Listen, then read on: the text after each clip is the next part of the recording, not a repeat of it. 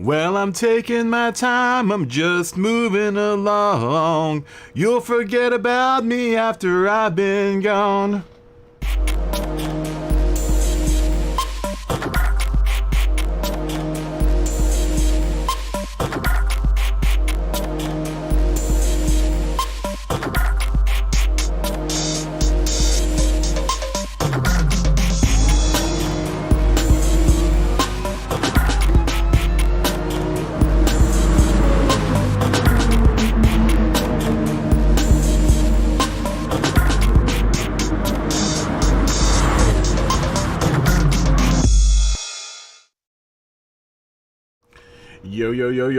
Yo, what is up, everyone? It's about like 1:20 in the PM here in sunny Los Angeles. I can't remember what date it is.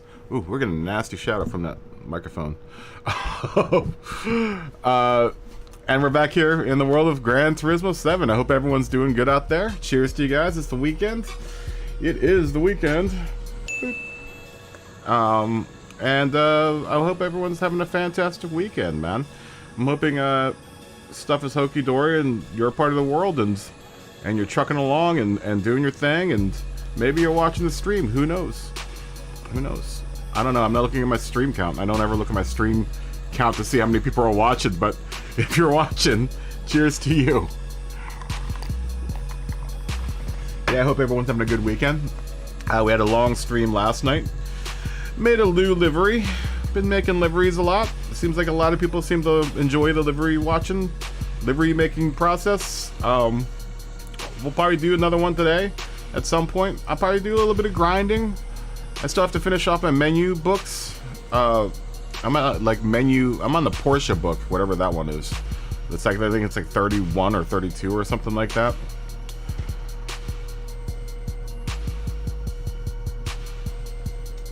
You got interested at Porsche for the last season, huh? Abs, what's up, man? Good to see you. How you doing, Superior? Abs, how you doing? Yo, Abs and Superior! What are you guys doing? How you guys doing? Apparently Superior's moving to Porsche. I'm not even gonna do those races. Is anyone else doing them? Abs, are you gonna do the test season? I'm not gonna do it. It isn't worth it, man. They're too close together. I'm not gonna do it. I'm not gonna deal with it. I'm not gonna deal with it until I didn't even know if they're collecting DR right now. Is anyone collecting DR right now for any of the dailies? You know what I don't like about the new menu? It doesn't tell you what your DR is or anything. It tells you what your collector level is, but it has no focus on driver rating. I just realized that last night when I was looking at the menu. I was like, there's nothing about what your driver level is. You're gonna do them? Yeah, I don't think I'm gonna do them. I don't think anyone's collecting I don't know when they're gonna start collecting, when any of us are gonna start collecting DR again. I'm hoping once everything online starts getting, sussed out, then DR will start happening. Oh, you just sat with AMG? Did you mean to put a G at the end of that? Are you Mercedes? Yeah, I'm in with Porsche right now.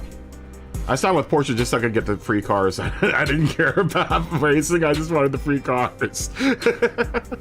It's 2 free cars, and I wanted to unlock all those re-unlock those liveries, my Group 3 and my Group 4 cars, for both of my Porsches. So I just signed for Porsche again.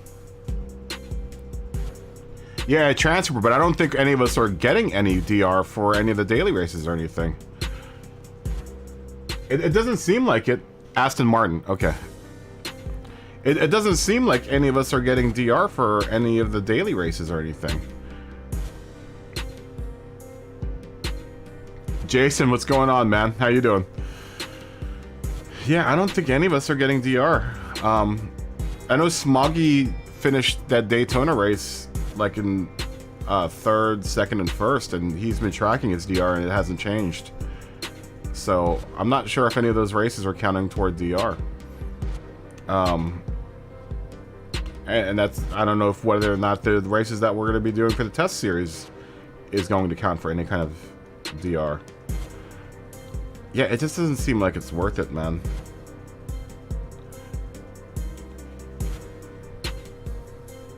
Yeah, it's I don't know. I don't know if it's I don't know if doing any of those races are worth it. I mean, it's not for me at least. It's a time investment for me, and it's you know I have to work over the course of that week, so you know doing those races just isn't an option. I can really only afford to do the 3 days that I stream on Friday, Saturday, and Sunday, and that's even like cutting into you know my bottom line. But I mean, I want to keep the channel going, and I would like to keep the you know the lobbies going as soon as they work out whatever's going on with the lobbies, man. The lobbies are just a mess right now, dude. Every lobby's buggy, and it sucks because I can't hold any practice lobbies until all of that gets sussed out, man. Can only hope. We can only hope that it's going to get better over the course of time. Oh no, I'm doing Uber Eats, man. It's the only thing that can fit into doing the stream and keeping the channel alive and you know make some money. You know, if someone calls me for a job, then I'll do a job. Right now, the city's been really slow, and if I take a sound job, then I'm not gonna be here for like 3 or 4 months. Like a real heavy, like a movie. If I do another movie, forget it. You know, you can expect to not see me until, you know, 4 or 6 months from now. Yeah, you know, I'm trying, Abs. I would love to keep it going. You know, I'd love to keep it going. You know, I'm not making bad money with Uber Eats. It's just, it's a time investment. You know, I'm obviously not making the money that I was making in the movie business. But I mean, the channel is more important to me than like my career in the movie business. Yeah, I've done my bid for God and Country for that business, man. You know, I worked on a bunch of big budget movies and was nominated for an Academy Award at one point. So I've done what I wanted to do there. And like I said this last night, I wasn't happy doing sound in the movie business. I just got kind of forced into it. My hand got forced into it, and that's what I did. But there was a point in time when I was waking up for a job in the morning going, man, I really don't want to go to work. And when you get to that point in your career, you probably need to switch professions. Last night after the third time it lagged, we just we did another race, and then after that I just called it quits. I was like, I'm not going to do this anymore, and we just built liveries last night.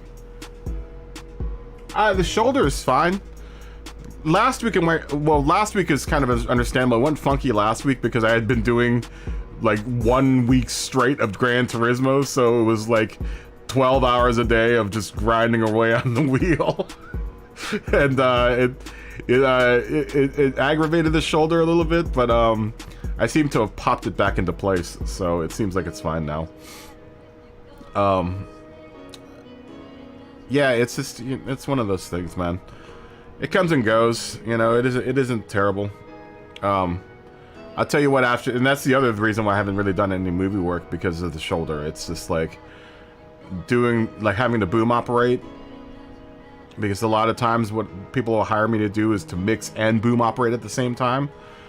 And that really is kind of the cause of why the shoulder is bad in the first place, because of holding a boom pole in the air like this for, you know, hours upon hours a day with a microphone at the end of it and trying not to dip into shot. That's it might not seem like it's like, what's that guy with a, you know, the pole and the microphone. It doesn't seem like it's a very hard job. It's a super hard job.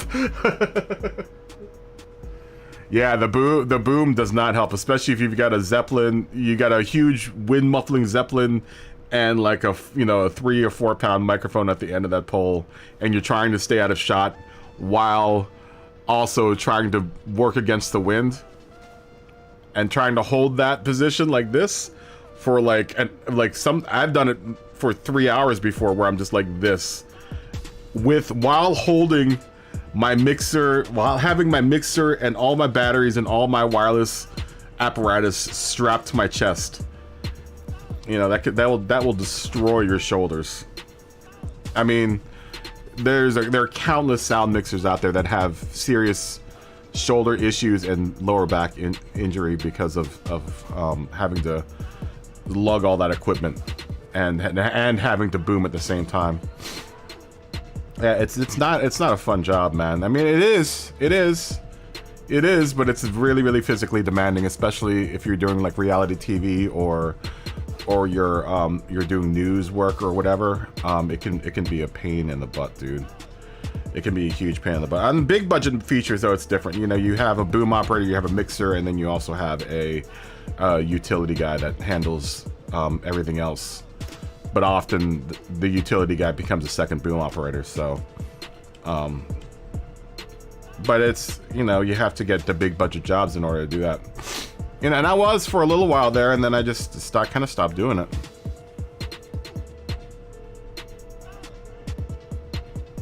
Oh, they'll never change that job, man. That job, or there really is. We've tried. A lot of people have tried to figure out a new technology to make that an easier job to do. But oftentimes the old way is the best way to do it. I mean, people have, you know, thought of gadgets and stuff that could possibly help, but everyone always falls back to just like this. We have, you know, we have what is called, you know, we use wireless mics as well as the old school mixers like me and the guys that I trained under. Always use that as a fallback. A lot of times when you hear a studio mix of a movie, it'll be a mix of either the wireless microphones that we have strapped onto the actors or the boom mic. But oftentimes editors will go to the boom mic because the boom mic, like the mic that I have over my head, is a $2,000 microphone. And that's always going to sound way better than a $350 microphone that's strapped onto someone's body. You know, you get the breadth of you get the air of the scene, you hear, you know, it just sounds more natural than the microphone that's strapped to the actor. You know, and it's the newer guys will rely just on the wireless microphone, but you can hear it. Like I as a sound mixer can hear when audio changes from a boom mic to a wireless microphone during a movie. So there's definitely a difference for people that are, you know, kind of trained to hear it. Probably not much of a difference for folks that are out there. You know, it's normal everyday folks watching, you know, stuff, but I can hear it. And there is a difference. There's a huge difference between the two.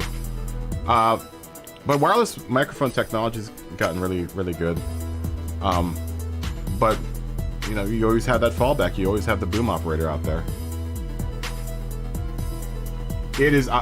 Well, it can be omnidirectional, but a lot of it is just, what's it called? You know, they're condenser mics. So you wouldn't use a dynamic mic as a boom mic, because you need to have a really, really loud output. And most boom mics are what they call it? Condenser. They're condenser mics that are not omnidirectional. They're single direction. Like this one's. If I watch this, if I go like this, then you probably can't hear me, right? But when I walk back and when I get back into the my cone of sounds, there's a huge difference. When I move out of this position, because my boom mic is right here, it's right here. It's right out of the shot, and you can see the shadow of it. But yeah, this is what a Hollywood boom mic sounds like when you're off axis. So you have to be really, really, really, really skilled about, you know, kind of getting your angle right, and your distance is also a very big deal. Yes, it's a unidirectional microphone. I mean, it can be sort of omnidirectional. It depends on how you position it. I mean, that's kind of why you have to have a boom operator there. I mean, and like in scenes when people are talking between two people, you're doing this a lot. You're moving the microphone, you're moving your boom pole to try to get the microphone pointed to whoever is talking. And that's what a lot of times you'll have two boom operators, so that because the more movement you have using the boom, the more noise you hear off of the boom, actual boom pole. I mean, these things are sensitive. I mean, I can tap on the pole here probably, and you can hear that, right? I can go all the way down to my bottom end of my microphone stand. You could probably hear that. That's how. A lot of times you gotta wear gloves, so you don't hear the motion, your hands kind of adjusting. A super sensitive microphone. I love this microphone. This is the Sennheiser MKH50. This is my pride and joy, this microphone that's hanging above my head. It's one of the nicest, smoothest sounding microphones. YouTube doesn't give it any justice because it's compressing all of the sound, but when you hear this microphone straight from a preamp, oh my god, it sounds like victory.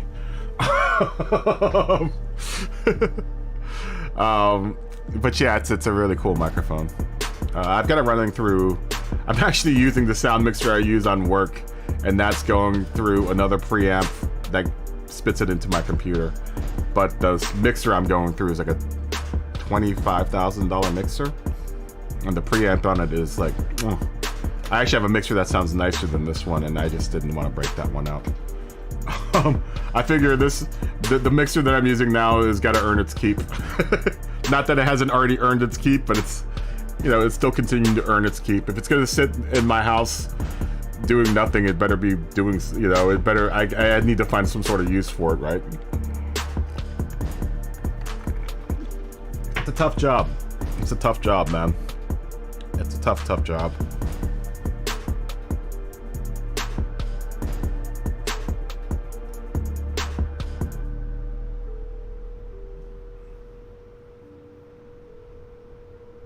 Oh, really? Really? Very nice, Abs. Yeah, you know, we're all sound guys. Doesn't matter if I did it's funny because I've done both. I've done studio work and I've done like music studio work, and I've done on locations movie set work.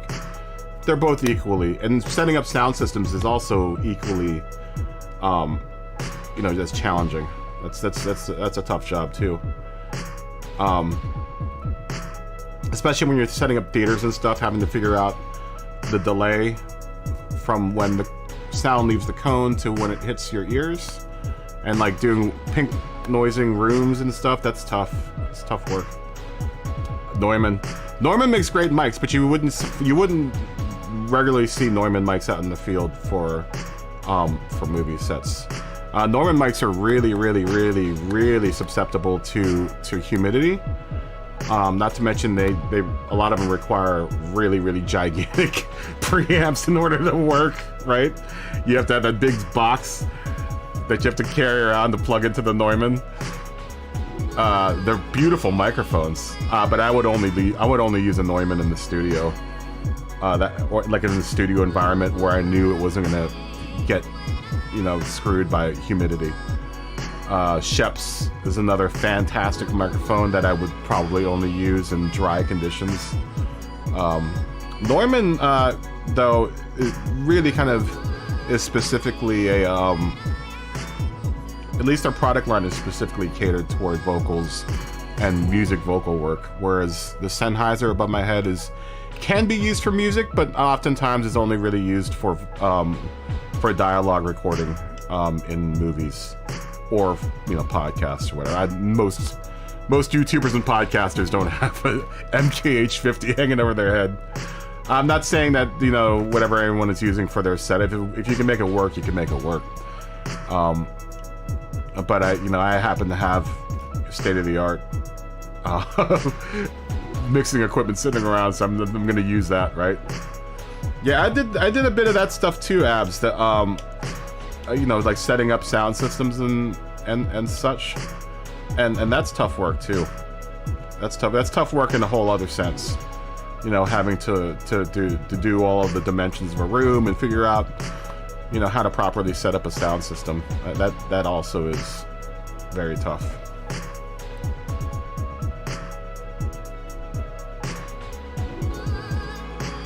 Oh. What is the coolest location I've ever shot at?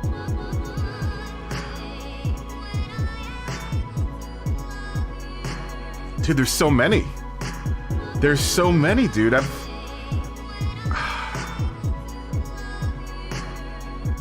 Well, I've shot on top of the U.S. Bank building, like at the rooftop level of the U.S. Bank building downtown in downtown Los Angeles, which a lot of people have never seen.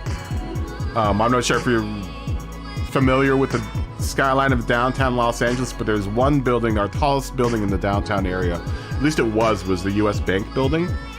If you've ever seen that movie Independence Day, that's like the first building that gets destroyed by the aliens. I've shot on top of that building. That was a really super cool location. I spent like 4 months in the Virgin Islands. Those were a whole series of coolest locations. Dude, there's so many cool I've shot in helicopters before. That's dope. Man, where else have I shot? Racetracks, Laguna Seca. Where else have I shot? Oh, dude, there's so many. There's so many. You'd have to kind of go through my catalog of movies that I've worked on. If you ever want to look me up on IMDb, just look up Eric Bautista. Because I worked on like Thor. I did like the first Avengers. I did Argo. That was the movie that I got Academy nominated for, was Argo. Crappiest locations. There are a bunch of those too. The desert, which seems to be the place that I end up shooting a lot of movies, is out in the desert. Especially during like the middle of the summer in California and the high desert. Ooh, dude, super hot. So hot. I'll tell you, one of the most memorable, crappiest locations I've ever worked in was I worked on a movie called The New World that had directed by Terrence Malick, and Colin Farrell was in it, Christian Bale was in it, Christopher Plummer was in it. It was the true tale of Pocahontas. Was not a Disney movie. It was very, very rough. It was a 6-month shoot. We did it all in Virginia. This is at the very, like, pretty much at the beginning of my career. And we did it between the summer or the spring, summer into early fall. And I don't know if you've ever lived in Virginia or ever experienced Virginia or the mid-Atlantic area during the summer, but it is vicious. It's super humid. It's like 110% humidity, you know, and also like 92 degrees or so.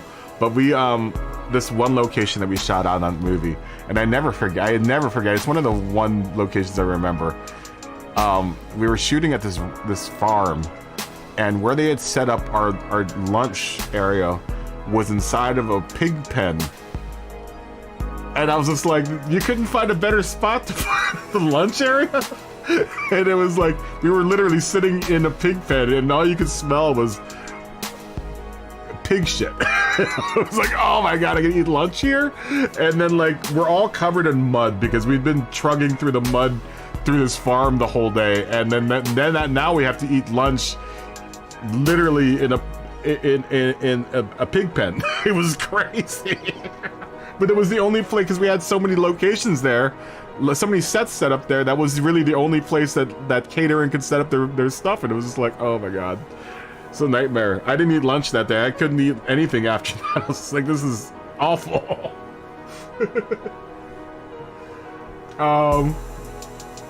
Yeah, Library Tower, yeah. Yeah, that was insane, man. Another, I wouldn't say it was the crappiest location, but it was a really challenging location, as I did a movie called Water for Elephants that came out a little while back. And the new trend in Hollywood is to not shoot in a sound studio, but find a warehouse that could pass as a sound studio. And once again, we're in the high desert. We're in Santa Clarita. It was 105 degrees outside, and so we're in this warehouse that's been kind of made over to sort of be like a sound stage, but it didn't have any air conditioning. It didn't have anything. So not only was it hot in there, but we had trains in that movie, and we had moved a couple train cars that we were shooting in onto the stage. And inside of the actual train car, when they were doing heat, readings in there. It got to the point where we had like maybe 50 people stuffed into one car doing this one scene. And in that one car, it got to like 125 degrees. And they were like, okay, this has got to stop, man. This has got to stop. Not to mention, I'm booming a scene. We have 50 people crammed into this one thing. Actors are on this side, crews on this side. And I'm trying to boom, like this. Trying to get an angle. Oh, sorry. Trying to get an angle on my actors. And it's like a sweltering hot. I'm like everyone's sweating like pigs. Oh, dude, it was vicious. Great movie to work on though. It was a cool crew and cool cast on that movie. We had some challenging. I almost died on that movie like twice actually. One time, one of our big tops, because it was a movie about the early circus days. One of the big tops almost caught on fire. I was inside of it, and then I almost got stampeded by like 50 Budweiser horses dragging a cart behind them because the animal trainers had lost control of them, and they just went crazy. And it was during this one scene where all the animals go crazy, and the Budweiser horses actually went crazy. They stormed out of the big top that we were shooting in. I was hanging out with my boy Jesse, watching it all happen at the video monitors, and we noticed that the horses had come out of the carousel or out of the big top, and I looked to my right and I'm like, those horses are headed right for us, Jesse. And like they came flying by and like just barely, like we had no time to react. They just barely grazed us and went running by. And I was just like, oh my God, we almost died. And then, dude, the animal trainer that slowed them down was literally pulling them. He got stampeded by those horses. They ran over him. And then he's lying on the ground, and then he just gets up, brushes himself off, and walks off. It's like, what is going on right now? Dude, it was crazy. That was crazy. I've seen some crazy stuff in the movie business, man. It isn't as, I know a lot of people are like, oh, the movie business, you guys are like, catered to, and it's not. It's like being on a really dangerous, really dangerous construction site with good snacks. That's probably the only difference between working on a movie set and working on a construction site is we get free snacks, and they're usually pretty damn good. But otherwise, it's tough work, man. It's tough work. It'll take a toll on you. It'll take a toll on you. And doing that for 14 to 16 hours a day, oftentimes 7 days a week, because you're jumping from one job to another job. A lot of times what I would do is I would work on a movie full-time over the course of the week, and then on the weekends I would pick up a smaller job. So I'd be doing, back-to-back days, probably close to like 90 hours a week. And you don't see anyone. You might go to these cities and shoot, but you never get to see any of the city. You just see the set, and then you see your hotel room. You're too tired to go out and do anything else afterwards, except for a drink. You go to hotel bar, maybe the closest bar next to the hotel. Some people would pass out at the bar, because they're so tired, not from drinking, but just from exhaustion. A lot of people went down, man. A lot of people went down during some of the shoots.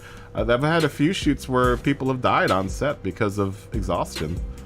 And then it's got to the point now where the studios really care about product, and they don't really look after the crew like they should be. So, at a certain point, I was just like, I'm done. After 20 times of almost getting killed on set, 20 separate times. The last time was on a Disney movie, called McFarlane. That was it. That was the last straw. I was like, okay, done. You know, I'll do a few other smaller jobs, but I'm done doing like big budget stuff, dude. It's just the margins for error are so tiny. The studios always want to push to get stuff in the can as quickly and as economically as possible, which doesn't equal to a safe environment a lot of times. I burned out really, yeah, I burnt out, man. I burnt out. I miss it sometimes, but then, you know, when I talk to my friends that still work on movies, you know, I don't miss it at all, honestly. I don't miss getting not paid on time. That was a big issue. There's a lot of times you get paid months after you've worked on something, and sometimes you wonder whether or not you're gonna get paid at all. You know, my rate was ridiculous, but you know, the idea that I'd have to wait sometimes for months for those paychecks was just like, you know, I might be getting paid, you know, over $100 an hour, but if I have to wait 6 months or 3 months for a paycheck to show up, then that $100 an hour doesn't really mean anything at that point. I got burnt out with the politics of the whole thing. I enjoyed creating content, and that's why I'm still here doing this, because I enjoy making content. I enjoy entertaining. But the politics and the way that things work out in the movie sets, you know, I was done with that, dude. Nissan will be your meme manufacturer. So you're gonna be driving the GTR. Very nice. Yeah, I burned out pretty quick. Well, not quick. I was in it for like 25 years. And I have to thank the experience, man. I met a lot of really amazing people. I've worked on some amazing jobs, and I had a really awesome career. So when I left, it wasn't like I felt I left the business, you know, with an empty plate. I really had a full plate and then some. Race fan, what's up, man? Good to see you. Fist bump. You know, I had a full career, man. And I'm really fortunate because a lot of people are still in the business that don't have the credentials that I got. So, Mataj, how you doing? How you doing? Good to see you, my friend. Fist bump to you. Boop. So I mean, like I'm fortunate. I'm really fortunate, and I cherish those days. But I don't miss them. All right, well, good. Let's get to playing Gran Turismo. We'll talk about the movie business later. Let's do some Gran Turismoing, huh? How's everyone doing in the Gran Turismo world? Chupagetti went with Porsche. I watch his channel every now and then. Chupagetti. I remember him talk. I saw one of his streams and he was driving the Cayman, and he said he really liked the Cayman. So, Chupagetti reminds me of all of my cousins in the Philippines. Every time I watch that channel, I'm like, this guy is like, I'm related to this dude. This is like someone I know in the Philippines. Yeah, man. Yeah, dude. I always like talking about the business because you know, people wonder what it's like behind the camera, and that's what it is like behind the camera. It's not any different than any kind of other manual labor job, and it is a manual labor job. It takes some skill, but there's a lot of it's manual labor. A lot of it's lugging equipment all over the God's great earth. You know, sweating your nuts off.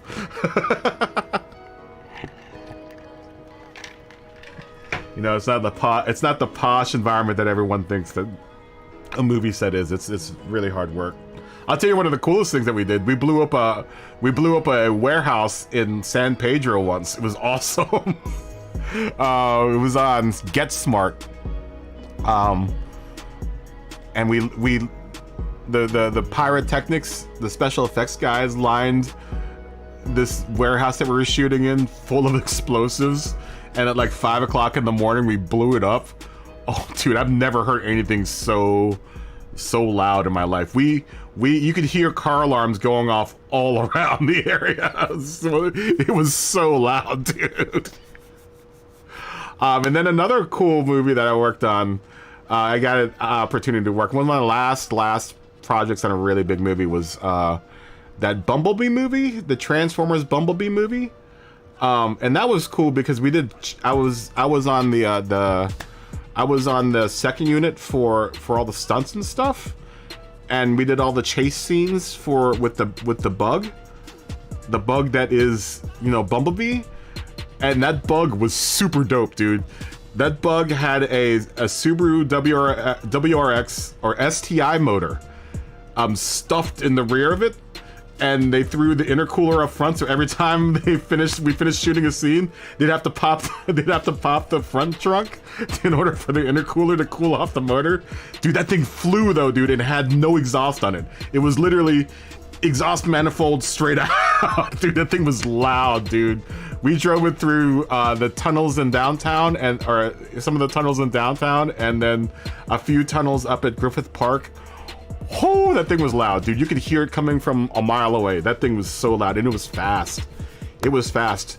One of the trucks that we use in the movie business to do chase scenes is a Porsche Cayenne that's been completely stripped. It's got a supercharger on it. It's running about 700 horsepower, but it's got this huge crane on top of it with the camera.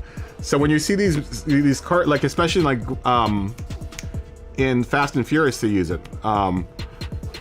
It's got this huge crane, and so the operator sits like this, you know, on his back, you know, operating the crane in the back of this Cayman, and the Cayenne, and that Cayenne flies, dude. They did a drag race between the Cayenne and the Bug to see which one would win.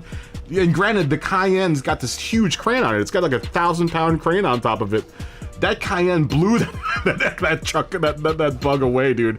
It was so fast, man. I've never seen anything with so much weight on it fly as fast as that Cayenne, dude. It was so sick, dude. And I've worked with that Cayenne a couple of times. I did Due Date, that one movie with Robert Downey Jr. and Zach Galifianakis. And we did a couple chase scenes with the Cayenne and that, and dude, that thing is so badass, dude. That was one of the jobs I wanted to do in the movie business. I was like, how do I get that guy's job? I want that dude's job. Because it's the driver, there's a navigator, and then in the back you'll have the second unit director and the crane operator, and then the camera operator as well. So not only is it carrying the crane, but it's carrying like 6 or 7 dudes inside of it. And then it's also got a counterweight system, so because the crane, you know, the car is like,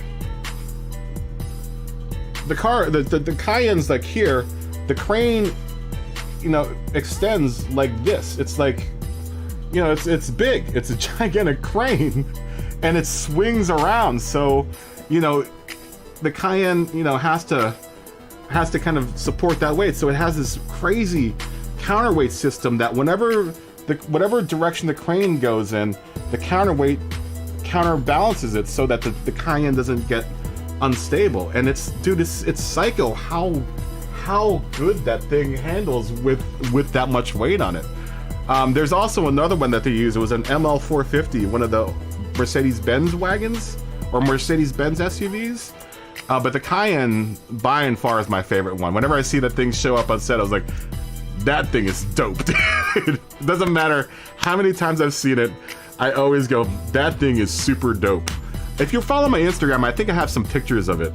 On Bumblebee, actually, when we were working on Bumblebee. I snuck a couple pictures, you know, because you're not allowed to take pictures on set. I actually have a cool picture of me that I took on the set of Thor. I don't know if you ever saw the first Thor, but there's that scene where the hammer's stuck in the ground. And this is way before the MCU got big. But I had a picture, like I took it during lunch one time, where I'm pulling Thor's hammer out of the ground, and Marvel security saw me and they're like, we gotta take that. I was like, no, dude, that's gonna be the coolest picture. It was the dopest picture. I was like, that's sick. Oh, dude. I had a lot of fun with the MCU. I worked with the MCU on the really, really early, like Thor. I did a little bit of Iron Man, Avengers. I did a little bit of Avengers 2, Age of Ultron. And then I did all of the pre-stuff for Spider-Man. Like, I actually was in for the I got hired for all of the casting calls for Spider-Man. So I got to do... I met Tom Holland before he was Spider-Man. That girl Zendaya who plays... whatever her name is, Mary Jane. I did her casting call. So I've done a lot of stuff, dude. I was really, really lucky. Super, super fortunate to do all of that stuff. And like I said, a lot of people in the business don't get that opportunity, and I'm really, really lucky that I did. I just happened to hook up with the right people at the right time, man. It was all luck. Had nothing to do with skill. It was all luck. Just being in the right place in the right time. Yeah, if you guys ever have any other questions about it, just ask, man. If you're even interested in getting into the movie business, ask, because I've been through it. I've done it, I've been through it, and I am here to tell the tale. So if you ever have any questions about, like, how did they do this in the movie, or how was this done, totally ask, because I love talking about it. I don't know if anyone likes listening to it on the stream about Gran Turismo, but I'm more than happy to talk about it. I was actually thinking of starting a channel just about my experiences in the movie business for people that want to get into the movie business and what to expect when you get into the movie business. It's super tough work, man. Tough work, gratifying, tough. I'm glad I'm out of it. Anyways, let's get to Gran Turismo, man. I don't know what I'm gonna do today. I honestly don't know what we're gonna do today. I mean, I'm gonna probably do some grinding. I still have to do the Porsche books. I've got the Nürburgring Nordschleife to do for the Porsche books. I have Spa to do for the Porsche menu book. I want to build a livery at some point. People seem to like watching that, so maybe we'll do that later on. I'll probably get tired of doing the Nordschleife because the Nordschleife race that I'm doing right now is kind of tough because it rains at some point in time, and I'm still driving. I'm in that Porsche. Mataj, you remember the Porsche from last week? I finally got upgrade parts for it though, so it's now I got upgrade parts for it. I tuned it out just a little bit, so it feels a lot better. So hopefully I'll be able to do and I know the Nordschleife, so it isn't a big deal, but having to deal with the AI is a huge pain in the ass because of Nordschleife. It's like impossible to pass on there, so I'm learning how to pass on the Nordschleife because of the AI. Here, we'll go into the in-game.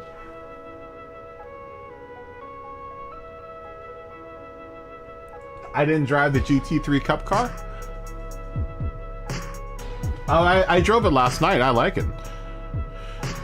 I've got it in my garage now. You saw the thumbnail. That's my group. The car I normally drive in the FIA's menu is always Porsche. So I finally got him last night because I signed with Porsche. So I've got both the Cayman and the RSR in my garage now. I love how the RSR drives. I haven't tried the Cayman out yet, but I really love the RSR. It's really nice. It doesn't spin out as much as it did on hard tires in this game. Though, and Chris brought this up too last night.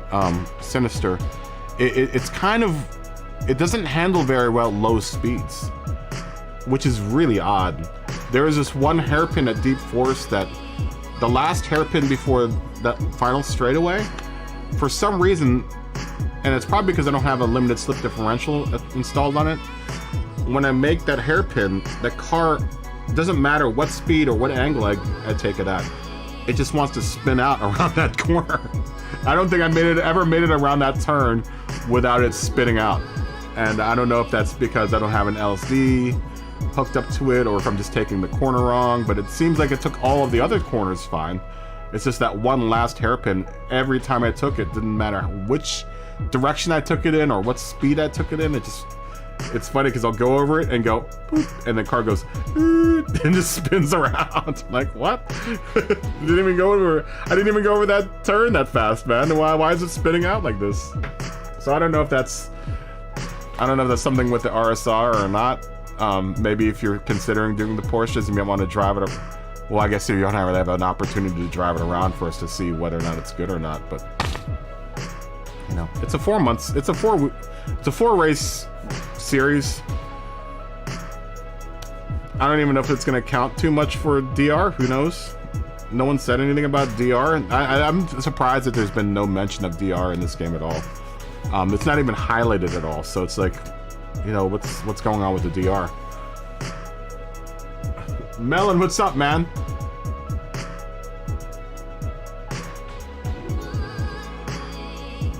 Yeah, it has happened to you many times with the group with Guan. How you doing?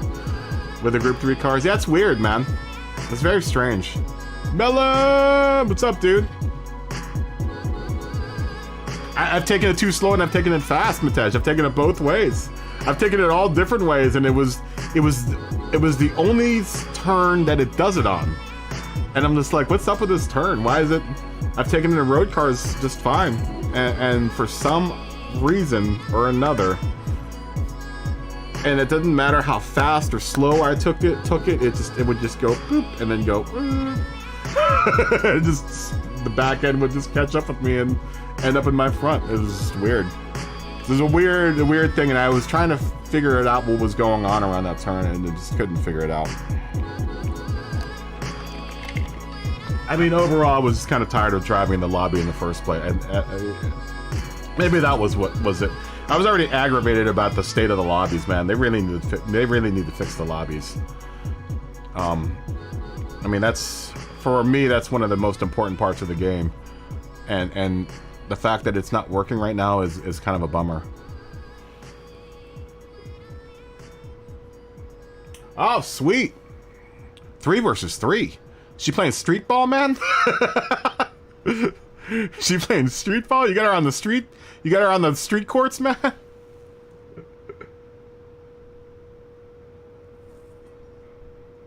I don't think it's the wheel, Guam. I think it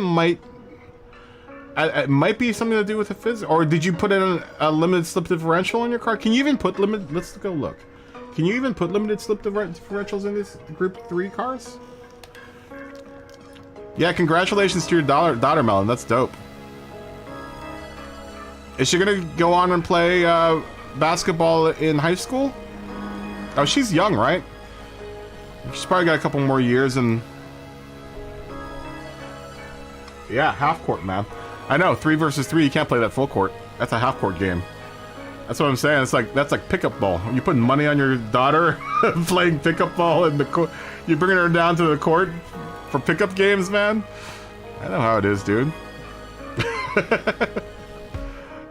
She's a point guard, right? She bang a 3? So she gotta be able to bang a 3 if she wants to play modern basketball, man. Yeah, can you put a limited slip differential in these cars? I don't know. Yeah, man, as long as she's banging 3s, she'll be good. She'll be good for the WNBA if she wants to get that far. I love basketball. Yeah, it doesn't look like you can buy ballast. Maybe it's the ballast. Most everything else is bought for this car. Fully customizable transmission. Oh, I do have an LSD for this car. I guess you can't use it during the manu races.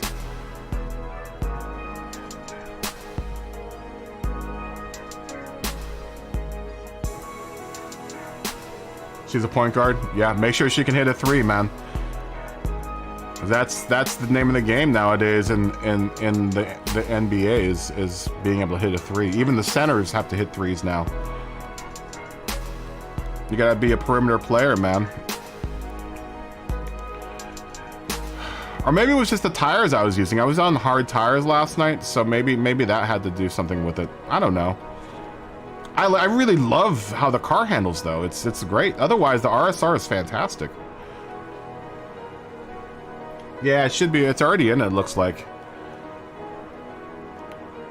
Yeah, I really love the RSR, man. They did a really good job on the RSR. It feels so much more precise in this game.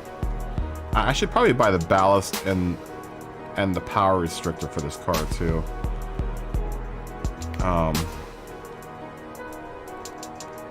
I mean, I guess I could go ahead and buy the soft tires.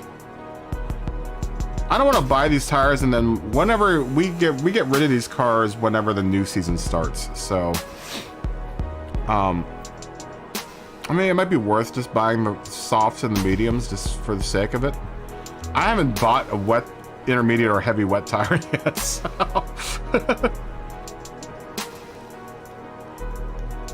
Yeah, these are the two tires I have not bought for any of the cars yet, so.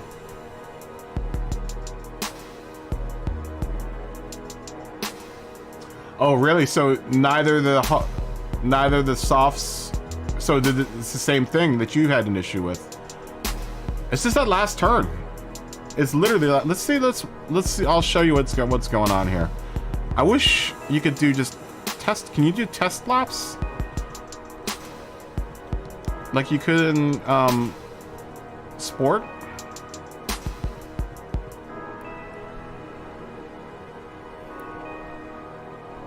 Is there a way of doing test laps?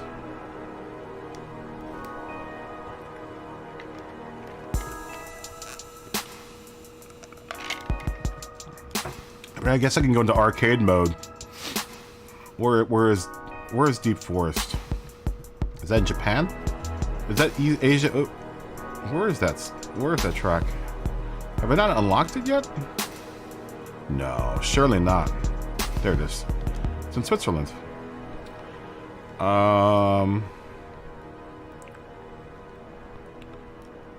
Can I just run? What's meeting place? What is this?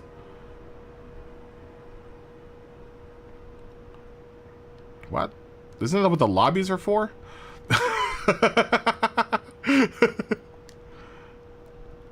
No, I'm not interested in that. I just want to do an arcade. I just want to show what the car is doing around this one turn.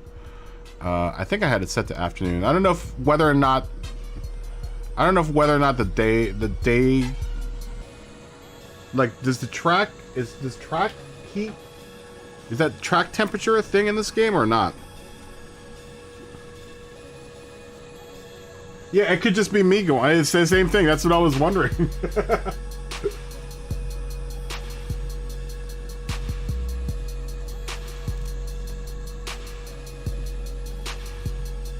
Yeah, you know, it's also different cars, like you said. This is very odd that this car handles fine up until I get to that one turn. Let me see if it'll do it during this one. Hopefully the same physics are applicable to arcade as it is in the rest of the game. I don't know what the settings are like, but I mean it won't matter for this one turn. Yeah, I just want to show you what it's doing around this one turn. It's weird. It's the weirdest thing. It's very odd too. It's like when it happens, it's like that's weird that happened. It always takes me by surprise.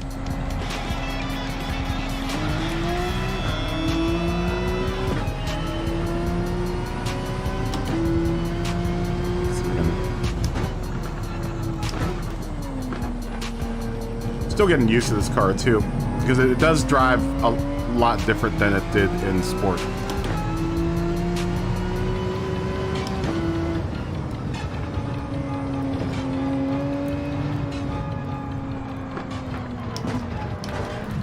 Oh, Ferrari.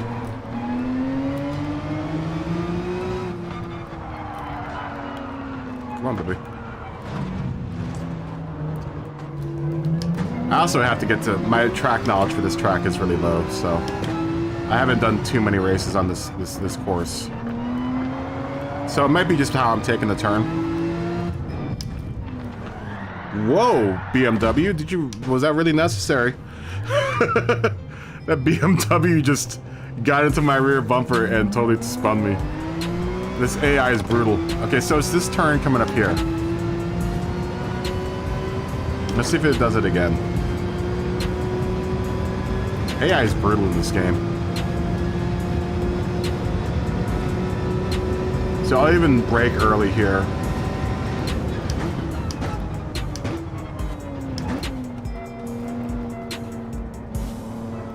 Oh, it didn't do it. It didn't do it this time. Weird. Maybe that's a lobby thing. Let me see if I can recreate it. Let me try to do it again. Or either that or Arcade's got different settings for track conditions. This is exactly the time of day that I had it set at though yesterday. It was afternoon.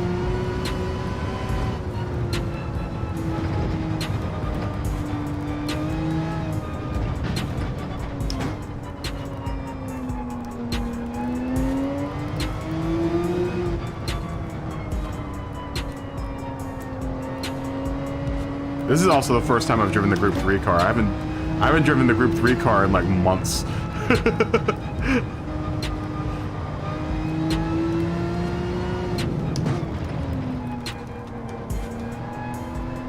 Okay, let's see if it happens again.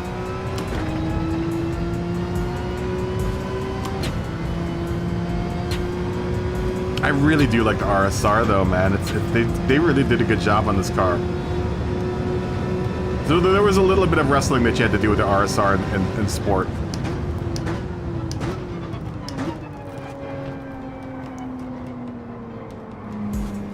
Oh, I almost did it there. I am kind of forcing the issue at this point. That's why I'm overshooting that turn. I just want to see if I can induce that spin. It's very odd. It's now not doing it. Every time last night I took that turn, it would just go ass end around. Like I said, it didn't matter how fast or slow I took it at, or where I was braking. It would just happen, and just like, what's going on? Took all of the rest of this fine though.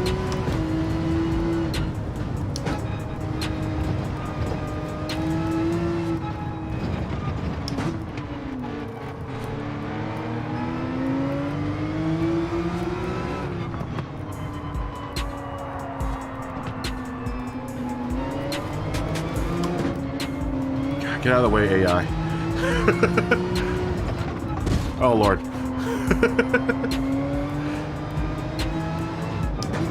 It was nice driving against other real people last night. I have to admit that. It was nice being able to drive against real people again. I mean, I guess I could do that Daytona race. I'm just not interested. I don't know. I might do that later on today. I guess I haven't done that Daytona race yet. And I really like Daytona. Now that I've got a Group 3 car, I guess I could do it.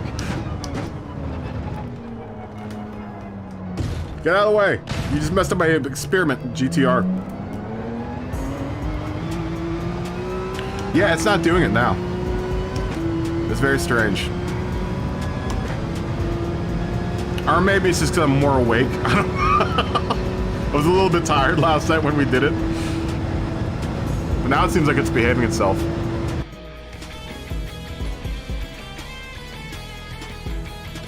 Oh, you're getting a Fanatic. Very nice.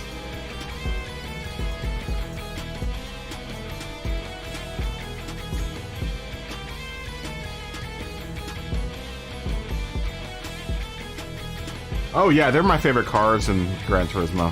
That's why I'm not really miffed about the microtransactions or whatever. I mean, I guess it sucks for other people, but, and I said this last night, dude. What was nice about Sport was that Sport was focused on accumulating DR. And that's like a skill, right? Like, you can take that skill into the real world. It wasn't about accumulating money or accumulating cars in your garage. It was more about accumulating skill, your skill as a driver.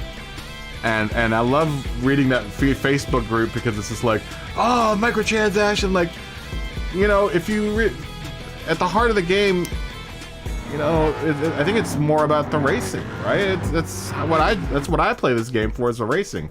I couldn't care any less about how many cars I had in the garage or how much money I have in my bank. You know, just as long as I get a Group 3 or a Group 4 car, I'm fine. Yeah, the Daytona infield is bumpy, but I love it. Oh, I love Daytona. It's nice. Super dope. And it's beautiful, too. I finally got to race on it, Melon, and you're right, it's mesmerizing. Yeah, and I get people's aggravation with it, but it's like, I don't know. For me, I don't really care because I'm never gonna. I don't really care about it, collecting the cars. The only thing I really care about is the livery editor and racing against other people online. All the rest of the other stuff is just like, yeah, whatever. It's kind of, you know, that's why I kind of wanted a Gran Turismo Sport 2. You know, it would have been sweet if Gran Turismo 7 was just single player and that whole crowd could enjoy Gran Turismo 7. And then the rest of us that just want to race, you know, would get a Gran Turismo Sport 2 that had, you know, that was a solid online racing experience, and that was only just geared toward racing and having race cars. I would have been happy with that. I would have been super happy with that. Split the two groups up. Because there seems like there's an obvious divide between the people that play 7 that want something that is like an old Gran Turismo 6 through 1. And then there are sport players who would rather do all the online stuff.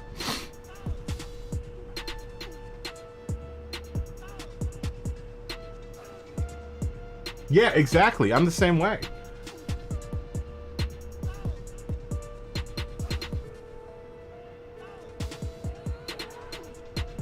Yeah, exactly. I just care about the Group 3 cars, man. I really only care about the Group 3 and Group 4 cars. I couldn't care any less about a $3 million car in the Legacy, or whatever, the legendary car collector. Who cares about it, man? I know a lot of the videos that are coming out are like, you know, it's gonna take you 30 hours to grind for, you know, the most expensive car in the game, and I'm like, who cares? It's gonna take me way more time to grind out from B to A, and that honestly is more gratifying than buying any car in the game. Who cares? I don't care. I've said this plenty of times during our sessions in sport. I was just like, I really don't care about the car collecting part of this game. I've never have, really. You know, I think I was over it in Gran Turismo 3. Gran Turismo 4, I played for a little bit, then I was just like, this, you know, after I'd liveried out my whole garage, I was like, there's nothing really left for me to do. I really not interested in collecting any of these other cars. I really don't care about any of them. And then when Sport came out, you know, I was really hesitant to buy Sport because I was like, is this another car collecting game, or do you actually get to race people? And when I finally got into it, I was like, this is dope, man. This is exactly what I wanted Gran Turismo to be. Yeah, it would be nice if we were making money in online, but I mean, dude, you should look at let's go look at let's look at my account in Sport real quick. This is how much I cared about all the other cars in Sport. And if you go through the odometer of all my cars in my garage, literally all of them have 0 miles on it. The only 2 cars that have any miles on it were my Group 3 and my Group 4 car, which were almost always Porsche. I think some of the other I drove a couple of the Group 3, Group 4 cars that I had made liveries for people. There might be like maybe 50 miles on those odometers.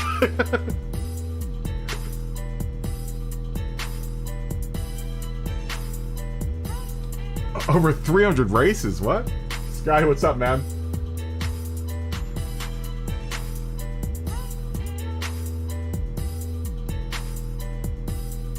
Yeah, I just love racing against other people.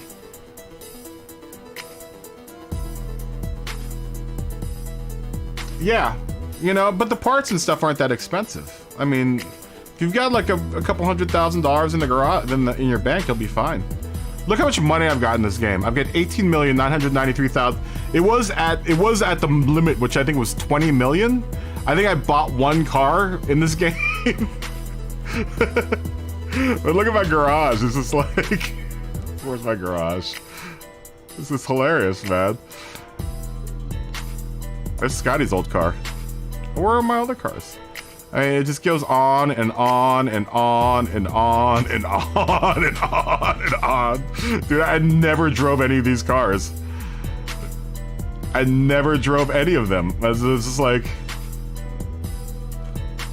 it didn't matter to me at all. You know, the parts in this game in 7 aren't aren't that expensive. You know, if you, like I said, if you have a couple $100,000 in the bank, you'll be covered.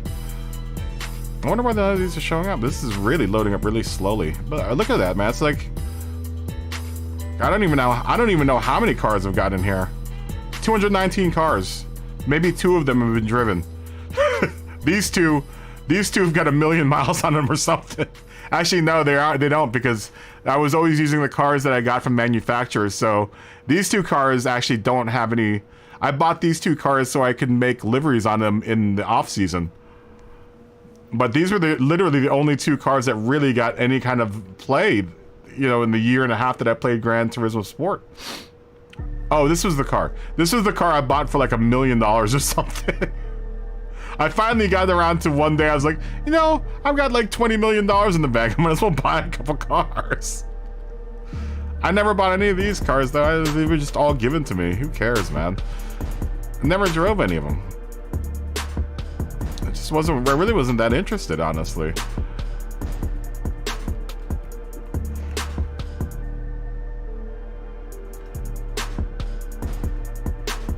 Well, the thing though is, if you're only driving the Group 3 and Group 4, Scotty, their car is pretty much, you got everything that you need. You don't have to buy any upgrades for the Group 3 and Group 4 car. The only thing you have to buy are tires. Tires, ballast, and the power restrictor. But I mean, you can still earn money to do the upgrades. I think the whole like, oh, microtransaction thing is just, it's been overblown, man. I think it's been super overblown. I mean, I'm not gonna buy any. The only reason I used a microtransaction was so I can give Smoggy back his liveries. You know, that's the only thing I'm bummed about, the way that the liveries transferred over. But like, that was the only microtransaction I made, so I could buy his 2 cars, so I could give him his liveries back, because he wanted his, you know, he paid for them. I wanted to give them back to him. You know, otherwise it's just like, it doesn't matter. Who cares? You know, and it's all dependent on the car that you're putting upgrade parts on, because it fluctuates. The prices fluctuate for your cars on your upgrade parts. So it's like, if you got cheap cars, you know, just dope out those cars. Work on those cars and grind out money.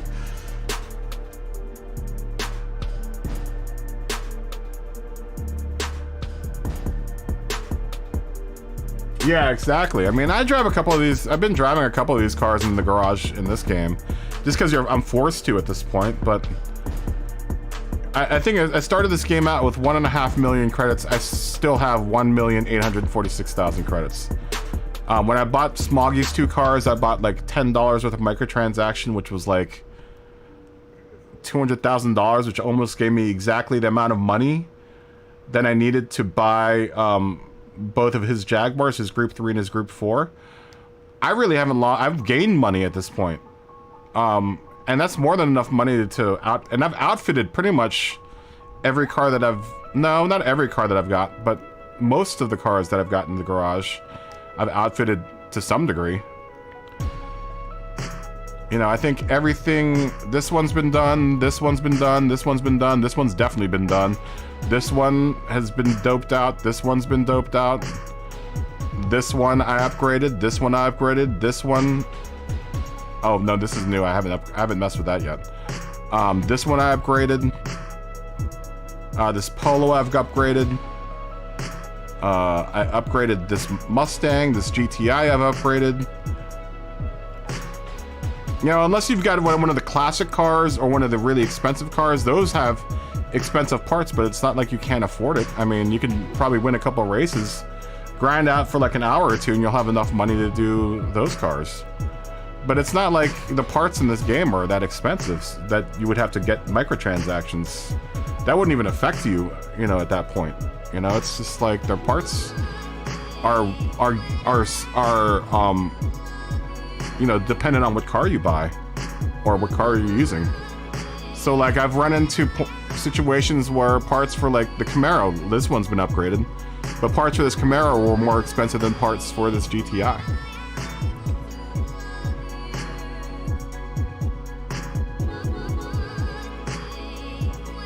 Oh, I'd love to have the 727B. Yeah, I mean, those would be the only other cars I'd want would be like the 787B or you know, like the Sauber Mercedes. But I'm not like in any rush to buy them because right now there are no online races I could really use them on.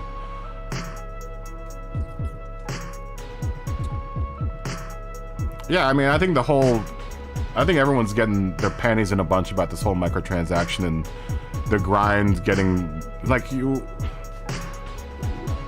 What are you expecting to get your whole garage filled and win the game in 2 weeks? If you are, then you know, I feel like I want to get my money's worth out of this game, man. I'm trying to play this game for like 4 or 5 years, man. It's a $100 game, man. I'm trying to get my money's worth out of this thing. I don't want this experience to end in like 2 weeks. You know, that just seems stupid. That seems like what a lot of people are like, oh my god, it's gonna take me so long to get this. I'm like, well, how long are you expecting to play this game for? If you're gonna play the game for like 4 or 5 months, then yeah, I guess you have an issue. But like, honestly, I want this game to go on as long as I can. This is one of maybe the second game I played full price for in the last like 6 years. I don't buy games at full price, man. I usually wait till the game drops to like $10 and then I pick it up. You know, I want to get my money. I'm trying to get my money's worth out of this thing, man. So yes, reduce the number, reduce the. You can do whatever you want to the earnings, man. I don't care. You know, I'm not trying to win this game by next week. I don't have any like any goal to finish this game anytime soon. I want this game to sit in my library and be played like, you know, for 4 or 5 years, man.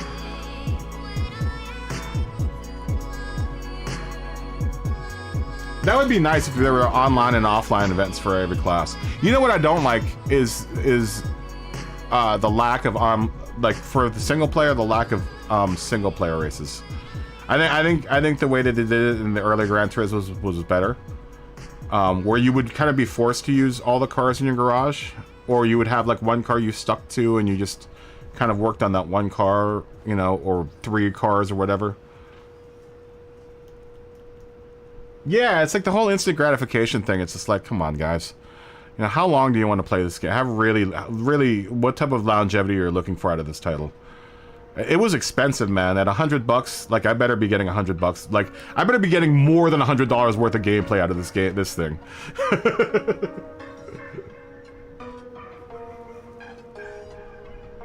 Dude, I haven't pre-ordered a game. This is the first game I pre-ordered just because I had the YouTube channel. Otherwise, if I didn't have this YouTube channel, I still wouldn't be playing this. I'd still be in playing sport right now. I'd still be getting my $19.99 that I paid for sport. Actually, I paid like 15 or 19, but I can't remember how much I paid for sport, but it was cheap. And I was like, dude, I am gonna get as much gameplay as I can get out of this game.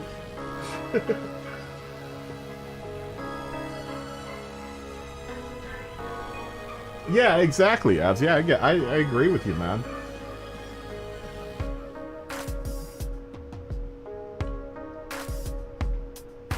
Yeah, same with me. But I think, dude, we got the, you got the cast? Oh no, I got that because I got the 75th anniversary, or the 25th anniversary edition.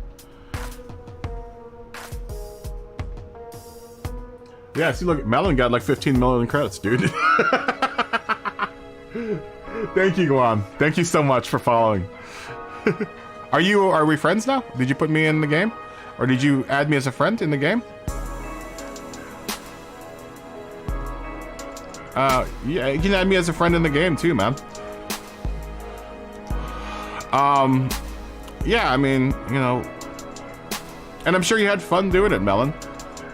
You know, that's the thing, is like I said, I got because I got the anniversary edition, I got a 1.5 million credits to start the game off, I think.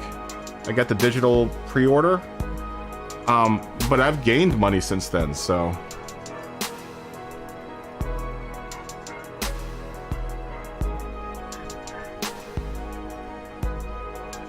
Yeah, but I mean, you know, how long, I mean, Scotty, I mean, how long do you really want to play the game for? It's gonna be a grind anyway. And then once the online gets working, I mean, how many times are you gonna really play single player? Because you're always online. So I mean, especially when we're doing menu and stuff. Man, that's where my grind is. You know, I really don't care how much. I don't even pay attention to how much money I'm getting for any of these races. I really don't care. It doesn't matter two shits to me, man. I could be getting $5 in game to win these races. I really don't. I'm just doing them because it's something to do while I'm waiting for multiplayer online to come online. Because once multiplayer online comes online, this whole part of the game probably won't ever get played. I'll probably, you know, maybe finish off a little bit here and there, but I'll probably honestly spend most of my time in multiplayer. I'm really just biding my time for multiplayer.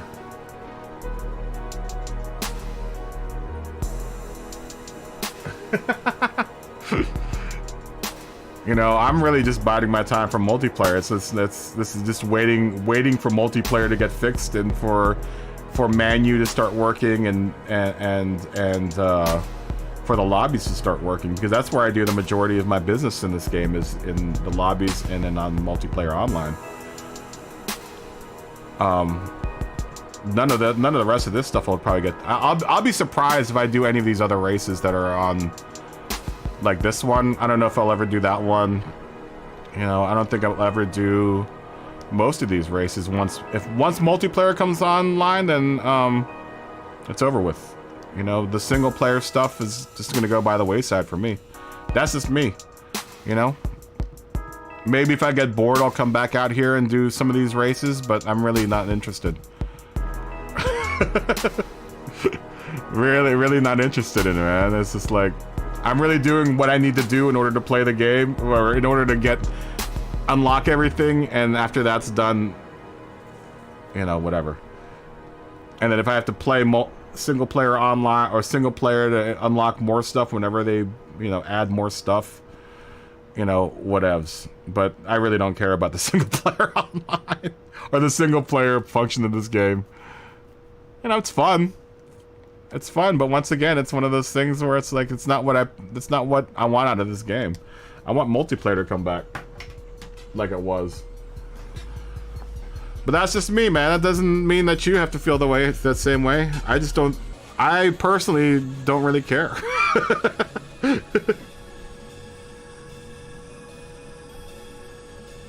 I don't know. I haven't seen him in the game yet, Scotty. But then I already had the Castrol Supra. I got the Castrol Supra with the 25th anniversary edition. I haven't seen the Alpha 155 or any of that other stuff. I mean, unless I need to buy those cars, you know, I haven't looked at it. You won't have to buy parts for those cars because you probably, those are all race cars, so you probably won't have to buy any of the parts for them. I know with the Porsche, I didn't have to buy any of the parts for it. Neither of the Porsches. I just bought the ballast and the power restrictor, and that was the only thing I needed to buy. And then tires, and that's it. Smoggy said I think he did out his Jags. And I think he said he paid for both the cars $400,000. That's including the price of the cars. So, it doesn't seem like it's that bad. Oh, come on, come back to me. You know what? Let's reset this. I think he said he did he bought both of his cars, but all the parts for them, which was before the FIA came, or the Manufacturer Series came, and he said he paid $400,000 for both the cars. For all the parts and stuff, I think.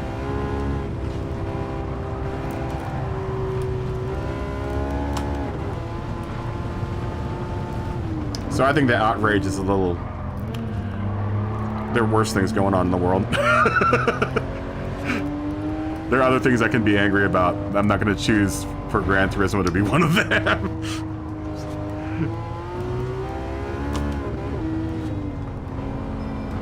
You know? It doesn't seem like it's worth getting angry about it. There's far, far worse things that could be happening to me right now.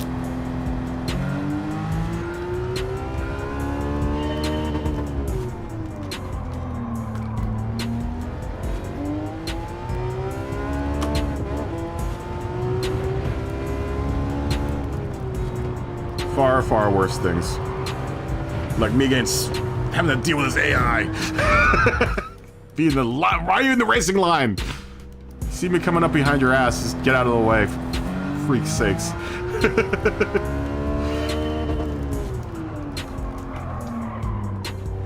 Come on, baby.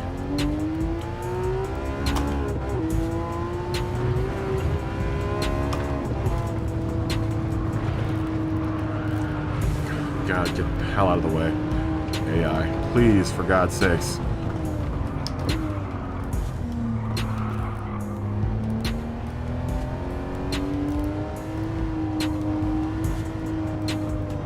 I just wish multiplayer would start working, man.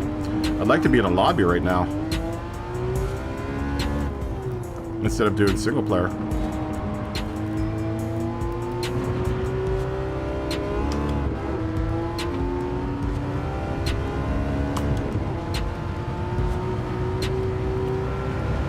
Out of the way. Did a downshift there. Woo! Going crazy.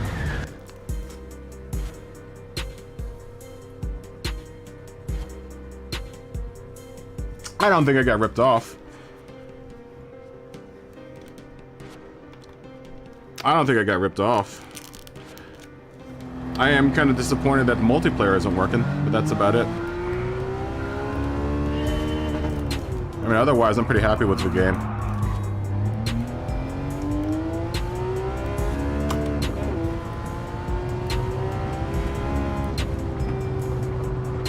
Need a break there. Get out of the way, AI.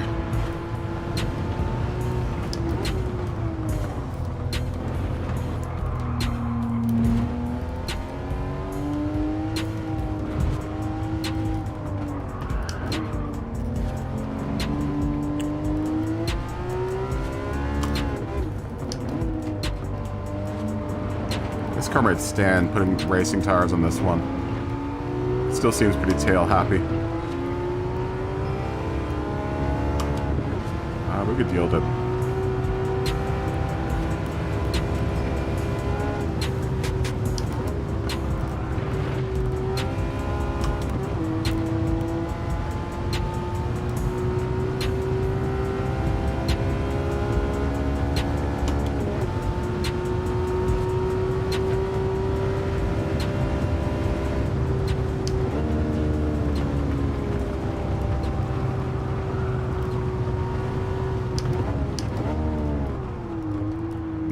Gaggle of Porsches always happens at this turn.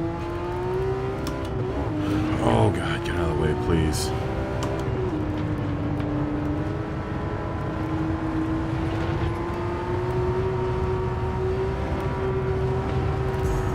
Oh my God. Just got my back wheel just a tiny bit off the road there. And action.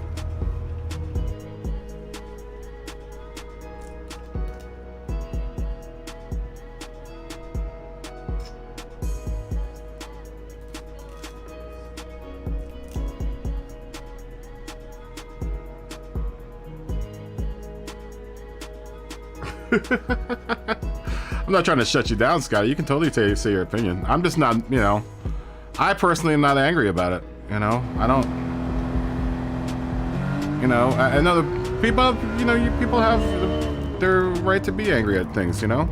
I'm just not personally angry at it. You know, the game's only like 3 weeks old at this point. I wasn't still streaming. Did we just lose stream there for a second?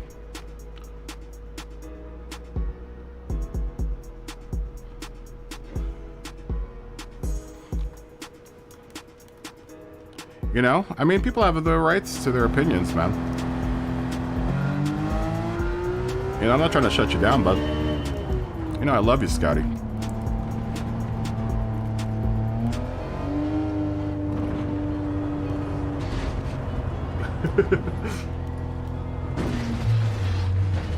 I'm back. Okay, good.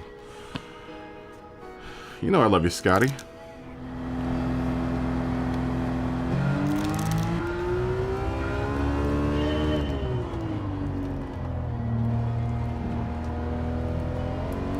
I think I might need to get racing tires for this car.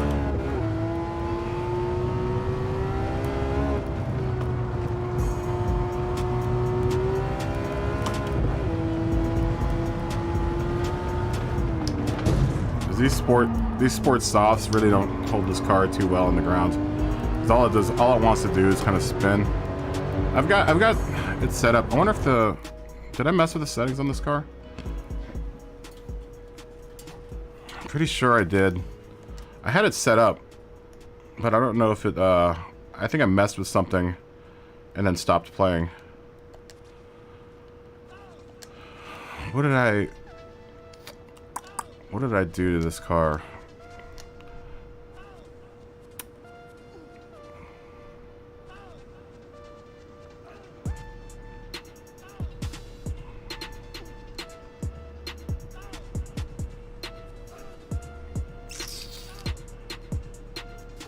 Oh, you know what? This needs to kind of match up, I think. I'm gonna be really careful about how I tune this thing, though, because it over PPs it once I start messing with it.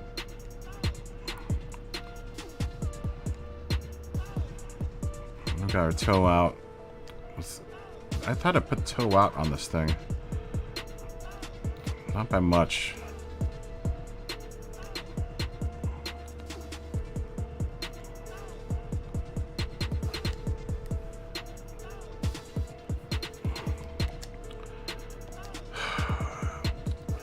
I guess we could probably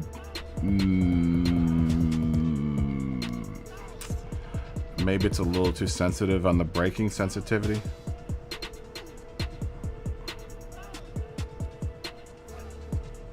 I do like the single player for messing with car options. It's like really kind of gives you the opportunity to mess with all the tuning options.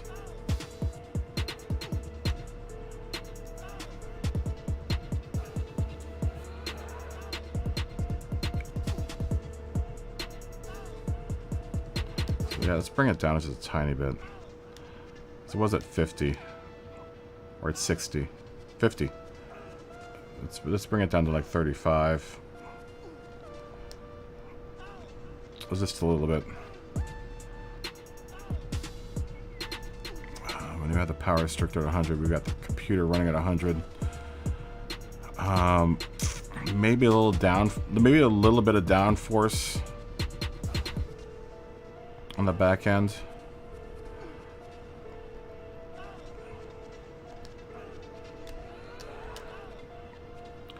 Just the stiffness of the anterior roll bar, which connects to the left and right sides of the car. The higher the value, the stiffer the bar, meaning the body roll is restricted. Making the front anterior roll bar stiffer will invoke understeer, while stiffening the rear anterior roll bar will result in more oversteer.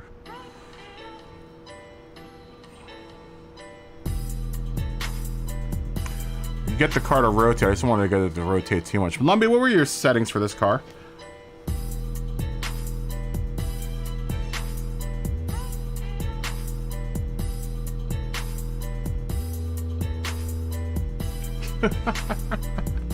How many miles you're logging a day, Scotty, on sport? Lumpy, what were your settings for this car? You gave them to me before, but I totally forgot because I didn't have any of this stuff before on this car. It's the 911 GT3, the 997. Sorry, Lumpy. I just want to try out your settings and see how you have. I want to see what your settings are and see how your car is different. I thought you tuned the 997. This is the 997. 500 plus. Dude, I suck at Bathurst. Bathurst is not my best track. I like racing on it. Yeah, this is the 997.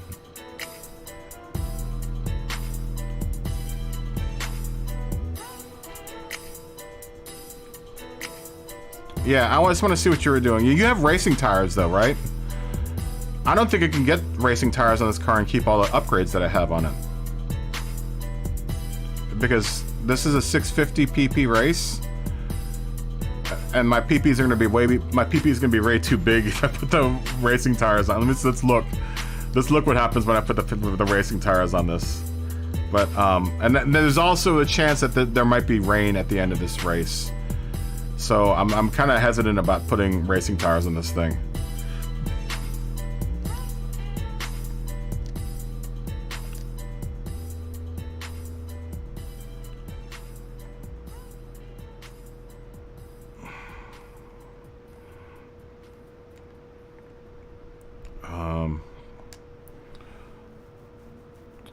Yeah, I'm kind of hesitant about putting the racing tires on this, especially for this just one race.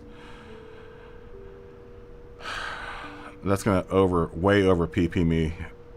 I mean, I guess I could. I don't know how I'm gonna take 50 PP off in order to make it into this race. It might be worth it just to put on these tires.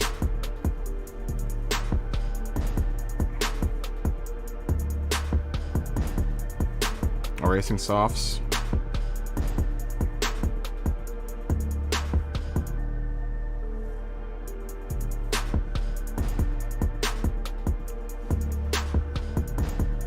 That's all good. Don't rush. I'm mulling over whether or not I should buy these tires or not because I don't know how much PP I can take off of this car. Let me try taking stuff off this car. Oh, friend request.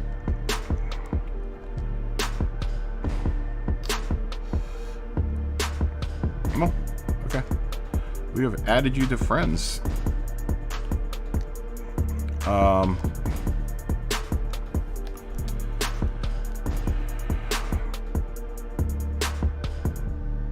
Shit, that's the wrong screen. Luckily, I don't have any baked-in parts on this thing.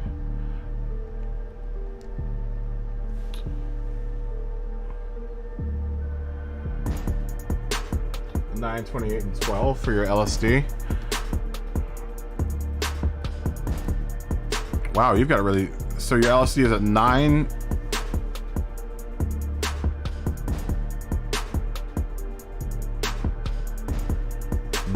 Okay, our body heights are pretty much the same. 9, wow. 28 and 12?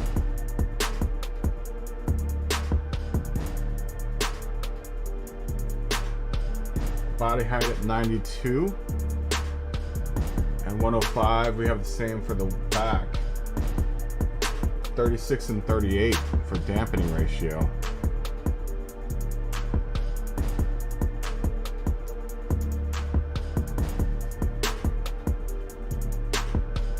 And 45 and 47. Oh, okay, well, hold on.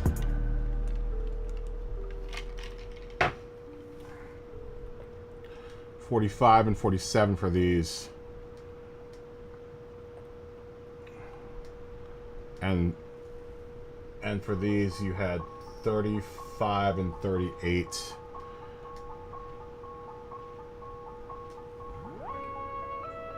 Your negative camera is at 1.0 and 2.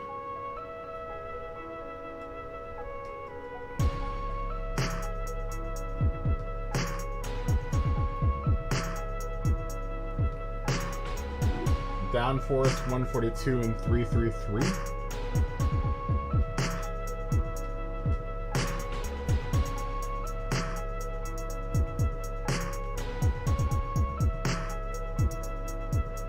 You can't help with me how I drive. And are you on super softs or are you on? Oh, you're on racing softs. See, I don't know how I'm going to get this car to do this race because this is a 650 PP race only. So, I don't know how I'm going to be able to get the. I'm not sure if I'm going to be able to fit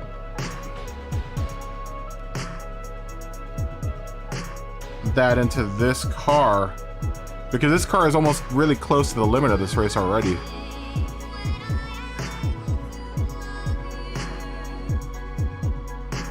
Yeah, let me copy this real quick. Can you change the name of the sheet? How do you save the sheet? Duplicate sheet. Edit name. I'll call this Lumby's tune. We'll call it Lumby tune.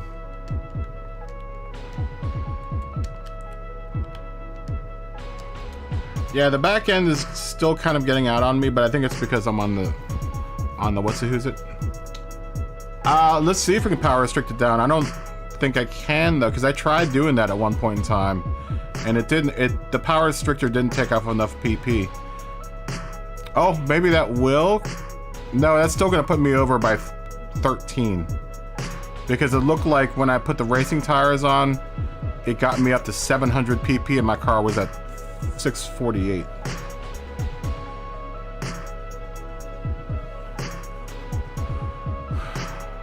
I mean, I could try to put down the output adjustment. If I can get it down to... Okay, well, let me change the output adjustment down to 90. Okay, that'll get me there. Can we get one more click? Okay.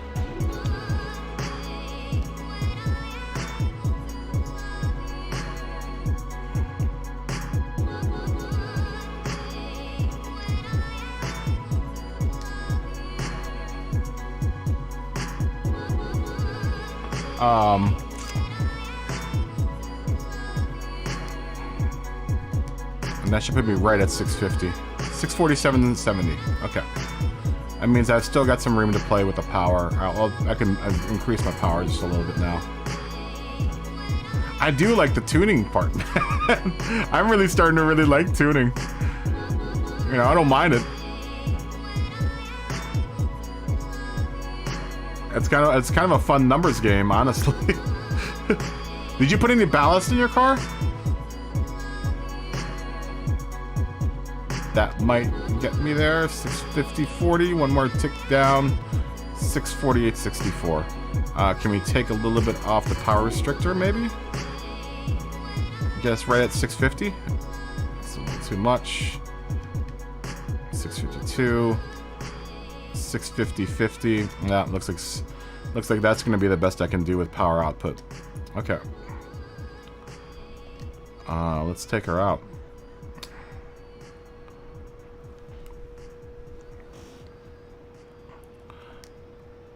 Let's see if she does any better. So you have no ballast. Actually, maybe I should take the ballast out too, because I do have like 20 kilograms of ballast in it, going kind of toward the rear. But I just realized, I totally forgot that this car is a rear-wheel drive car.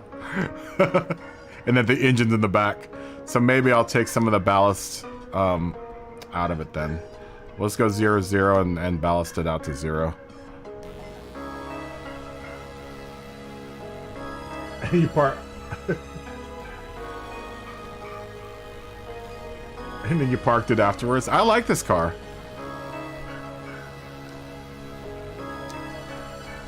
$650 or less. What are we at right now? Where are you?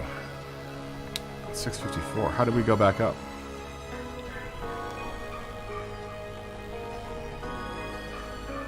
Oh, because I took the ballast out. That's probably because I took the ballast out. Alright, well, we can restrict the power just a tiny bit more. 648, 49, can we go to 89? 649, 88, can we go to 9? No, 90 is where we're at. That's probably as close as I'm going to be able to get it. It's probably as close as I can get it.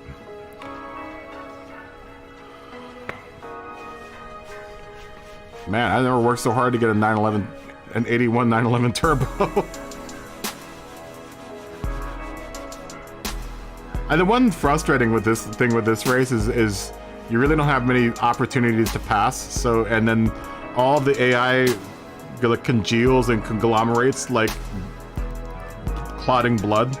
So it's tough to try to get around them. But I guess that's the point of the Nordschleife, right?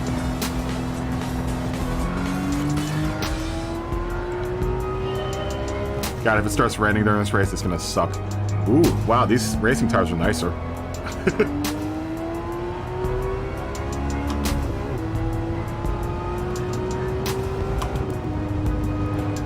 Oh god. Really sharp in-turn now. Wow, this car is way more responsive. Not that I wasn't expecting that.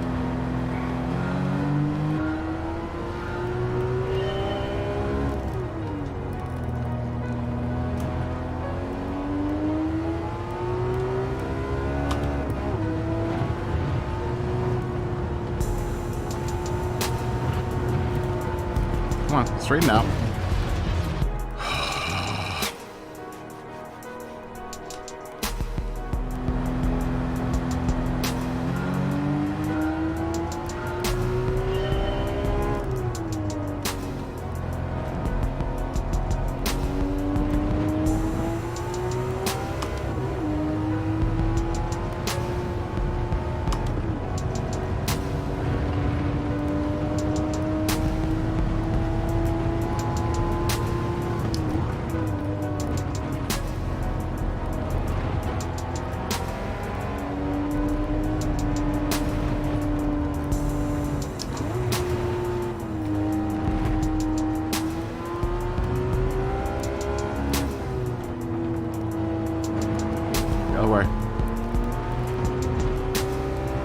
Murderous AI.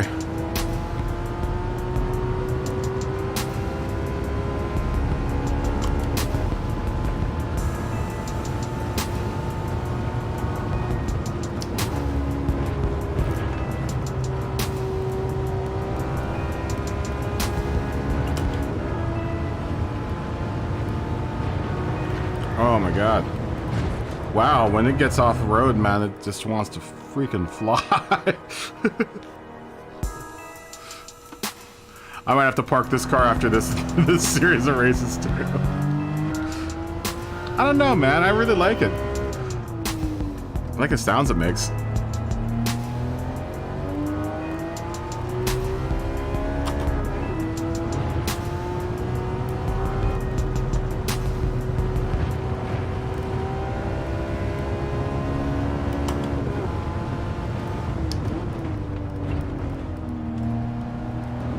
I do miss my little Alfa Romeo GT though.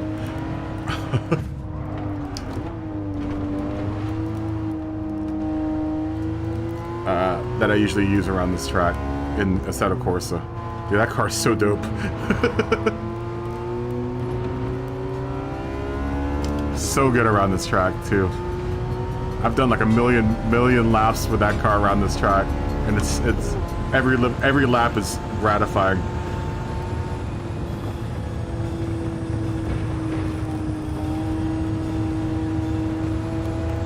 Just the sound of that car in Assetto Corsa is so amazing.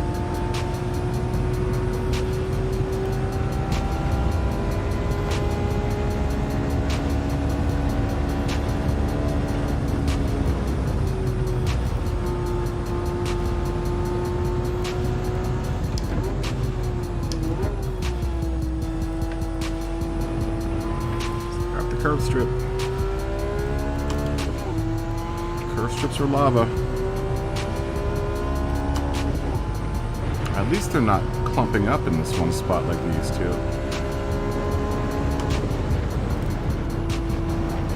Oh, stay on the track, baby.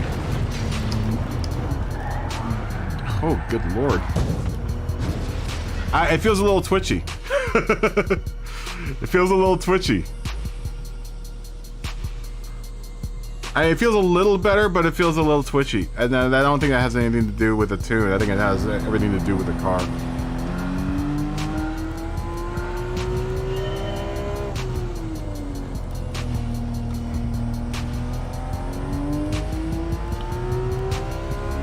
I'm also kind of haven't been racing in the last couple of days, so I'm kind of out of practice right now.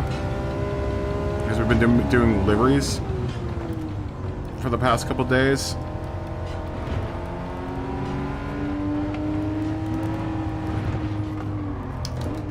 Come on, come back. It seems like under braking it, the nose end wants to come out though. And really like, it's really pronounced. The rear end feels a little bit tighter though.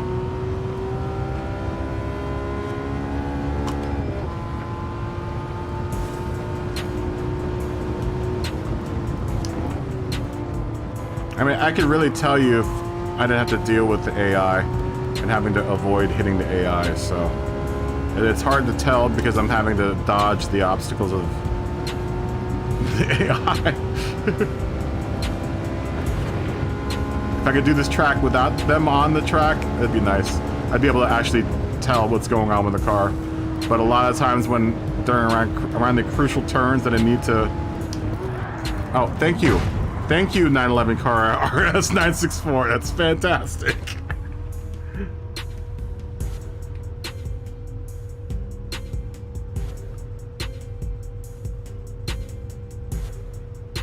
Try raising the front height a bit. We can. Let's do that.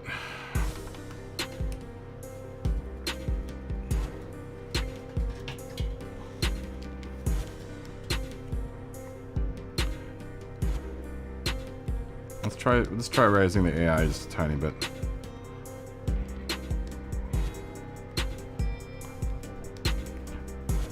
Let's go like 95, maybe. Let's go 97. That might be about give me a little bit more power. Also, restricting the power has kind of really limited it.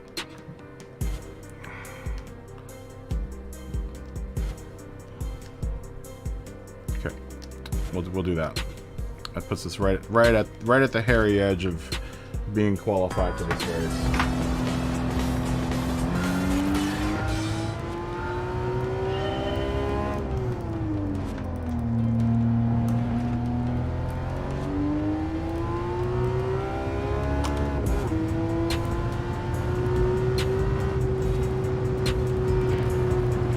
Yeah, it's like, it's weird because when it gets into a turn, I definitely have to get off the power because it feels like it's kind of like tracking weirdly around turns.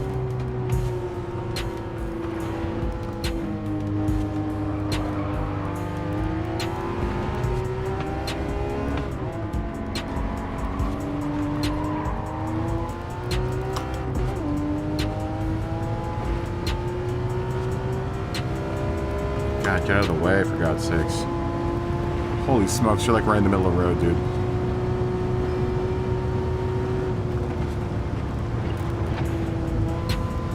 It feels a little better, actually, right now. It's gotta make really precise movements to the wheel in order to get the nose to not... for the back end to not completely come out from underneath of me.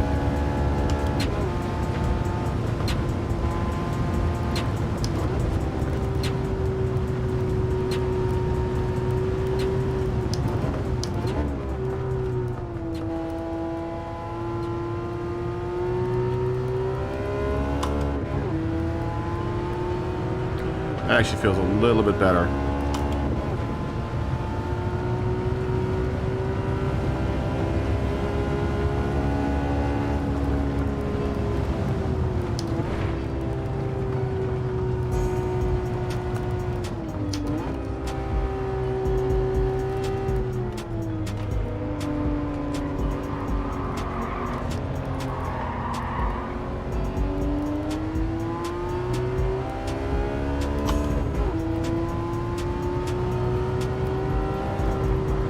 Get the hell out of the road.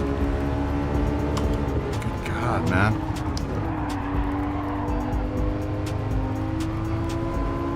Stop.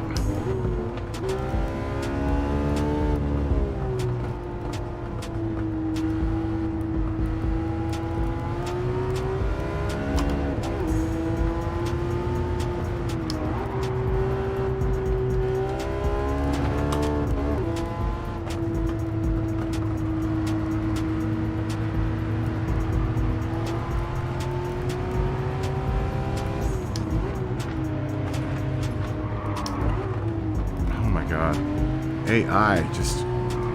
Oh. The AI is making my favorite track unenjoyable right now.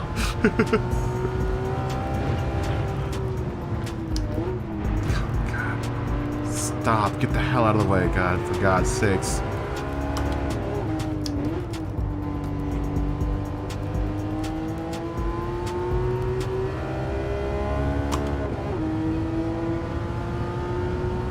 probably my biggest gripe about single player is the artificial intelligence is not good.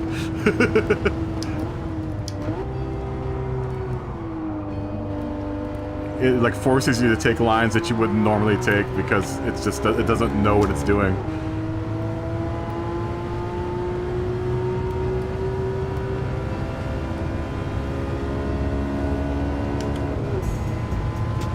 Uh-oh, it might start raining here. It's gonna make issues. It's gonna make issues for this car. Damn it. As soon as I start talking, I'd do worse. Spin around. Yeah, smash into the AI. I'm tired. How are you doing?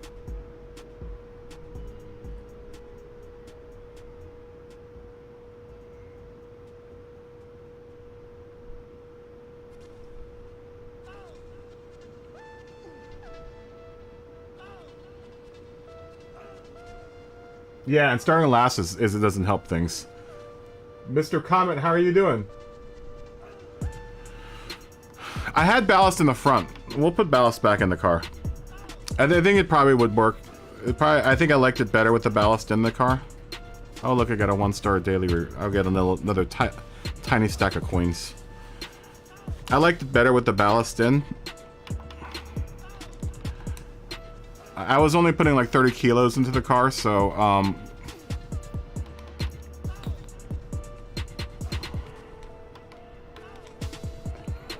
didn't want to overweigh the car down. I just wanted to give it just a tiny bit more weight in the front. Let's go up to like 40 though. Let's try to do 40 kilos kind of in the front of the car. I think I had like -8.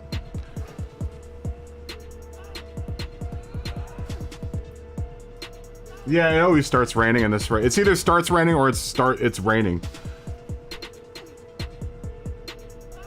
Yeah, I'm sure it's gonna... The last couple times I've done this, the last time it actually started in the rain. But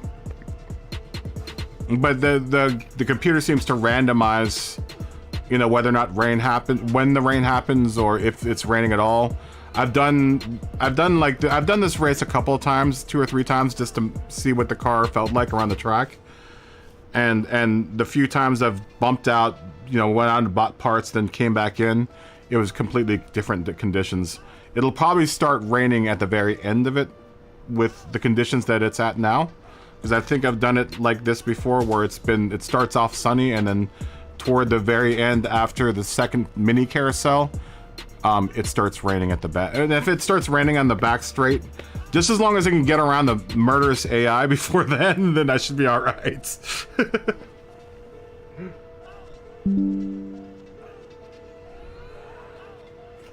You think max it out totally? Okay, well, we can do that. We can do that.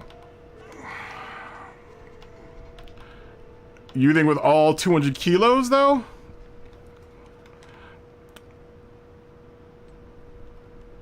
I mean, maybe 50 kilos. I don't want to put 200 kilos in it.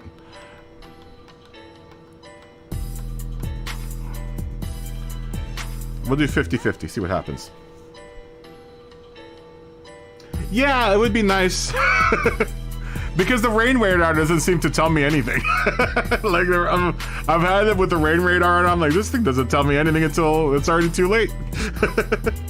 There should be a forecast before every race, like, possible rain. That would be nice to know. And that's one of the reasons why I didn't use racing tires to start off with on this car, on this particular race, is because the few times I've come in here, sometimes it'll race like right at the carousel, sometimes it'll rain after the mini carousel, and then sometimes the whole race is in the rain. So it's been really variable, but there has always been rain 9 times out of 10, as far as I've seen so far. Snipey, what's up, man? Good to see you, dude. How you doing, boss? Haven't seen you in a while, man. Good to see you.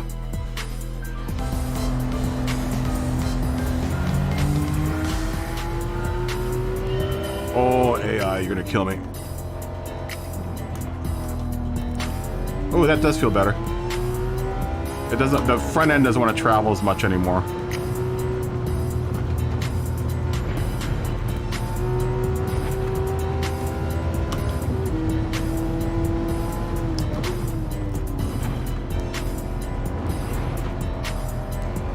Just trying to make it past all these damn computer players.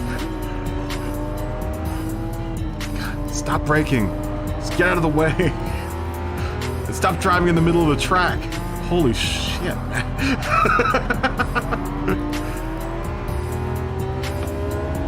It's like being stuck on the freeway behind someone who doesn't understand what's going on.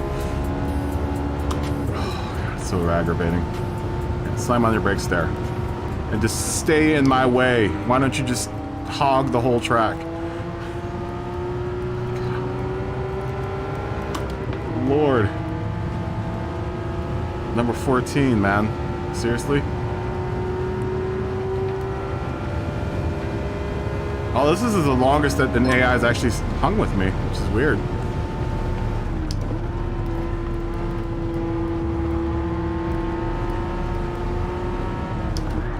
Oh, I'm just a little bit off the track and then that happens. Passing in the grass in this game, Scotty, I'm not sure if you're gonna be able to do it here at the Nürburgring.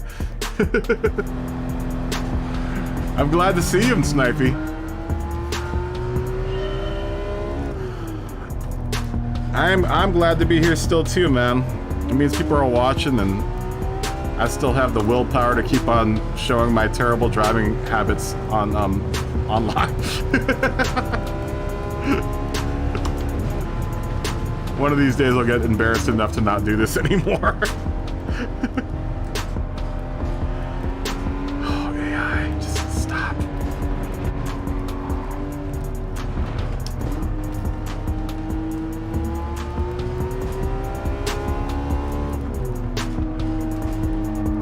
Get out of the way.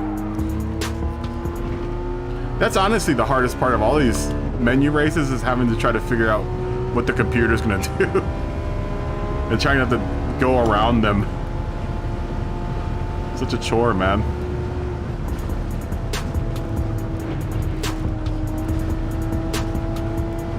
All the rest of it I can deal with.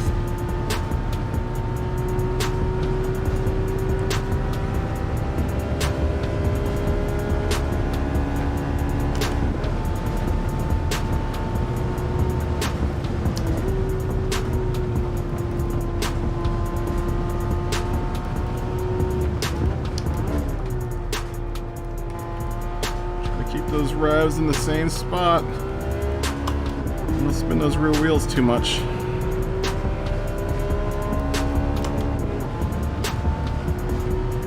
Yeah, a weather forecast would have been nice for any of these races. Let's hope that there's an option they'll work in later updates. Oh, come on. Just get out of the goddamn way. Holy Christ. Well, I'm not getting the clean race bonus for this race.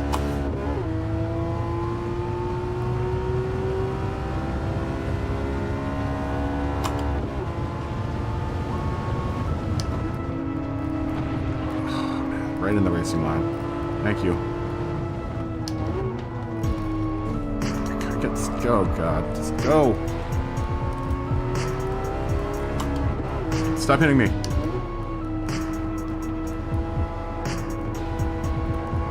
Out of the way. People trying to race here. Get out of the way. I don't know why I broke there like that. Can I get back? No, I'm gonna get spun.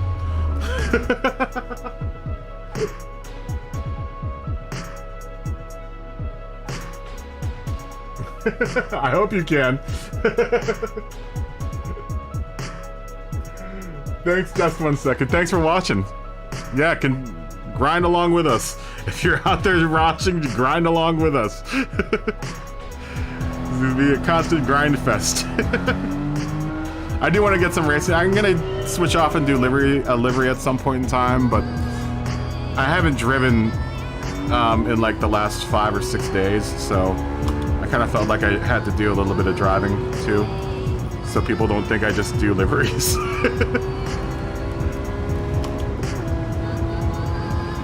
But I'm glad to have anyone watching anything that I do online. Fortunate to have an audience, man. And a good audience at that. One of the best audiences out there.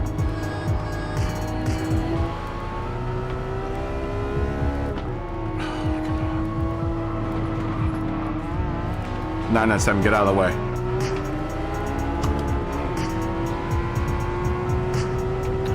See, and it's weird because randomly this is the first time this other 997's been like keeping up with me, which is weird. Okay, now we're gonna have this roadblock of the 997 and the 993. This happened the last time. It's weird because the AI is predictable, and then again the AI can be unpredictable, and it's very random. Like, this is the first time I've ever had an AI do that, where it's kind of out ahead. Normally I blow past these guys. It might be because the car is restricted right now, just so I can have the racing tires on. Yeah, take that. See how I feel.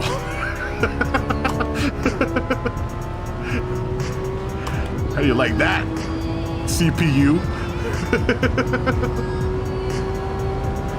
Wanna play dirty? I can play dirty, man. This little section is weird. Like, it feels weird. Especially, it might be because of this car, but going up that hill, normally I don't have to lift. Normally I can just gun it all the way up to the top of the hill and then brake at the very top of the hill. But for this car, it seems like I have to brake really early, get off the gas really early and get that turn in there. Once again, it might just be this car. This car is, it's a cool, I like this car, but it's not, it doesn't handle very well. Nah, I shouldn't say it. It handles good when you get it tuned up and you're in the groove. I kind of feel like I'm out of the groove still right now. Just feel a little rusty.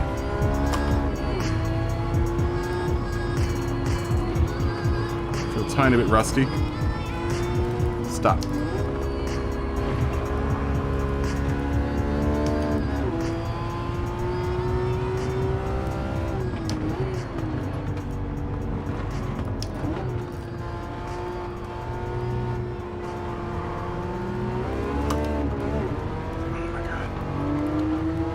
Clump of cars.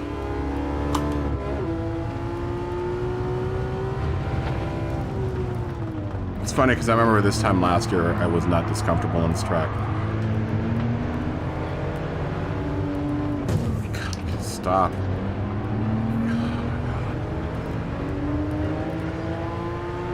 It sucks because I had to bring my power down in order to do this race with the racing tires, but in doing so the car isn't half as, like, normally I can blow past all these guys, but since I had the power restrictor on,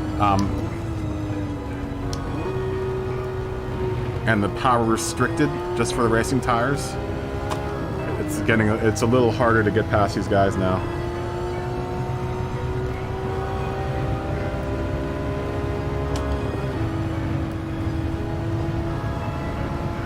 The car does feel better though, with the ballast up front.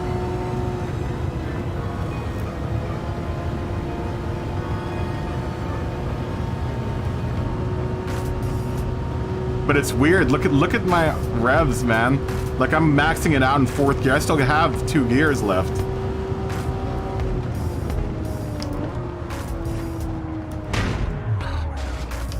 Just go. Go, go, go, go, go, go. Hopefully if it rains at the end, I'll catch all those other people. I might have to put the sport tires back on it because the car doesn't feel... The fastest I can go is 130 miles per hour right now with it.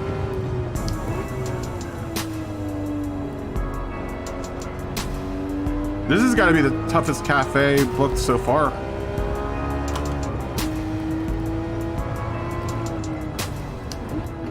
At least the toughest cafe race I've had so far. The other ones I kind of blew through, so the other ones weren't too bad, but this one's a little rough.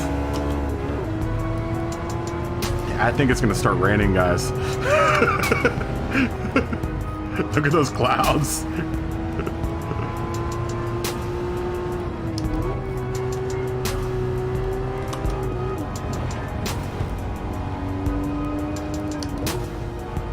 Let's just see what happens. I'm gonna drive this all the way through and see what... If it starts raining, then I might have to put the sports tires back on. And I don't have the intermediates. I don't have an intermediate or wet tires, so...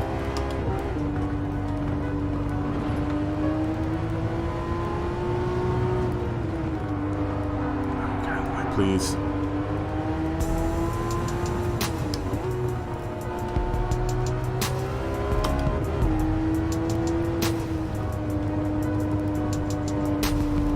Times like these, I miss my little Alfa Romeo GT8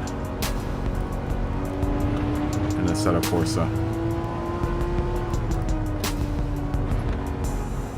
Come on, don't oversteer or understeer into there, please.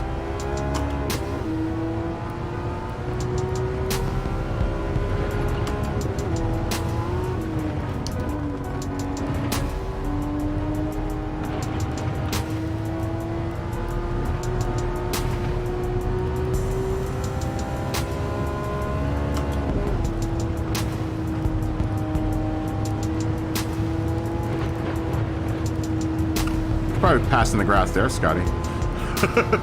There are some parts where you can get into the grass in this track, but it seems like it's a little bit more sensitive to grass, this game. Nordschleife, at least in some parts. Yeah, we're gonna have to address this power issue because this car is... Let's see what it tops out at on the straightaway here.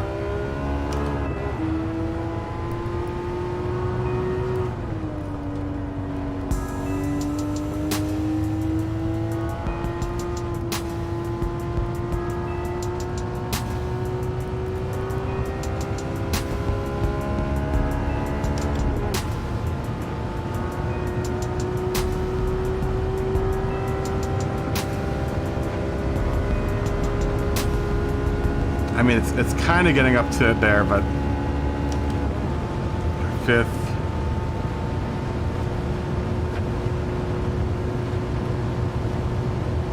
$152.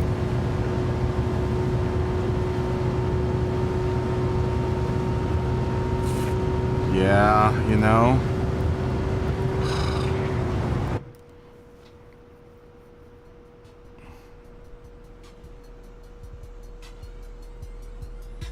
I don't know. Maybe too much weight, yeah.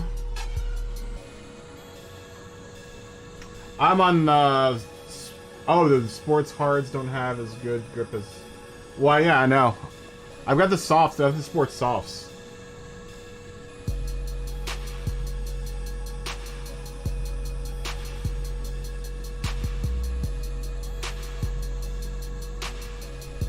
You're looking at you, World Course Touring Car 700. I don't think it's gonna rain because I got pretty much to the end of the track and there was no rain. So yeah, I think so. I'm thinking I'm gonna have to take the racing tires off because I'm sacrificing too much power to keep the racing tires on. For not much of a gain in handability. Or agility. Let me see. Let me look at my tranny, Scotty. I don't know. I didn't buy the adjustable tranny for this. Yeah, I just have the normal transmission. I didn't buy the adjustable one for this car. Yeah, I think I'm gonna have to take these tires, the racing softs, back off, and just go back to the sports softs. Because I'm really like sacrificing a lot of speed for those tires.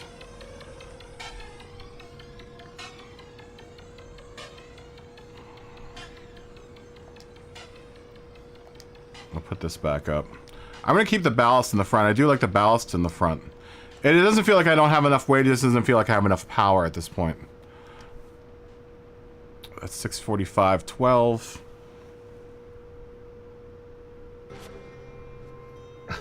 Oh, yeah, you can see me get the tiny stack of coins. No, Scotty, the car has got no power. It's got 0 power. I mean, I'll buy it. Let's see. Let's buy the racing transmission for this car. We'll try that out. Let's try buying the transmission, putting the racing tires back on, and seeing how it performs with a lengthened out or shorter gearbox. Let's see what it does.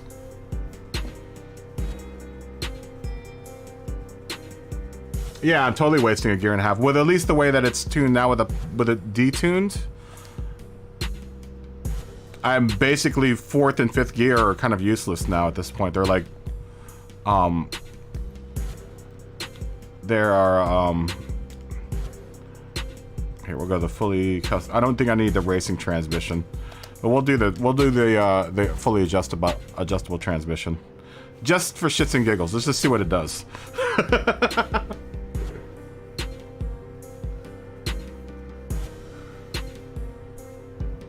Well, no, it's getting to 200 miles per hour. Getting to the speed I wanted to get to is the issue, because it's between 130 and 140. It feels like it takes forever to get up to 150. Whereas with the sports tires on and the regular transmission in, it got up to speed. Oh, there's a gold bar in there. It got up to speed pretty quickly. It used to, at least. Small stack of coins. Oh, gold bar! Woo! Gold bar! Yes! Gold bar! Sweet. Woohoo! Gold bar! All right, let's see if we can shorten the gearbox, because the gearbox needs to be shortened with having the racing tires on and the power output down.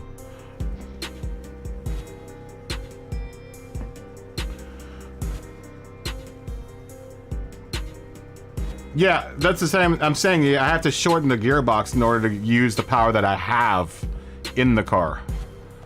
If I have to power restrict it with the racing tires on, I need to shorten the gearbox so that I can use the power that I've got better. Because right now, with the current setting for what I have here, the gearbox is far too long. So let's put the racing tires back on. We'll just try this out for one of these laps. This was down at, I think we had the power restrictor all the way down. And we had the output adjustment down to like 92 or something like that. 649.27. Now let me see.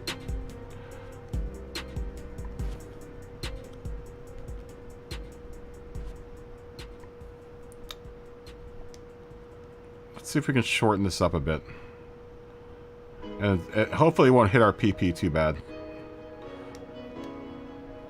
Oh, it actually lessened our PP. Okay, that's good. That means I could probably put a little bit more power into the car, especially if I'm gonna run the power restrictor on. Oh, 649, 649.61. Strange. That's weird. It went down and then went back up when I shortened it even more. That's weird. Alright, well, let's see what happens. This might be better, though.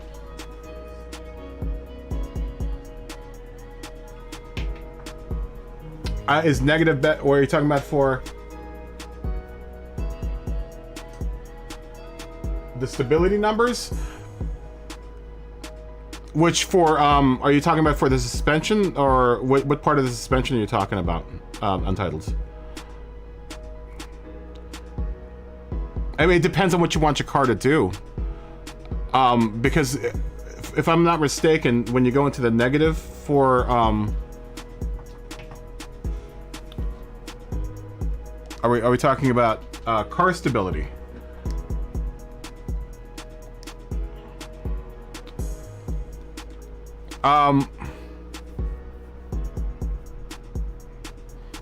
Are you talking about, oh, over on the left-hand side? I don't know. I haven't even been looking at that left-hand, that stability, low speed, high speed.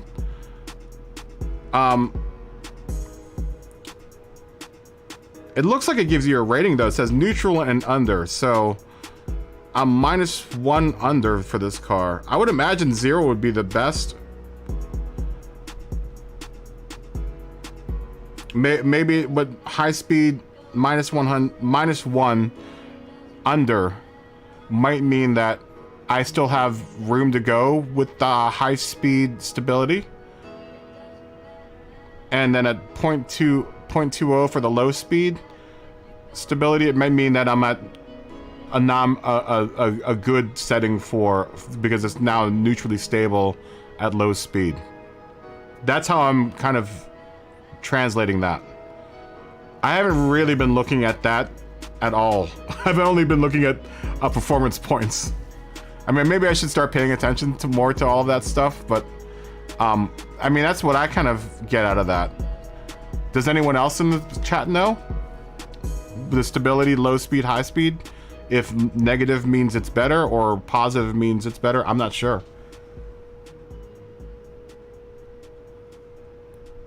I don't think it means understeer. I think it might mean that I'm under the threshold for what is neutral and then over. Right? So if the car is over, then it might be unstable at high speed. I don't know. Let's find out. Let's find out. Yeah, that would be nice to know what that means.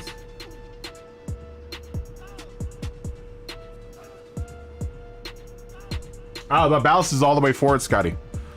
Yeah, ballast is already all the way forward.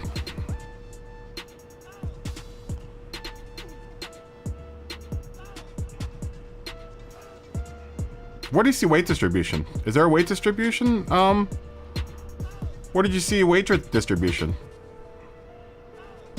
I see weight, but I don't see weight distribution. Oh, there it is. Weight, front weight balance. Oh, 40-60.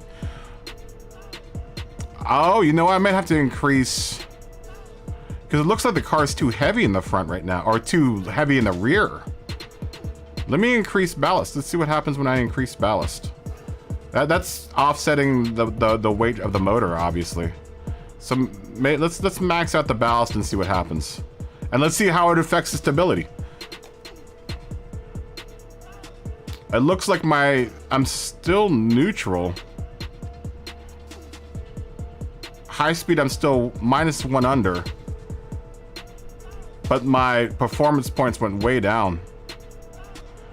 But now my weight distribution is still 40-60. That's weird. That should have honestly changed my front weight balance. My front rear balance. That's odd. And then at 0, what does it do? Let's test all of this stuff out. I'm gonna be the test. Oh wait, oh, 3862. Okay. All right, I see what's going on. So the little blue number there. All right, what's that? That's 4456. And with 200 kilos in the front, it's a lot of cocaine. 4654, that's almost 50-50. So maybe I have to go. Maybe I should be carrying that 200 kilos in the front of the car. It'd be nice to have this car 50-50.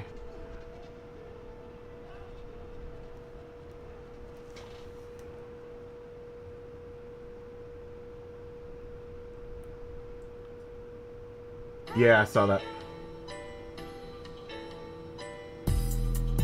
Are my 0 to 100 times longer now? Yeah, they are, aren't they?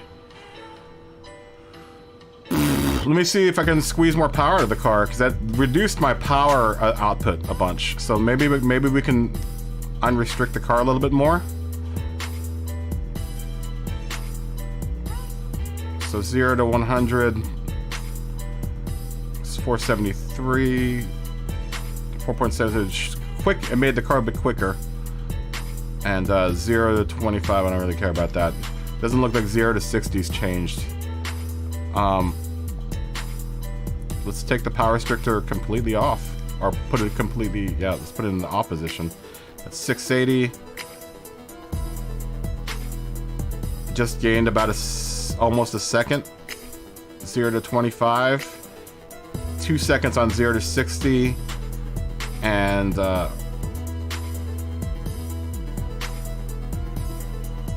almost 3 seconds on 0 to 62 to 90. So let's bring it down a bit.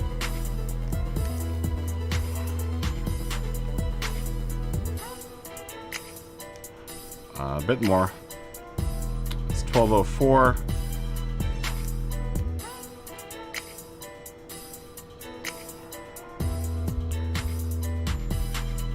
Still better than base performance. 664. We need to bring this down even more. 655. Still doing better than base performance. 648.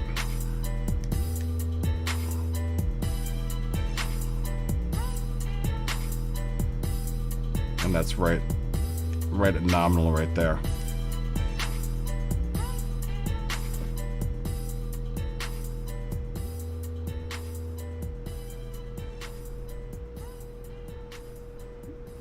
I think what I've got my, yeah, I think what I have the car at right now is going to be all right.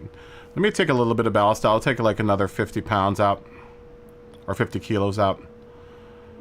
Let's bring it down to like 150, because I mean 200 seems like it's all pretty excessive for the weight balance. 44.56, I'll buy that. We need to now start restricting a tiny bit more. I'd rather restrict as much as I can with a power restrictor, because it'll hit my torque less.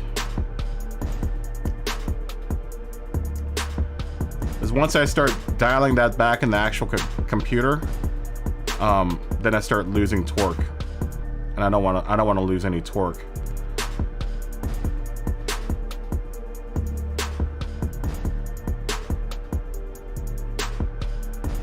Have my max speed at 270 to 280. Like 270, I think. Let's do 280. And that's 649.05. I think that's probably as much as we can squeeze. I'm doing just I'm still going a little bit faster than base performance. But at least I gain that power back. And I have a shorter gearbox now, so I'll be able to bang through the gears pretty quickly, even if I'm carrying all that ballast up front.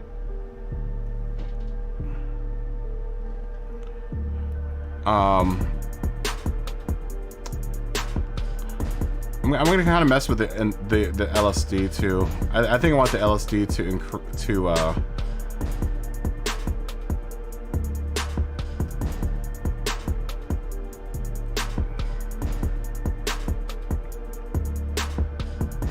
I just don't want to introduce too much understeer in this car, but it does need to be a little bit more stable around turns, because there's still a little bit of instability.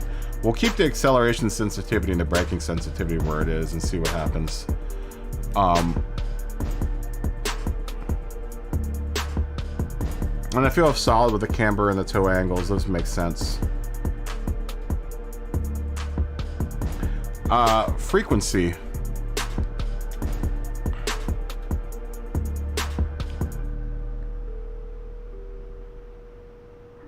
See, I don't necessarily want my...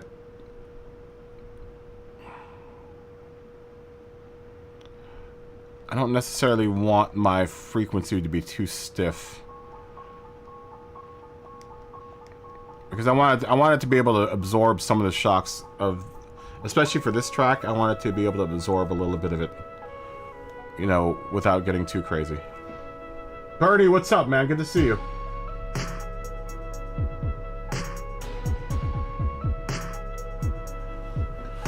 Car stability is more of a deal in a race car.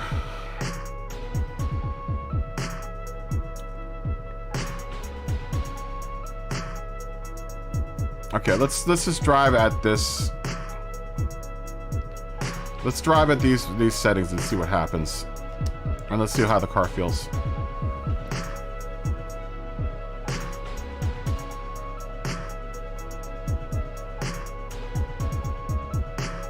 Yeah.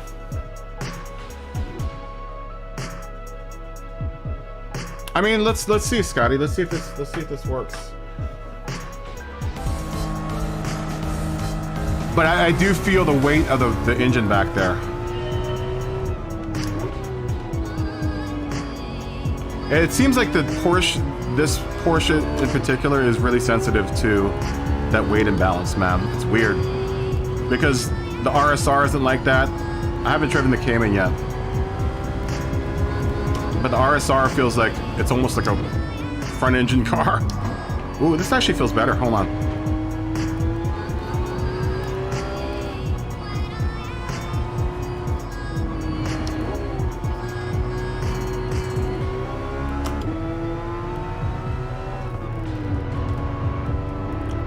Get out of the way, AI. This just feels a bunch better. Oh god, if it starts raining during this, this is gonna suck. Because I've got the race tires on still.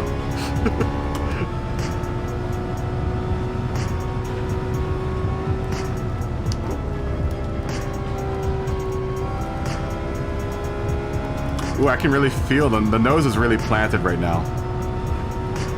It feels much more planted. I just don't want it to get too understeery, you know?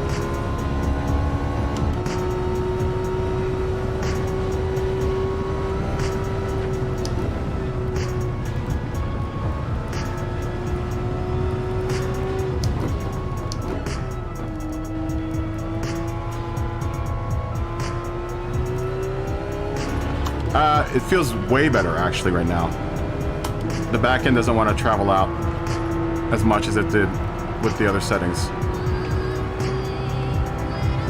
Feels far more oh god, if I don't have the AI turning me around.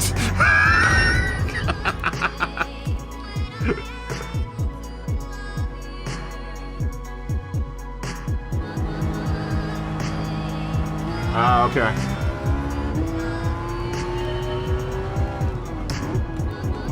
Yeah, it feels way more planted, man. Yeah, the nose end isn't traveling around like it was. Far more predictable.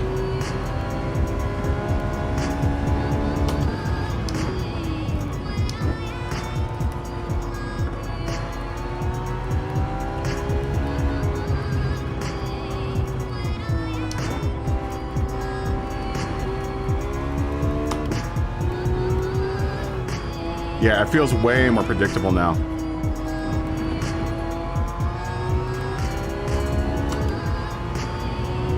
That weight up front really helped. Because I can feel the weight on the wheel. It's crazy.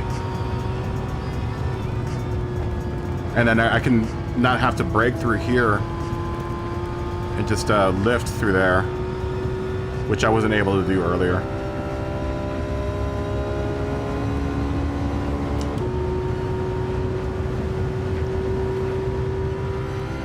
The car doesn't also feel like it wants to go airborne, which around on that hill wanted to get airborne a whole bunch, so.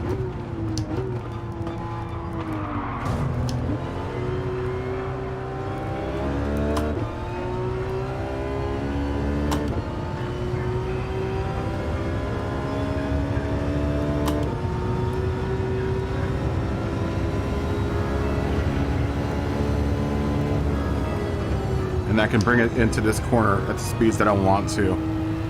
Yeah, I like this. I like it set up like this now. It feels way better.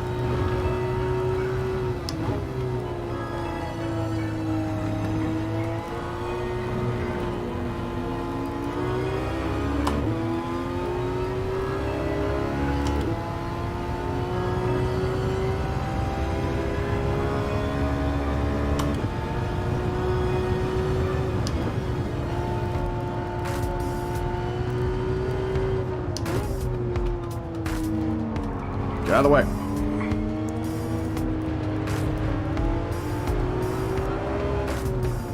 Yeah, it feels way better. Car feels way more. Get out of the way. Plus, I can ram the AI out of the way a lot faster.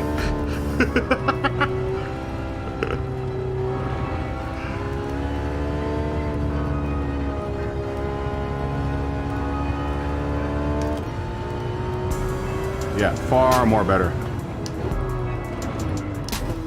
Hopefully I can get up to speed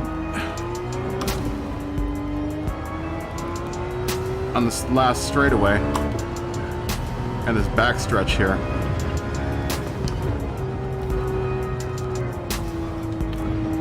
This is the only turn I don't like in the Nordschleife, is that one.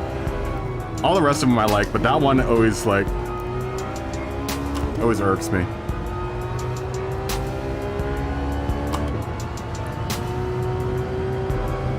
Yeah, it feels better, way better.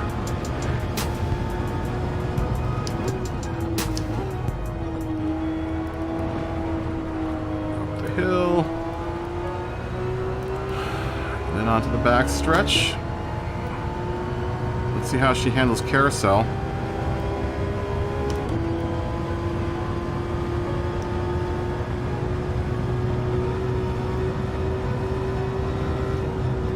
Lift there.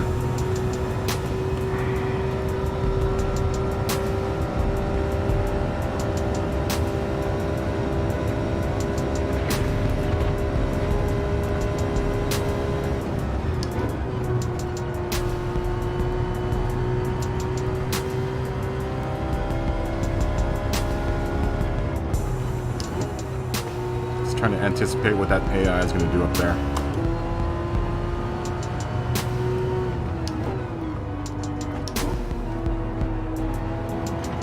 Carousel here. Uh-oh, here comes the rain. Crap. I've got racing tires on right now. I've got racing slicks on right now. This is not gonna be good. No. Increase traction control. No.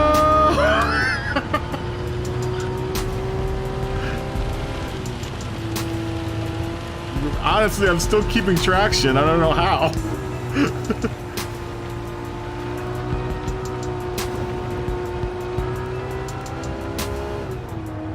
No. Okay, at least the rain's clearing up. If we reduce traction control, get out of the way. God, for God's sakes.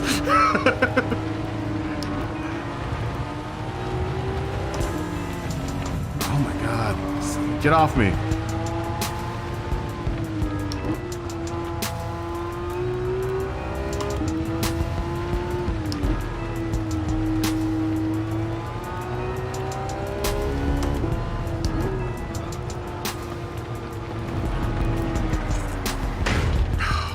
You were so good up until that point. It does feel better though.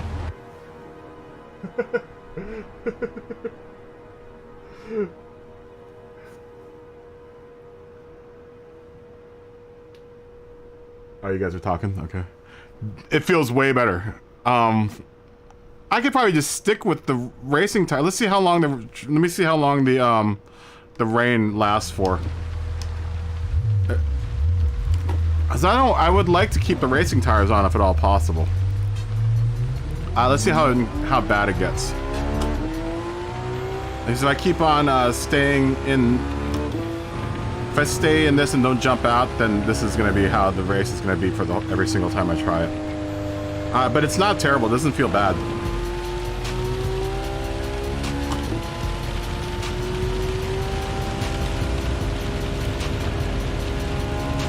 I've also noticed that the Nordschleife is better with the rain than a lot of the other tracks. Maybe it's because it doesn't accumulate puddles as much.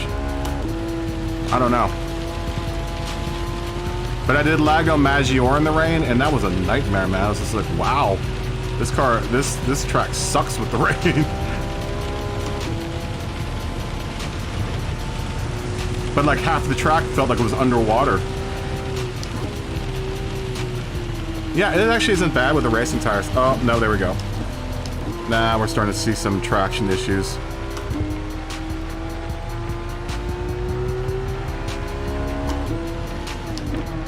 Out of the way.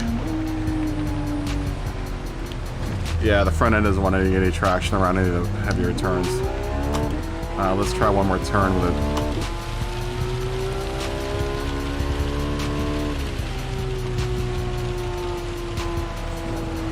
Yeah, front end doesn't want to get any traction right now.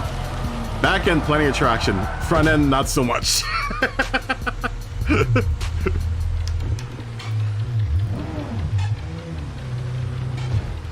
Front end, she just wants to plow. Super understeery.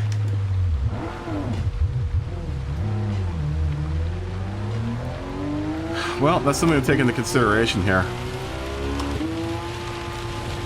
Yeah, no traction. Granted, I was just off-road, so I mean, that's... I'm flooring it right now.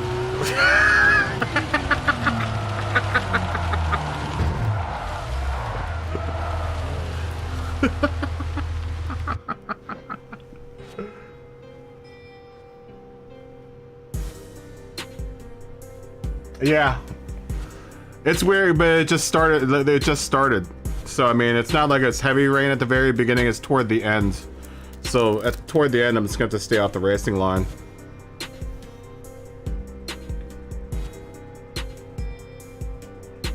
Yeah, that would be nice. That would be nice. A nice option entitled. I mean, I like how Codemasters does it. With the rollback, which is kind of cool.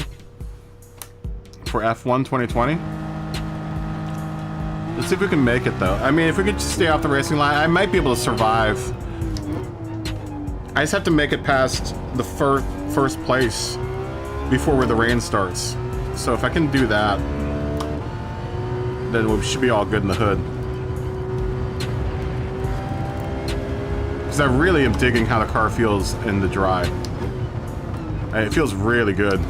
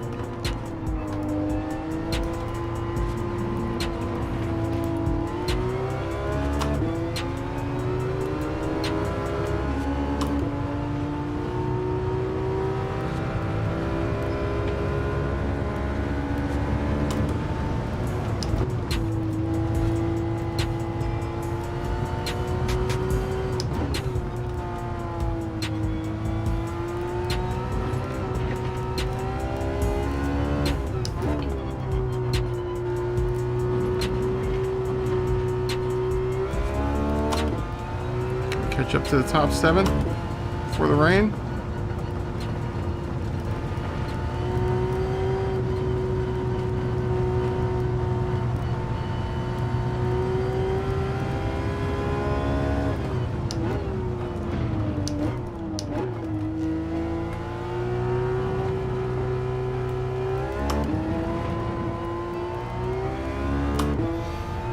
I don't know.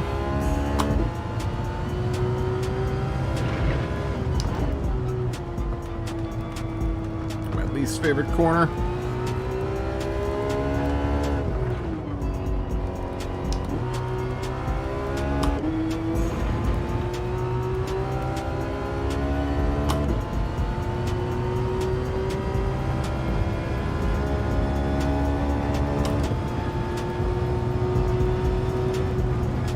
Oh, this turn, forgot. Oh, damn it. I forgot where I was on the track. I thought I was on the back straightaway.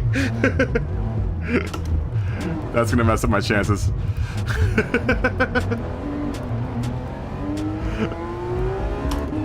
This is the one turn I always forget. I'm like, oh yeah, that's this right-hand turn, and then we get to the back straight away.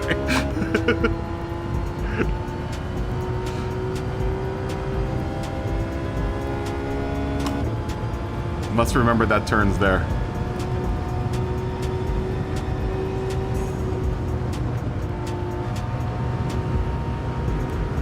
I just want to test rain traction a little bit better.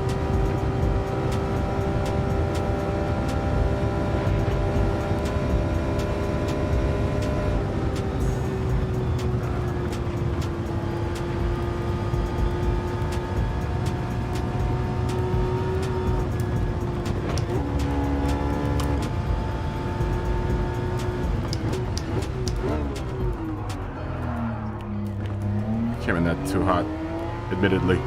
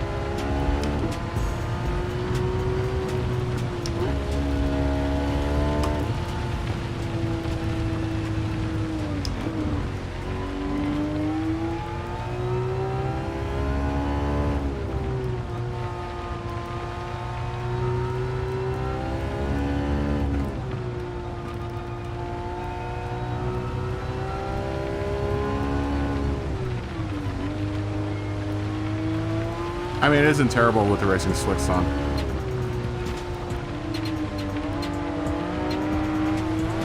But this is just this part of the track.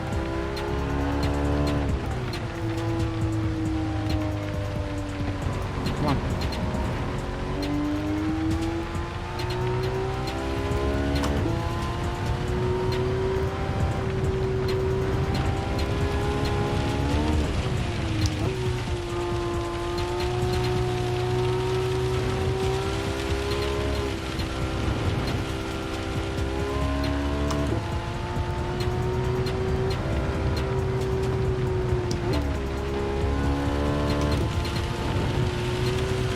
Downshift there.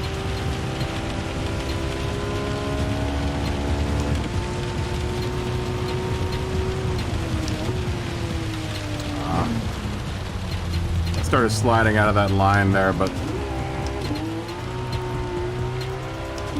it does get understeery once it gets heavy. Or the rain does. I mean, and that's where we start losing traction.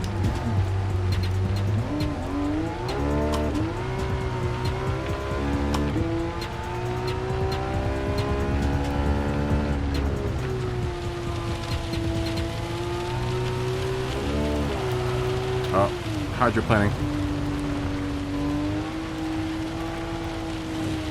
A bit of hydroplaning here.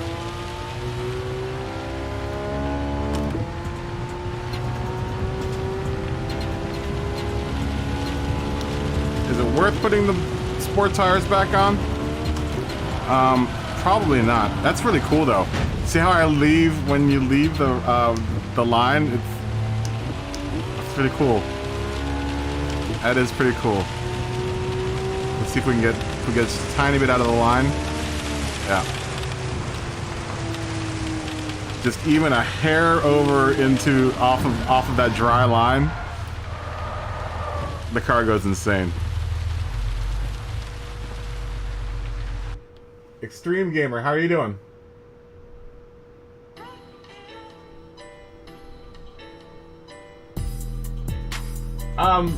Oh, and Maykar, good to meet you. We just set this car up, Extreme Gamer. Let me show you what I've got going on. And mind you though, your race is gonna probably be different than mine because it seems like every time you jump out and jump back into the race, not from this screen, but if you like go out and go get parts and then come back to the race, The rain, there is rain here. So at some point in time, you're going to encounter rain. The rain that I'm getting right now isn't bad. I could actually run most of the race on racing tires. But then once I get to carousel, big carousel, is when the rain starts, and it doesn't seem like it gets bad until I get past the second carousel, and then that's when it starts getting really heavy. I mean, in that case, all I have to do is kind of stay in the dry line in order to keep the car straight. But these are the settings that I'm using for this race, for the Nürburgring. Or which race are you on, Extreme Gamer? Yeah, how are you doing, Makar? Good to meet you. And also you, Extreme Gamer. Nice to meet you guys. But this is what we're doing. But this is what I'm doing right now. And I feel like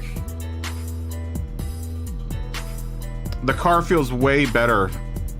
And I'm not sure if it's because I put a bunch of ballast in it, but I threw about 150 kilos of ballast in the front of the car, all the way to the front of the car. My front rear balance right now is at 44.56. And it makes the car feel way more predictable. Whereas it sounds like you're having issues with the car being pretty unpredictable in turns. You're on the other two races. I haven't done Spa yet. I finished Lago Maggiore, and Lago Maggiore, I did Lago Maggiore completely in the rain, and that was a pain in the butt, dude. I've never had so many problems with that race. Did it rain? No, it didn't rain. I don't think. No, did it rain? I can't remember if it rained in Lago Maggiore. The 997 was really bad around that track. So, but I did that race actually with no tune at all. That car was running completely stock, and I think the only thing I had was the sports soft tires. You definitely want to get sports soft tires, some sort of soft tire. Right now I'm running the racing softs for this Nürburgring race. Thank you for subscribing, by the way. But these are what I have going for.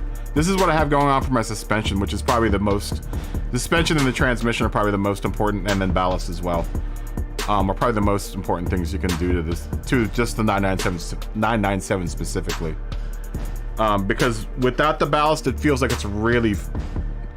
My tendency for the car to go airborne was way higher, whereas I'm noticing with the ballast, with 150 kilos all the way in the front of the car, it doesn't seem like it feels like it wants to leave the road.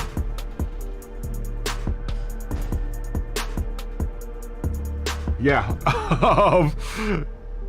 It turns almost too well. That's a problem. It turns too much. That's the problem I've been having with it. I've never had so many problems in Lago Maggiore. That's actually one of my favorite races to run, and this car in particular was kind of a bear to get around there. I haven't done Spa yet, and I'm doing the Nürburgring right now, the Nordschleife. Is the GT3 a better car for this menu book? I wouldn't know, because I've only been using the 997. This might be the only. Is this the only Porsche I have in my garage? I think, aside from the one that I won. I mean, it might be worth going into the GT3 and trying out the GT3. I wish I could use my Group 3 car, because I could blow all the people away in my Group 3 car, because I love the Group 3 car. But this one, the 997, is a little bit twitchy. So yeah, you're using the road car. I'm not sure if you can be able to get the GT3 into that race, because it might be over PP'd for that race. It might have too much of a PP. But I'm doing. This is actually off of another person in the chat's tune, which is 97 for the 97 millimeters in the front, 105 in the rear, anti-roll bar at 7 and 8. My dampening ratio is at 35 and 38 for the front and the rear. Dampening ratio for expansion is 45 and 47. Nashville frequency, I've got tuned to like 215 right now. Negative camera angle on the front is 1, and 2 in the back, with a half degree of a toe out and a half degree, or 20 degrees of toe of camber or toe in on the rear. I bumped my initial torque of my LSD, and you want to get you're gonna probably want to get a limited slip differential for your car too. Just to lock out that rear end just a little bit more, because it seems like without it, the car just wants to just go and go in circles. I've got it slightly aggressive. It's not quite halfway through, but I'm at 30. It's not super aggressive, but it does kick on, and I can feel it kick on when it does. And it makes the car a little bit more stable around the turns, and especially in acceleration and deceleration. Because what I was feeling when I would get on the brakes of the car is the back end always wanted to come out. And the LSD is helping a bit with that as well. So you're gonna want to buy, at the very least, new tires, definitely. A suspension. If you can afford the limited slip, then the limited slip. And then I would suggest getting a ballast. And then definitely getting a power restrictor so that you can play around with your power output and stuff. Whatever, what's up, man? Good to see you. Yeah, you're gonna want to mess with your power output with this car, because you're gonna want to mess with what tires you put on your car. And you want to take as very little power out of the ECU as possible, and try to do the restricting of your PP with your power restrictor.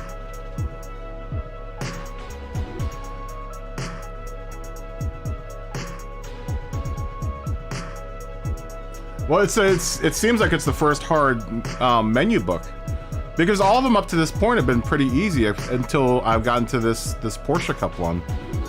And then from what everyone's saying in the chat, it's going to get harder over the course of the which is cool, because I'm hoping that I get a little bit more play out of the menu books, because I was blowing through them and I was like, man, if I'm done with this by the end of the week, it's gonna kind of suck. I kind of wanted to go on a little bit longer. Yeah, I was blitzing through all of them, man, and then we got to this one, and it was just like, this is like a stone wall. I think I'm gonna keep the racing softs on this car, though. I like the tranny at 280 too. I went ahead and got a fully adjustable transmission because of the power restrictor and the power output, because I'm now using less power that the car can give. I want to make sure I'm maximizing that power, so I shortened the gearbox a bunch, just so that I can use the gears that are available to me. Because with the car with a non-adjustable gearbox, it wouldn't wind out at all. Oh, this was a stock 997. Whatever. The stock 997 is a nasty beast. The stock 997 needs to be very, very tamed out, really, like a whole bunch. Because all it wants to do is spin.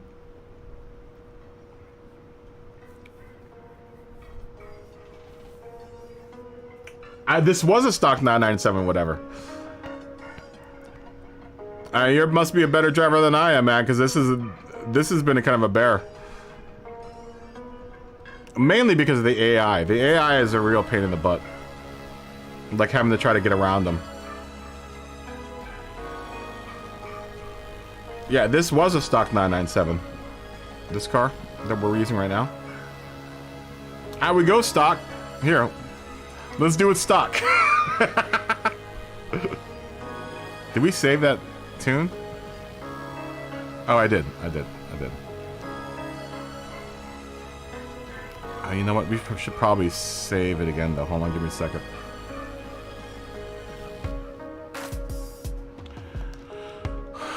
Crap. Okay, well I can remember all that stuff. Let's.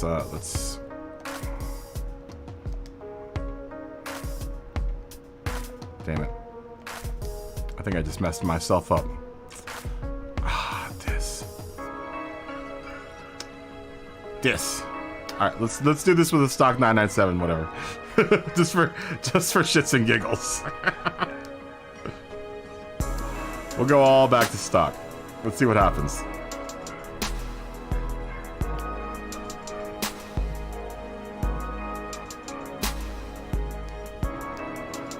Let's bring it all back to stock.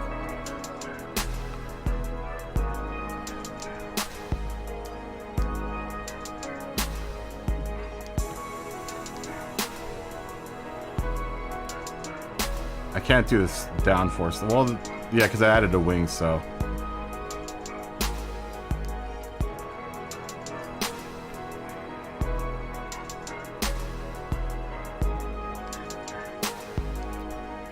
Okay. Hugo, what's up, man? Hugo! I guess I can only go to sports softs.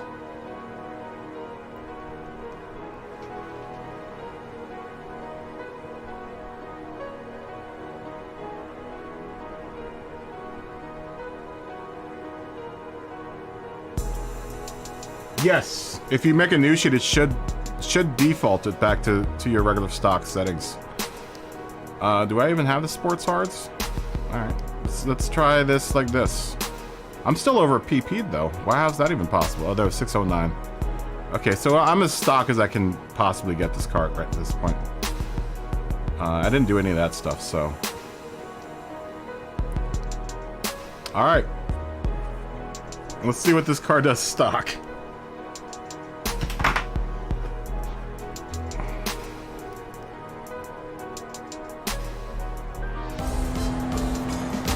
Oh, we still have the brake balance. We'll put brake balance to 0.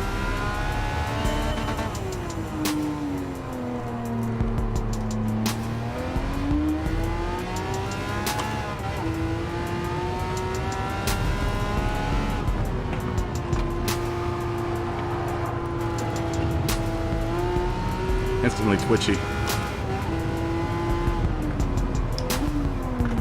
Oh, yeah.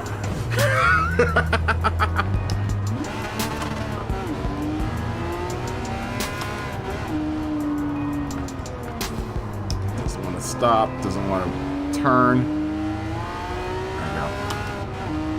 There we go. Gotta get on the brakes really early.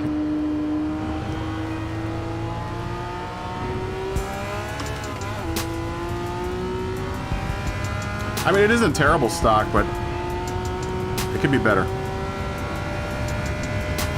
You can really feel the car kind of shifting in turns. You can feel that weight shifting around.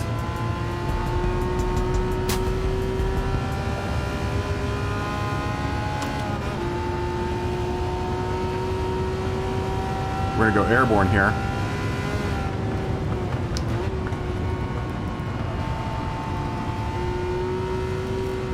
She wants to travel. Come on, just brake.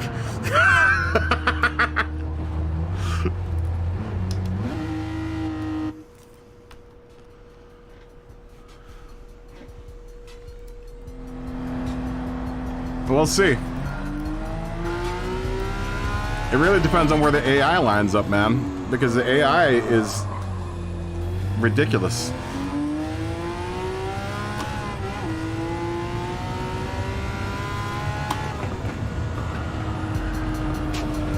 Yeah, and this car doesn't like that turn, man. With especially when someone's in the racing line.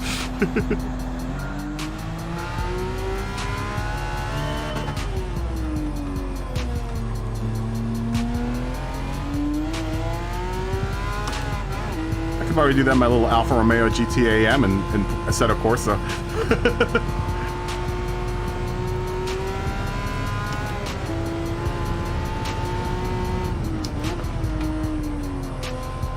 I've done it enough times in the GT8.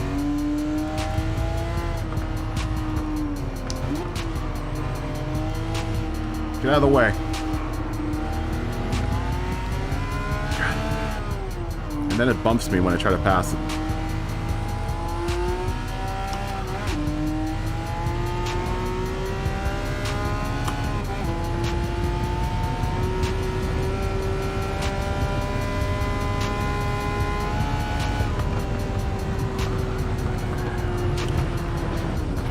See, and then on stock I can't just lift in that corner, which I should be able to do, just lift there and not have to brake. It feels like whenever I go around that turn, I have to brake as it's stock. Where if I just do a little bit of adjustment, I can usually just lift around that turn. Yeah, the car is real twitchy.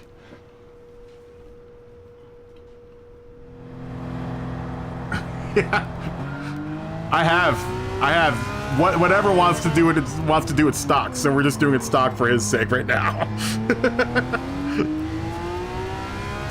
We're here to entertain, man. Yeah, we've done a tune on this car, Hugo.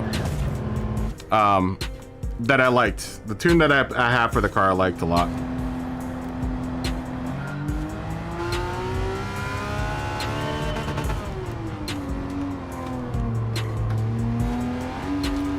Come on.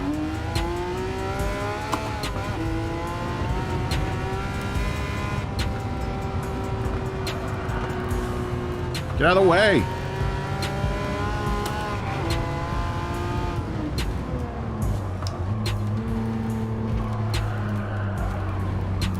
Come on.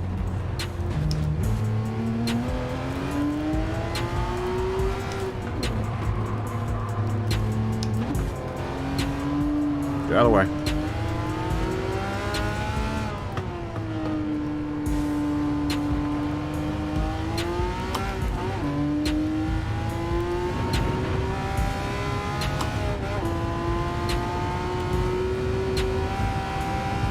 And then the car always wants to get airborne, man. I don't get it. See here, it's just that turn is so weird with this car as stock.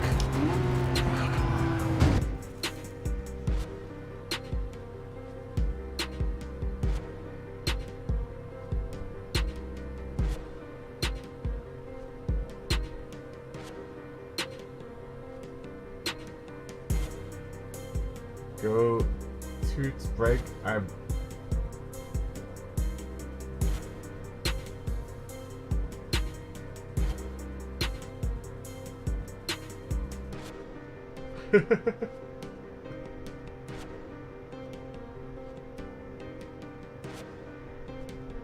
Yeah, I should probably use the 996 instead. Dude, the AI smashes into you at any opportunity it gets. The AI drives like you're not even there. That's what's annoying about the AI, is it kind of just drives on rails. It doesn't acknowledge that you're there.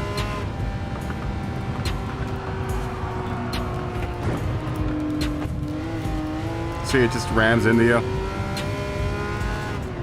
So I'm just gonna ram into it. Get out of the way!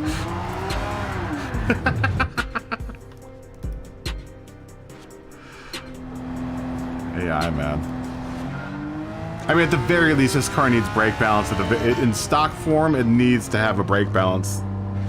Like, it's got to at least have a brake balance or brake bias to some degree.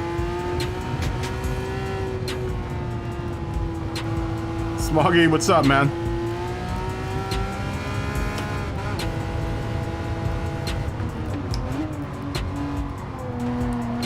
I mean, that's what I feel like. I mean, as far as I'm concerned, it feels like it needs at least, at the very least, a brake balance.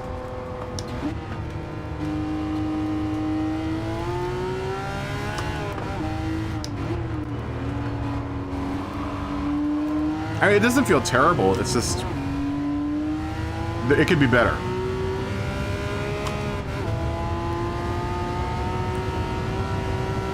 It could be better.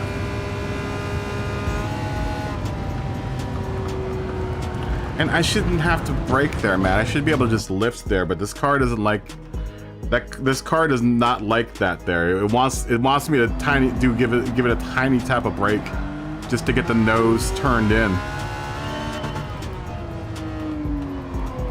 Which I guess I could do, but it's not the quickest way around that turn.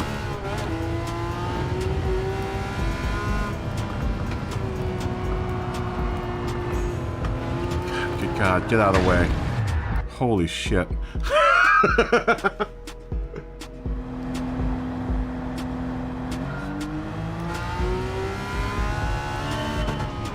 Hold on. I'll return to the chat here. Yeah, I'm not sure how you did this in the 997 stock without at least a brake balance or whatever. As this car really is in dire need of some sort of brake bias. God, get the fuck out of the way. Sorry. Language. This is frustrating. Get out of the way! Yeah, the AI just drives like, you know, you're not even there. It's just it's an added obstacle.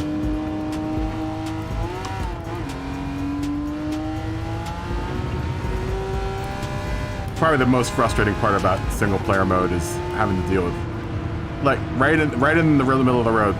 Right in the middle of the road, where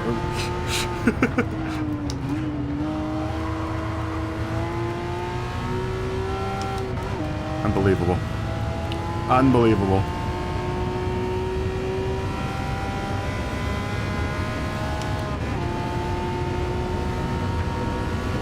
We'll go airborne just a bit here. Stock trim.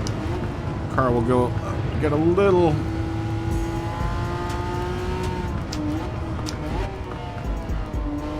light.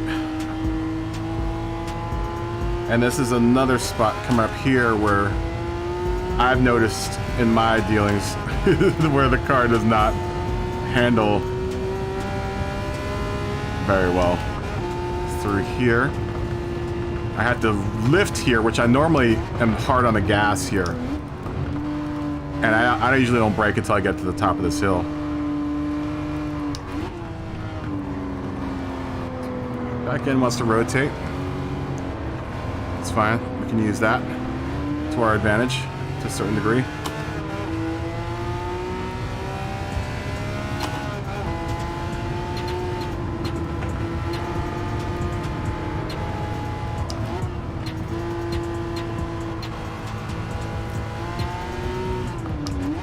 Probably should turn a little bit of traction control on, but we're almost halfway through at this point.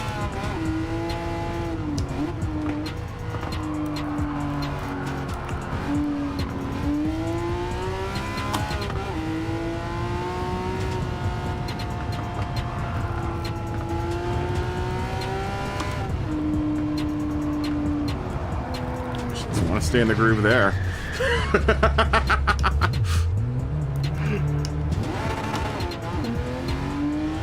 Yeah, that's not gonna happen. What am I driving? I'm driving a 997.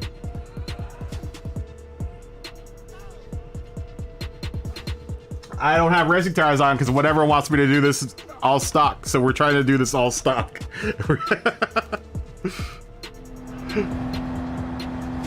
We're gonna try because whatever says he did this all stock, 997 all stock with hard sports tires. What did you say your time was? Whatever.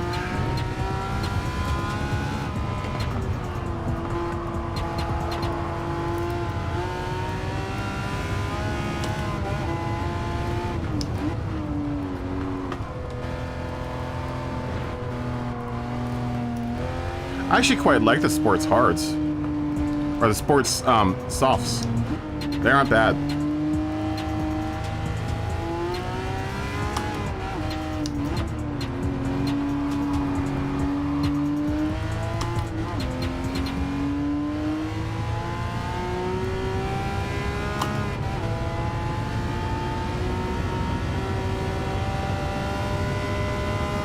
Lift, tiny brake. Normally I can gun it around that turn, or at least do just a tiny lift.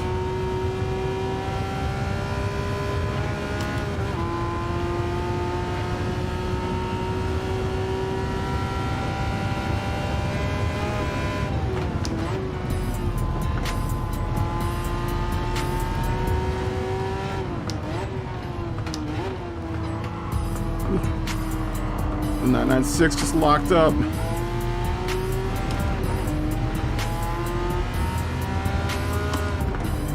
Oh, this is the problem here. See, I don't know how you got that time with the AI being in your way. I could probably get that time without the AI in the way, but...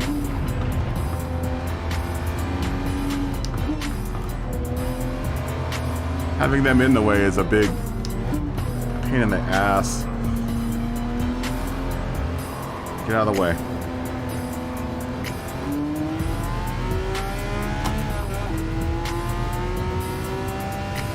Klebby, what's up, man?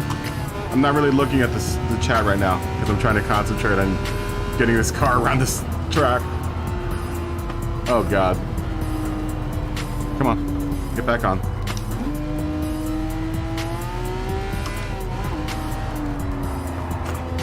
Yeah, see, I don't know how you did that. This is not online, Klebby. Yeah, this is just menu book. I'm trying to finish out the Porsche book.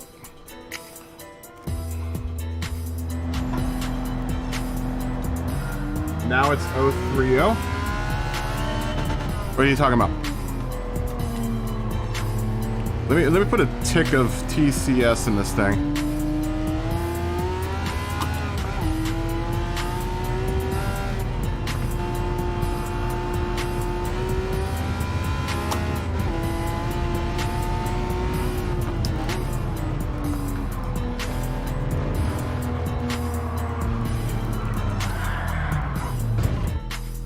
Gets real oversteery, man.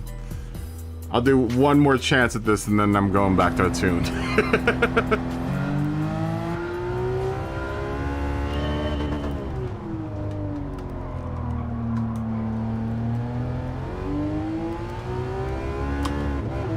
What happened to my sound? Why does it sound all muffled? Damn you. Computer. Get off me.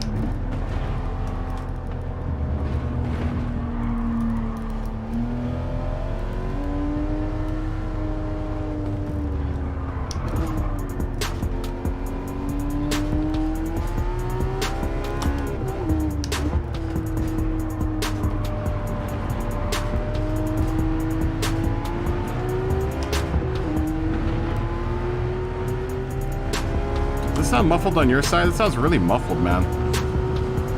Weird. I don't know what just happened with my audio.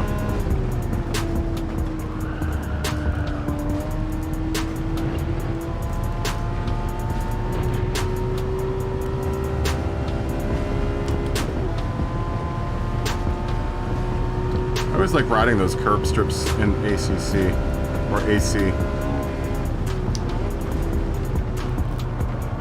This game doesn't like it on this track. And we broke way too late there.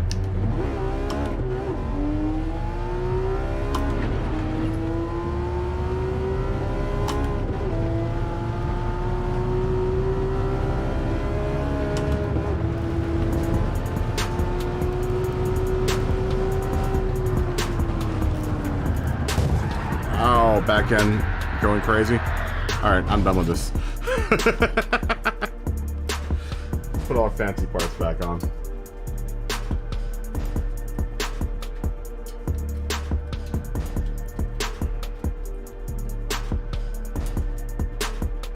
Called Carnage.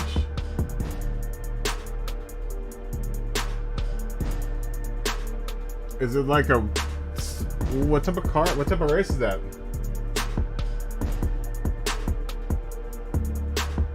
821 something.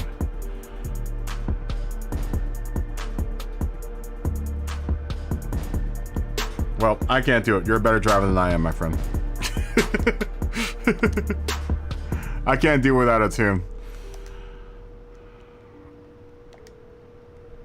You know, we'll just go back to the racing softs and see what happens. It isn't terrible. I almost like the I almost liked it with just the sport tires. Oh, you know what? We'll go back to the... Oh, man. Oh, damn it. Crap. this.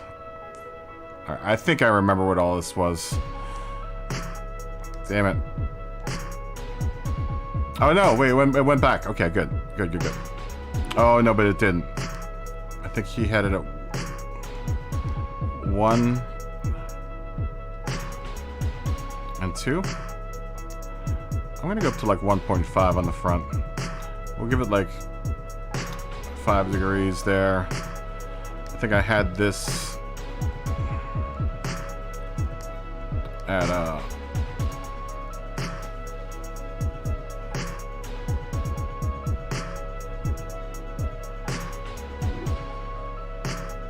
I mean, I never generally use TCS either, but I mean, they do in real racing, so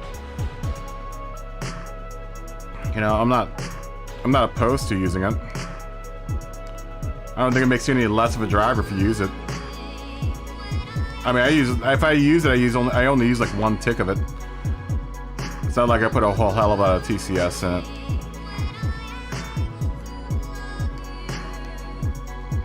We're way out of whack here. We put 150 worth of ballast all the way to the front.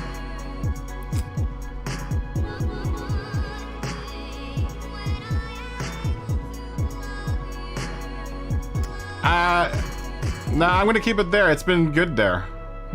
I like it where it is.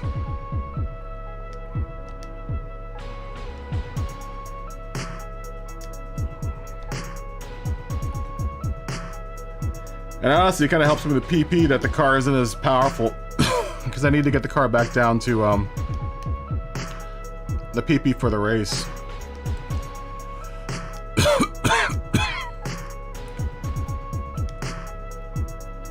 Pretty sure that's what we were at.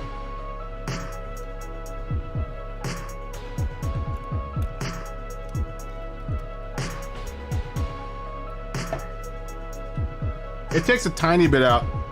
I usually just do 1. It takes a tiny bit out of the spinniness of the car.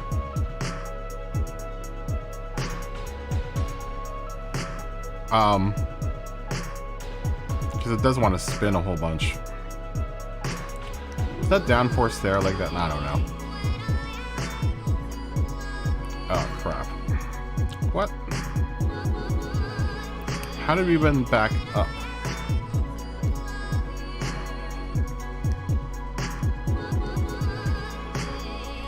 $655, $653, $651, $617, $648.45. That'll work.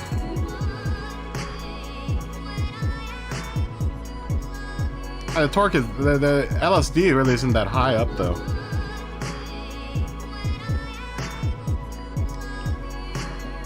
I mean, I'm not gonna even really notice it that much.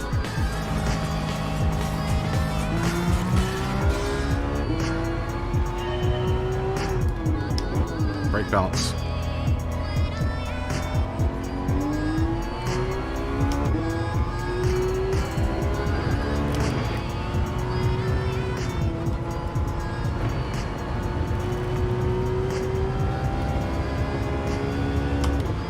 I do notice the power restrictor though.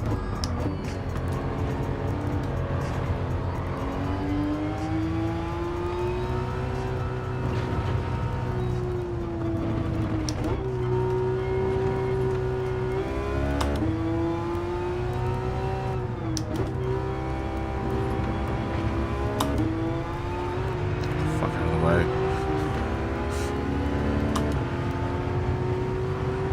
Computer, man.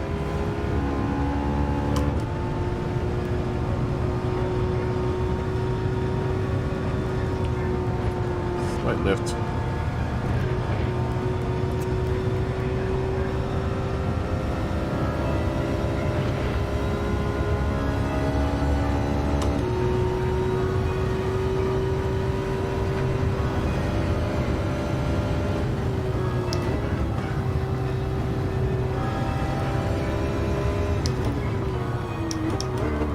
Ooh, I broke really late there.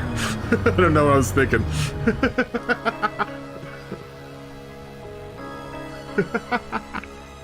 More LSD, man. Yeah, that's my biggest, my chief complaint is the AI.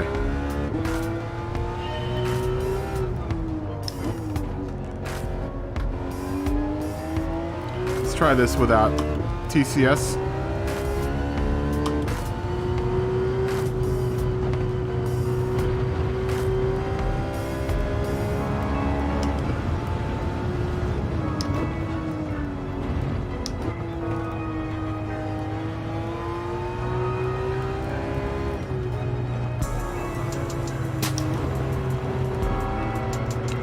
The way.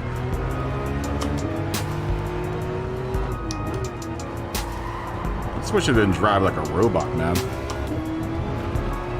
If it had a little bit more humanity to it, it'd be alright. But at least acknowledged that I was gaining on them and didn't try to turn me every time I went into a turn.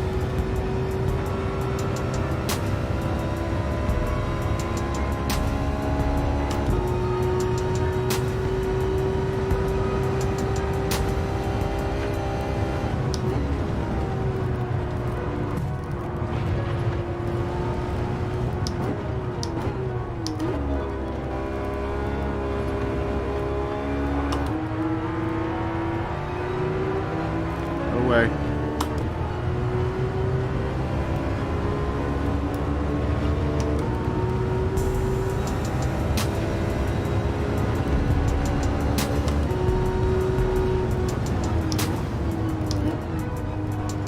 I'll push it in that area.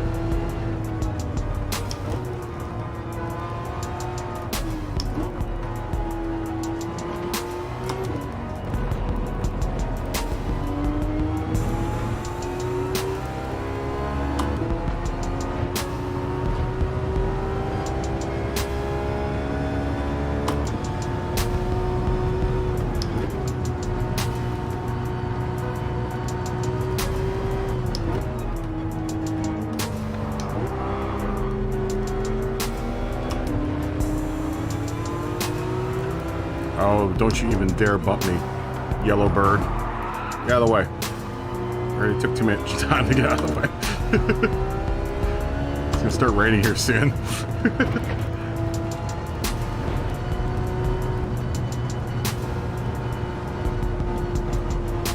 Get thrown out.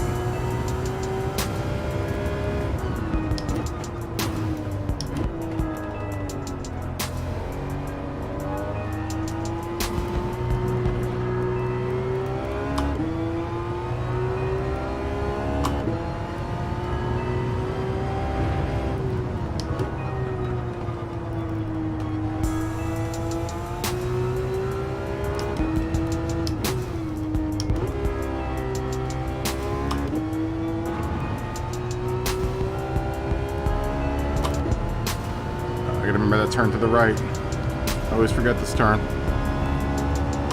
Coming up.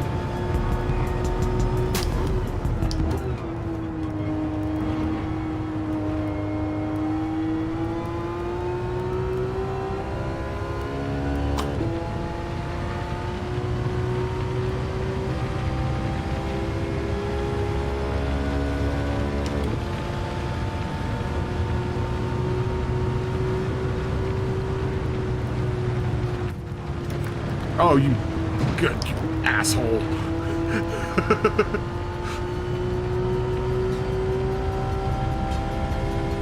AI, man.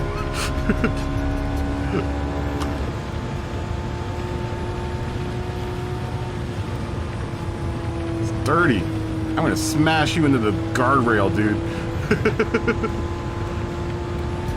Look, I didn't.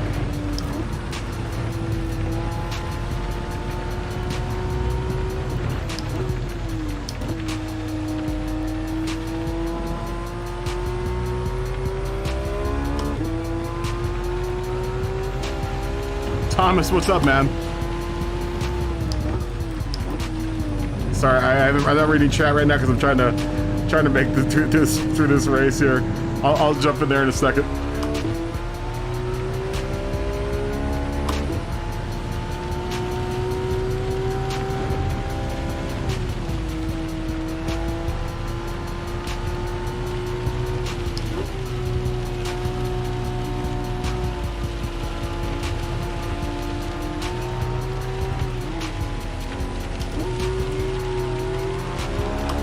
Get out of the way. For God's sakes.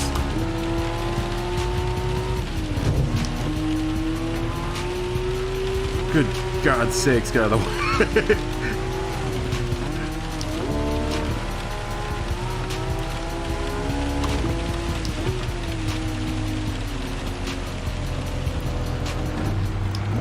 We're gonna get into understeer. The car doesn't want to turn now. Yeah, I don't think there's any way around having those. I don't know how you guys did with racing tires on. Especially if it starts raining.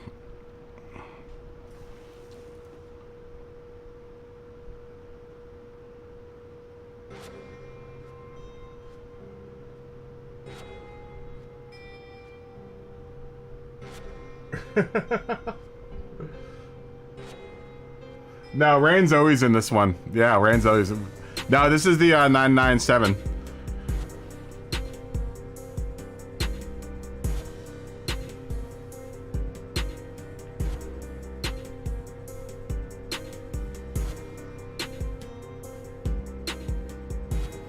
Oh, very nice. Very nice.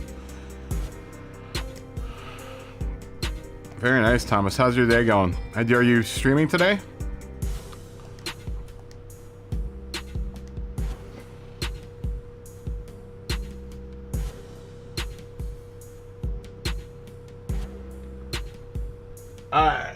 Isn't it the other way around?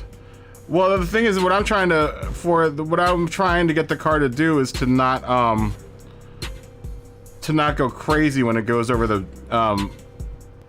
elevation changes here, because it gets bounced around a whole bunch.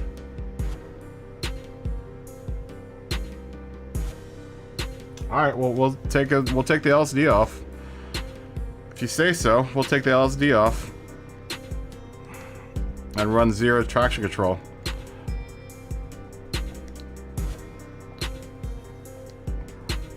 I feel the other way about it, but I mean, you know, if that's what you think, then we'll do that.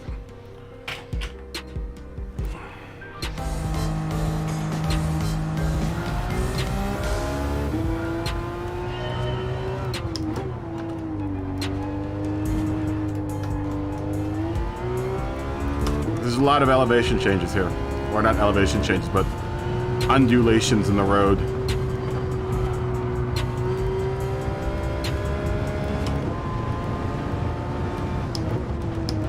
Oh, damn it. You know, I went back to the sports tires, but I didn't mess with my power output, which I probably should have done.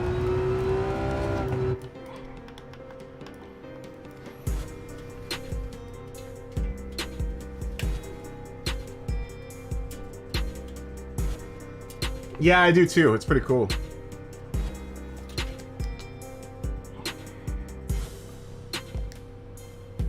The green hell in the rain is nice. I actually like it when it's just fully raining. I kind of don't like it when it comes on. I like it when it's raining and then raining in little bits of the track. That's honestly how I practice this race with in Assetto Corsa. I only run the Nürburgring in the rain in the Alpha in Assetto Corsa. That's the only way I do it. I think we had these increased a little bit. I think that was a 33 and that was like a 35 or something like that. Yeah, the rain in that Assetto Corsa with on this race with the Alpha GT-AM, so good. So good. It just feels so right.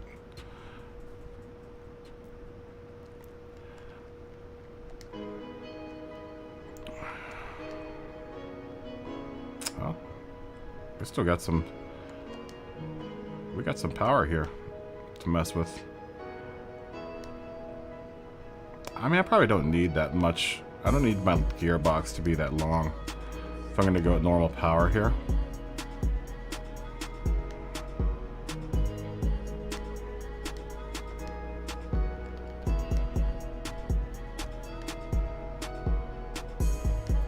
We'll keep it at 330.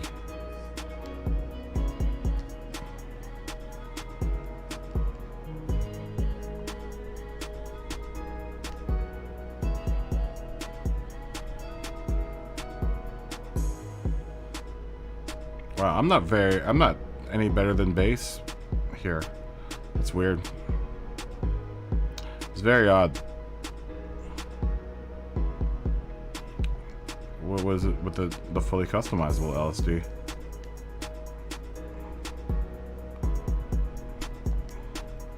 Interesting. Why did the PP drop so much? I'm back at oh, because of all the ballast. Let's drop this down to about 100 kilos.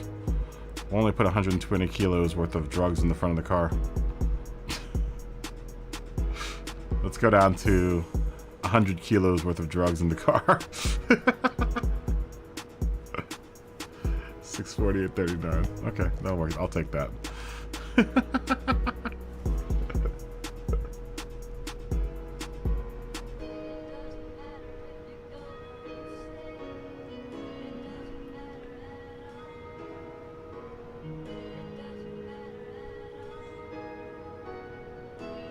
Oh, a Volvo V60? Yeah, man. That's a true performer right there. Why isn't Volvo in this game? I would love to see like a Polestar. Dude, if Volvo was in this game, I'd be driving for Volvo.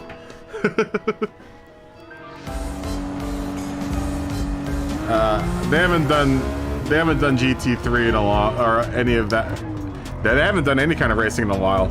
The last time I saw them in racing was in the BTCC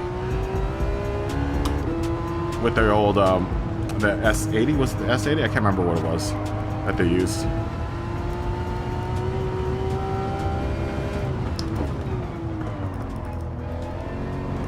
Honestly, I think the ballast is one of the best. Has been one of the best things for this car. I mean, it adds a bunch of weight to it, but it feels so much better with the ballast in the front. Just trying to improve that weight distribution.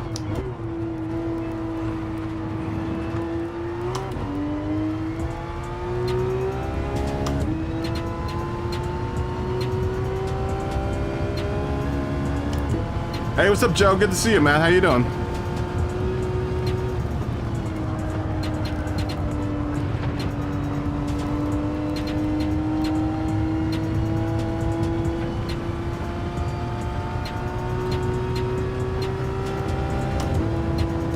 AI.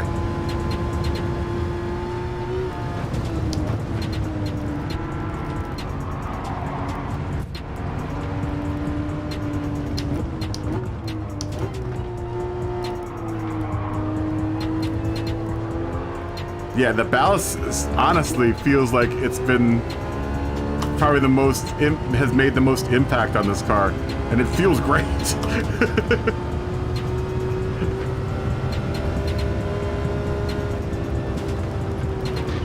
Oh, don't get in the grass. Still in the race.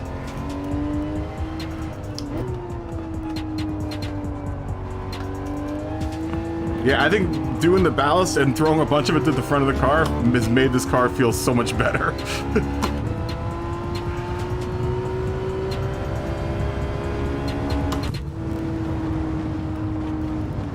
I'm just gonna ignore the AI at this point. It's just like, there's no point in trying to drive fair with it.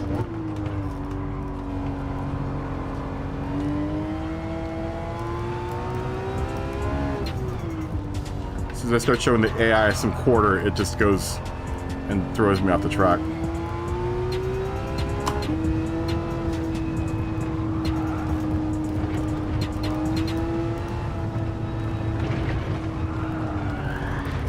Except for there, I should probably should have slowed down a bit there.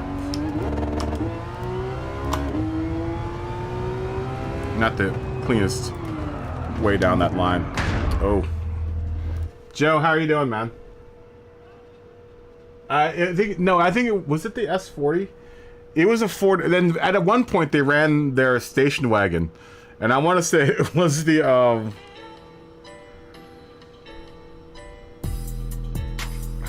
can't remember what it was. It might have been the might have been the S40, but I know that they did the station wagon because I was trying to buy the model of that station wagon.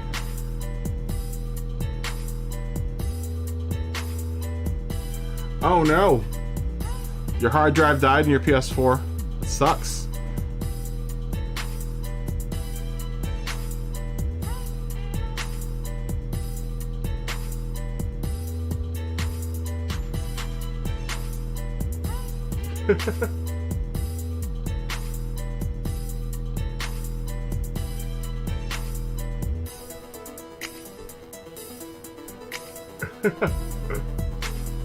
Yes, there is no substitute to doing it yourself.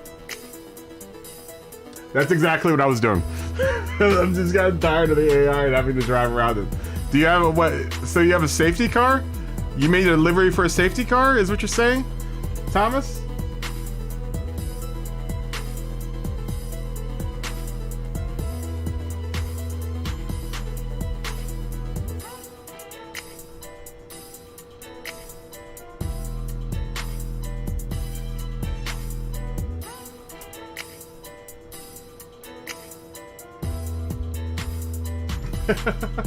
In the Dacia. We don't have a Dacias here.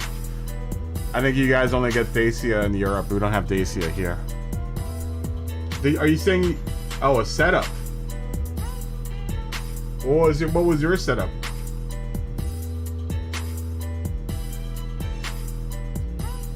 I was trying to figure out what that word was. It looked like safety car from here.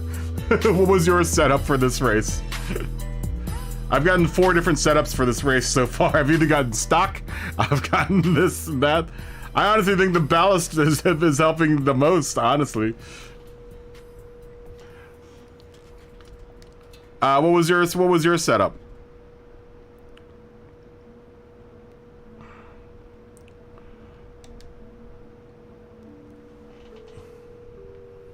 Dacia sponsor. What was your setup? I've gotten like 6 different setups. I mean, they're all kind of the same, except for the one that whatever says is stock. He did it stock with sports hard tires, which I find suicidal. But man, if you're that good, then you're that good. I'm not gonna question your authority.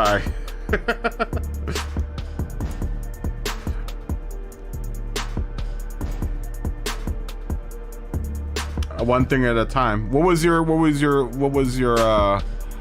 setup? Right now I'm just kind of bullshitting, man. I'm kind of just messing around. If I finish it, I finish it. If I don't care. What was your setup?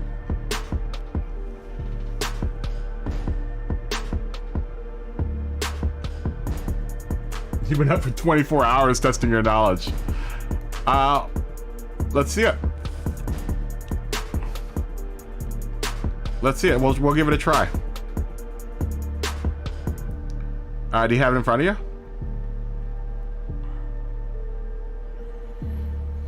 So we can input it in.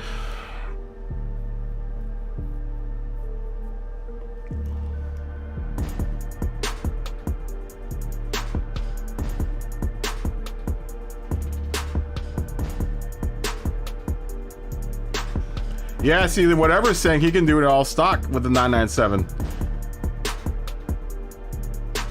Too much to write.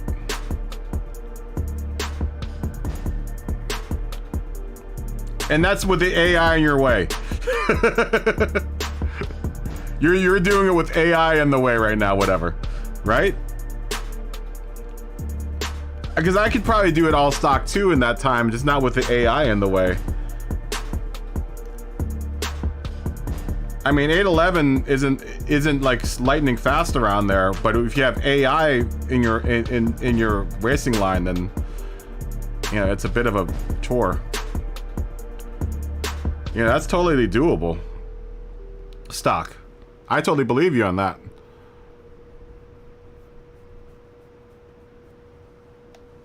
But the AI, you have the AI on, and the AI is in your way.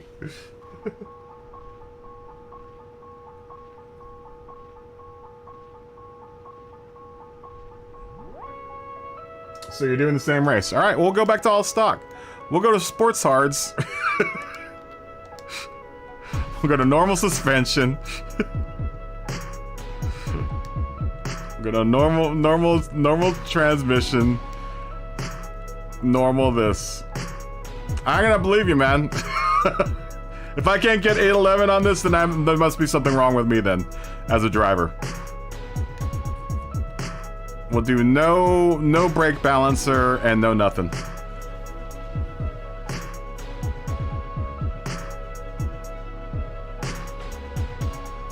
Yeah, that's the thing, is that you can dial out a whole bunch with the suspension. I honestly think also ballast, you can dial out a whole bunch of, especially with this car. Just putting the right amount of ballast into it really helps a lot.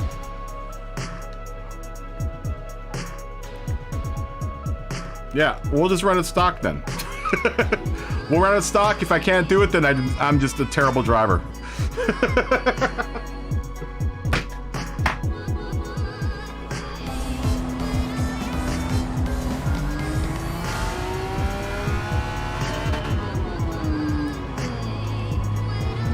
And I'm just not gonna waste anyone else's time, and we'll just do something else.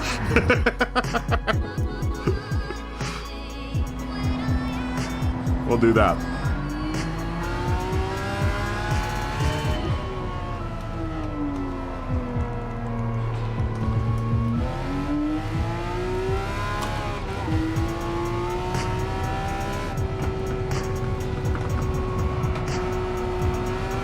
God, get out of the way. For God's sakes.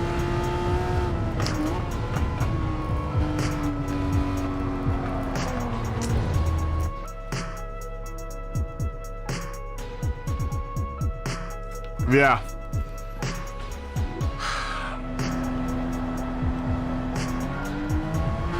Put 0 brake balance too. And you have no brake balancer, right?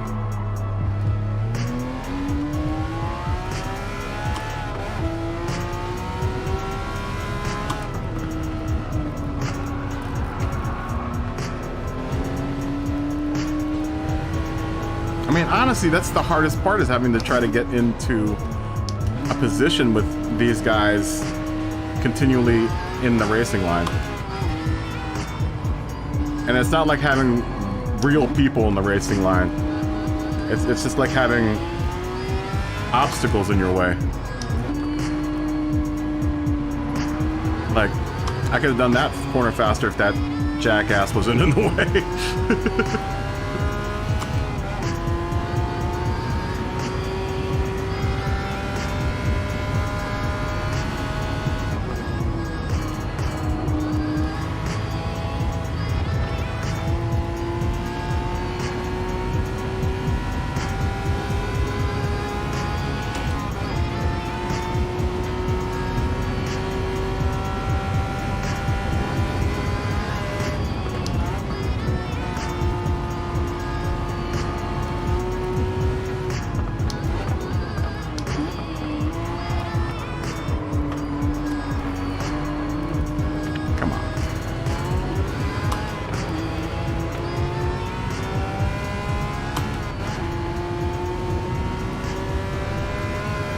Out of the way. God's sakes.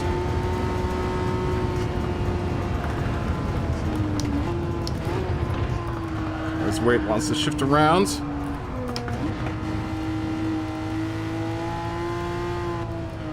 Trying to catch the car. The weight shifts around.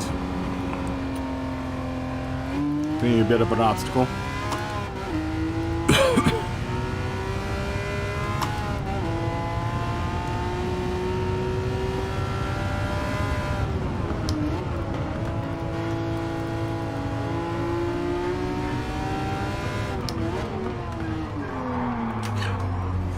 Car's tendency to want to oversteer in turns really sucks. Or understeer. Alright, Hugo, have a good night, man. Ray, what's up, man?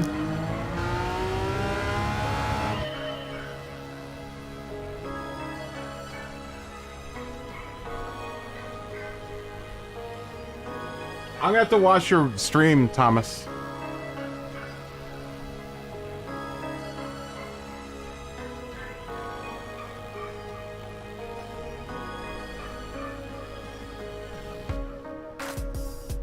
That's very nice. Dude, I'm gonna watch your stream, Thomas. Everyone go check out Thomas's stream. We always end up streaming at the same time, though, man.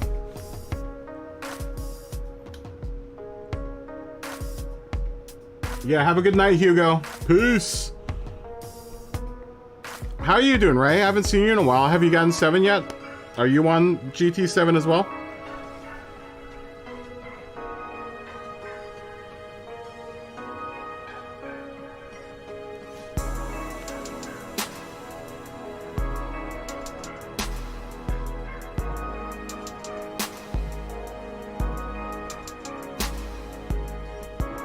Yeah, I'm not on welfare. I have to work, so.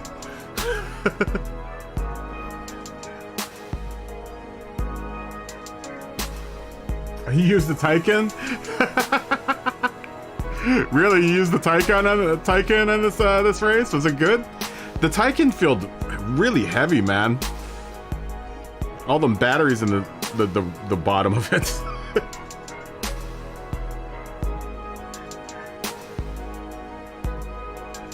No Raid Shadow Legends for you.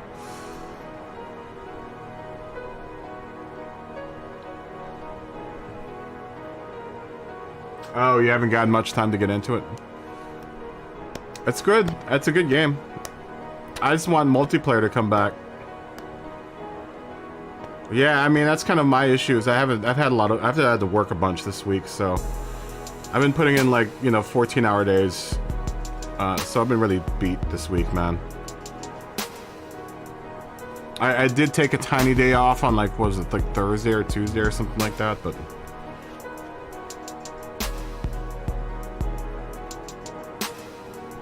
the next race. Spa, yeah. I can't wait to do Spa.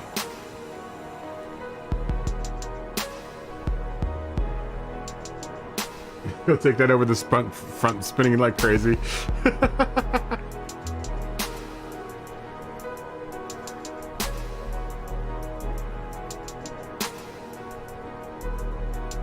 A 700 pp. This race is 650. This race is 650. Oh, you're gonna get your Fnatic DD. How do you like it? Seems like you love your Fnatic DD.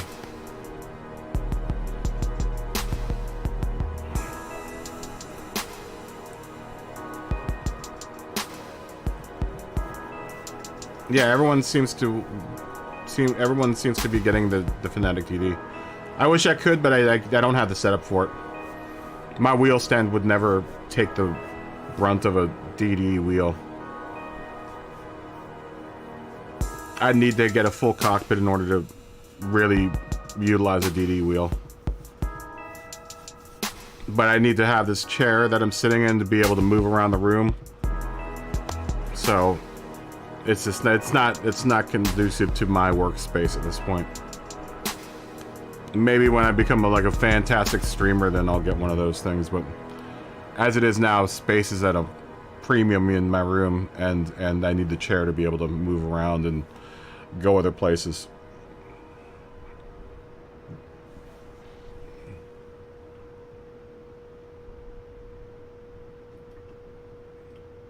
Oh, you're way ahead.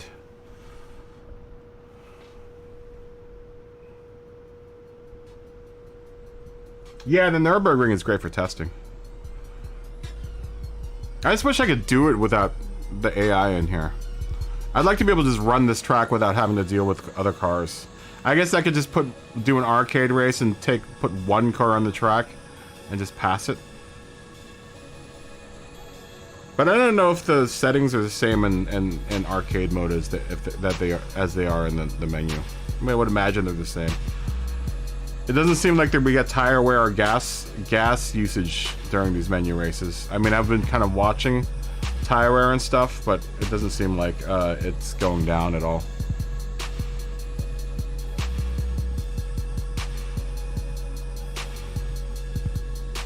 Oh yeah, the DD is gonna be completely different than the G29.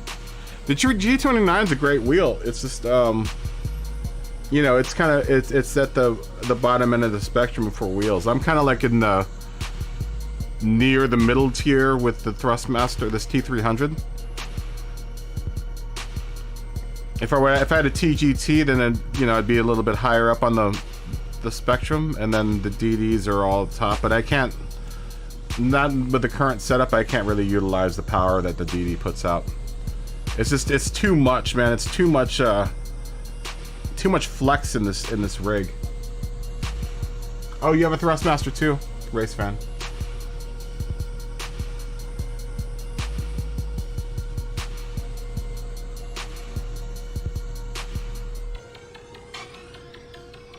Oh, that's right. You guys have folk racing in Norway. I forgot about that.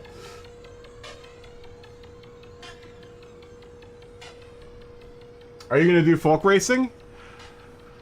That's dope. Folk racing sounds so dope, man. Some of those cars have been racing for like 30 years. They just get passed down from generation to generation. That's pretty sweet. Yeah, I'm gonna probably stick on this. I love my Thrustmaster, but this T300, I love it. I'm sure the DD is would be awesome too, but like I said, I can't afford to have a seat that doesn't do anything but sit in front of a wheel. I wish you could just take this. I mean, my rig, I can actually slide the seat out, but it would be a terrible seat for doing like work on my RCs or working on models or even just reading. You know, this is like a good reading chair.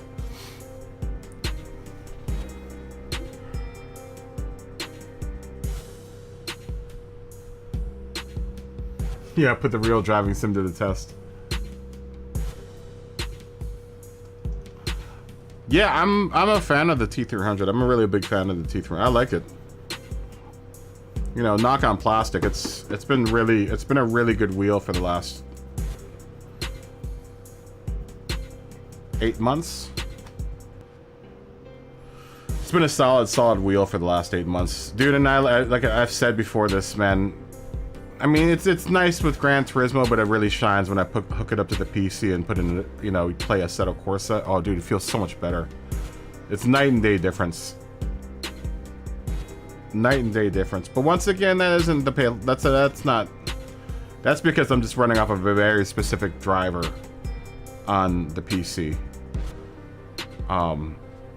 It's more accurate. I can be really more. I can be more specific about where I want stuff with the actual Thrustmaster driver, and it just feels so much better on the PC. I would honestly, dude, if I had more of a PC audience, I'd probably drop Gran Turismo and just do a PC racing. But I mean, all my homies are on the PlayStation, because I've really gotten warmed up to both ACC and AC. Are kind of more my speed. I just do this because all you guys are out here. You know, I'm not gonna make a whole new set of friends. I already got a good set of friends here with the PlayStation, so you know, why wreck a good thing? But if I had if I didn't do any of this, I probably wouldn't even be playing on the PlayStation. I'd just be doing straight PC. This just responds so much more sharper on the PC. You get a lot more information in the wheel too on the PC with this thing.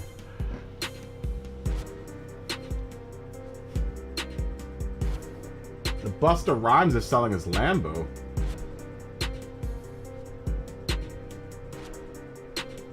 Do I watch F1? I don't. I keep track with F1, but I don't watch it. I need to start watching it regularly. For a while there I was, but for the last like 5 or 6 years I haven't been really following it. Just because of life. You know, it's I don't have TV. You know, I just have streaming. You know, I stream all my services. So getting F1 races in the United States without having a TV is kind of tough. Or some sort of subscription to like a race, one of those race streams.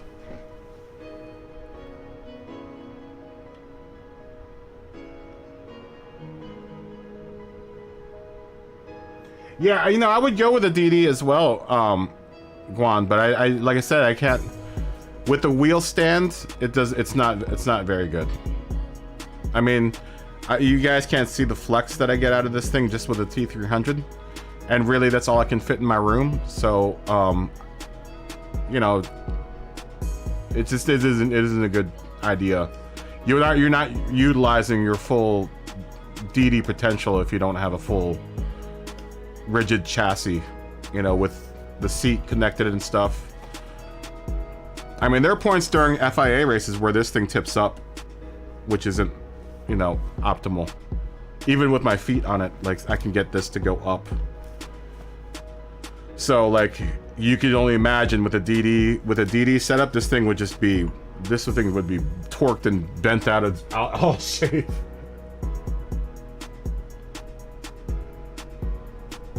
Wow, Haas made it to the top 10.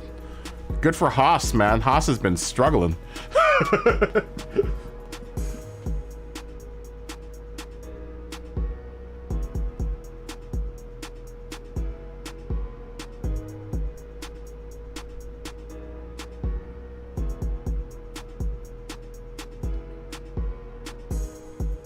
Give me I'm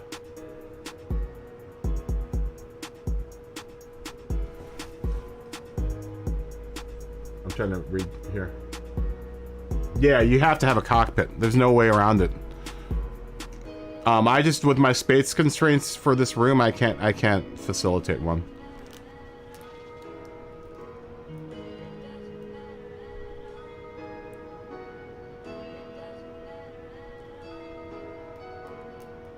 I actually just got a Disney Plus. My brother gave me his passcode to his Disney Plus last night actually. So now I have Disney Plus.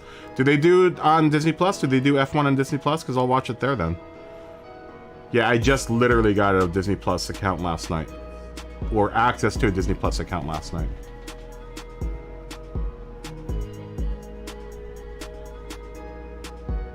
Yeah, for a full-on direct drive, like, I wouldn't. In my situation, number one, I just bought this wheel, so I'm not buying another. You know, I'm not flush with money right now, so I'm not buying another wheel. But I would need to really have a full cockpit in order to fully utilize a direct drive wheel.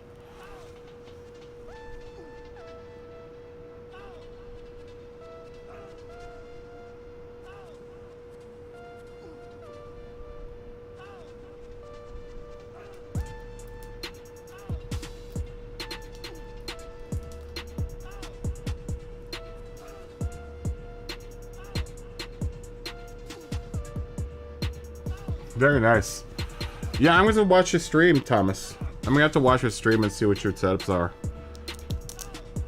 I've seen it show up while I've been out at work. I've been seeing you streaming on the phone, so I just haven't had any opportunity to watch it while I'm working. It's been a rough week, man. It's been a rough week. I also had a friend die at the beginning of the week, so I've been dealing with that.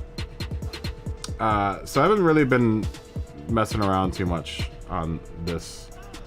I had a lot of stuff on my mind, man. A little sidetracked right now. A little sidetracked. But we'll get back there at some point eventually. I'm in no hurry.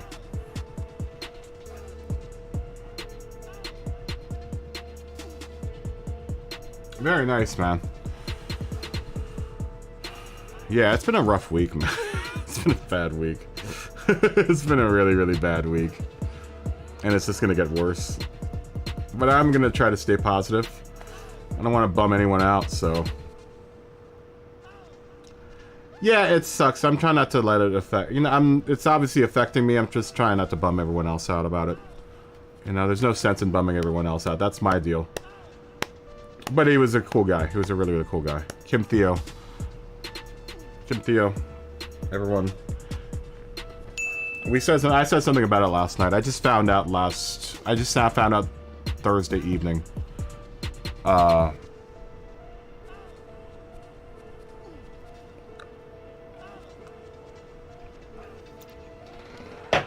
Really, really solid guy, man. He was a set medic. He actually helped me out a couple times on set. It's a real bummer. Real bummer.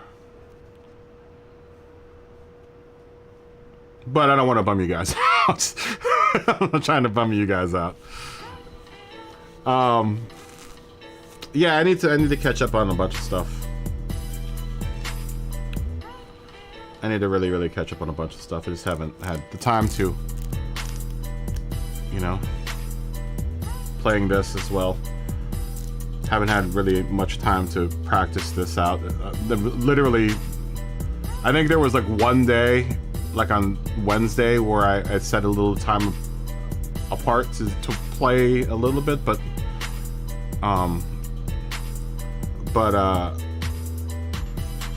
literally the only time I really play this game is when I'm on stream.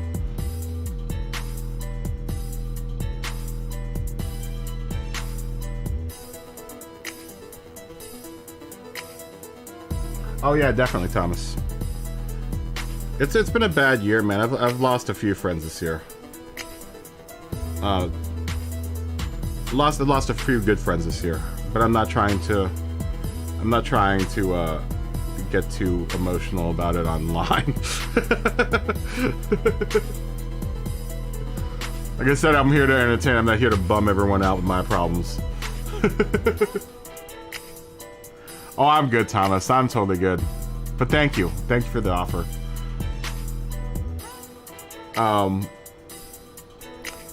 And I will talk to you if I need someone to talk to. I'll definitely look your way, my friend. But I'm good. You know, I've dealt with death in my life before, and especially in the last couple of years. I've had a lot of people die on me. Go back to your green heaven.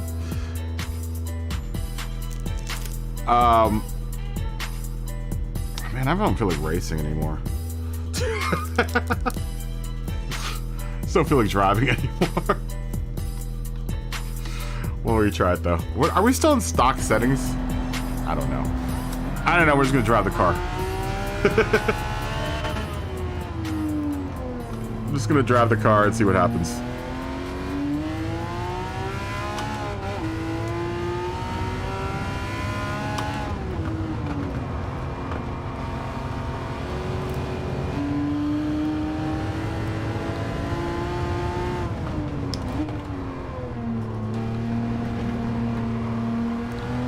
Come on. Real spin. It looks like the rain's actually coming. It's gonna rain sooner in this race.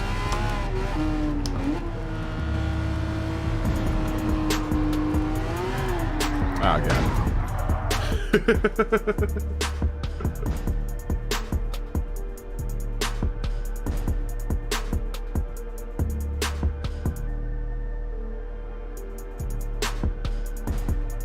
You're gonna go private later.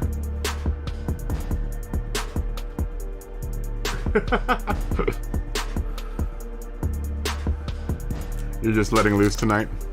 Just be careful what type of music you play online, because YouTube will come down with a band hammer on you. Actually, the music rally, when I streamed this the first night, dude, music rally, totally. Dude, I got so many like warnings from that first night because of music rally, and I was just like, oh God. So be careful about what music you play. Luckily, my music is supplied by my I guess business partner, if you want to call it that. Because he's the guy that helps me do all my designs and stuff, and he's a consultant. He's consulted me on a couple things for the channel. So, but he's my ex-roommate, my old roommate, and that's where I get my music from. And I think he just applied for ASCAP and for BMG. Is that the other house that does music licensing? But he's authorized me to use his music on the stream, so.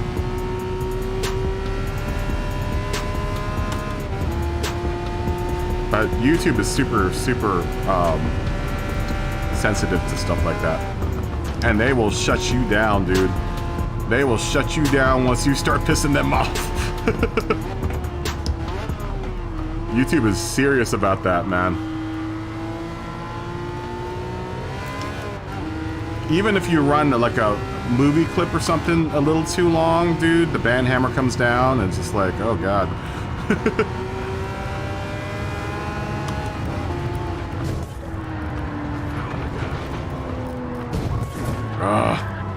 Flat pick, what's up, man?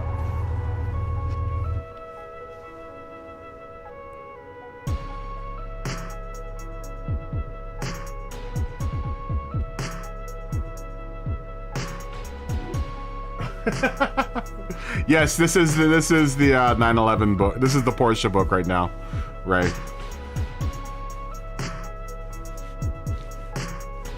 Yeah, they're kind of funky, aren't they? The RSR though, man. I drove the RSR last night and I love the RSR, dude. Oh god, it feels so good. It feels so much better than Sport. It feels like heaven. It feels like going back home. I drove it last night for the first time. We tried to do a couple lobbies at Deep Forest for the manufacturer's race. It feels like going home. It feels like going home and there's a warm pie sitting on the table and all your family and friends are around the table and you're ready to like eat a good meal. The RSR feels like heaven. It's like, oh, so good. It feels so good to be back. I totally get it, Ray. We've been wrestling with it.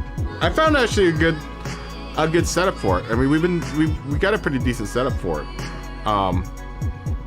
It's just I'm trying to test whether, because whatever can do it in 811 stock. He's been doing it stock and doing it in 811. He's definitely a better driver than I am because I can barely get past. And it's the AI, man. I keep on saying this, and I feel like a broken record. But the artificial intelligence, man. Oh.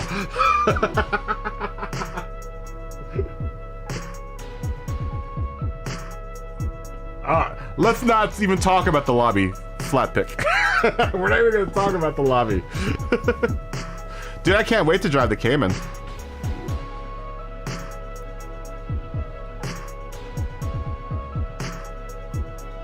Yeah, this is an RR. Yeah.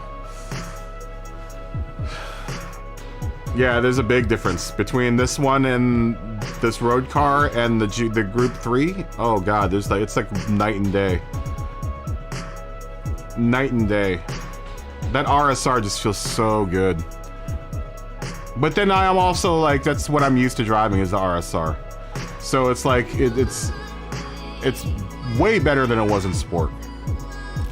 Way better than it was in Sport.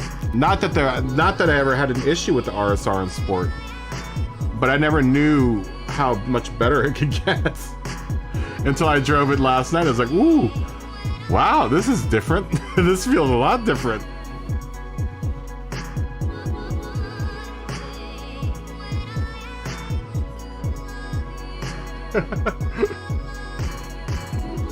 Are you talking about the Cayman in the rain? And the RSR? I don't think you can do anything to the engines for those cars. I haven't broke the Cayman out. Man, I should break the Cayman out. Because I haven't driven that car yet, either. I haven't tested that thing out.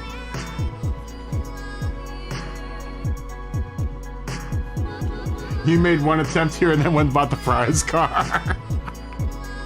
I might do that, man. If I get desperate. I like driving this race, though. I like doing this race. I like the Nordschleife. Yes. Like I said, I didn't buy either one of the RSR or the. I did the whole thing where I waited for them to. And this was my plan. I was like, I could buy the Cayman and the RSR now, or I could just wait for me to get them when the manufacturer race goes on. Do you have a replay? Let's see your replay. Where is it? Where can we see it? I would like to see your lap around here. Not that I don't believe you, whatever. I just want to see your lap. I just want to see you do this stock. Do you have it up? Do you have it up? Can we watch it?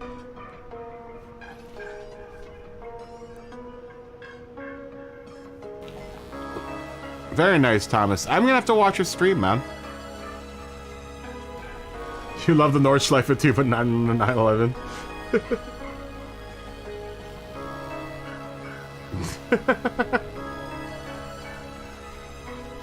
Well, let's see if I want to see whatever is replay. Do you have a replay? Can you share it? And we'll watch it. You know, I haven't even added you. Add me as a friend, whatever. If you want a friend.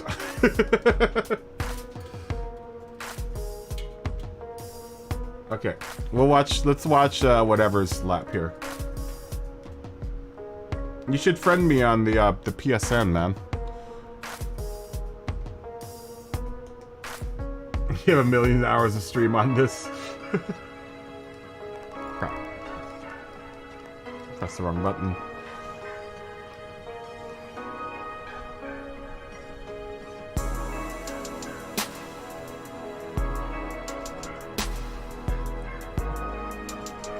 Okay, let's watch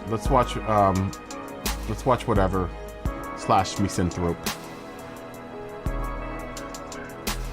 to this race.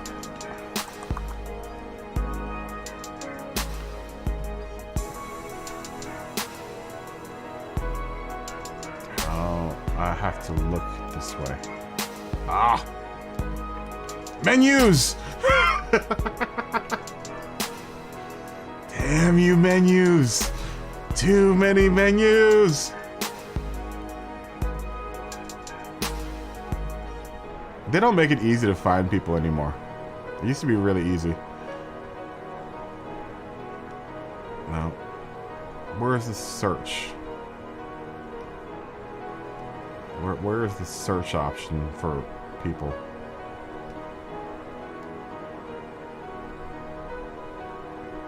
Where isn't there a video broadcasts function as well?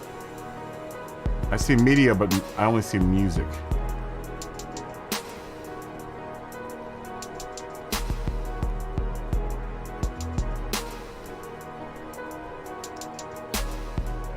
You have no friends? That's not true. You got us, buddy. How do you search for people on this now? How do you do that?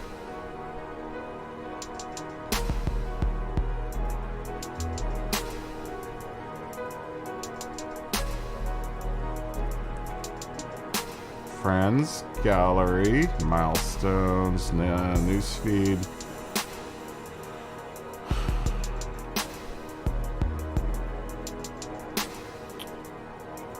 Where is...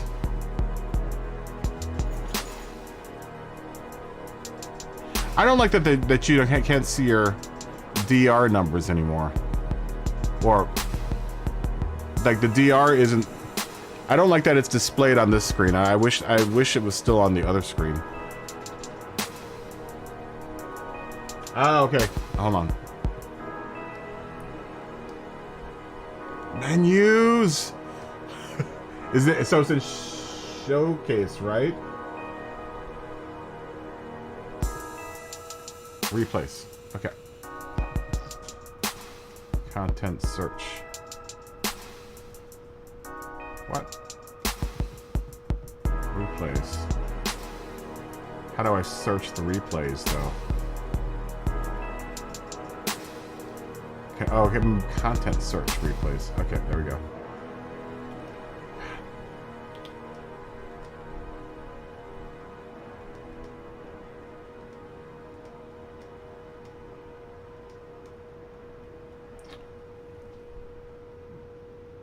$3,300.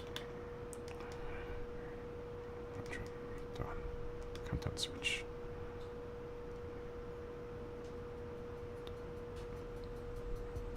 Okay, well, how can I just look at his...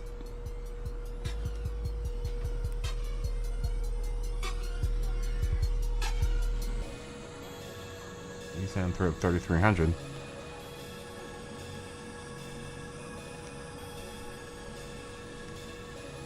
Yeah, this little search option, this search engine sucks. So how do I just find people? Is there any way to just look for profiles? Because it's on his profile. How do I do that?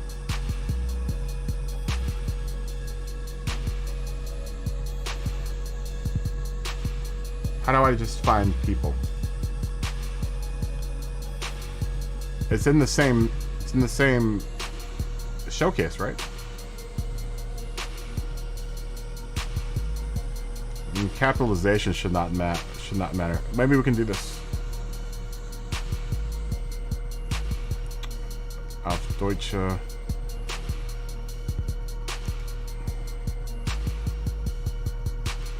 No. I just did, yeah.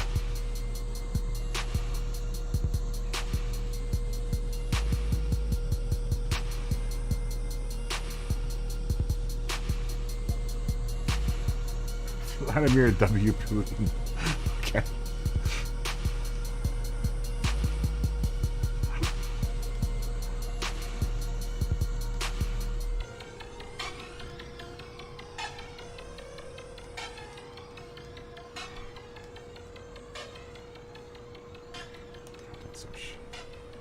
Nothing. Let me try doing it without a name there. I mean, we'll probably get a million of them.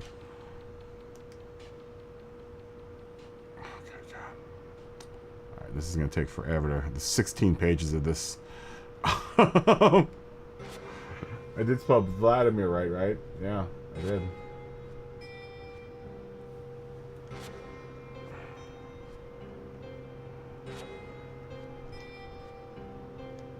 How do I find just someone's profile? It used to be that you could go up to... It was up here, right? To find people?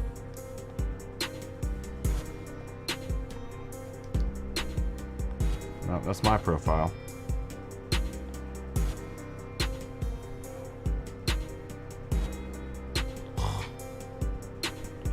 Let me try the Vladimir W. Putin thing again.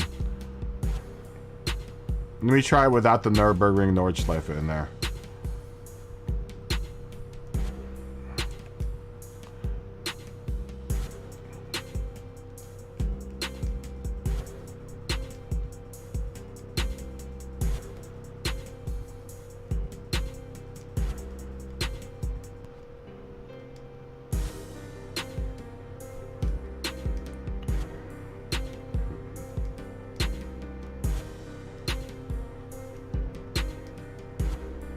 Yeah, it's not showing up, man.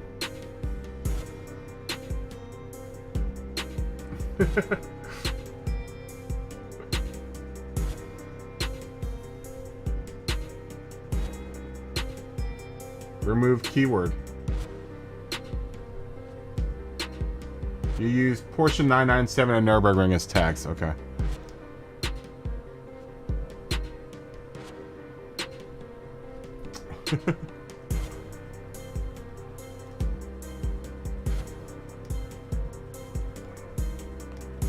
We'll do that.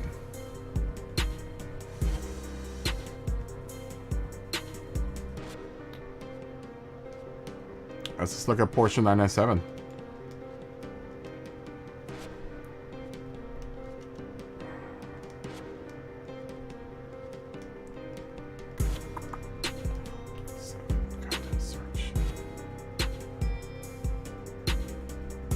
That is the only replay I get for Porsche 997. I have one hit for Porsche 997 on the replays. It's around Goodwood. That doesn't make any sense. I honestly think this whole search thing is broken.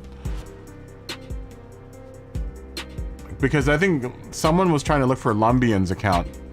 Mark was trying to look for Lumbian's account the other day, and he was having problems finding him.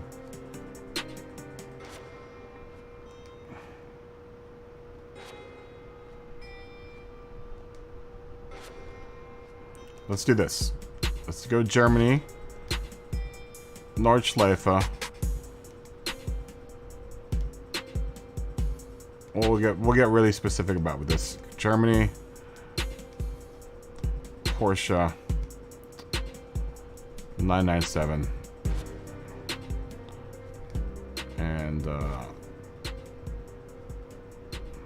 The menu race, yeah?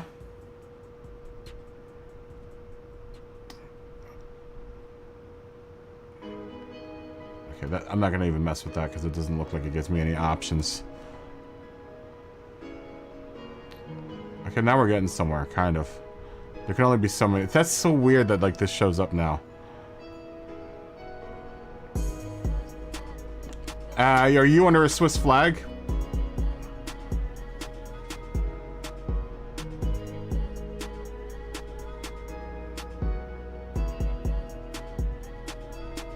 My PSN ID is Kaboom Operator.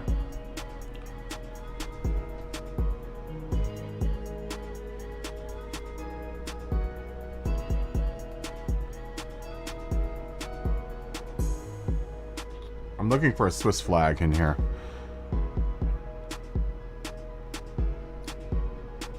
Where is it?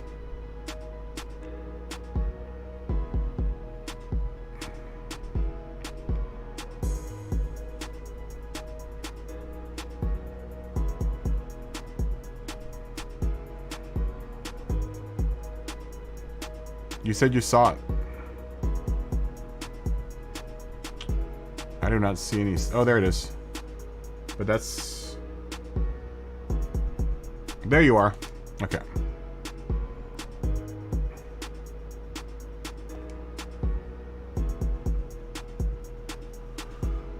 Alright, let's watch this.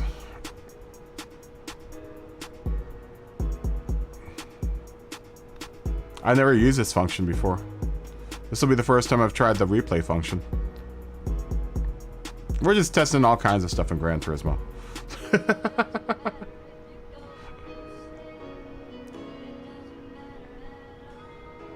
Luckily, it was a big group of Swiss flags there, so it was easy to find.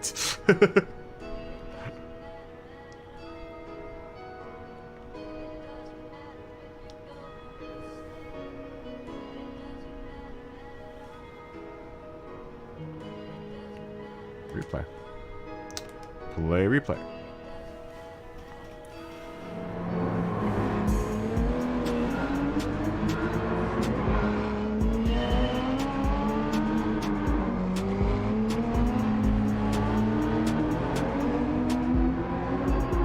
You guys probably want to see this view, right?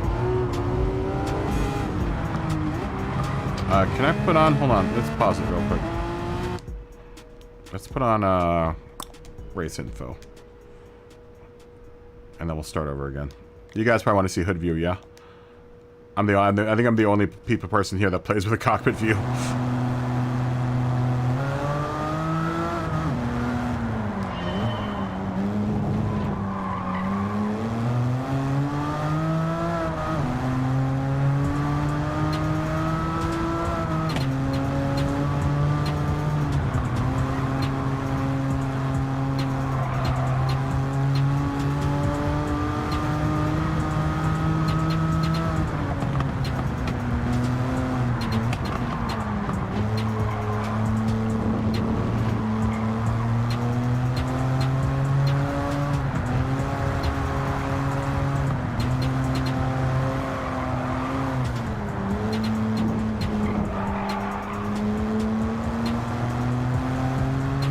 What level are you playing on, whatever? Oh, I know you racing cockpit view, Bananas. Josh Bananas!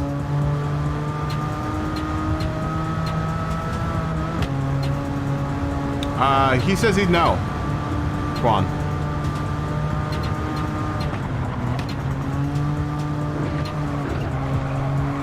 Oh, you've got counter steer on too. That's why you're going so fast, because you have counter steer on. I don't have any of this stuff on. I don't have counter steer, and it looks like TCS is on as well. Because I see traction. No, not counter steer, but something's on. That little red triangle that keeps on flicking on. That's probably why you're going around it so fast. And it looks like you have something else on. I don't know. That looks like it's traction control. It's not flicking on, but it's on. I mean, that's... Yeah, traction control just engaged there.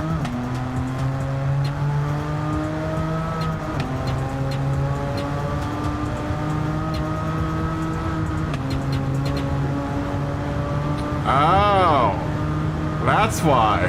That's why you're so fast. It's because you've got these two aids on.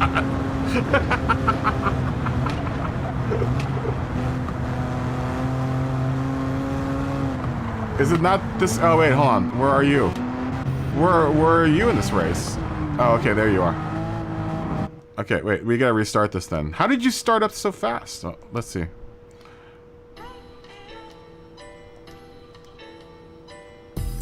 Go all the way to the beginning. Hold on, let me kick out of this. We have to reselect the car. I was wondering, I was just like, what's going on here? Why does it start me there? There you go.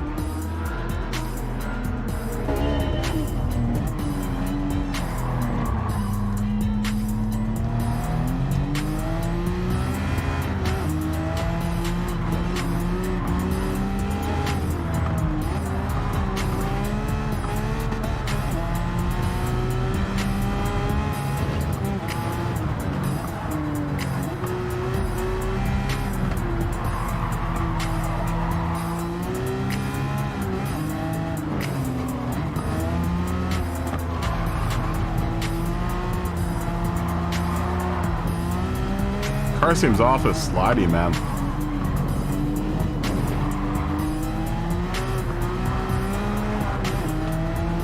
It's kind of like a drift race. There's your pass in the grass, Scotty.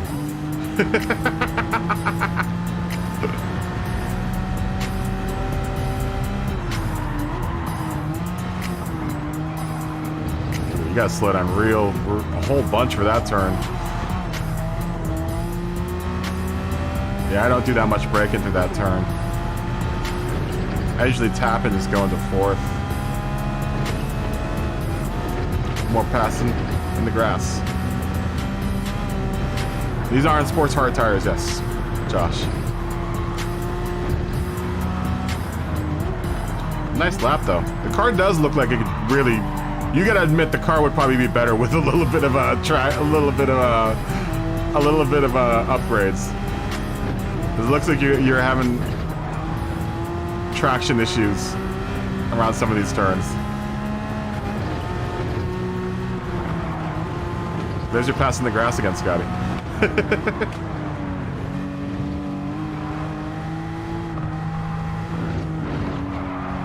So I guess you can pass in the grass at the Nordschleife.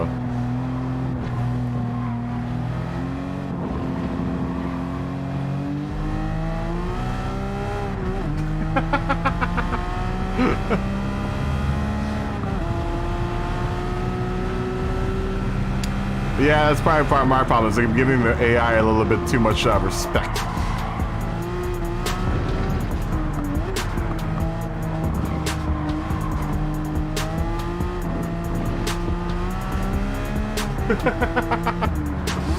Dude, I hate the AI in this. So annoying. Ooh, almost lost it there. Very nice to save though. Are you on the wheel or are you on a controller or whatever?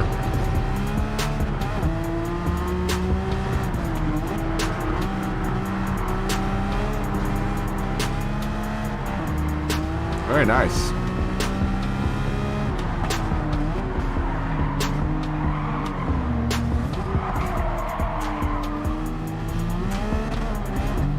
Yeah, I should start ramming the AI a little bit more because I'm giving the AI too much courtesy.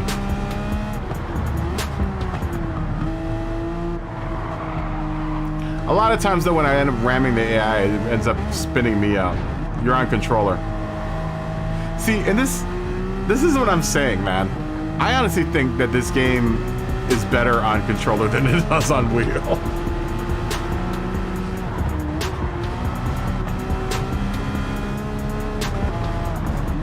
I don't think the wheel is any better, honestly, because when I used to play this game with motion control, dude, I could get away with so much with motion control.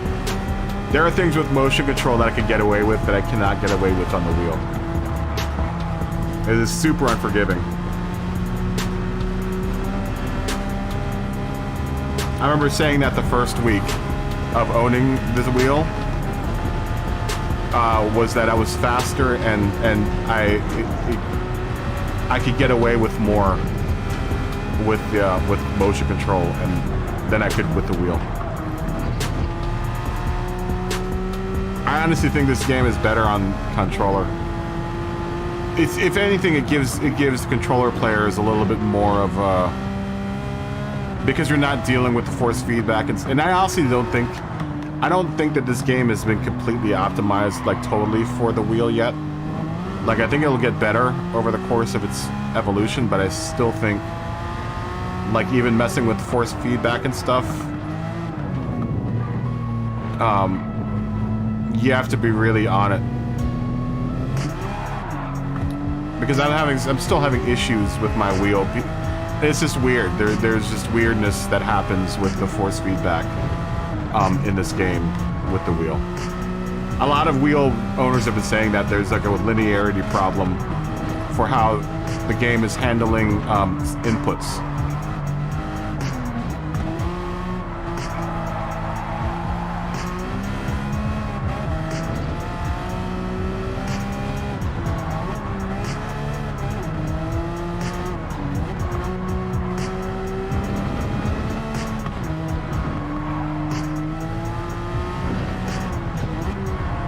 Yeah, this game's been a little twitchy. I don't know if anyone else that's been driving with the wheel has experienced that, but the game's a little twitchy on the wheel. I tried to dial it out with my force feedback settings, but it's...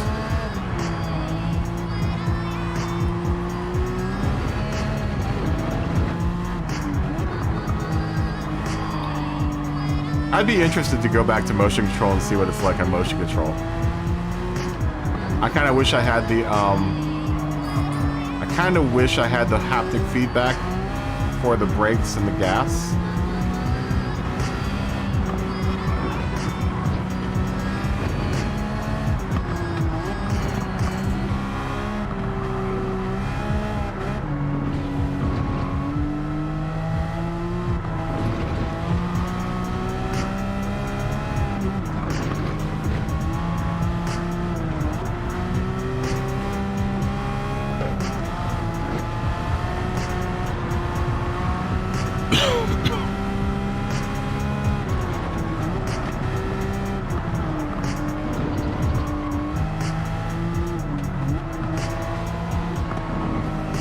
Very nice technique, though, whatever.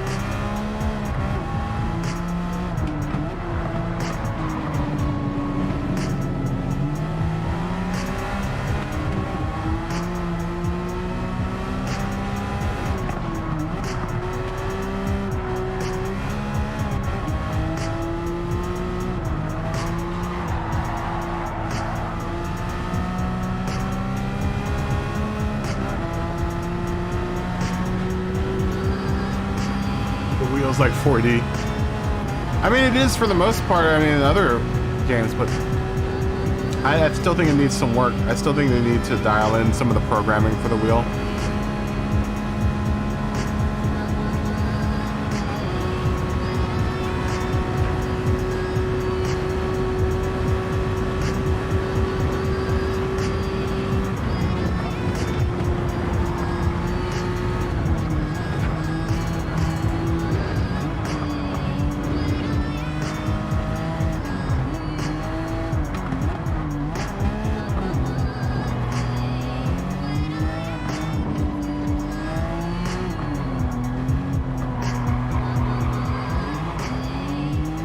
Very nice lap, man.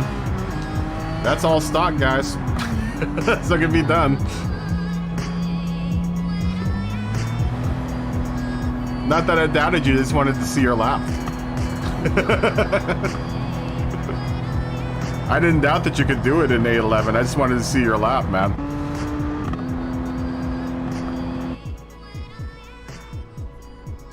A nice lap. Does anyone want to watch that again? Let's watch it again. Pick up a few pointers for anyone that's driving this race with a controller. I should try it with motion control again, man. I haven't used motion control in a while. I actually kind of miss it in a way for this game. The trail braking wasn't easier, but steering definitely was way easier.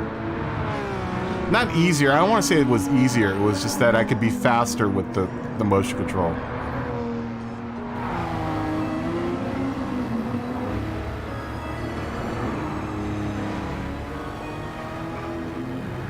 This is the outside view. Let's see that pass in the grass again.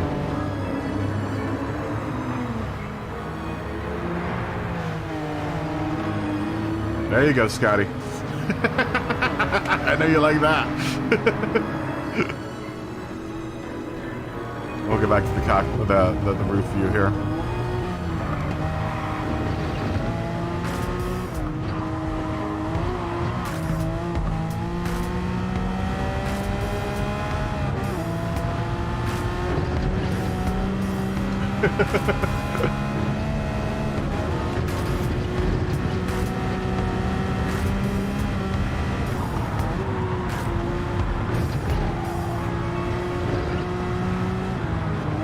Yeah, see, stuff like that I could get away with motion control, but I could not get away with on the wheel. Like, getting on the grass is super unforgiving on the wheel. Like, if I did this right there, spin out. It would spin out every single time. Even with no power, as soon as the back wheels get off, the car just goes out of control.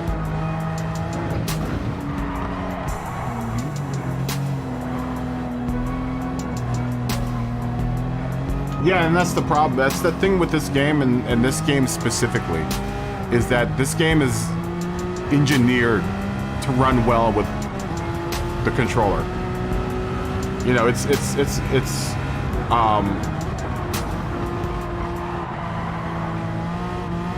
optimized for the controller so well, man. And I remember when I made the transfer over, it took me a good long time to get used to the wheel, because there were things that I could do with motion control that this thing just will not do. Especially like getting off of track and stuff and going into the grass. Dude, the wheel is super unforgiving. Any kind of thought of going into like slightly off track, just forget it, you know?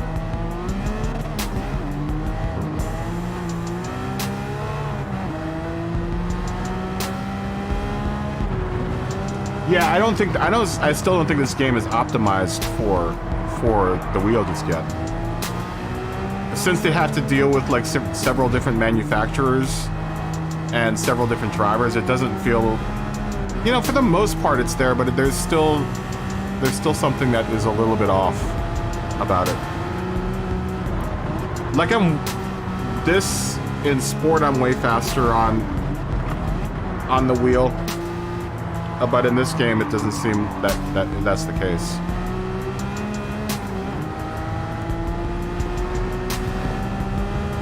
I wonder if I can get used to driving with motion control again, just for shits and giggles. And for anyone that doesn't know how to use motion control, or has never even seen motion, I don't think a lot of people even know that motion control is a thing on this game, but it works. It works like a charm, dude. There's always the argument whether or not motion control is faster than the sticks, which is going to be an age-old argument, I think, because there are a lot of people that swear by motion control. I used to be one of them. I still do. If I'm on the controller, then I'm going to play with motion control. It just feels more natural, and I'm faster with it.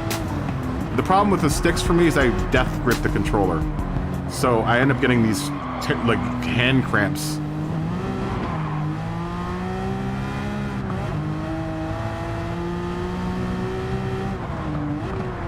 Well, I know that, Scotty.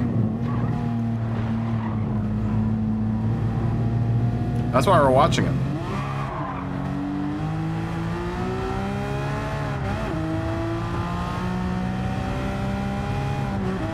You know, especially that race that when I swapped, when we switched over, we were on Tokyo.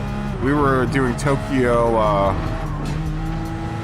Inner Loop, the one that I like, with the little cargo area and you know, you go down to the tunnel and you take that sharp right at the very end and go into the S's. There were things that I was doing with the motion control that I tried doing with the wheel, and it just would not do it. It was just like, you're not doing that.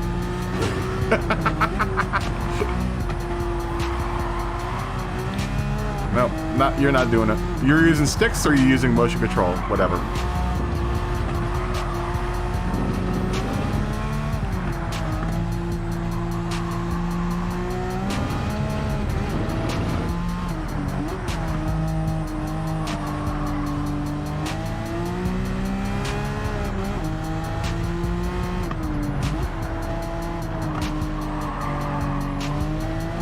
That's crazy. You don't get it. You didn't get any rain in this. It doesn't look like it.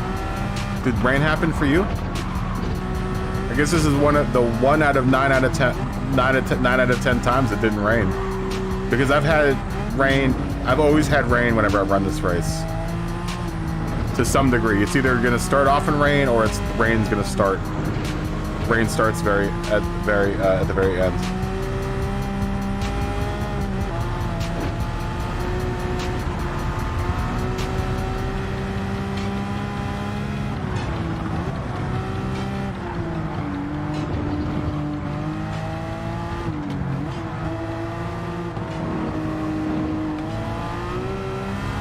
You can't do motion control? You should. Have you ever tried it? It's so good.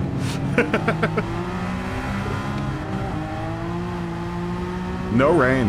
That's surprising. This is the one time I've seen it without rain. It's getting cloudy on you though.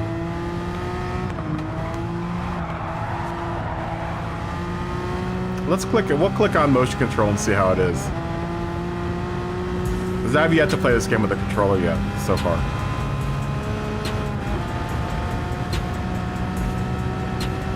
It's gonna take me a second to get used to motion control again. But toward the end there, I was getting really fast with motion control. At least for my class, I was getting fast with motion control.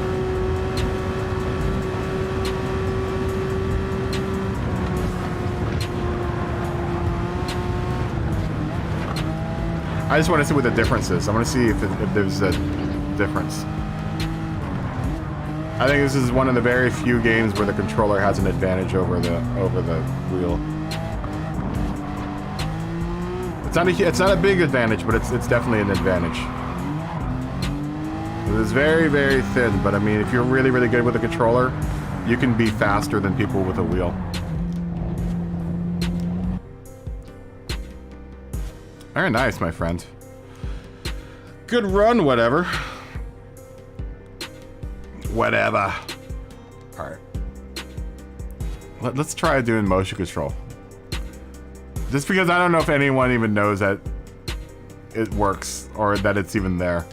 But if you ever want to try to do, if you're out there watching and you want to do motion control, what you have to do is you have to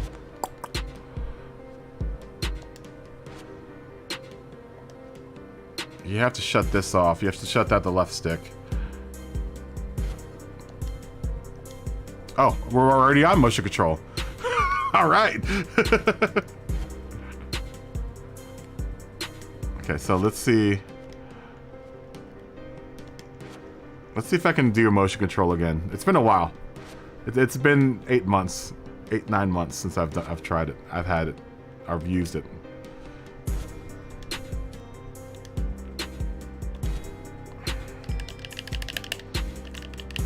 The reason I stopped using it too was because my shoulder has gotten screwed up over the course of my career in the movie business, so.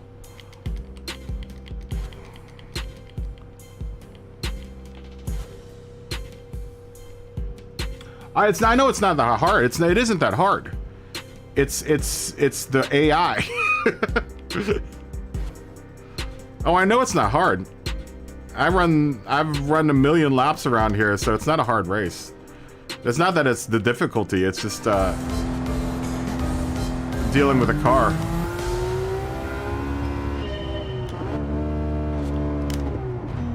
Alright, I gotta get used to this again. Gotta get used to this. This is how I used to do all my races.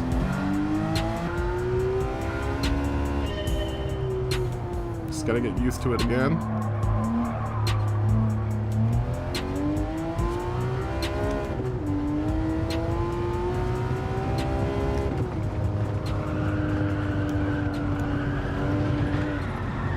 Wow. It's way weird with the... Oh, you know what? This controller might be fucked. Because this controller is kind of screwy.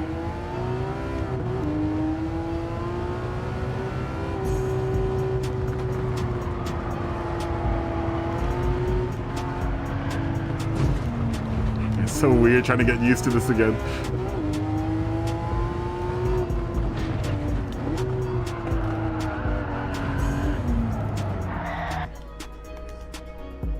Come on, motion control.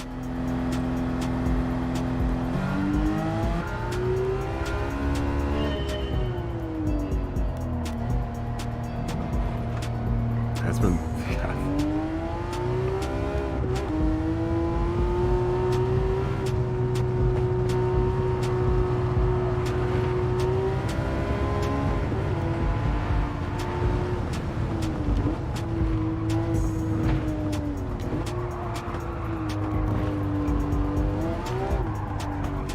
Got on the gas while I was on the grass. There was probably an ill-advised move.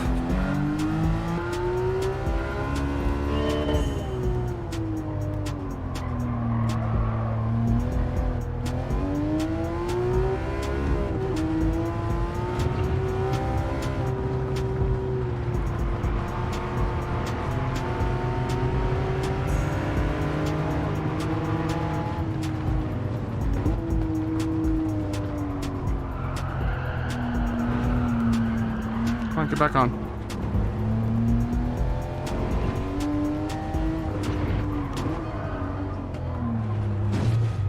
It would take some time. I'd have to actually do a track that isn't the Nordschleife to get used to doing this again. It's been a long time. Come on.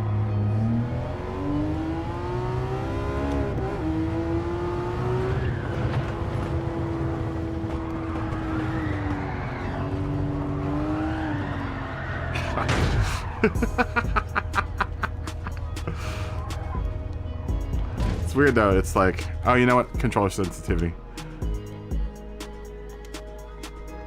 Yeah.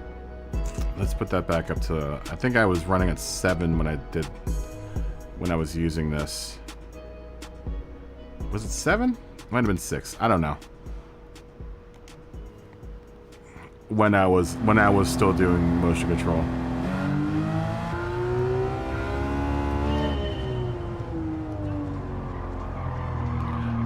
It used to do this thing too, when you go to center, it would just lock in the center. It was kind of annoying.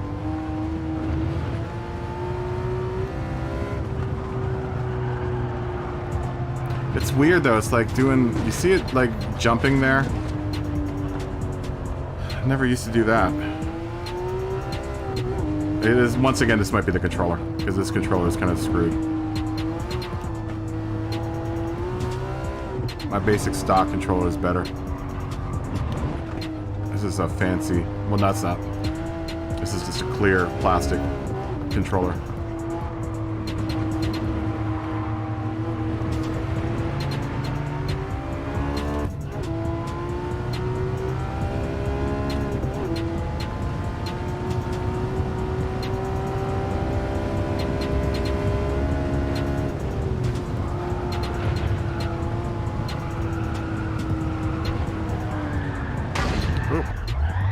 A little bit in the grass there.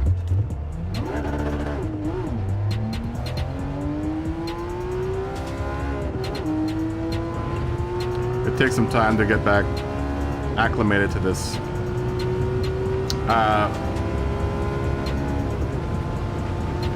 It's still fun though.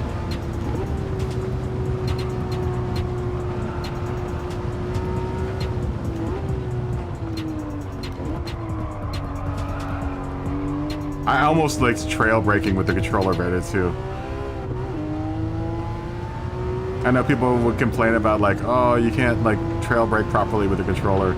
I tend to disagree with that.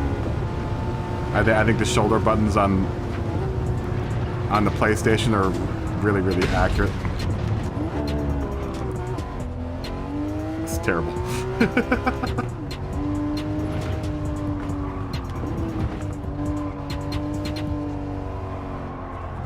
I bet you though, if I gave it like a couple of hours, I'm not gonna do that right now, but if I gave it a couple of hours, I could probably get really good at this again.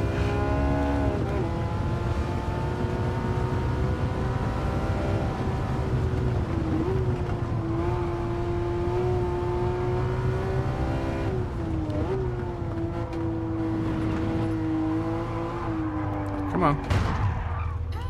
Come on.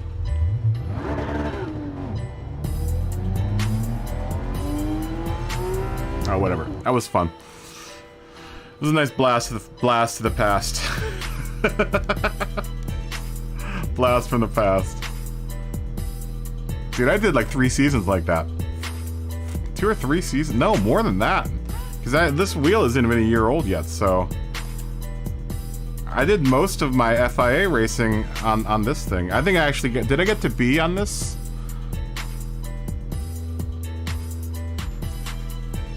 I might have gotten to B on the controller.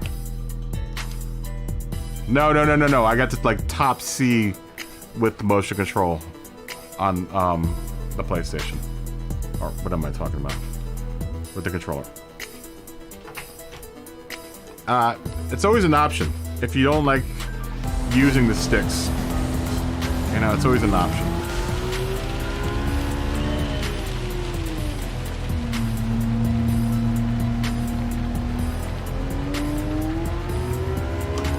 But there were definitely things that I was like, man, if I was the motion control still, I could get away with that.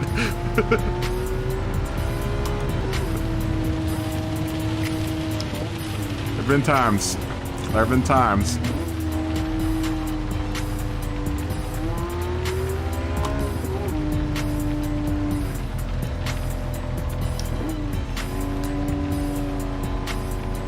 But I know people are like, oh, I need a wheel to play this game. I'm like, no, you don't.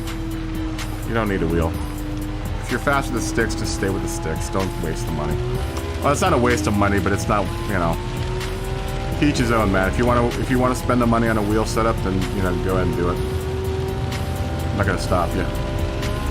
But I'm also not gonna say that you can't be fast with a controller because you're gonna be super fast with a controller. I know I've seen the arguments about it online. I'm like, you know, just because you spend $1,000 on a rig doesn't mean that you're gonna be faster. It has nothing to do with that. Maybe a little bit, but if you don't know how to use that rig,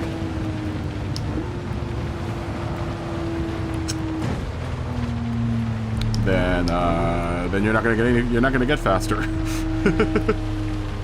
I think with the wheel it's more of a convenience thing, man. I can drink. I can drink while I play. I can drive around with one hand.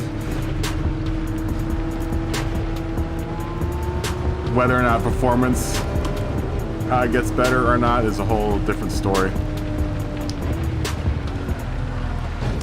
You're gonna hate me now.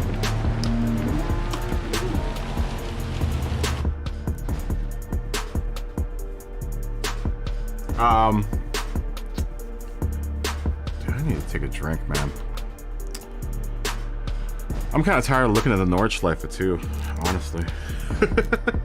Let's try Spa. Let's try that Spa race.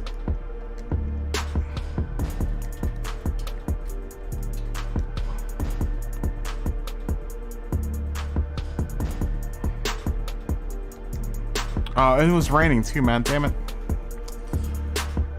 Well, maybe when we go back, it'll be raining the whole race. I like racing in the rain.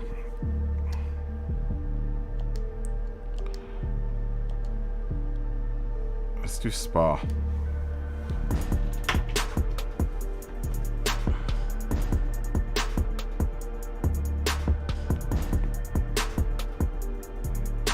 We do like Spa. I like Spa a bunch.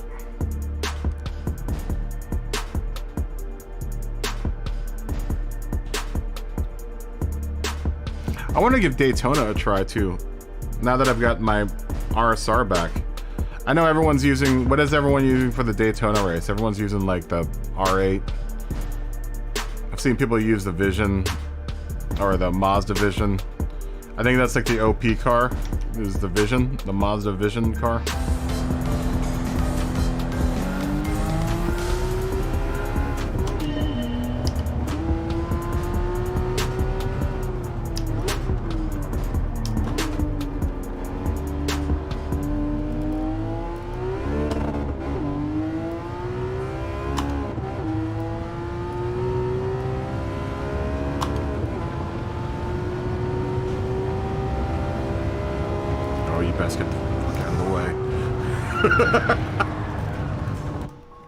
See, when I try to disrespect the AI, I end up getting slammed all over the place. I'm just gonna start driving with no regard to the AI's welfare.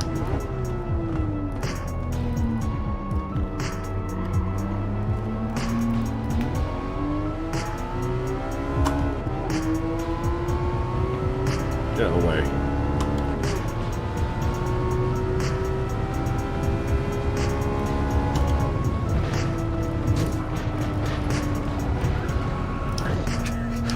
That was me trying to disrespect the AI. Not happening.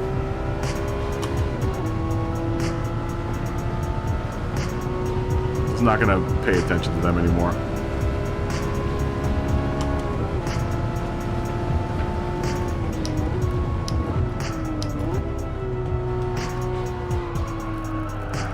Come back end.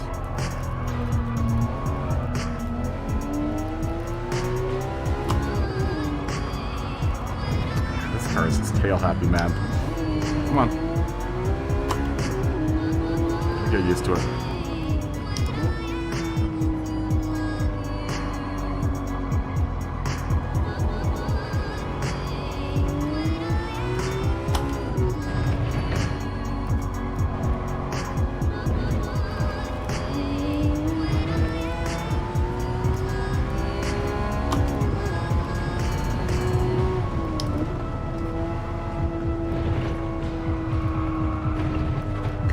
Stay on the track.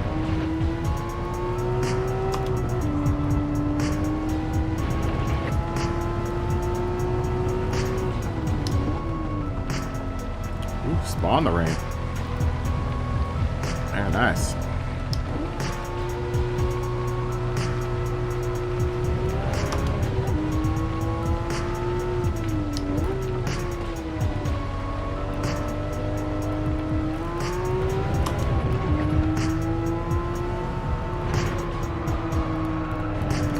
Wants to go super wide, man. Let's try maybe overdriving the car into turns here.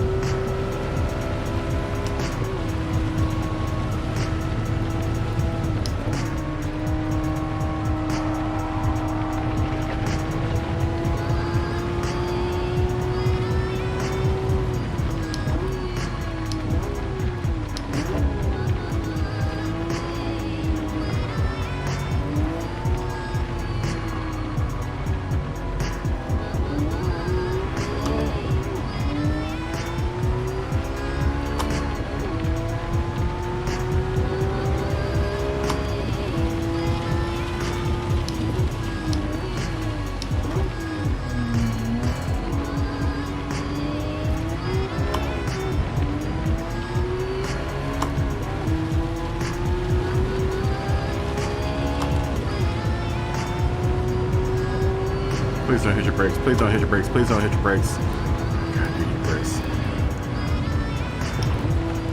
Super illegal. Penalty.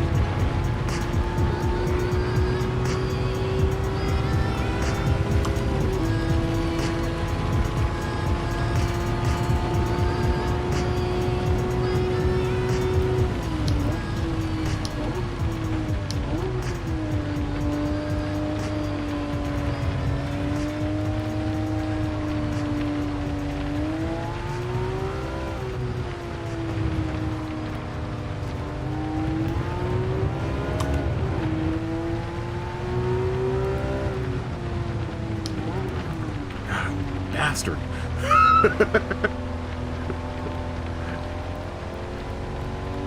Just get rammed, man.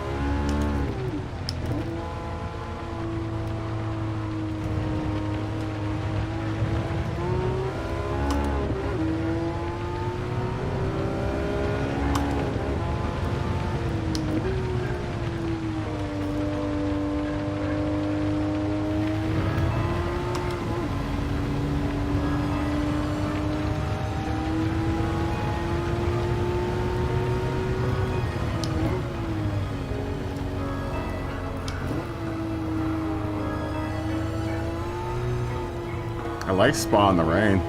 It's nice.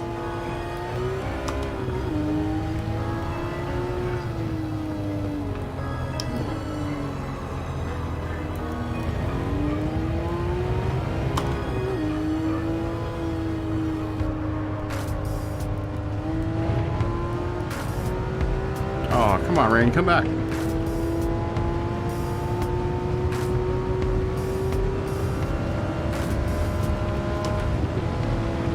There you go.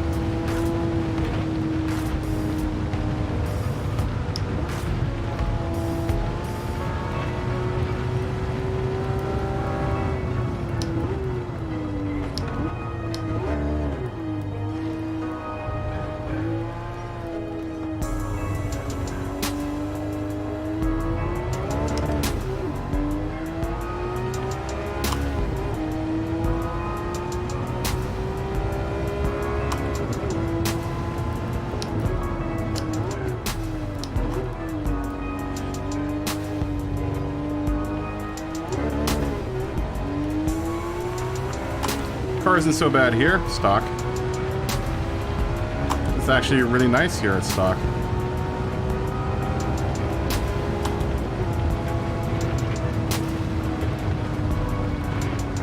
Except for that turn. Come on, straighten out.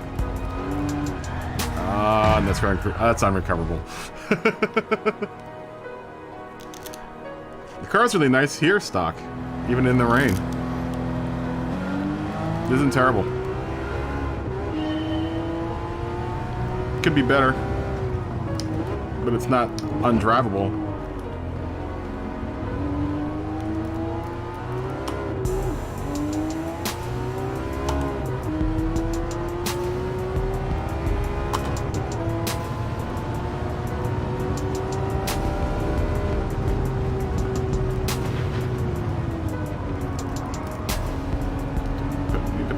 Brake there. I usually just lift through there.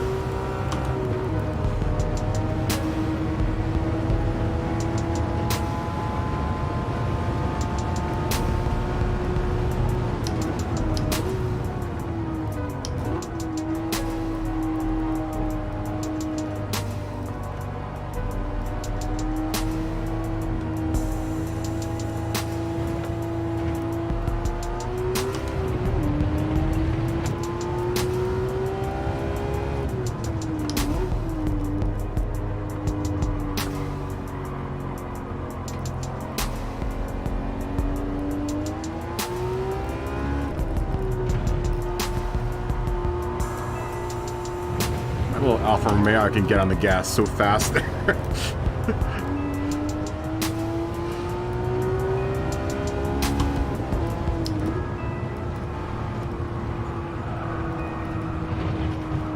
It's interesting though, it's like, I don't know.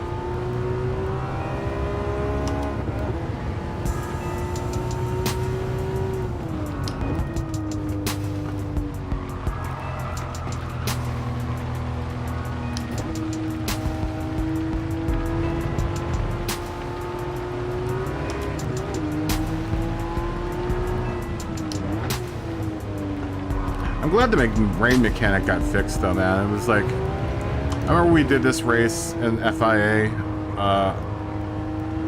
in rain, and it was just like driving in slow motion.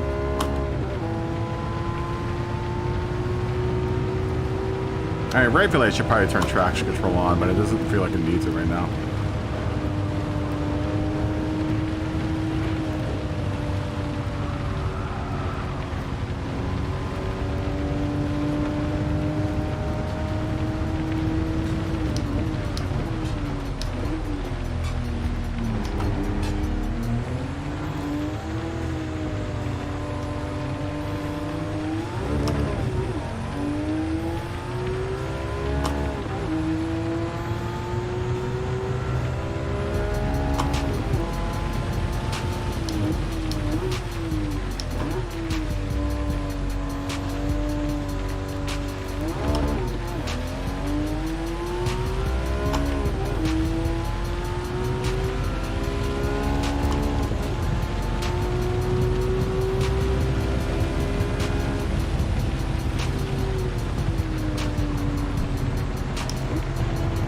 showing mercy on the AI. I was gonna ram that car, but I was like, maybe I won't.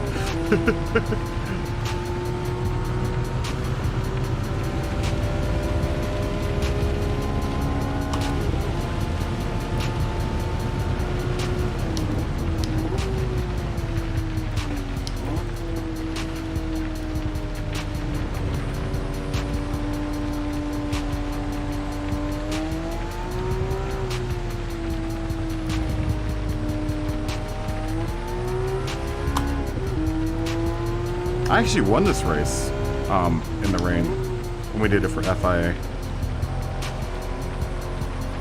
I came in first.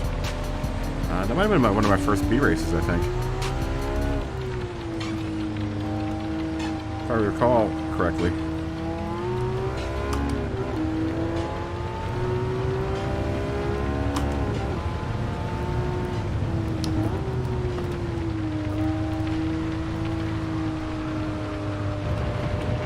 Smash the pink Porsche. I'd like to.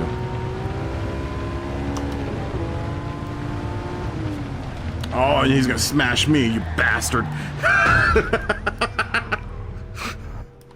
You be nice to the AI, and the AI is not nice to you.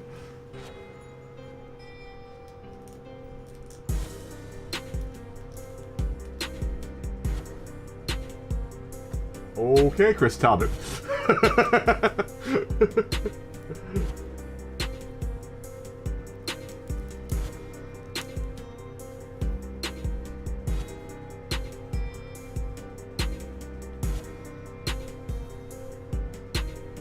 Oh, very nice, Smoggy.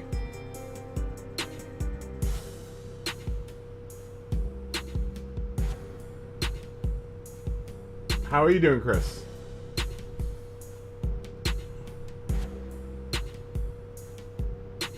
Wow, that's very nice, Smoggy. That's a ton of money. Which race was that? I should try doing some of the GT series races too.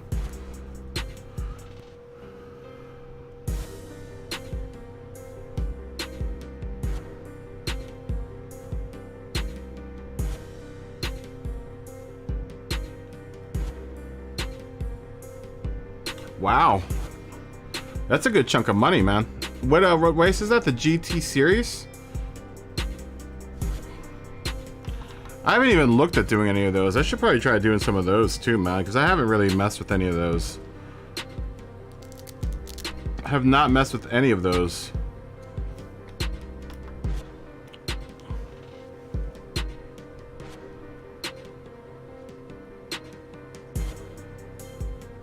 You finally got to when you did one without the rain. I like the rain.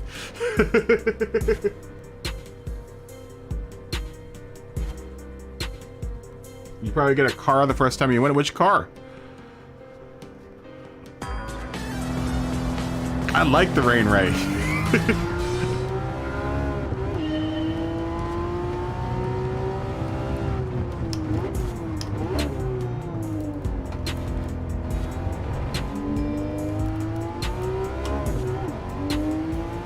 And maybe, like I said, in the off season I was playing with the Assetto Corsa specifically in the rain.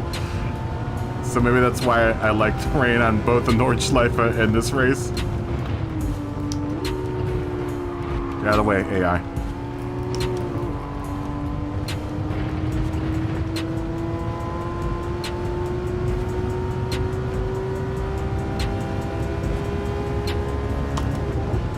Thing is, I like Spa. I like Spa and the Nordschleife both a lot.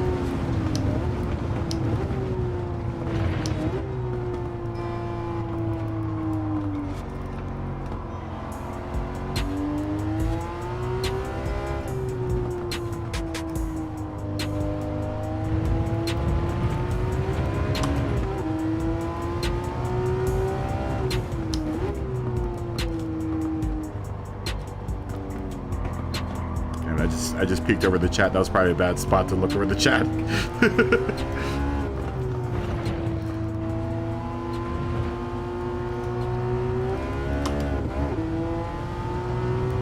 Oh, where's my rain? Did I pop out of the race? Damn it. I want my rain back. I better start raining sometime soon.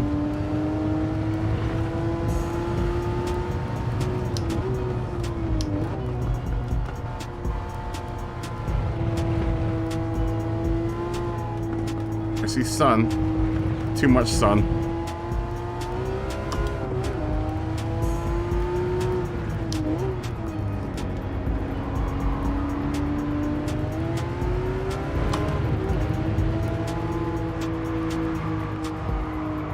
Yeah, this car's stock at Spa is really nice, actually.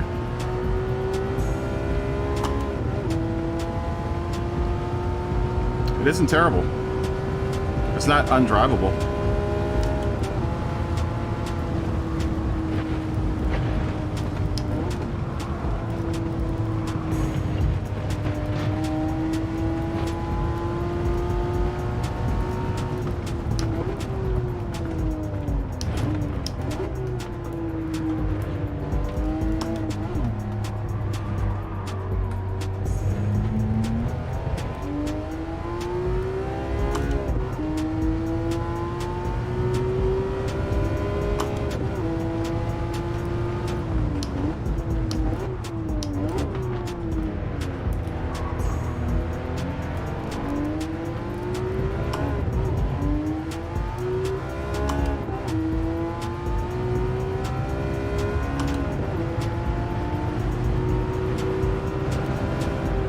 Get out of the way.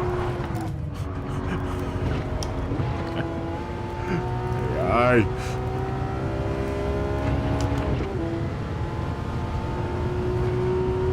I don't know if I'm gonna catch up to that pack up there, man. Now it's too sunny, man. Dang it. I wanted to drive this in the rain.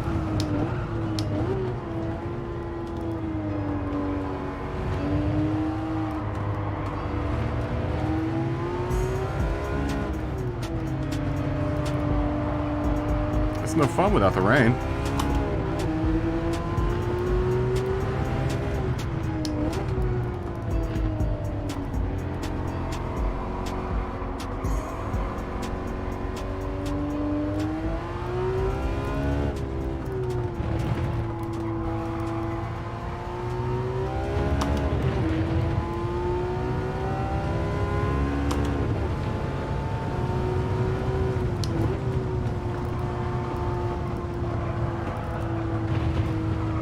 Understeer through there. It's fine.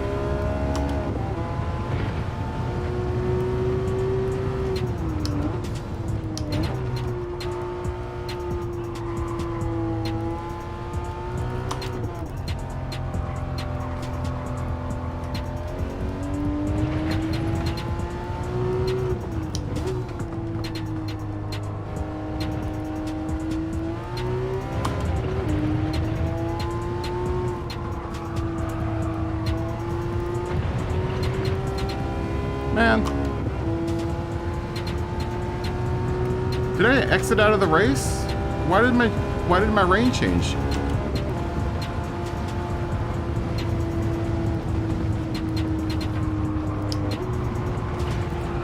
See ya.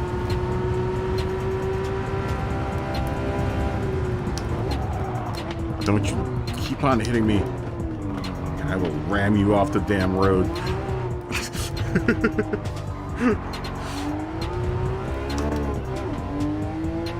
Artificial intelligence.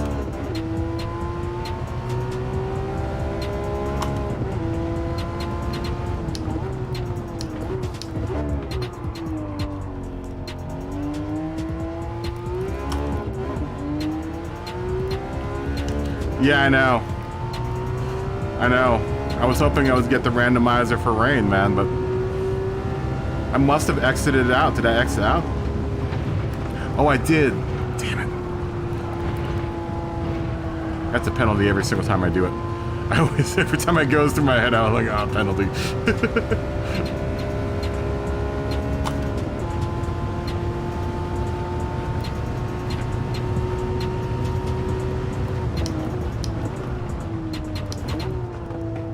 Oh, looks like rain's coming back, but it was kind of enjoying having it all in the whole race.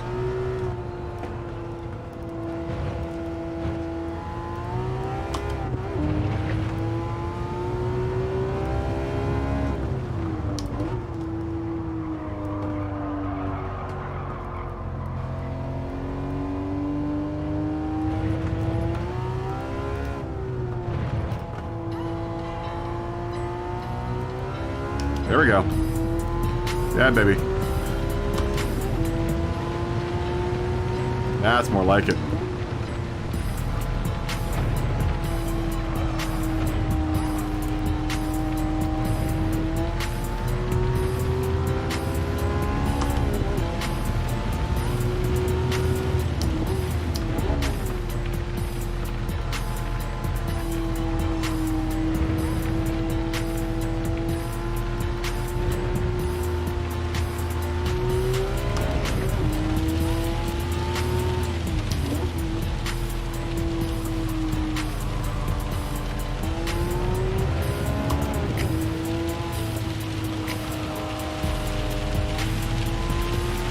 That's more like it.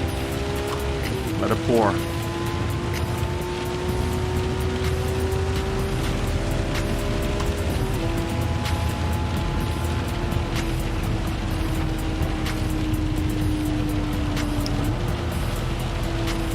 That's a penalty every time I do it too. Penalty. Use you as a brake.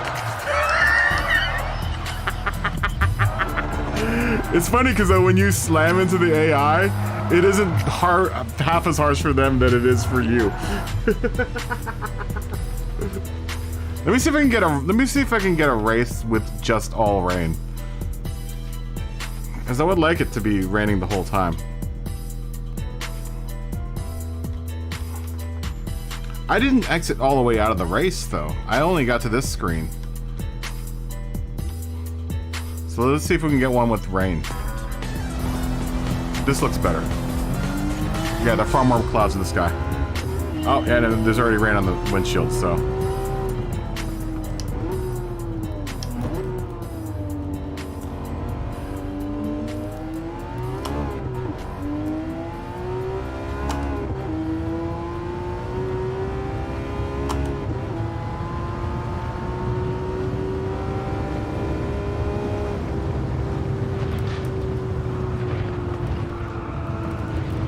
Penalty.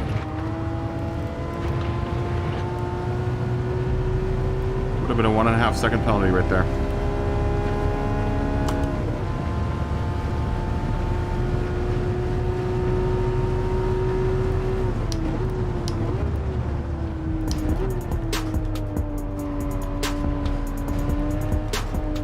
Come on, more rain.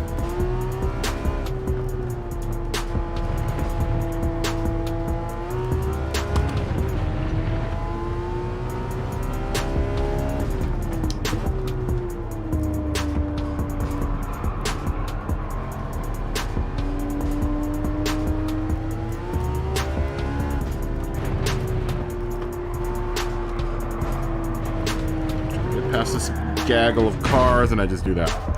Come on, go, go, go, go, go, get up. Ow.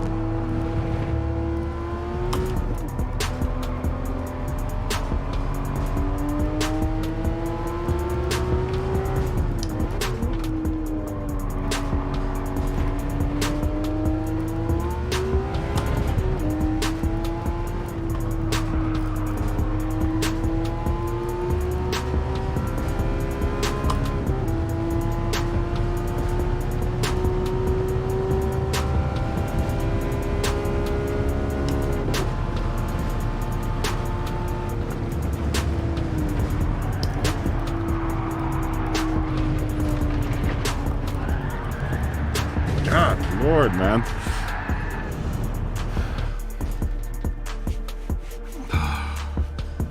I'm just not in the racing mode right now, man. Hitting the wall. Getting a little burnt out on the driving, man.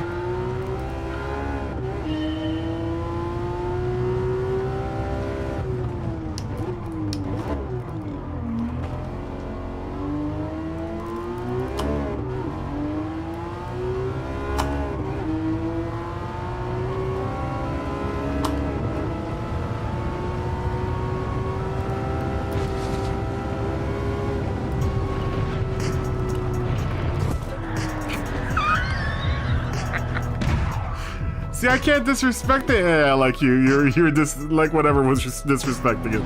Every time I try to disrespect the AI, it ends up throwing me off into like nowhere.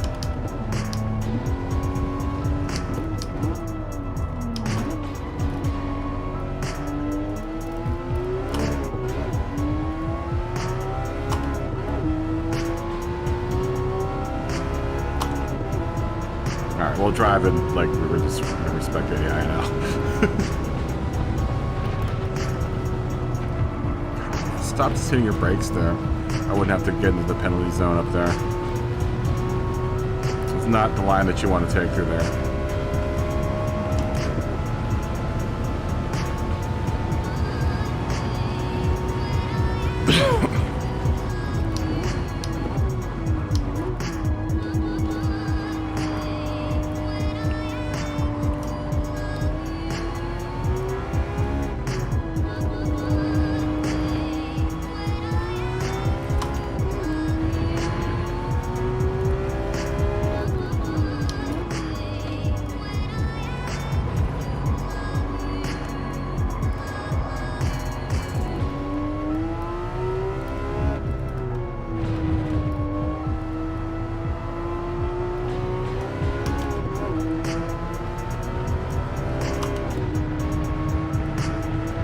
Come on. Get the hell off the racing line. Stop bumping me.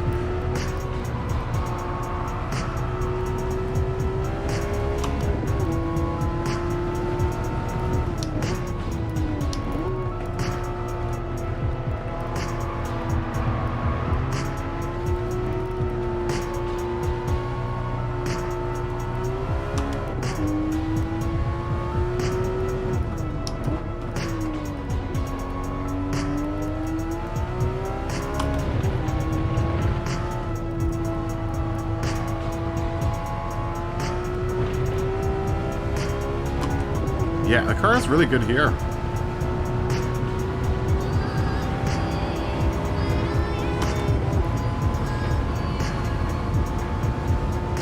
Feels like a completely different beast to Spa, honestly.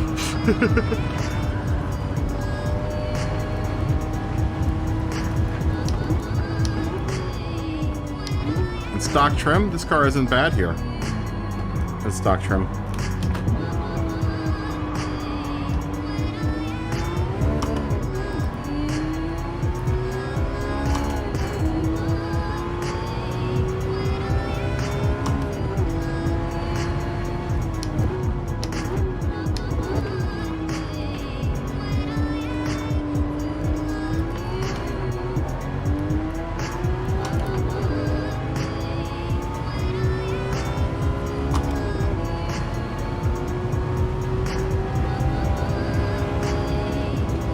Probably should have eaten some breakfast this morning. Super hungry right now. Probably should have had a breakfast and a lunch. Kind of in a rush to get online. It's okay, we'll just eat dinner. We'll eat a late dinner. That should make up for things.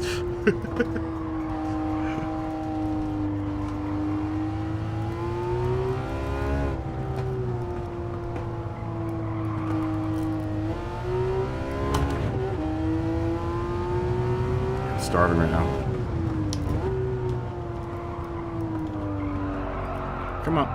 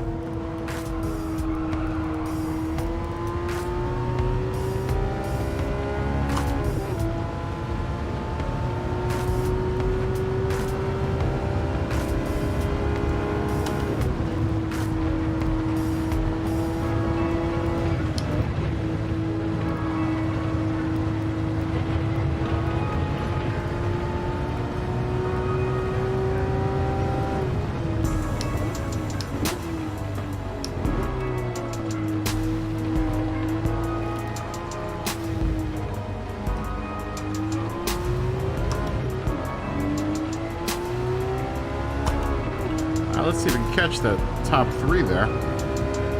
Pretty close.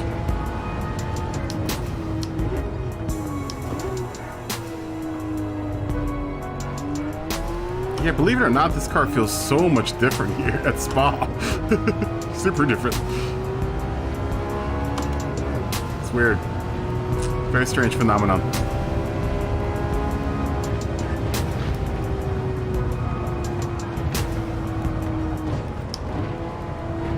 That was a mistake, obviously. Apparently the old lift there isn't working so well for this car. I'm gonna have to tap a little brake going up Eau Rouge.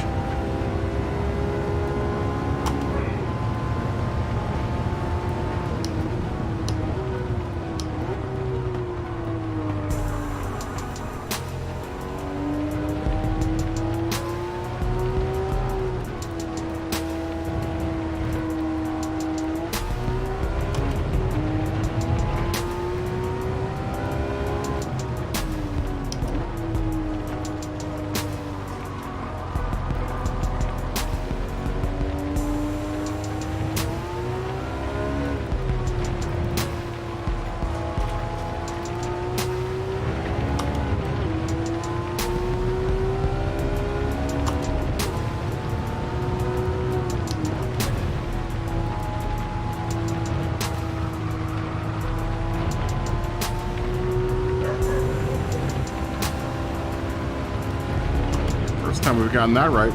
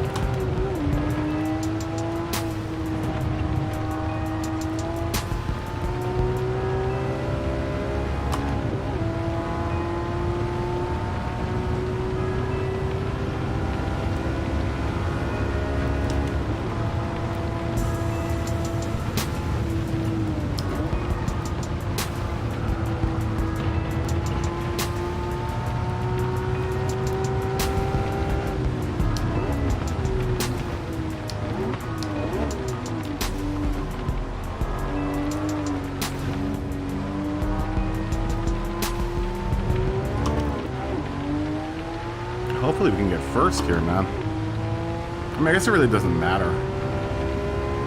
I'm still gonna get a car at the end of it. It would be nice to get the money, though. At this point, I've already got the car. Alright, let's go for the gold.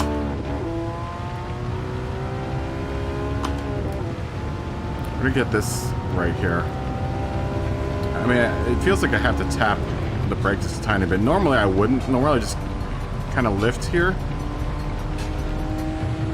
But this car just wants to go wide there.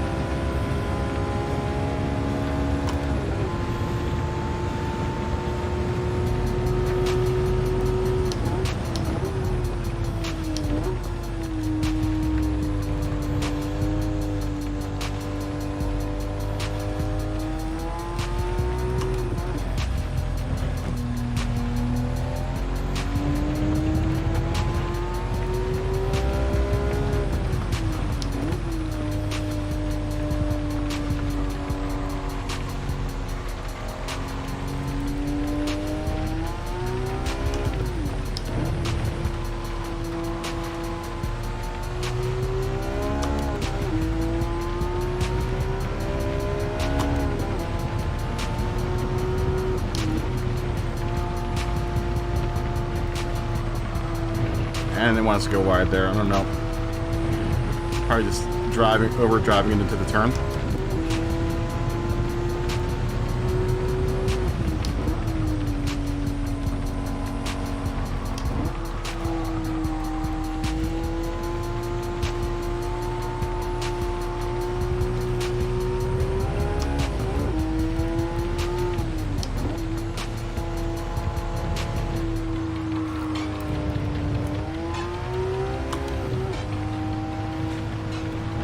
I don't think I'm gonna get first. I Might be a little wrangle second, but not first. I don't care at this point. I'll still get the car. I don't have to gold all these.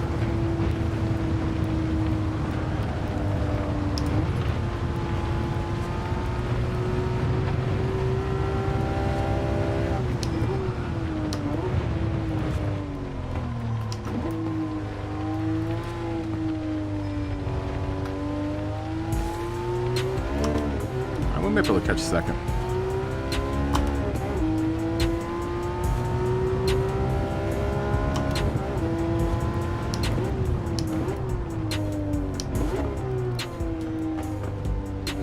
And that's stock. This car is stock right now, so.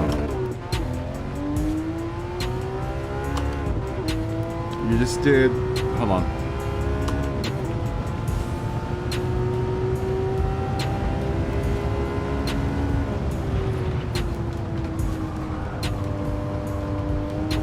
Yeah, it's strange. You have to kind of going up the hill there. You have to kind of give it a tiny bit of break.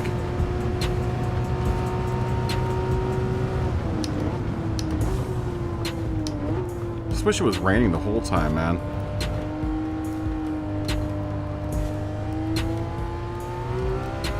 You know what I really wish is that you could set the speed of the wipers. It's a little fast for my taste. I like my wipers real slow. Even in my real car, I don't really use my wipers. I just rain X my windshield. I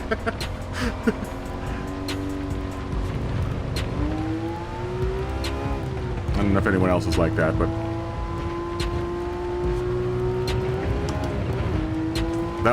that's another nice thing about a set of courses. You can actually choose which speed you're, you know, when you switch on your windshield wipers, you can choose what speed your windshield wipers come on. People always hate riding with me in the rain because I don't use my wipers. Like, what's the point? I hate the sound of them going across the windshields. That's what Rain X is made for, man.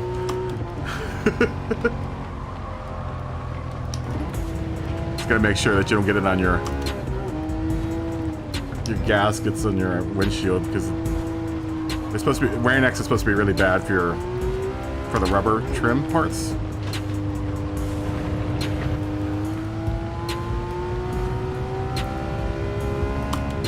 Can you switch the speed of the windshield wipers? I don't think so, right? That's just automatic. It just automatically does it for you. That'd be an option I'd like to see in later updates. It's not like imperative. It would just be nice. It would be nice to be able to control the speed.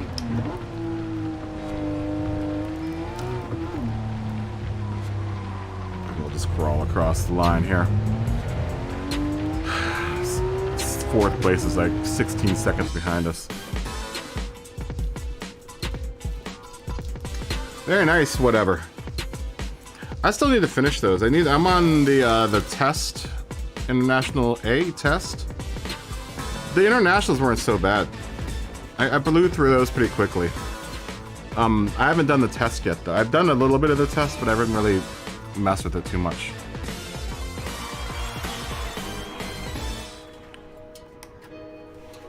We'll just claim our car.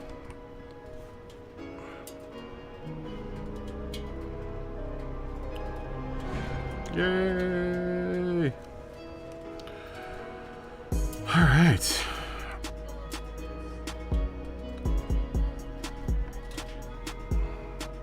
Yeah, I did that stock. I did that stock.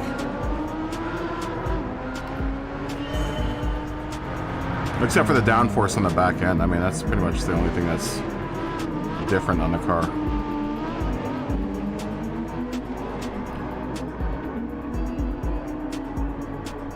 I really do love these replays, man. The replays are so much nicer in this game.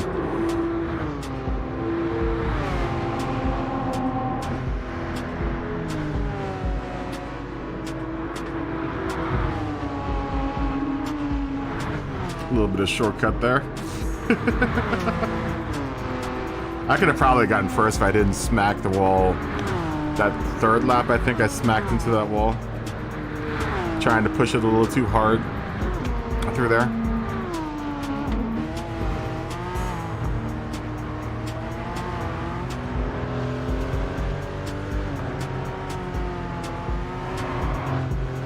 I kind of get this car now, though. I mean, it's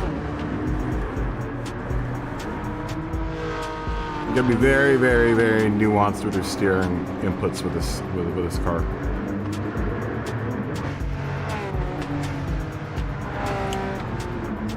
Which one? The one I just won? Is the cooler Porsche? Why do you say almost? If I had to switch Porsches, I could just make it a whole nother livery, man. I don't want to do that. No car goes on the track unless it has a livery.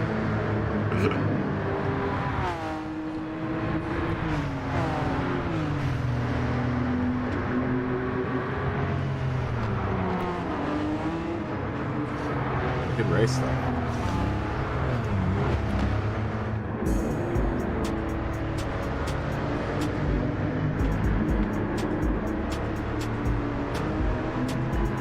But then Spa's a much easier race than Nürburgring. Not that Nürburgring is that difficult. Yeah, I can go back to the Nürburgring, yeah.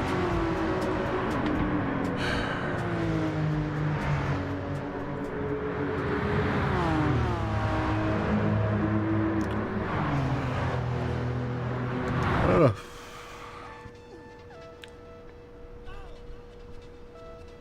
Yeah, we go back to Nürburgring. Why not? Or we could try Daytona. I haven't done the Daytona race yet. Are we getting? Does anyone know if we're getting PP for or not DR? Is DR increasing with the dailies or what? Anyone? Does anyone know? Anyone? Anyone?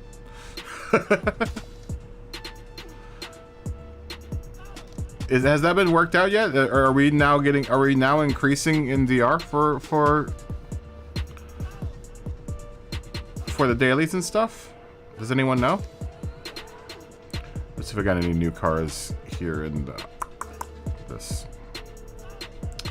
This is the first car I've seen that I actually want. The Sauber Mercedes.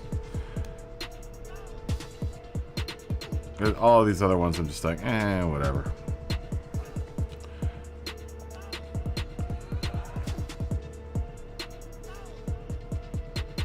That Pinot car was nice, but not worth the money that they're asking for it. I'm thinking of picking up this this S2000s. It says limited stock, and I don't know sure if I should really heed that limited stock.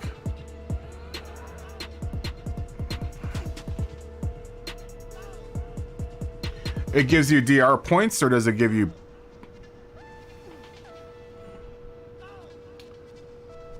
Alright, see you, Thomas. Peace.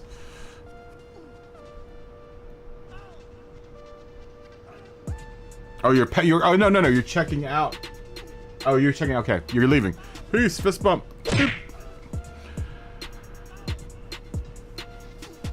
Someone, Smoggy, Smoggy, are you still there? You've been checking your DR, right? Have you been getting points? Because Smoggy has come in first and second there, and he said that his DR wasn't increasing. It was just staying the same. I almost feel like I should go into sport and work on my DR for a bit, so I can get into GT1. I'm almost tempted to buy this thing, man. $1,100 is an awful lot of money to spend for a an S2000 though.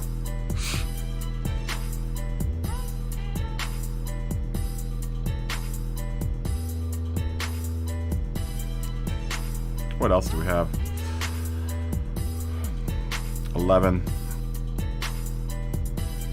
I would rather have the Trueno.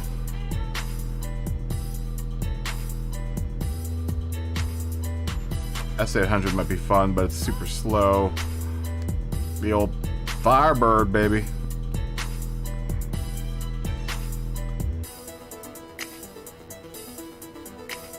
That's just gonna be a spin fest.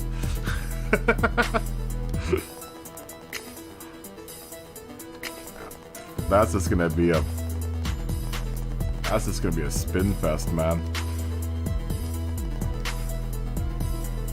I would like to see this lowered with a wide body kit though.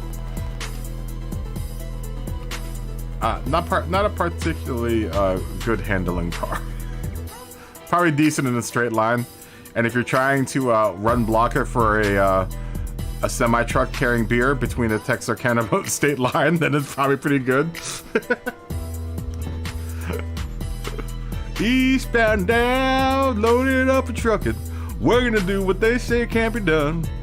We got a long way to go, but it's short time to get there. I'm eastbound, just watch old bandit run.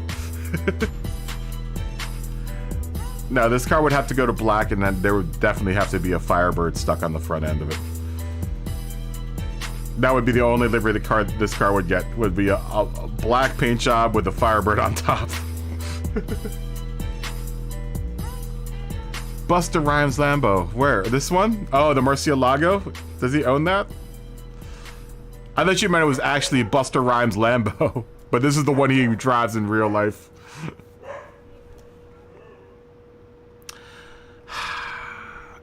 I'm probably not worth the 348,800. I don't know when I'd ever use it. Honestly, if there's not a Group 3 or Group 4 car in here, I'm not really interested. The Super would be kind of fun to have, but I mean, I don't think I'll ever drive it. Is there any reason to own this car? Probably not. All these cars, any car that's sitting in my garage needs to have some sort of purpose. Let's go find an excuse to buy a new car.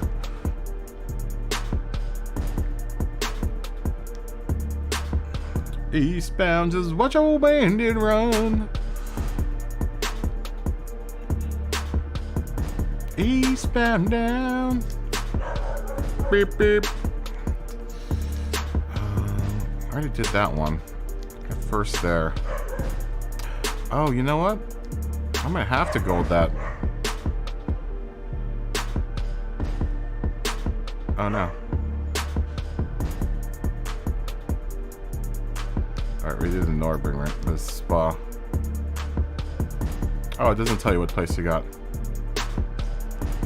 Let's try a Group 3 race. That's 50 grand. 5 laps around the Spa. Sure, why not? Let's get in the Group 3 car. Do a little Spa. Spa.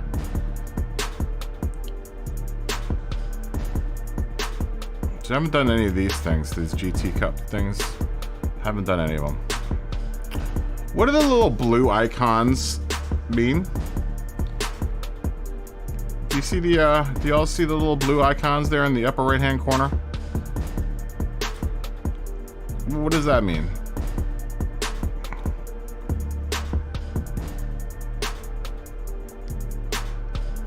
Is it meeting place? Oh, okay, I see. Those are, okay, I gotcha. I gotcha.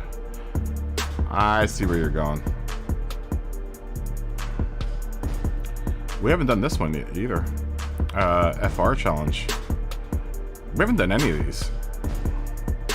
Ooh, this would be the excuse to break out the old BMW again.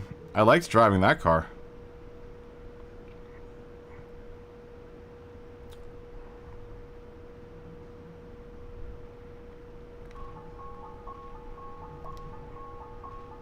Okay, I haven't done that yet.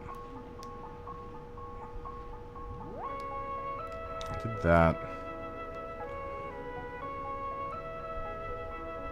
Really? There's no other races at Monza, huh? Done all these.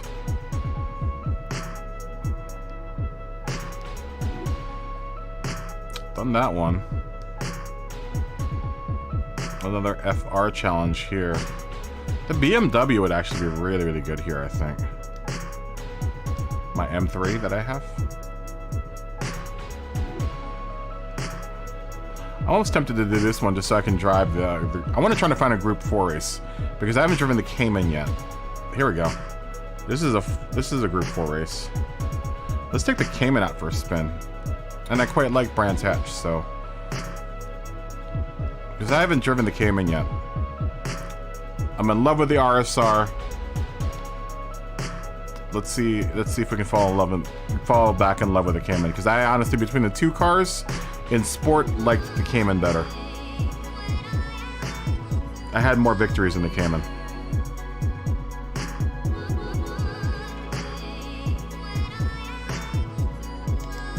Oh, kitty Cayman.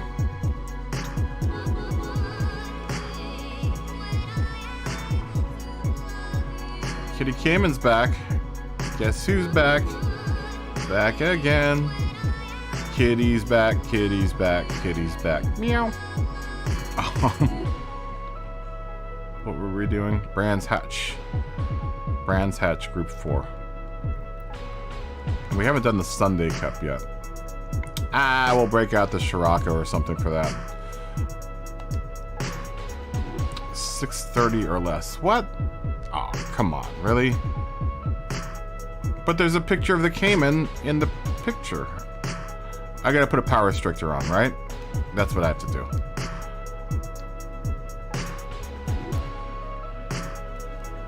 Alright, we'll go get a power restrictor. Dude, it's under 650. It's 649.47. What are they talking about? What up with that? I said 650 or less, and I'm at 649.47. What up with that, yo? Oh, 630. Okay. All right. I play you a little game, Gran Turismo. Yo, what's up, Team KR? How you doing, man? How you been doing, bro? What's your livery? What's the livery gallery looking like, man? Been doing some livery craziness on my side, man. How's your livery garage looking like?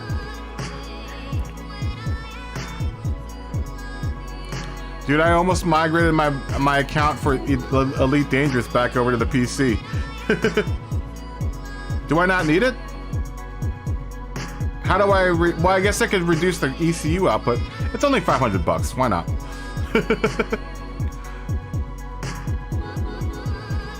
Yeah, I could do that, but I'm just gonna restrict it. It's only $800. You know, I might as well buy one anyway. I don't want to reduce the amount of torque I'm getting, and you do that when you reduce the computer.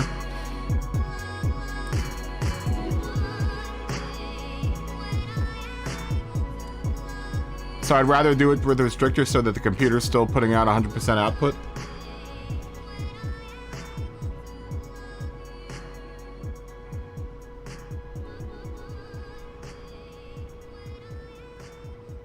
Oh, that's the only one that you have so far.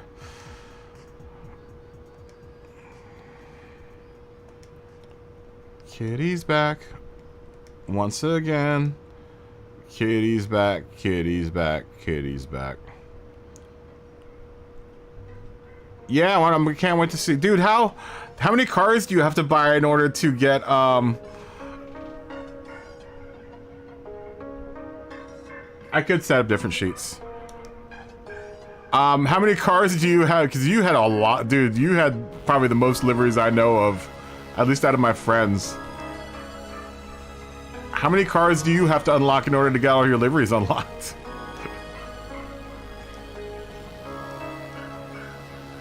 There you go.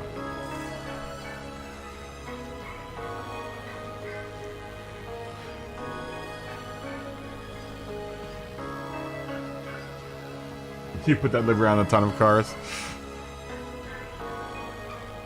Are you going back to Atenza?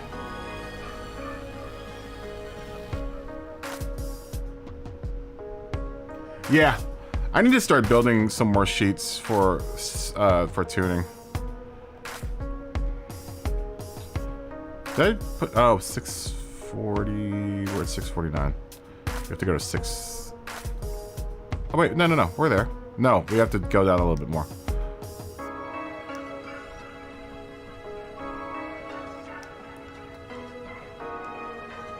Yeah, I almost migrated my Elite Dangerous account back over to the PC. I think I'm gonna do that though. I think I'm gonna abandon Elite Dangerous on the console again.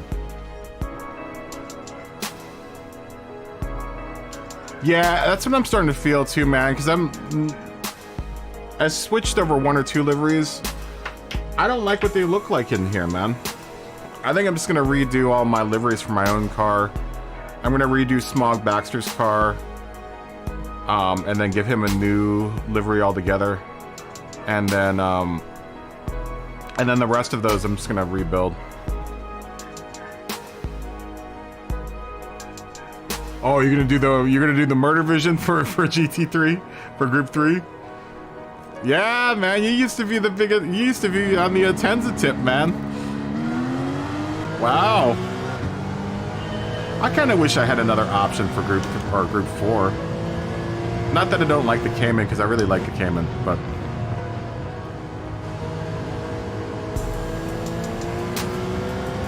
Ooh, man, the Cayman's really smooth through here. But Porsche actually has a new Group 4 car, and it isn't in this game.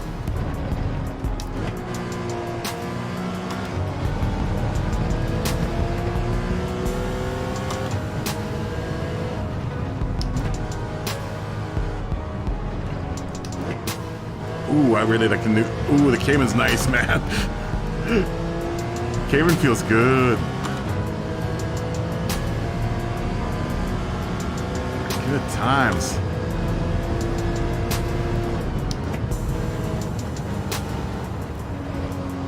Yeah, dude, the Cayman is. It's my first time in the Cayman since Sport.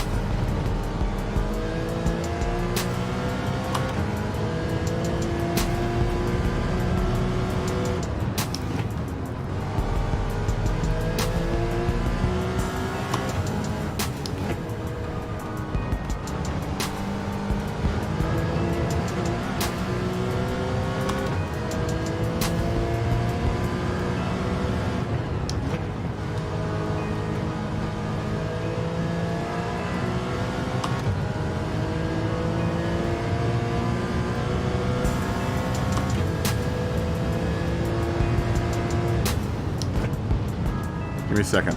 Let me just finish this race.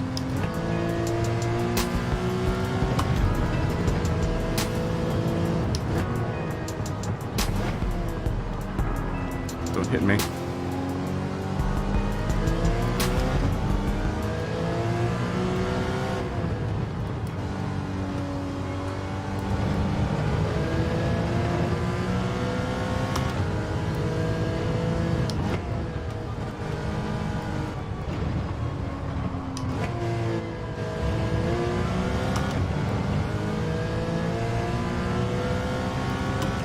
Brands Hatch, man.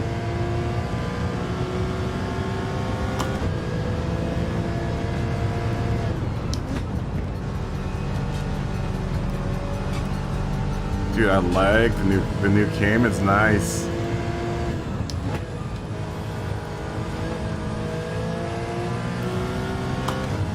It's so sharp.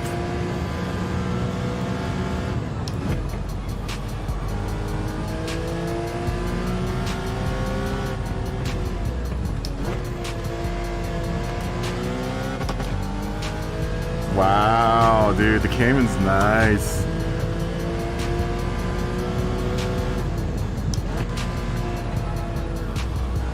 Not that it wasn't nice before.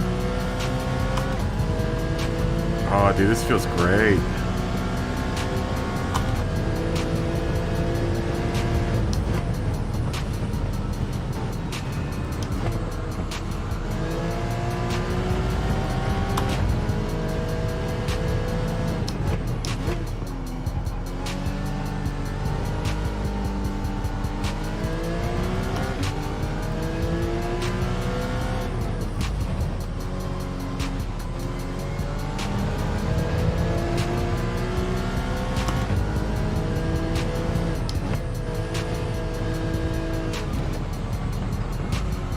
Oh no.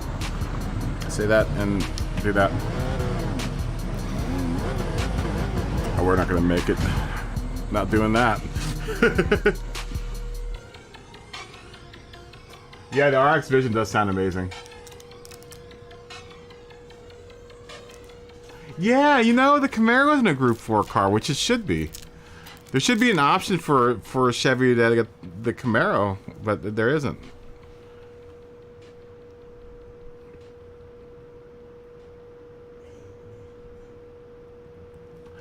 Dude, I am not doing any of the we tried doing menu practice last night, dude. It was a nightmare. The lobbies are just they're in a state that is, it feels like it's like half-baked. Because like the chat options are dead. Like trying to chat in there is a nightmare. Remember how you used to have all of the quick messages and stuff? That's gone. Being able to like talk to people specifically, you have to actually type it out now.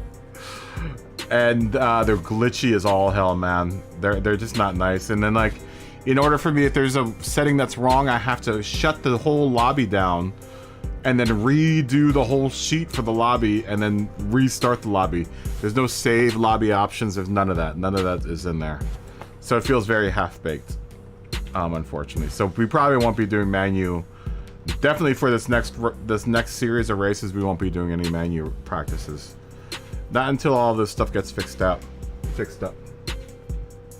Yeah, the lobbies are still, it's not worth it. We tried so hard last night to get it working, and then even the guys that were running lobbies were like, you know, it's glitchy. So that's what I said, man. That's the part of the game that I want, is the lobbies, and you know, all this other stuff could just go by the wayside. I would rather just sit and grind at the lobbies and grind skill. You'll fight them, but I wish that was gonna work. But I mean, honestly, it's like, it's broken. It's not even broken. It would have to be full for it to be broken. It'd have to be complete for it to be broken, right? But it's not even complete, so it's not broken. It's just half baked. Someone took the brownies out of the oven before they were supposed to come out of the oven. There's still lots of brownie sticking to the toothpick when you stab the brownie. That's what the lobbies are like. Lots of brownie on the toothpick. It definitely needs about another half hour to an hour inside the oven. It's bad. It's bad. It's really bad. Though, once they get working, it's gonna be cool. Because, I mean, I think, for the most part, the racing was good. It's just, the other thing I don't have control over is I don't have any control over kick people. I don't have any control over who gets into the lobby, which it wasn't a big deal because I at least restricted the lobby to S for safety and then B or D. So I was allowing D races to come in, but last night we were getting half E's in there those were probably people just testing out, you know, the whole lobby function, and they were, all of the A+ guys were getting rammed, and it just felt bad. There's no qualifying. So, I mean, and there not being any qualifying in that function is like, what's the point at that, you know? There's no point to it. That's what I don't understand. Why didn't they port over the GT? Because the GT lobbies weren't perfect, but the structure of it was perfect.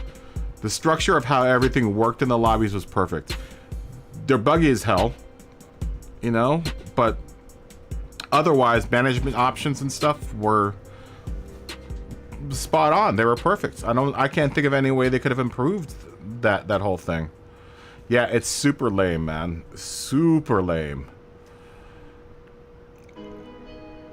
As we said this last night, you know, it's like, why did they try to reinvent the wheel when, you know, everything was working? If it ain't broke, don't fix it. Why did they fix it? I don't know. Yeah, I couldn't tell you.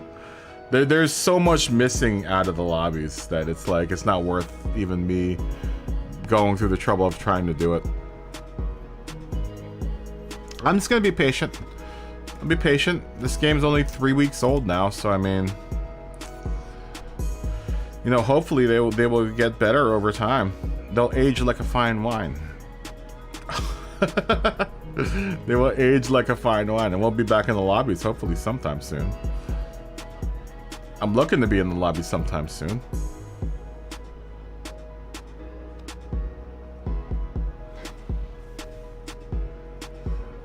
Buggy broken. I mean, it isn't. It wasn't terrible. Well, no, we did crash a couple times. We crashed a couple times, and then people were jitterbugging just a little bit. We did run into one really weird bug where once we ended the race, everyone would get locked in that final screen that has all the results screen. Everyone would get locked in it, so everyone would have to restart their PlayStations. Or at least restart the app, not have to, you know. You didn't have to restart the whole machine, but you definitely have to restart your Gran Turismo again. It's crazy. It's madness. Pure madness. I am not touching those lobbies again until they get fixed. It was just really, as someone who's used to hosting a lobby, it was very, very, very, very, very incredibly frustrating. Not to mention, they're not putting all of the information they need to be putting on the event. Like, it doesn't give me a time of day. It doesn't tell me whether or not it's supposed to be raining or not. And that's something, honestly, that we're going to have to deal with. Is I like the addition of randomized weather, but you know, it could be possible that you know, it's going to rain during a race, which is cool. I'm totally down with that. But it'll make setting up the lobbies a little bit more difficult. I think at that rate, I'm gonna have to set the lobbies close enough to if it's going to be like kind of a rainy race. This is the thing though, they need to give us a forecast for each race to tell us whether or not it's cloudy with, you know, a percentage of chance of rain. That's only fair. If you're gonna put rain in the game and make it randomized, there should be a weather report before every race telling you whether or not there is going to be rain or not. And that should be an option in the lobby, like if you want to do practice races for the lobby, to be able to set a, you know, keep it randomized, but then put a percentage for whether or not rain's going to happen. Right? It just makes the whole process of practicing it for it that much easier. Because, you know, people are going to throw a hissy fit when we practice completely in the dry and then their particular race ends up being in the rain. I'm going to be kind of mad. I mean, I don't mind the rain. It doesn't really change. I mean, it changes the way I drive just a little bit, but not as much as it did back in sport. In sport, you really had to adjust your driving style if rain happened. But in this game, it's not as bad. It's more like a Assetto Corsa where you can kind of drive semi-carefully, but you still have to kind of, you know, be aware of puddles and stuff in the racing line. And where the dry line is, and as opposed to where the waste racing line is. I think it'll be a cool dimension for both Manu and Nations, though. I mean, it's gonna be cool. It just would be nice to get a little bit of a weather report before we got into a race to see what the percentage chance of rain is. Because could you imagine going into like a Manu race without having the intermediates or the wet tires and then it rain on you? That would suck.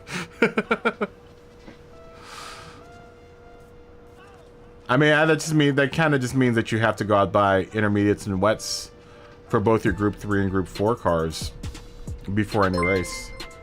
And I'll make sure you have that. Ooh, what happens? Did someone just subscribe? Why are my notifications not working? Thank you for whoever just... Oh! Thanks for subscribing. Is it VX? Flex? Godzi? Thank you for subscribing.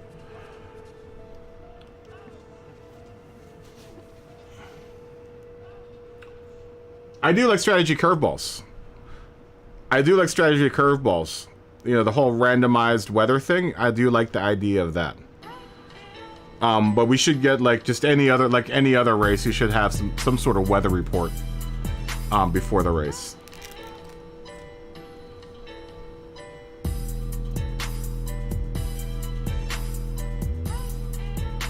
That would be a cool element of surprise. It would be though. It would be nice though to know, at the very least, know what time of day we're racing at, because that does affect, you know, landmarks for folks. You know, I know a lot of people use landmarks on the pavement for shadows and stuff. It would be nice to have that option to know what the modifier for the speed of the time of day and at the very least what the time of day the race starts at. And then some sort of weather report would be cool.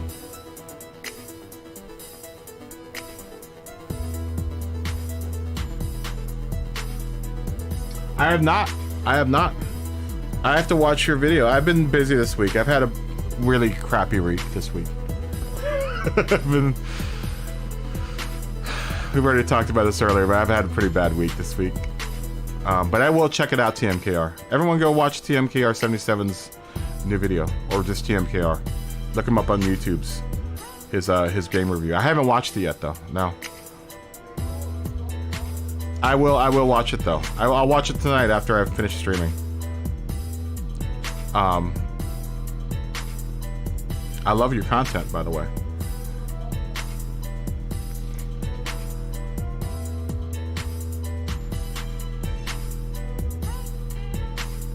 Yeah, you know, I haven't been missing them, but then again, I've also been practicing in Assetto Corsa without them, so I'm not really missing them that much.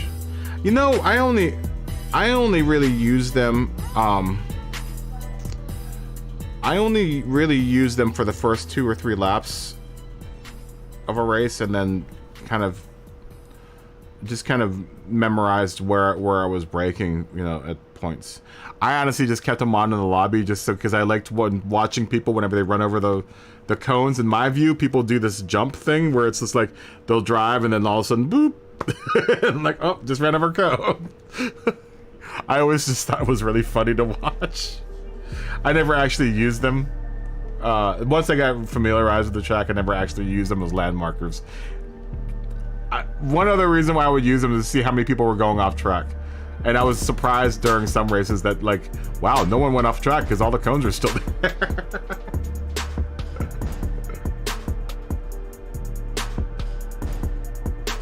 Yeah, it's been a bad week. I do kind of miss them though. I kind of miss having the cones just as a reference marker. It would have helped for like the 2 new tracks, but all the other tracks I kind of have. I've kind of worked out in my brain where stuff is, and I was surprised how trained I've become to not using them.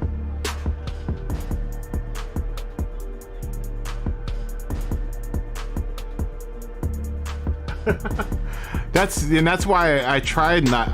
Like I said, I use them as kind of a reference. I used to use them as a kind of a reference, but once I learned tracks over the course of the time that we raced in Gran Turismo, I kind of tended to ignore them after a while. And honestly, I used them to see whether or not people were going off track, and for the whole jumping thing. It was hilarious because if you were driving behind someone, and I'm not sure if it was just my view or everyone else's view, but whenever someone would drive over the cones, they would just go, their car would go boop. Like, oh, sweet jump. And I'm not talking about like a little amount. It was like they would leave the road, go like 7 feet in the air, and then drop back down. I think that's for there was only people that were in cone view that had cones up could see that. It would never cease to crack me up every time I was behind someone and the car would go poop. But I eventually stopped using them. You know, I didn't. And then I would keep them on for people online that were watching to see where I was braking and stuff, and you know, it was a good reference for all of that stuff. So I didn't necessarily use it for me. Maybe for like the first 2 or 3 months I did for myself, just so I could get familiarized with the tracks and what we were doing. But especially with as many races I did in the practice lobbies, there was a point where I was just like, I really don't need the cones, but you know, I'm just gonna leave them on for shits and giggles.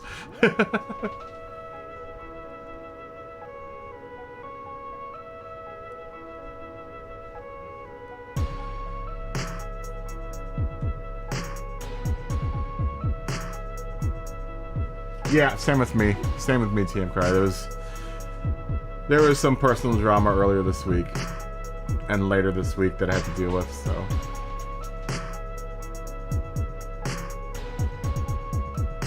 Yeah, it's the way that it is, man. You just have to stuff it down, deal with it, and then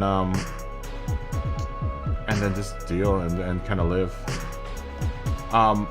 Dude, I've been having a really serious problem trying to write scripts for. I've been trying to spit out shorter videos, but like, I don't have any problem writing scripts. It's actually recording me doing the scripts, and I have no idea. For someone that worked in the movie industry, you think I'd be better at it, but it's the performance part that I'm not. I'm just like, every time I listen to my scripts, like me saying my scripts, I'm like, oh, that just sounds so robotic. I don't know how anyone does it and sounds normal. It sounds natural. Everyone seems to do it and they sound natural, and I just don't sound natural when I'm reading my scripts. Because there are 2 or 3 videos that I want. I have 4 videos right now on the burner. All have scripts written, but every time I record them, I'm just like, oh, that sounds terrible. You know, I guess over time I'll get better. I should just release them. I should just finish them and release them and just move on. The sound guy in me doesn't want to. The sound mixer in me is like, I would ask for another performance.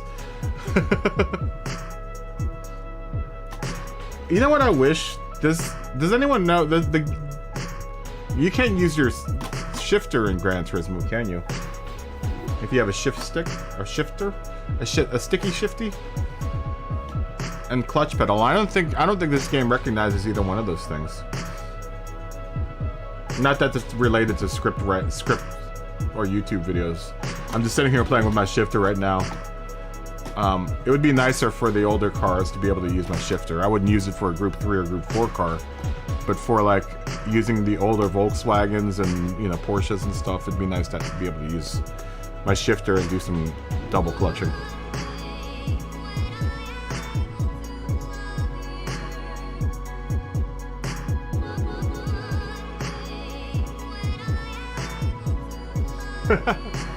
You know, and I'm the same way if I don't write a script, TMKR. Is I do the same thing. I kind of ramble. I don't mumble, but I ramble on. I'm gonna try doing like short outlines, and maybe that'll help keep me on track. You know, and ultimately I want to keep the videos down to like 10 minutes, if at all, like 8 minutes. You know? I liked your first couple of videos. They weren't bad. They were really nice, though.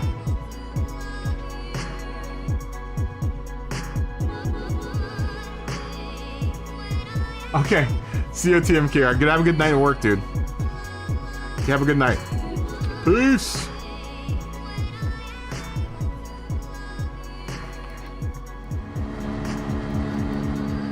Be safe, my friends. Drive safe.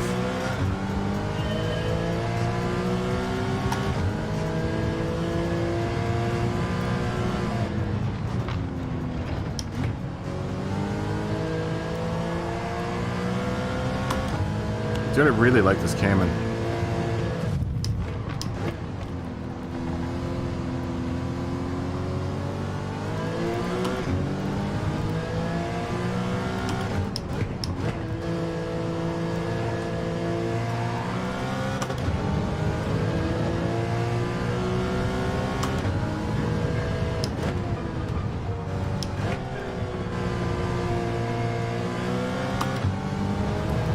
Oh god.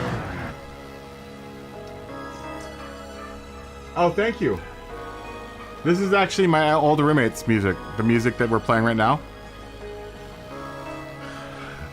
This is all from my old roommate. He's on Spotify, made by Porter. These are kind of backing tracks that he made for intended for like musicians and for content creators.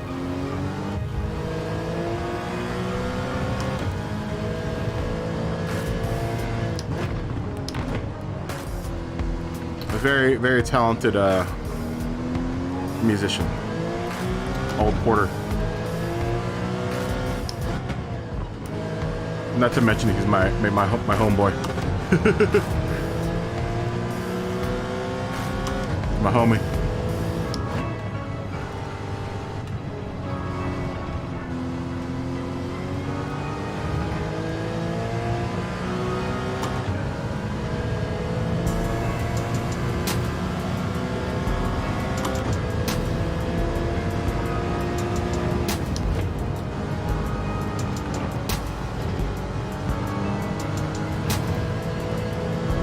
Thank you, I'll tell him.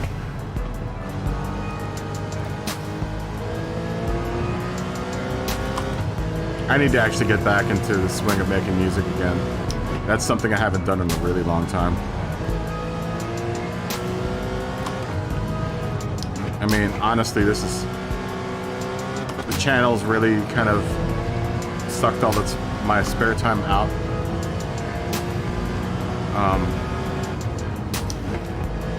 And I haven't been able to get any opportunity to work on any music. A little frustrating, but I mean, between work and, you know, hosting the stream and the lobbies, trying to get to do my actual music and stuff has been really a real challenge. Oh my gosh. It's been a super challenge trying to get time to set aside to do music and stuff.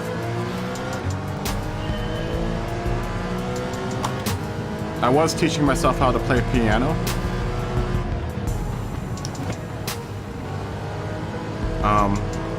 Just for the sake of music theory.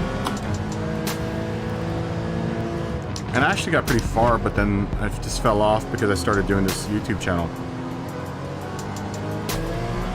But I got pretty deep into music theory before this channel started.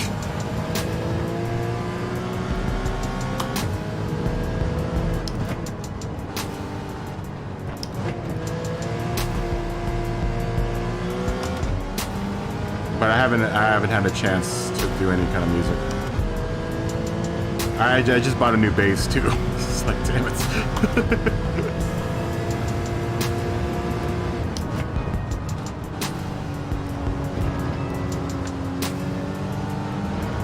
I was gonna start. Me and him had an idea to do Twitch streams because we both produce, and we were gonna do Twitch streams of us doing co-op producing. It just never panned out, and this honestly took the spotlight. So that kind of got put on the back burner, unfortunately. I still kind of want to get and do that. I still, you know, I don't have a whole hell of a lot of spare time. A lot of things that I had to kind of sacrifice for the YouTube channel. But I mean, it was worth it. I enjoy doing this.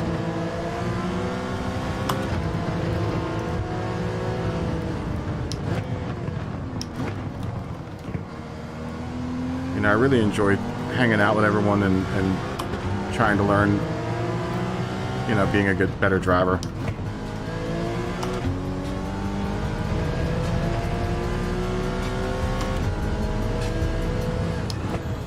But it would be nice to be able to kick out a jam every now and then. At the very beginning of the lockdown, dude, I kicked out so many songs.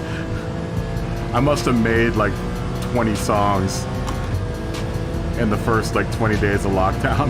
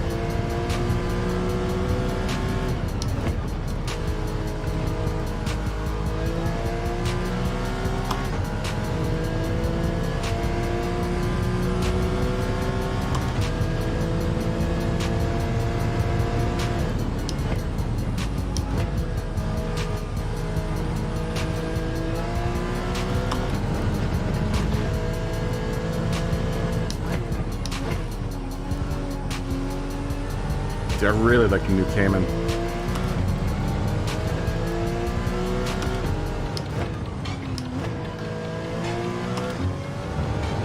Come on, catch up, baby.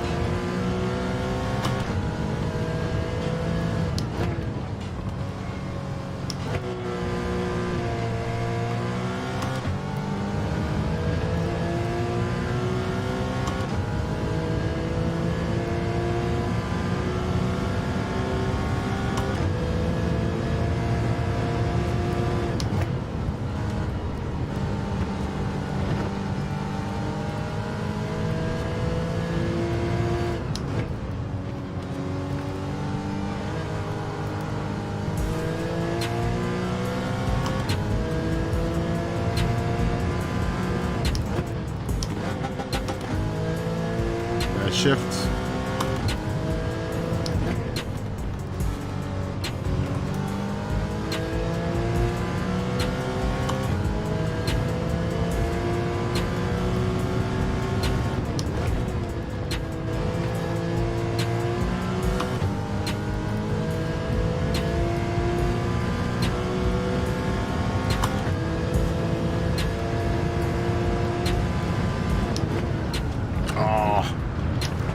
Damn, I misread that sign. Crap.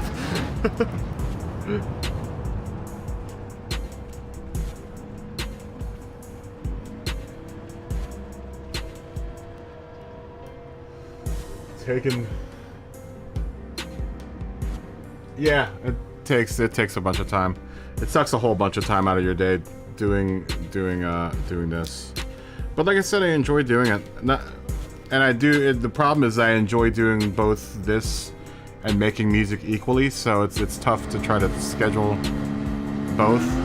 But I have to like have a schedule for the stream. You know, I kind of have to abide by my own schedule that I've made for the stream. So.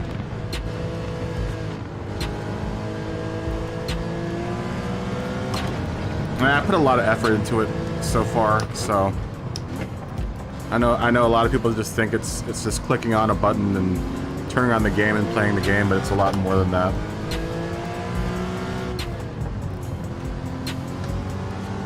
Especially when you have to kind of be your own boss and like, you know, keep yourself on a schedule.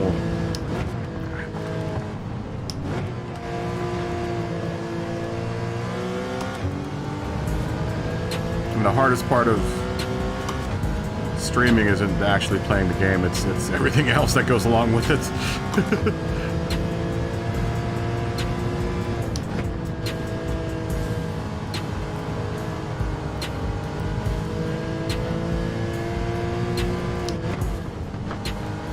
You know, it takes a lot of effort, it takes a lot of energy.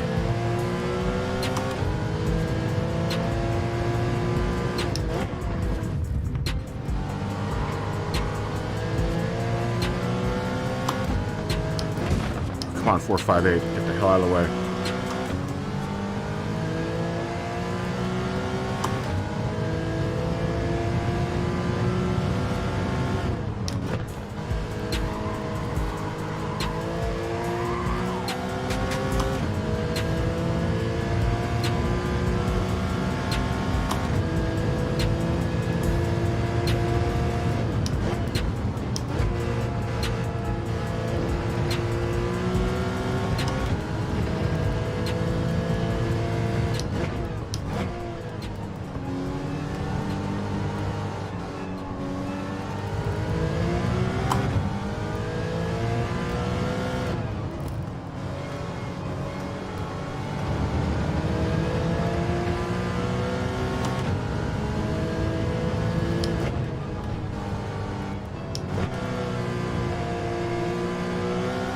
And then when I finally get the lobbies running again, that takes just a huge amount of time, man.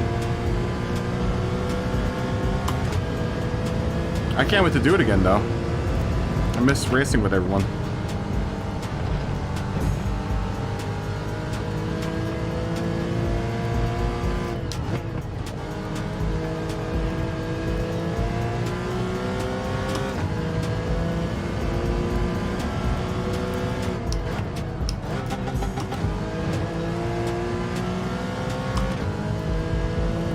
know why I keep on going to second there.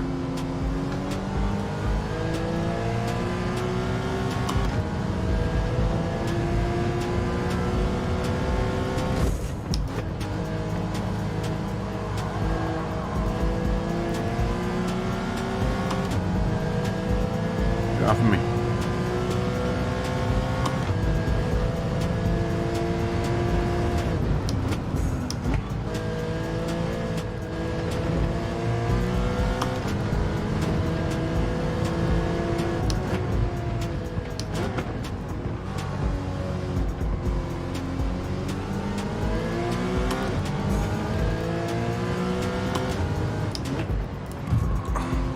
Viper.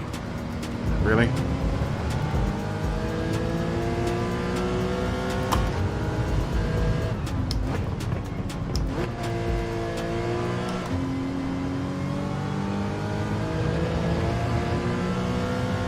There's a new whine. I can hear it. There's a new whine to the motor in this car. I think that's the transmission.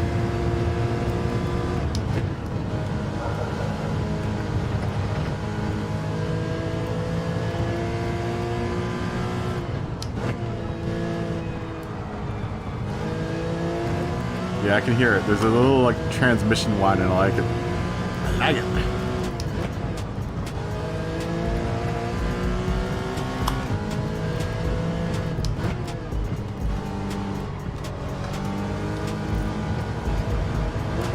Oh!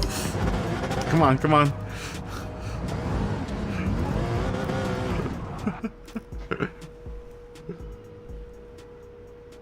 Dude, time flies. Do you make music as well? Time does fly when you make music. Too fast. And it depends on what time signature you're in. Ah, that was a little music joke.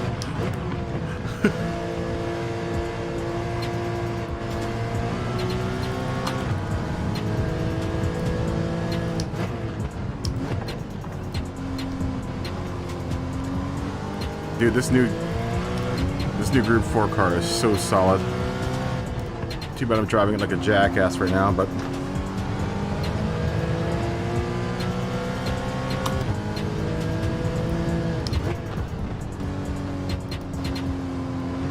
I never profess to be the fastest driver out there.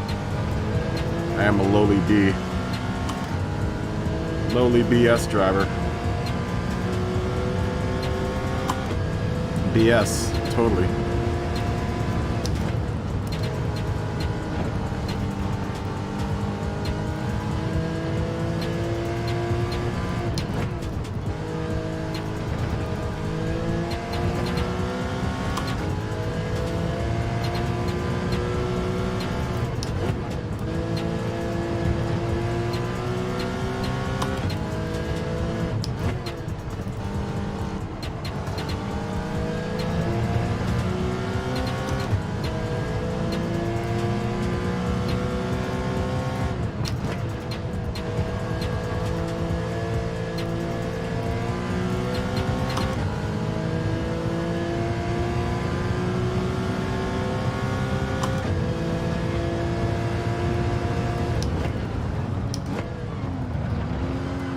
Scary edge.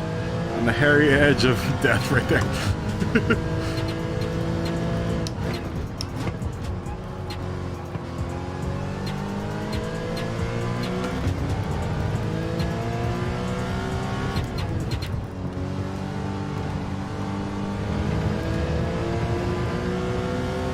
It feels so good to be back in a group car.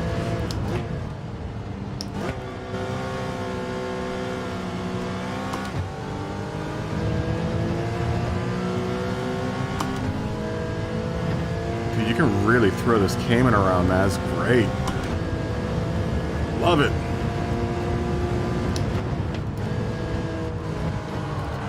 Don't you dare bump into me, Viper.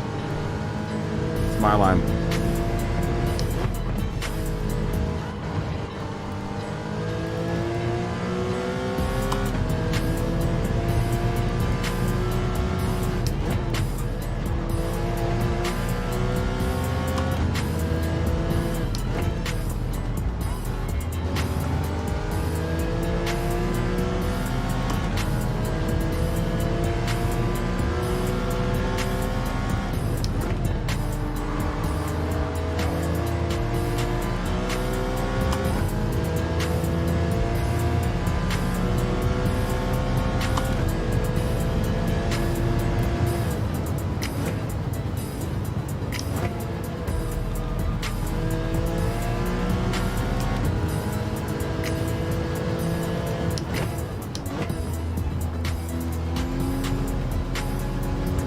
like the new rework of Brands Hatch too.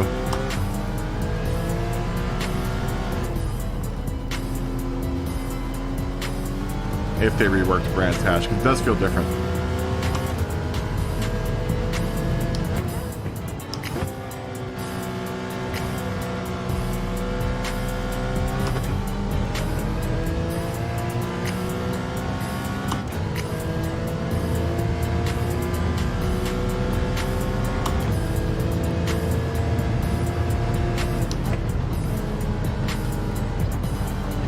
I need to pop some hardcore right now.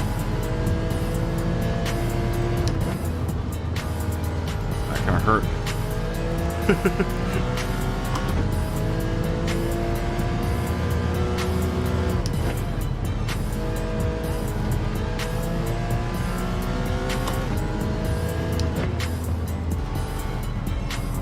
Not my fastest time around Brands Hatch, but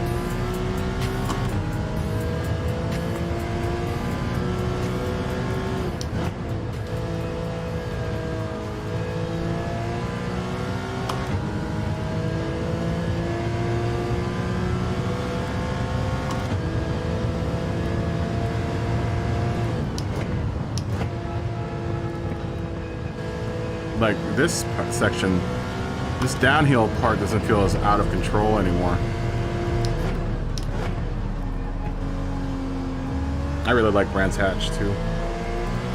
There are not many tracks that I don't like. There are a few, but not many.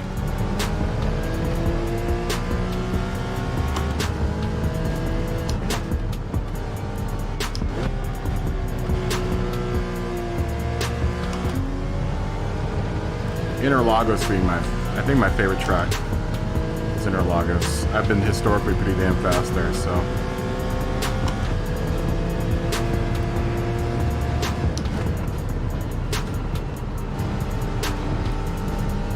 But I really like Brands Hatch, man. The more I race it, the more I like have come to like really love it.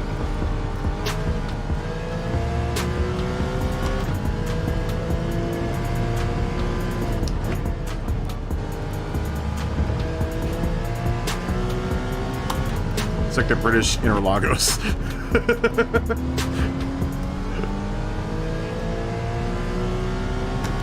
I don't know if I just offended everyone in the UK. Probably did.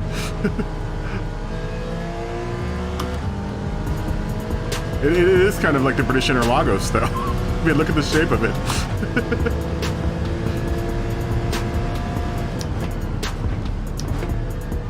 Hey. It shares some similarities in some of the turns with Interlagos.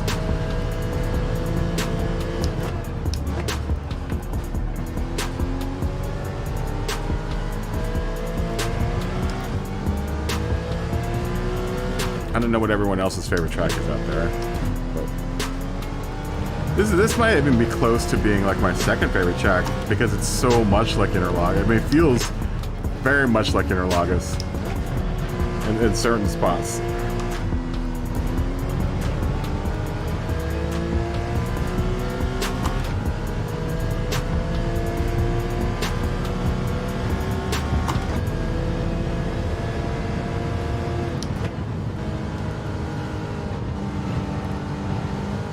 I'd love to see a race here.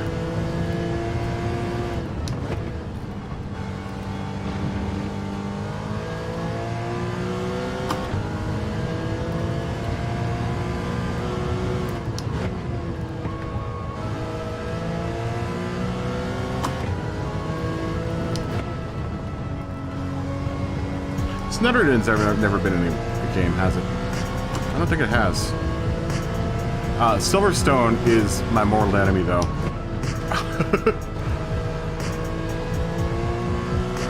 Silverstone and I do not get along. There's one turn in Silverstone, I'm just like, oh, dude, I hate you turn. I hate you. It's like, I think it's a long right-hander. It's like a really flat, long turn. Oh, it's the most aggravating thing in the world. Whew, look at that prize money, 67.5. Very nice. the clean race bonus. Oh, word. We'll take that.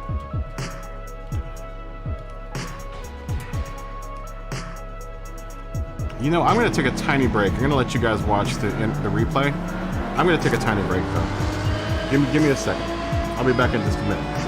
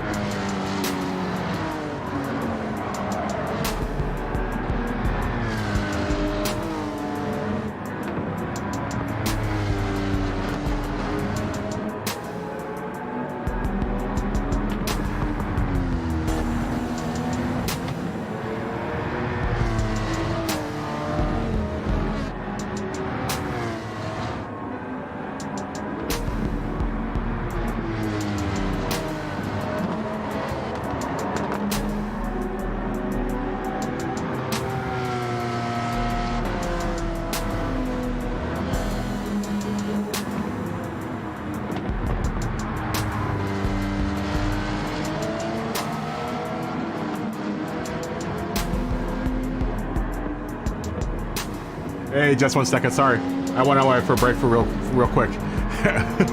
So you messed around with Cubase, huh?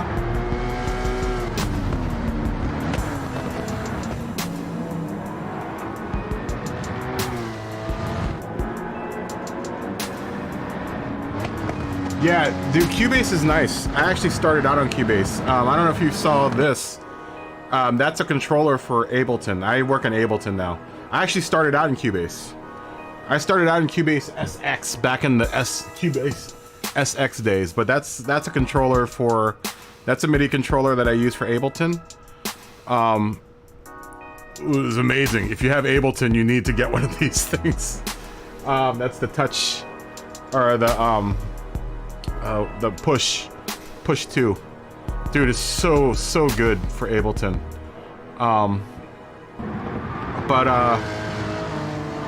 But yeah, I do a lot of my stuff in Ableton. But I did start, like I said, I started out in Cubase, Cubase SX, and it's a great place to start out if you want to do like non-linear music production. It's fantastic. I mean, most all of them are the same. It just really is how you can control them and how many not even how many VSTs you can stuff in. It's more about controller interface and how you can control everything. But you can there are some options. There are a lot of options in Ableton that make it particularly good for music production, for very quick music production. If you have a chance, download yourself. If you're really still interested in doing it, you can get Ableton Lite, I think, for $10, and it's well worth the money, dude. It's such a great platform to do sequencing in. Especially if you're one of those kind of stream of thought kind of producers where you come up with song ideas in kind of a stream of thought. It's so much more intuitive. There's a little bit of a learning curve if you're trying to learn it, but once you figure out Ableton, dude, it's so like natural. I could jump back into Ableton in a second and start sequencing. You know, I've done it before where I'm just like, I feel like making something. I'll just jump into Ableton and start messing around and come up with something, pretty quickly. Whether or not it's good or not, it's a whole different story, but I can still come up with something. Cheers.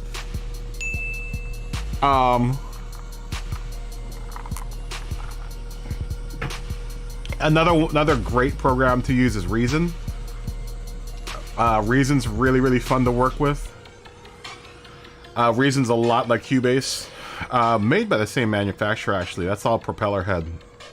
Or Steinberg. Is it Steinberg or propeller head? No, Steinberg. Reason actually works inside of Cubase as VST. And it's a really strong program to work with too. But most everyone kind of runs on Ableton nowadays. Ableton is kind of the industry standard. Ableton and what's that other one? Logic is the other one that a lot of people use. Logic is more for Logic is a better mastering program. If you're trying to master a track, and you're like really serious about Logic, would probably be the way I would go. You can master stuff in Ableton, but Logic is far better, and Cubase honestly is better for mastering.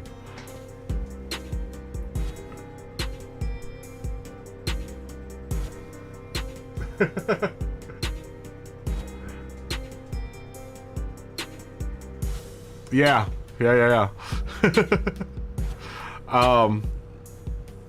But I think for music construction, Ableton is my choice now.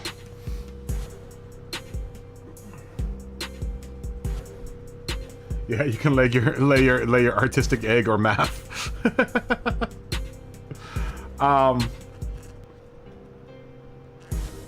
Yeah, if I went back and did it over again, I'd probably still do the same thing. Start off in Cubase. Cubase is a nice solid place to start off with. A lot of people start off with Fruity Loops, which is a nice... Fruity Loops also works really well. Fruity Loops is a lot more... I don't want to say it's dumbed down, but it's a little bit more of a layperson program, but it's a really powerful program. Like, if you don't want to really get into the whole mastering thing and trying to figure out like really crazy sequencing, and not that you couldn't do that in Fruity Loops, it just takes a little bit more time.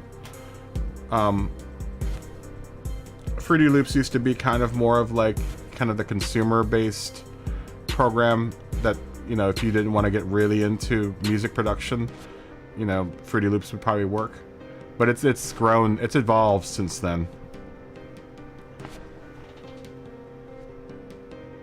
Oh, you can get used to Fruity Loops? Yeah, it's all loop-based, right? It's all sample and loop-based. That's the one thing with Fruity Loops, is it's all sample and loop-based. So you need to have samples and loops in order to really work with it. You can't really do any kind of input as far as like, you know, doing like sequencing drums and stuff. As far as I remember, they didn't have a sequencer in there. And maybe that's the best way to describe Ableton. We're on a Gran Turismo channel talking about it.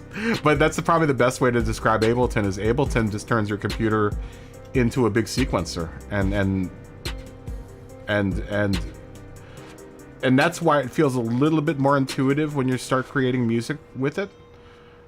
Because you actually feel like you're working with an instrument rather than working with a program. But you can use it both ways. You can work with it like a loop editor, like you would like a kind of in Cubase or in Fruity Loops, or you can use it as more of like a sequencer.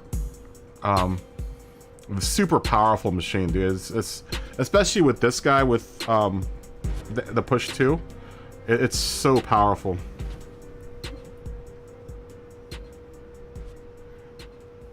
You can make it sound really good. Yeah, I mean, you'd be surprised about how much stuff is produced out there that starts off as a Fruity Loop track. But that's with, like, if you have Logic or Cubase or something, and you can, you know, feed it through there and do all the EQing, adding effects and stuff to certain tracks and whatnot. You know, you just have to, honestly, you can use anything. I've heard stuff made with the most rudimentary instruments that sound fantastic, and it's all in how you use your sounds and how you EQ everything. EQing is like key. EQ and compression. If your EQ and your compression game aren't on point, then you need to really work on it. Because that's really the key to like any good music production is the proper amount of compression on certain things and the proper amount of EQing. And EQing right.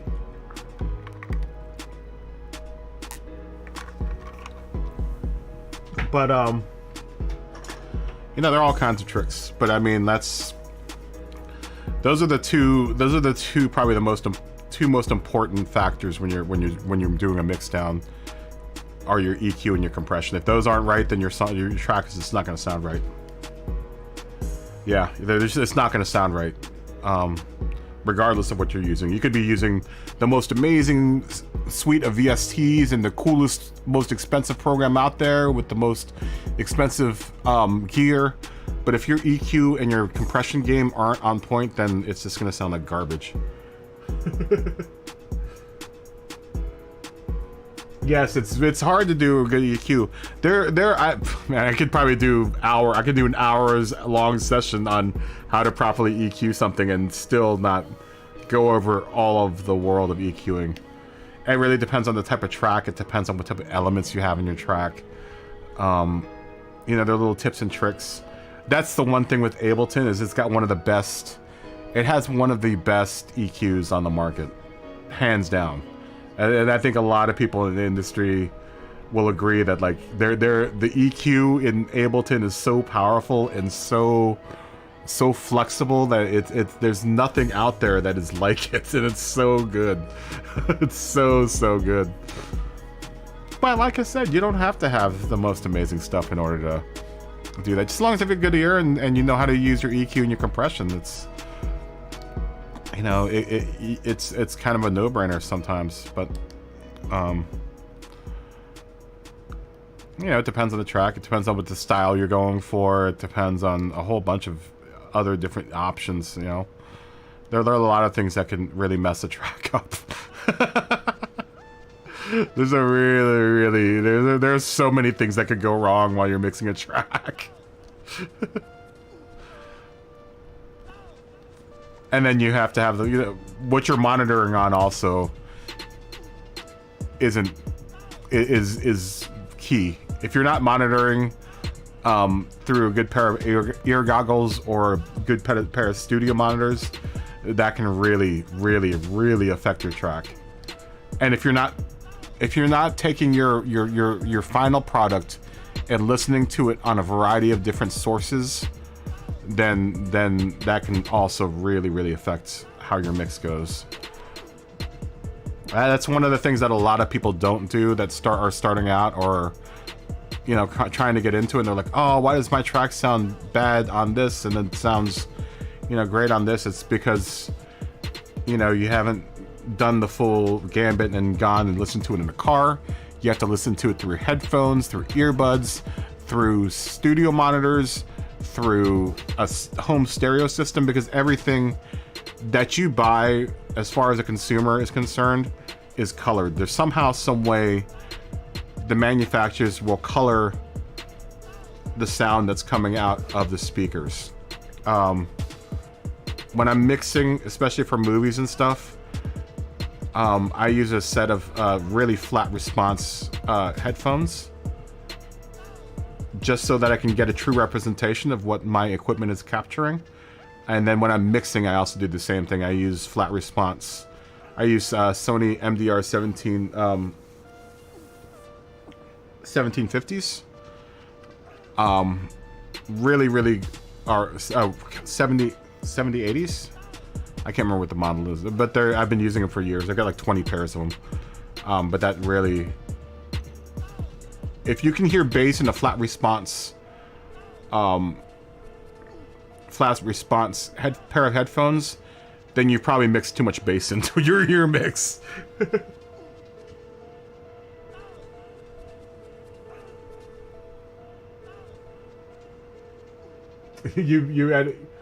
You produce a track editing a strip of white noise, basically. I've done the same kind of stuff, man. You'd be surprised what you can sample and make it sound also. You know, you just have to be, you know, smart with your sampling and smart with how you use the sample. I've done some weird stuff with sampling, man. Very late nights, super inebriated late nights, sampling variety of different things around my room and around my house, and then using that as like percussion. Or as a, you know, if I can get it in tune, then I use it as a tonal piece. But for the most part, you know, if you have a good ear, you can make pretty much anything sound good, right? But that's one of the, especially when I've talked to like young producers that are just starting out. They'll be like, oh, listen to my track, you know, and I'll listen to it, you know, two or three different things, and I'm like, well, it sounds all right, but when you're listening through studio monitors, but if you put them onto a car stereo, then it doesn't sound so good, and then through earbuds, it might sound a little better, but not as good as they do on studio monitors. Yeah, it's one of the big mistakes that I think a lot of new musicians make, new producers, quote unquote, will make, is not varying what you're listening to, as far as like when you start doing your final mix downs and stuff. Mastering if you're bad at mastering, then bring it to someone else to master.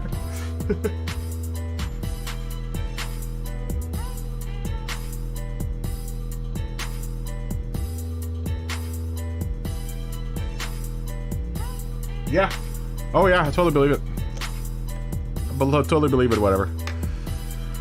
There have been a lot of cool songs, man, that have been made that way. You ever listen to any Autechre? Now we're getting to some crazy math electronic stuff.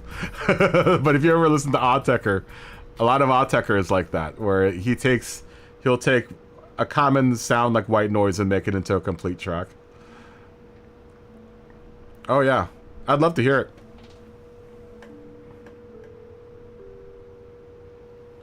Yeah. But I mean, do you necessarily need to have that? I mean, you don't.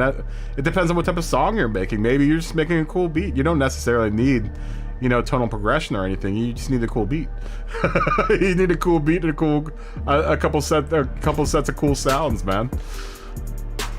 It doesn't mean it's not music. You know, even if it doesn't have tonal progression or whatever. You know, you can make some cool stuff out of just one sample.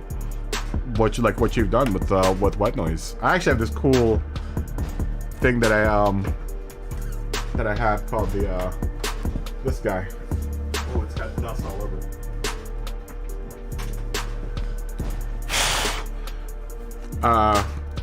This little dude is super fun to play with. This is and I used to do a lot of sampling with this. I haven't used it. I haven't used this in a bit. It's a bit limited. I'll do every now. I used to input like some loops that I would, because it's portable, so I can take it all over the place. It's got a really long life battery, so I could take it on planes and make little loops.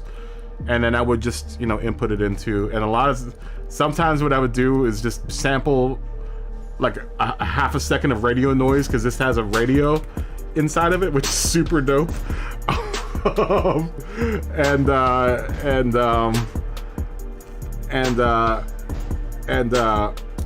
What's it called? And then just use that as a loop. Yeah, this OP1's dope, man. I haven't really messed with it too much lately, though. It's funny because I go through stages with the OP1. Every now and then I break it out and like I'll break out the OP1 and try to do something with it. And then other times I'm just I don't want to mess with it. I'll just go to Ableton and do it in Ableton. But like I said, this is collecting dust because look how much dust is on it. Dude, I haven't broken this thing out. I haven't broken out most of my equipment in months. Ever since I started doing this channel, I really haven't messed with any of this stuff in a long, long time. Usually, typically around this time of the year is when I start kicking out a bunch of jams. I'm always really musically active between the months of March and June. and then for the rest of the year, I'm just like, whatever. But ever since I started the channel, it's been different. It's really been all about the channel and nothing about, you know, making music. I should start making music again. I do miss making music. I don't think they sell these anymore either. The OP1. This is by a company named Teenage Electronics, right? I don't think they make this anymore. I've had a couple people offer me a couple $1,000 for it, and I'm like, dude, I've gotten rid of a lot of stuff that I probably shouldn't have got. I used to have an 808, I got rid of that. I had a 606 and a 303 at one point in time, and I got rid of both of those. The 606 I didn't really use. The 303 kind of used, but I can honestly emulate that. The 808's the one that I kind of always miss. I was like, oh man, why did I get rid of that kid? And I'm talking about like old school 808. Like old school 808. It didn't keep sync worth shit. You know, it was MIDI, but it didn't. I would always, whenever I pulled it into anything, I would have to nudge it, the track, because the track would just be that much off of everything else inside the computer. So, and then I eventually just got an 808 emulator. It was just taking up space. It kind of needed some work. But looking back, I probably should have never got rid of it.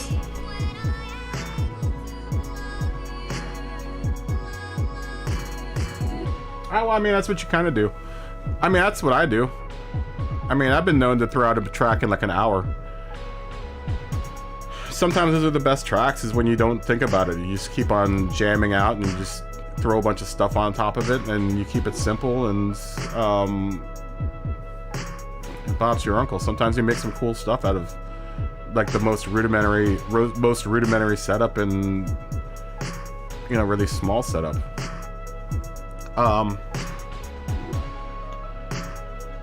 But I would like to break this thing out again. I would like to break this thing out again and start working with it. It's got some really cool effects on it too. Yeah, and then like sitting in front of me is you don't even see the Arturia key station. I've got like a Arturia 64 key station sitting in front of me right now, and I don't even really use that much anymore. But I remember in the very beginning of the lockdown, dude, within 1 week I kicked out like 20 songs. I think within like 3 weeks I must have kicked out like at least 4 albums worth of music. Whether or not it was good or not, it was just like, you know, beside the point. It was just like I just had all these ideas, and I was just like, okay, let's throw this down. Let's not spend a whole lot of time on it. Let's just keep on moving. You did that track on acid.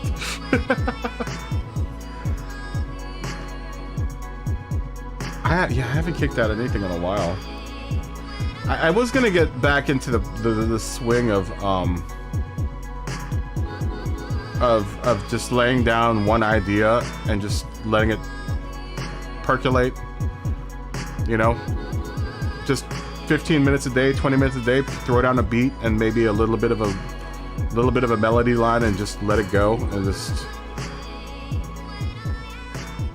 move on, just to keep in the exercise. And I think that was kind of one of the things I wanted to kind of work on this year is to be better at like just throwing down an idea too, regardless of whether or not it's good or not.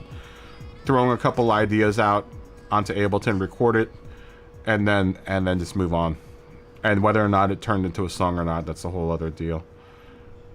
But that takes a lot of determination. Which my determination lately has been kind of all over the place, and my drive has been all over the place. It's been hard to try to like hone down to one thing where I'm just like, okay, I'm gonna do this, and we're gonna get it done. Been a little bit all over the place. I need more focus, man. I've been super unfocused lately. In the last year and a half, it's been really unfocused.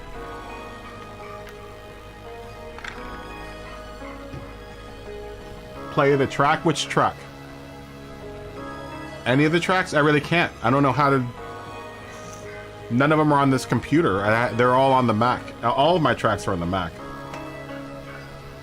That's what I use the Mac for. The Mac, if you guys ever wondered what the MacBook Pro back there is for, it's not for playing the stream. It's for... That's the computer I use for music production.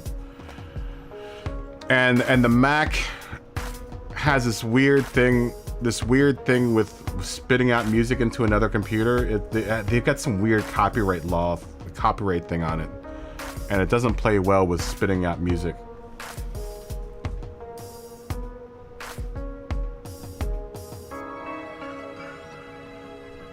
Where is your track? Do you have it online somewhere?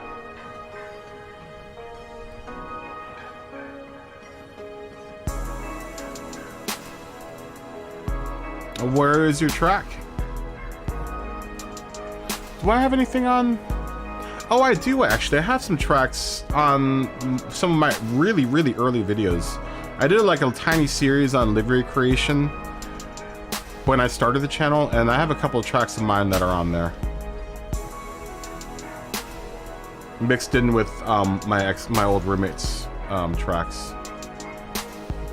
You know, they're alright. They're nothing to write home about. Where can we hear your track? Whatever.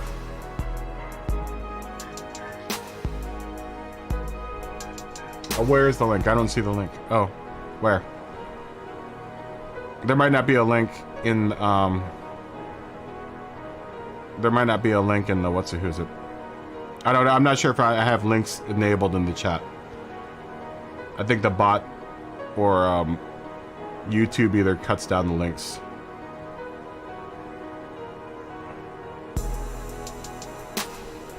Well, where can we see it? Where can we listen to it? I mean, I can look it up on the internets.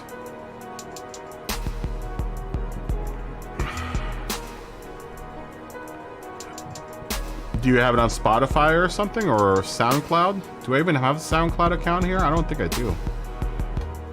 The SoundCloud account's on there.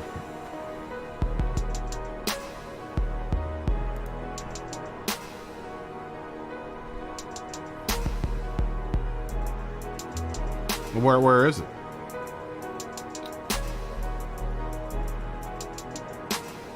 Alright. Let's see.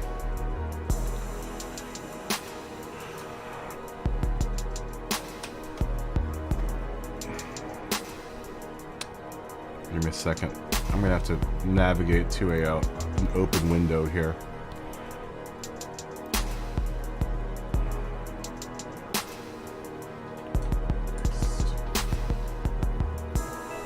Give me a second. We're computing right now. Copy and paste. There.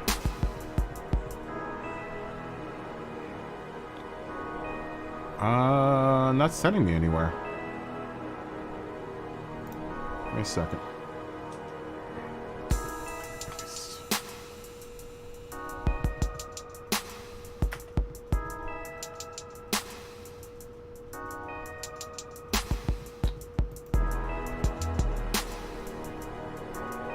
Yeah, it's not sending me to...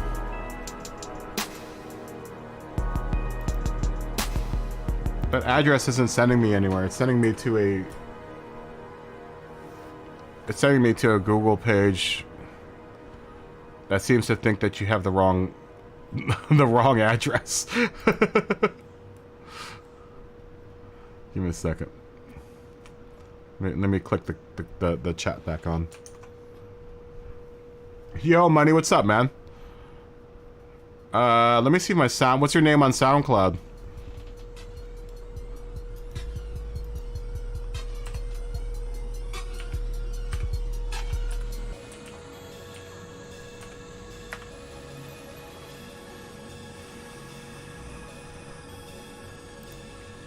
Yeah, what's your username on SoundCloud?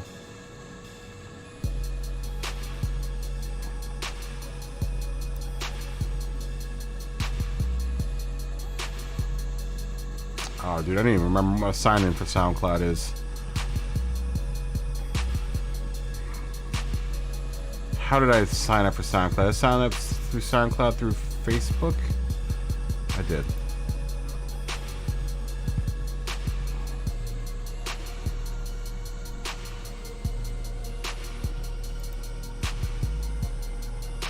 Did I put songs on here? I don't think I did.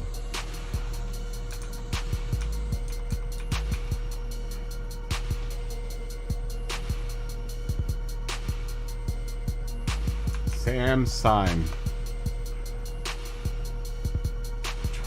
Try mastering on SoundCloud. Are you kidding me?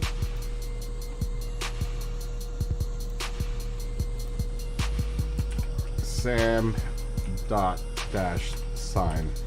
Like sine wave, yeah?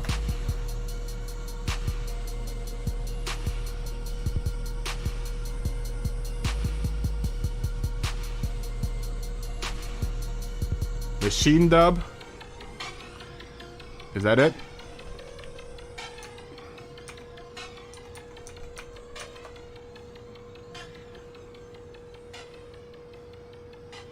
With the black and white logo.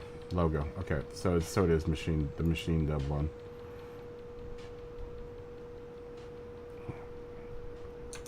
All right, we'll take a listen to your song here.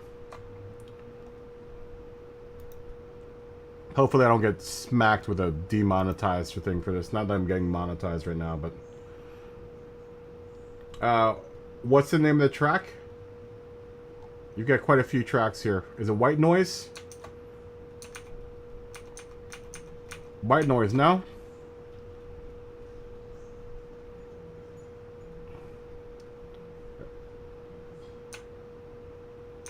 Okay. Let's listen to your track here real quick. Ooh, it's loud.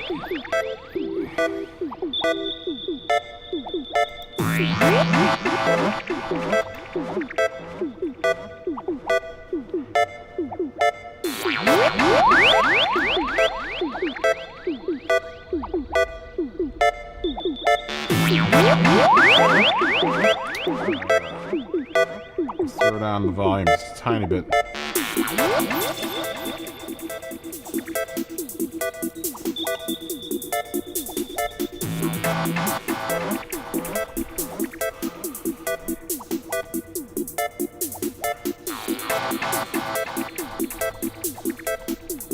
That's very nice. You got a good mix. Your mix sounds solid.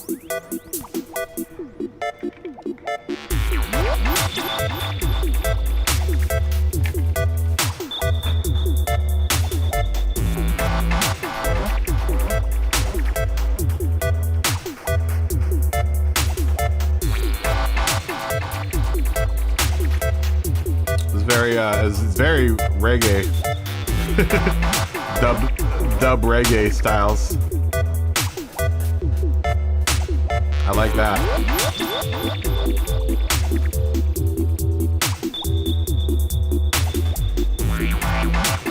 I hear the white noise. Is that your snare? It sounds like white noise. So does the hi-hat. Sounds like white noise.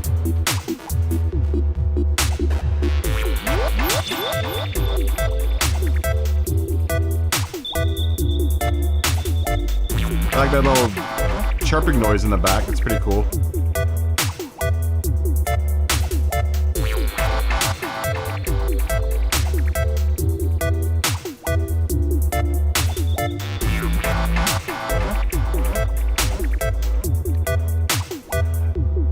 Yeah, man. Good work, dude. How long ago did you make this?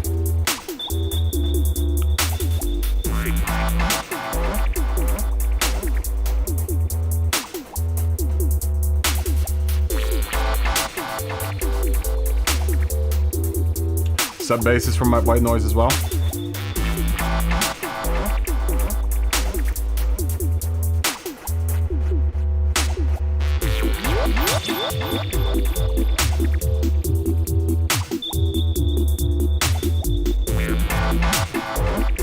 Everything's from white noise.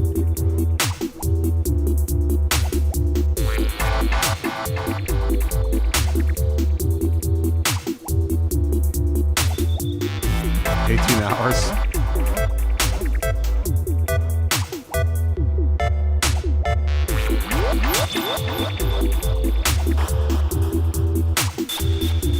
It's cool, man. It's good stuff. Hear that white noise there?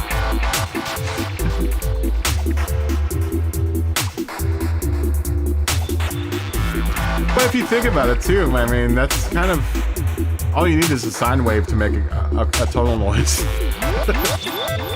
You know?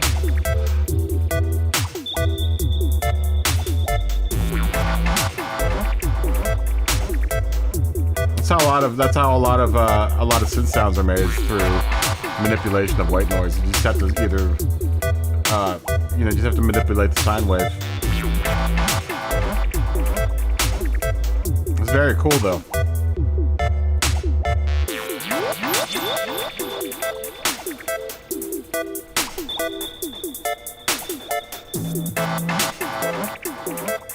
It's very cool.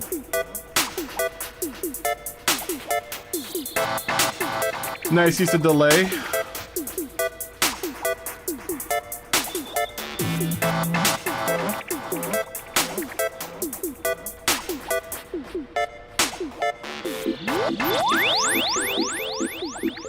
Like that noise. That's pretty cool noise.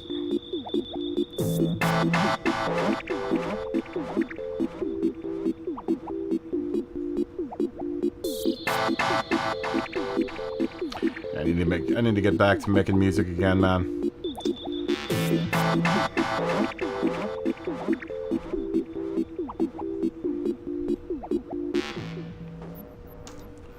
Very nice, my friend. Very nice. Good job, man. That sounds really good. That sounds really, really dope. I like the dub feel that you got going on there. It's really nice. Good stuff, man. You did that in 18 hours. It's really, really cool, man. Good stuff. That goes to show you don't really need a whole bunch to make music. You just have to have a little bit of patience and know-how. More cowbell. More cowbell. Yeah, it sounds good, man. It sounds really, really good.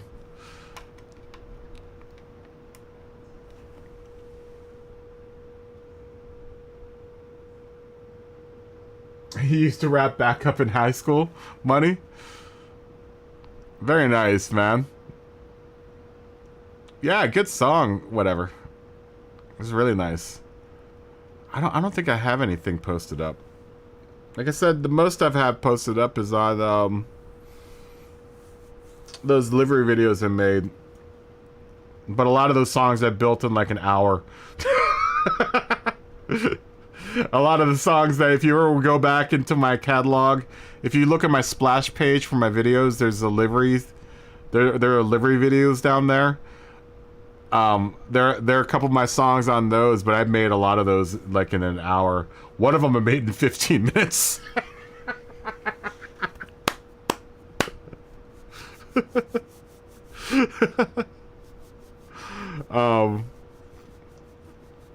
You know, it was one of those things where it's just like I needed music for the videos, and it was like, we'll just throw this in there.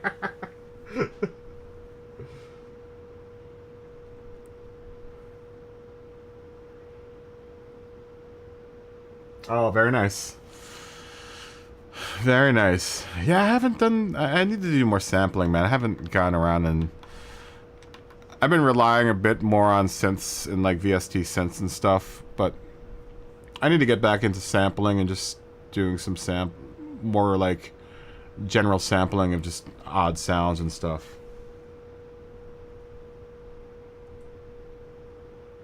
You should give it another shot, Money. You're still young. You're still young. It's not like you're too old to like stop rapping. You should start rapping again, man. As long as you're making noise, man. That's all that matters. You know, make some noise out there. Go out and go find something and make noise on it. You know, make some music. Doesn't matter if you're a musician or not. And if anything, you're still writing, Money. You know, try writing some stuff out. Write some songs, and whether or not you perform them or not is a whole other story. You know, just do it for the love of the game.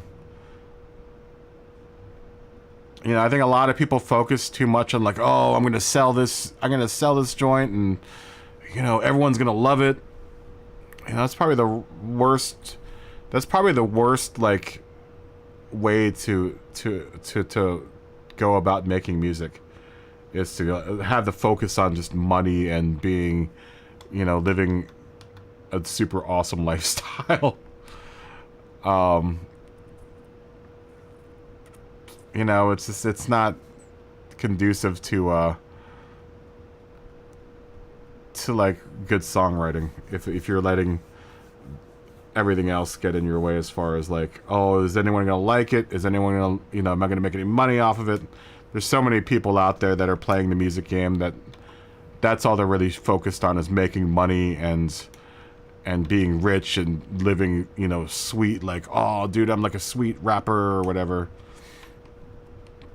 A lot of that shit's just like the worst music out there. You can hear it. You can almost hear it in the songs. Like, man, this song sucks, because this is like, obviously the only thing they wanted to do in this song was to make money. It's a shame. It's a shame. But then there's also some really, really amazing stuff out there, man, that people,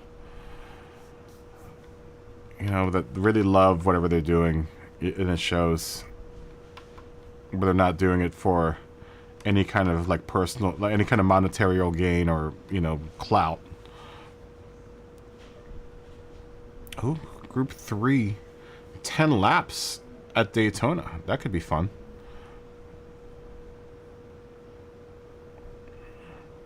Maximum reward 75 grand. Let's do that one. Medium, soft, and hard. That's kind of the race that they're doing right now. 7X and 15X. Whew. I'm not a big fan of mumble rap either. It just sounds like a bunch of people mumbling. Hence the name mumble rap.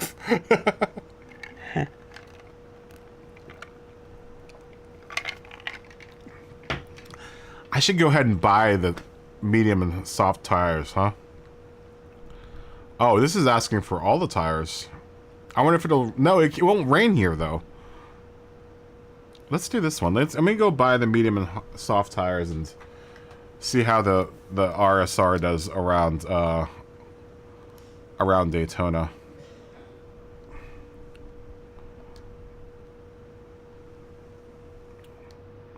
I'm just picking random races at this point, just to drive. Yeah, I'm not a big fan of mumble rap, man. I never really got into that. You know, I'm more of like an old school rap game kind of guy, dude. I love all the stuff from, like, you know, Run DMC, Public Enemy, KRS-One. You used the Lamborghini on that car, on that race?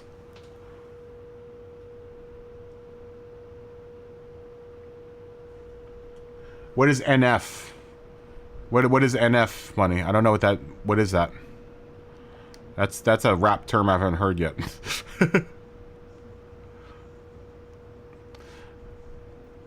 Yeah, I'm more into like the old school stuff, man. I mean, I'll listen to some of the newer school stuff, but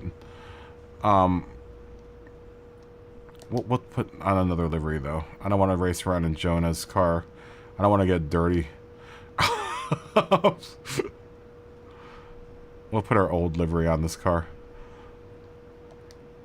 What is NF? What does that mean?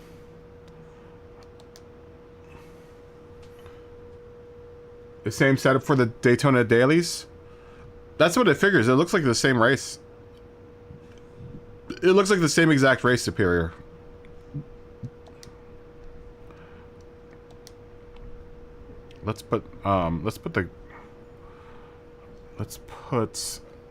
We'll put that one back on. There you go.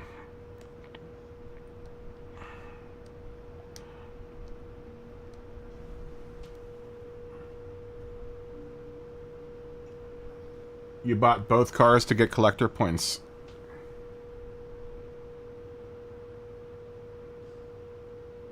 He's a white rapper from Michigan. I've never heard of him.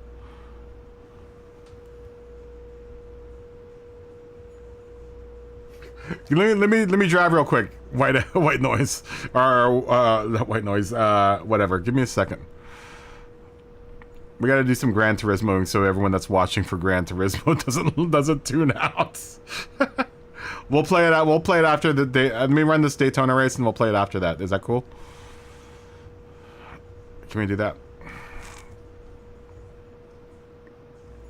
Oh, you know what? My music isn't on right now. You know what? We'll change. We'll change albums here.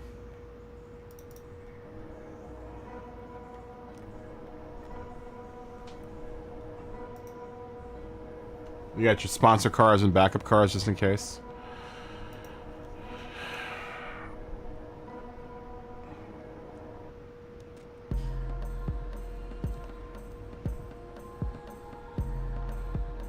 Oh, we gotta turn this back up.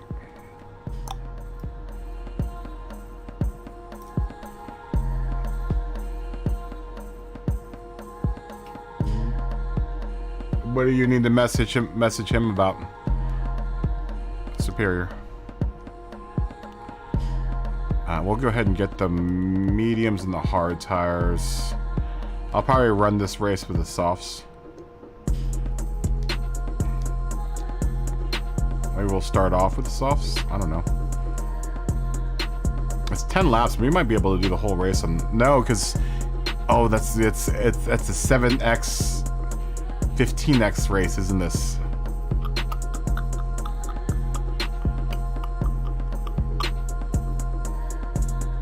Maybe we'll start off in the hards, maybe?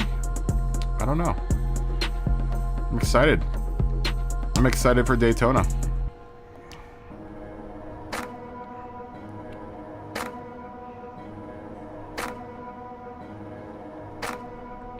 What program are you using for assembly?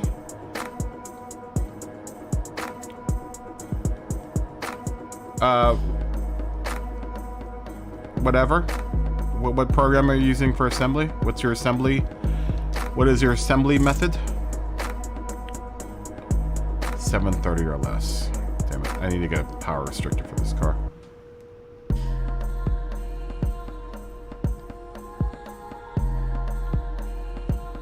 Oh.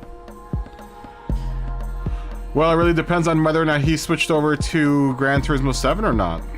Superior.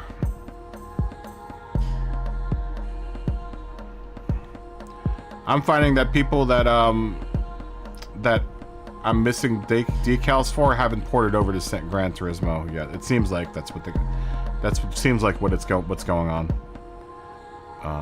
We wanted to get a power restrictor.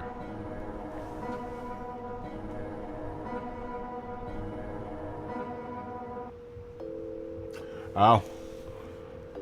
Yeah, I've never heard of him. I'll have to look him. I'll have to look him up at some point.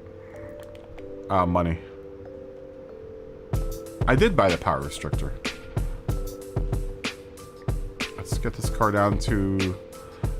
What was that? Was it 750?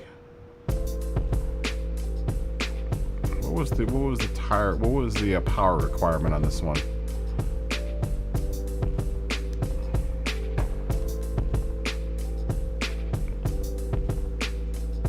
PP is at 700. Okay, we can do that. Power restrictor. 743. Nope.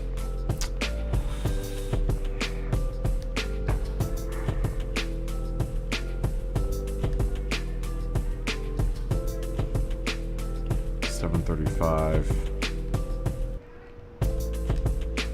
678. 725, 724, 60. Wow, that's a big jump. That's a big jump between 81 and 80 on the power restrictor. Okay, well we take that. Oh wait a minute, that's not the race we want. What's this one? 730 or less. Okay.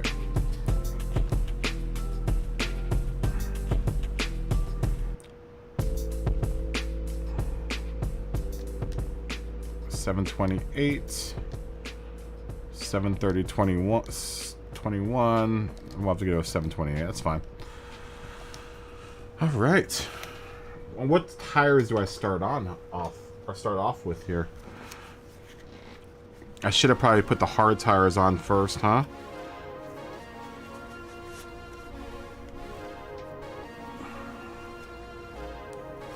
Hopefully it doesn't start me off straight away.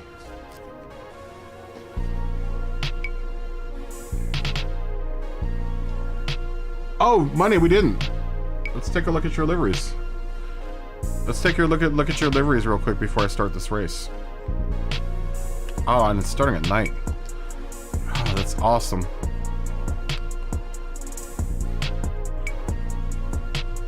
It's still the same name in the game, right? Or I could just look at what I'm following. Give me a second.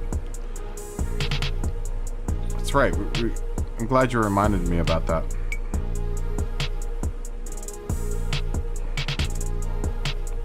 We'll take a look at that real quick.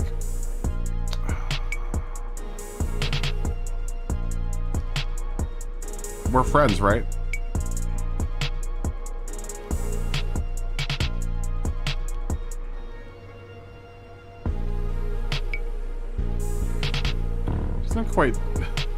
Doesn't quite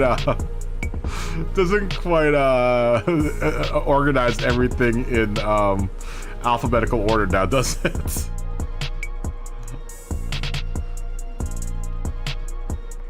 Where are you, money?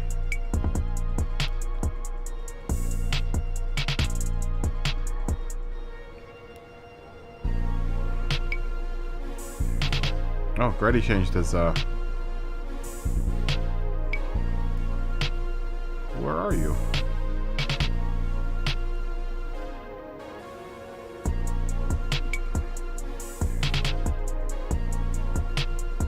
Oh, Samuka Runner hasn't come back over to hasn't come over to Gran Turismo 7, looks like. Goody. SMCA. There's Blaze. I don't see you. Tajamin.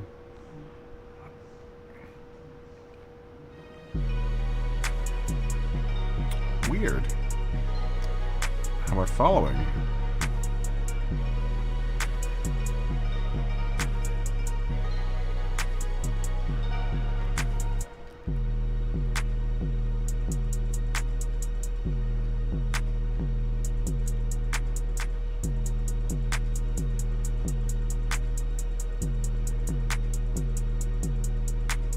You didn't change your name in this game, did you?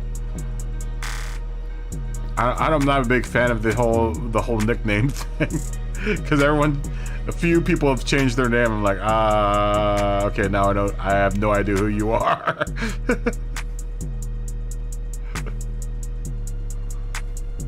I don't see it. Why are we not friends? It's just LLC money, right? Is it LLIC money? I just call you money on the stream. Money, money, money.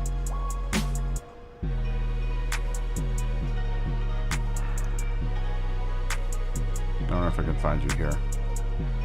Flat pick or lock.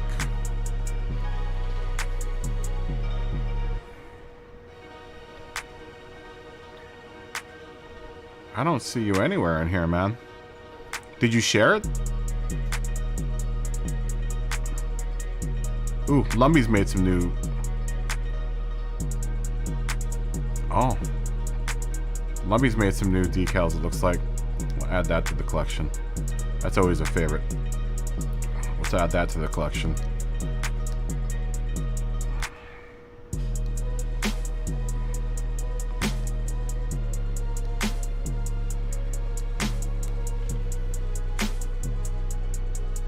So it's LLIC money _ 20. Okay.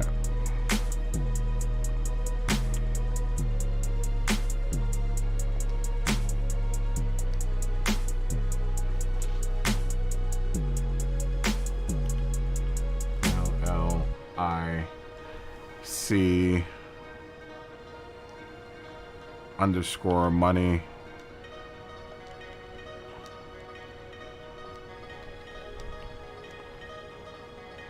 20. Done. Oh.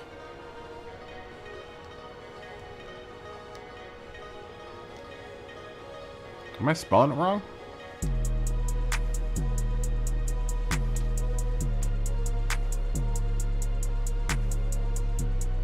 It's 2 L's, right?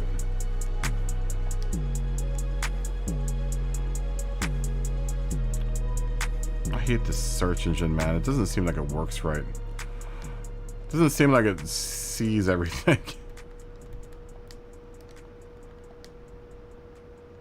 It's so weird. And you shared it, right?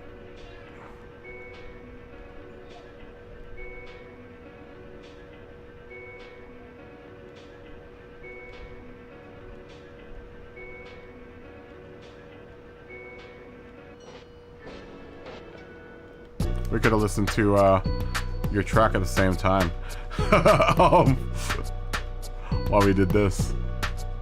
Oh, that's nice. Oh, just for a search for IBM.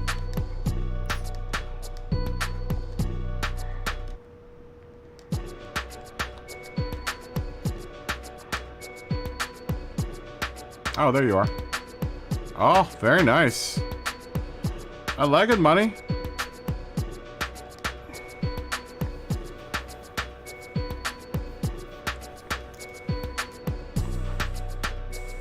Yeah, I like that whole white bit that goes to the grill. It looks really good.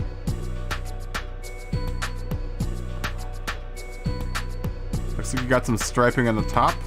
I like the IBM That's very nice.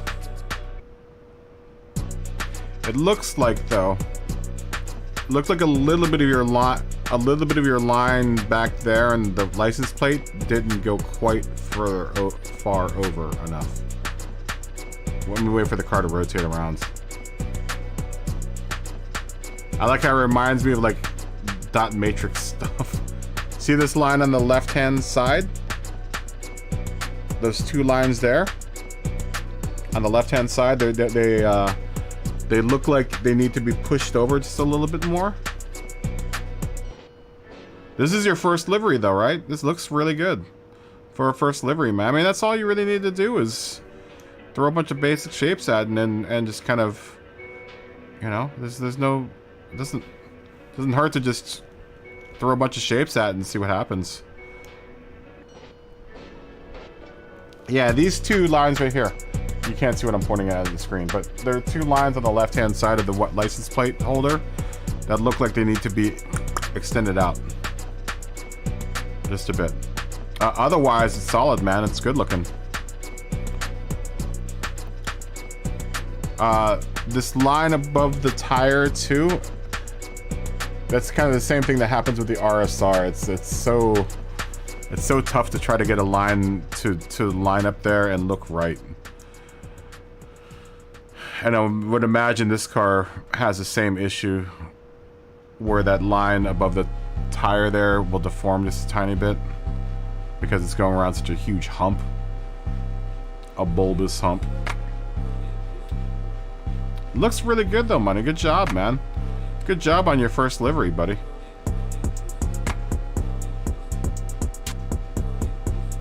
Yeah, it's clean. It looks good. Just fix those little two things back there and you'll be cool.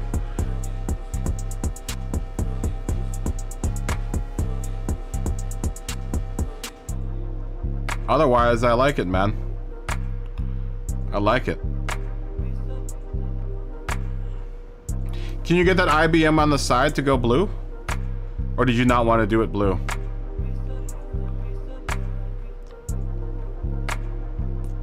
Like this IBM on the back.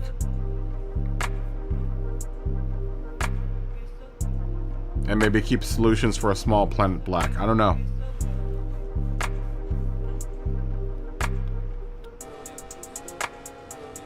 Looking good, Money. You did a Gucci livery as well? Well, now that we're here, we can just look at your profile here. That's the wrong thing. We want to look at the user page and look at your gallery. Oh, yeah.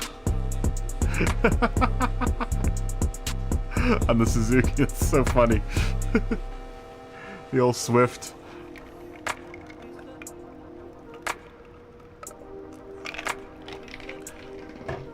Yeah, good job, man.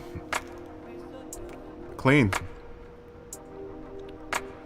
It's clean. Nice usage of the rectangle. My favorite shape in this game, the rectangle. Rectangle conquers all.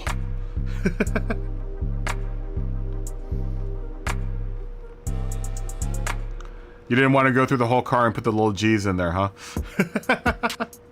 You know, like how a Gucci bag looks. It's cool looking, man. Good job, dude. Good job, Money. I like the gold, too. Like gold pops. But I'm also a big fan of gold, so... That gold chrome looks really good.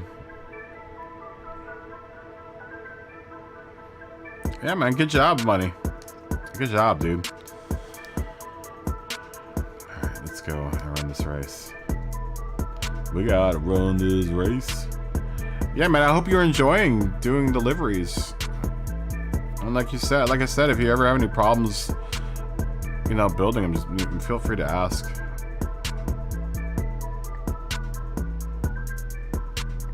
But I'm glad those are your first two liveries, right? I know you had said before that you were struggling with liveries. Keep at it, man. Keep at it. Keep at putting out the content. Keep on putting out that content, man. Practice makes perfect. You gotta keep on practicing at it and throwing stuff out there. Are you getting a hang of the livery editor? It's a really easy and flexible and powerful part of the game, and you know, it definitely deserves some attention if you own this game.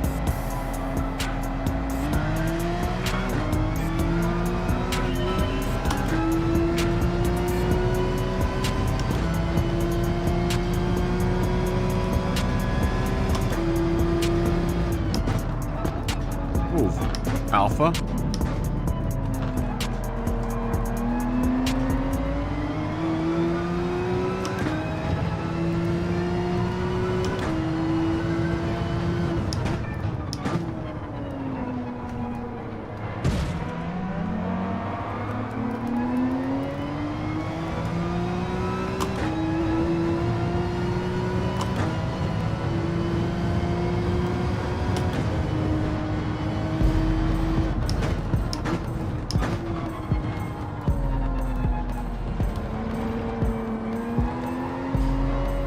Softs. Crap. I wanted to start on the hards. This is just wasting my softs right now.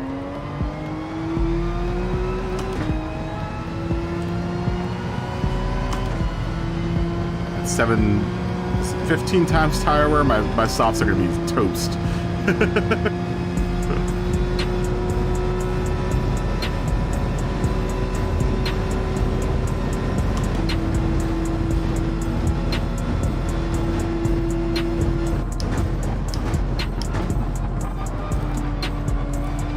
Oh, look at the new barriers. It's stupid that they had to put those there so people would stop cutting across.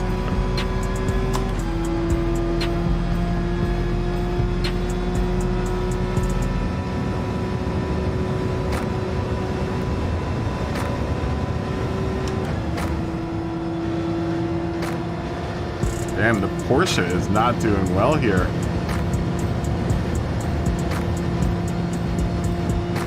Enough speed.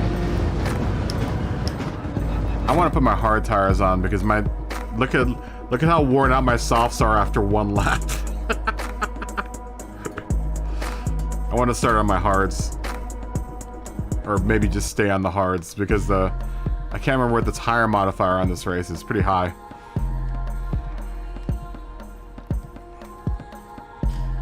So we'll just stick on the hards and be done with it.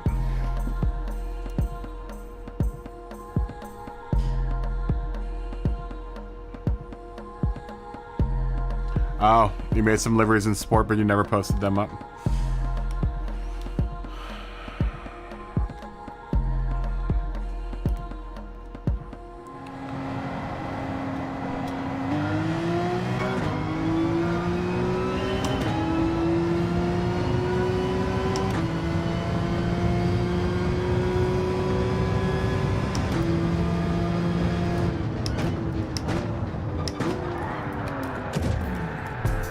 Really?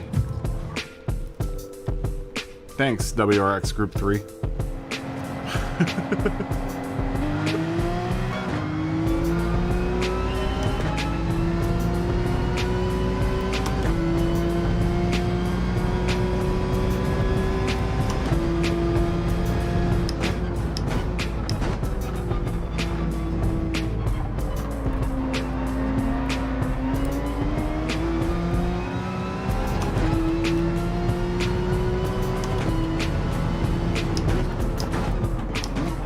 Someone's locking up.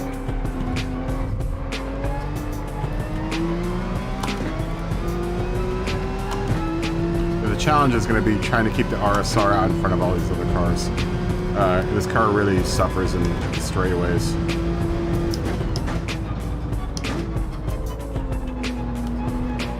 But excels at turns.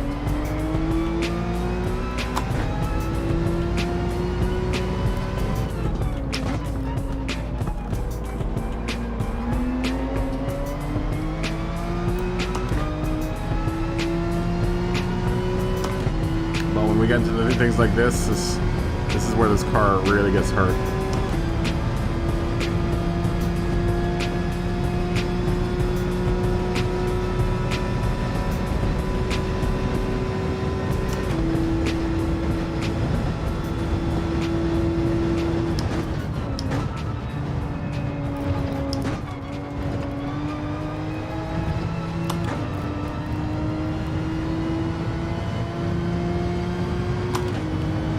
Maybe I'll do a little fuel saving, huh? Short shift a little bit.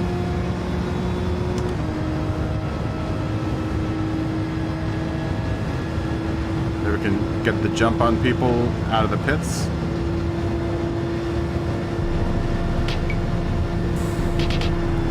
If I don't get turned by the freaking computer. Dude, the AI just totally just runs over you, man.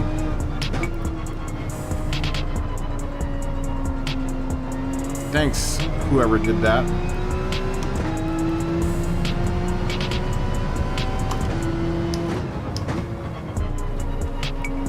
It's totally wrong line there. Yeah, I don't know what AI driver did that, but that was a total a-hole move. And now the guy that's behind me just keeps on hitting me. You kidding me? You're kidding me right now. Is that someone behind me, or is that why is my back end keep on? Ooh, that's weird. Dude, I was having a weird glitch with my wheel just then. It kept on feeling like someone was hitting me from the back. I looked at my camera and no one was back there.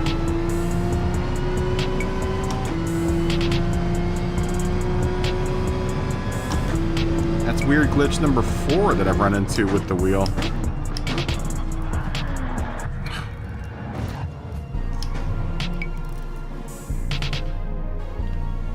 The computer is dirty, dude. The computer is dirty. Sometimes you have bad memory. Well, you're not the only one, though. You're not the only one, buddy.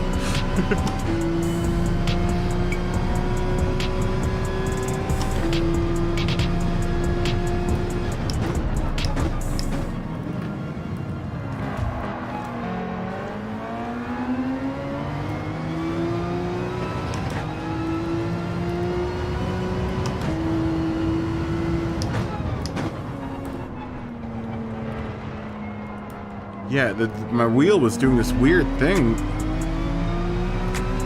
And I know it wasn't cracks in the ground.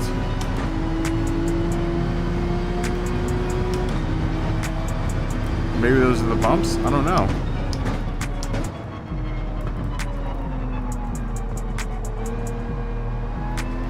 It didn't feel like the bumps in the ground, though. It just started happening. It was just weird. Whatever.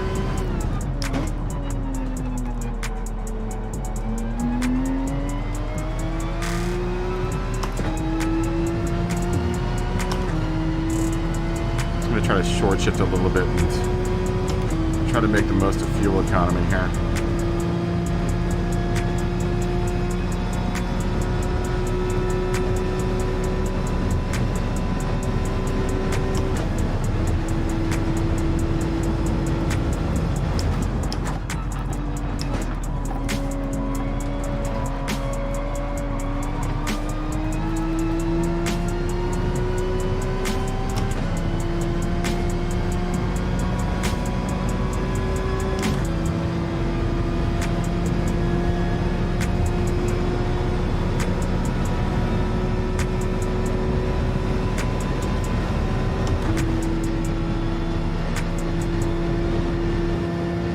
Yeah, Porsche, not so good here.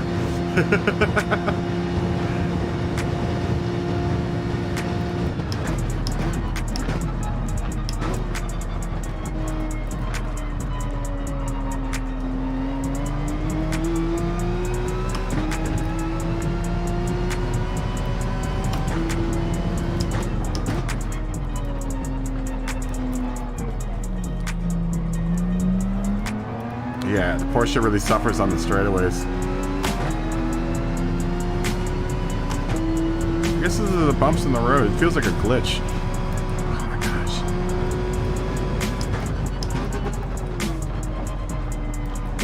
It's totally the wrong line there, but that Lexus was totally blocking me from the line there. I guess I could have just punted him out of the way.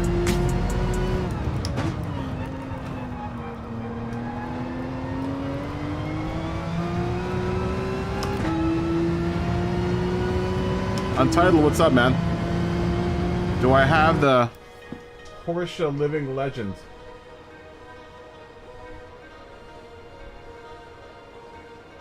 I do. I haven't used it yet, though. Is it cool? You're saying that it's... Oh, it's unbeatable. I do have that car. I do have that car. I need to break it out at some point in time. I did pay for it after all. Do you like it? I mean, if you're saying it's unbeatable, then you obviously like it.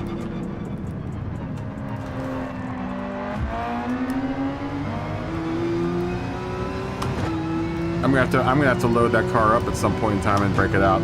I totally forgot that I had that car. Thanks for reminding me.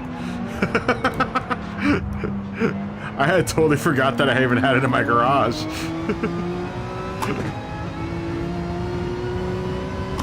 All the other gift cards I've gotten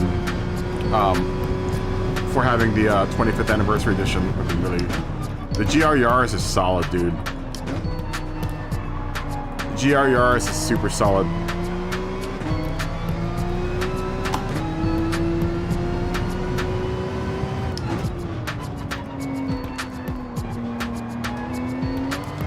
Come on.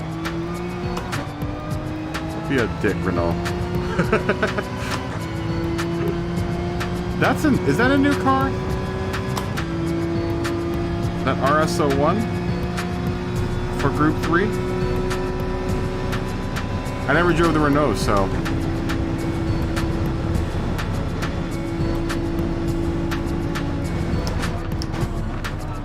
Dude, bug, seriously?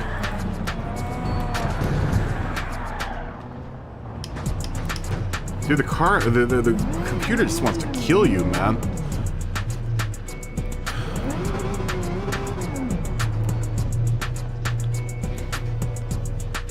The mods division is good.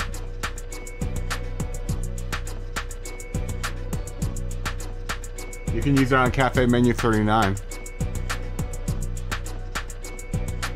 You know, maybe I should have been... I could have probably downgraded it to use it for... Maybe I'll downgrade that and use that around the Nürburgring for that last Porsche book. Throw a power restrictor on it and just restrict its power a little bit.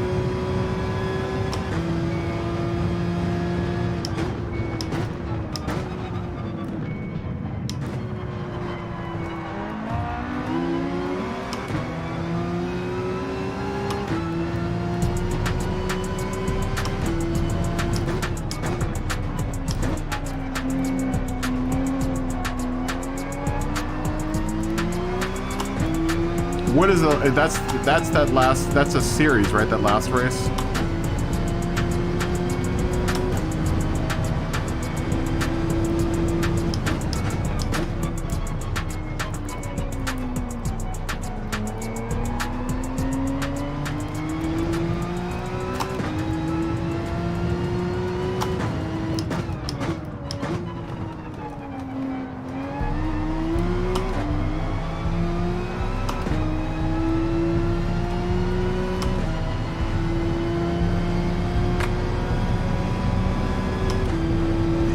Now this Porsche might not be quick. The RSR might suffer here, man.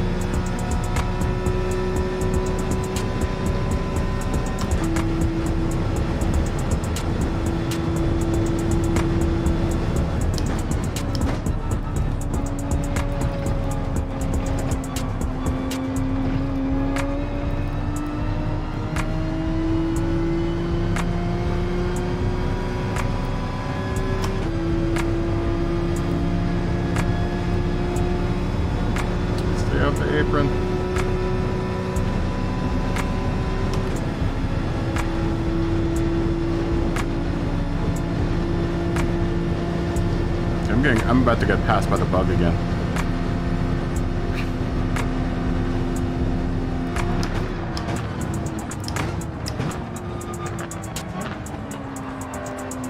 Come on, bug.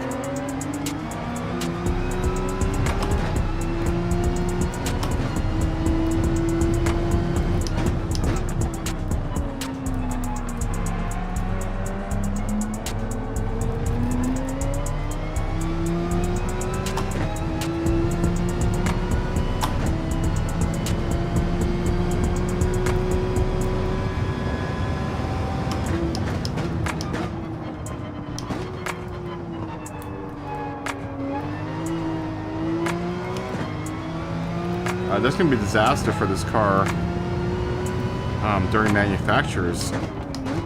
So I don't think this RSR is gonna do very well here,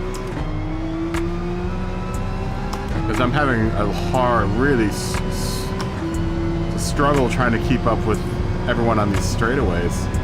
I don't have a problem with it during the turns, but on the straightaways, this car is not fast enough.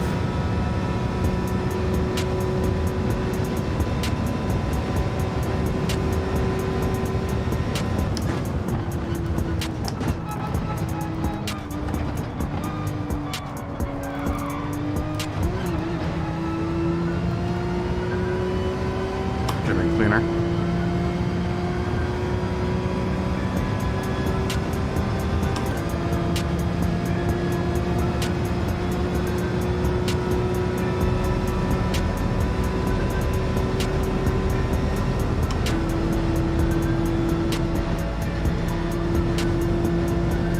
This might not be the right car for this race.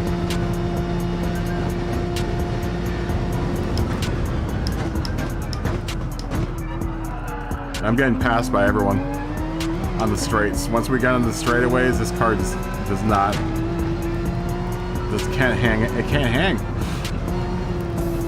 At least with a power restrictor on, with what I've got going on right now. But I don't know how else to get the PP down on this car.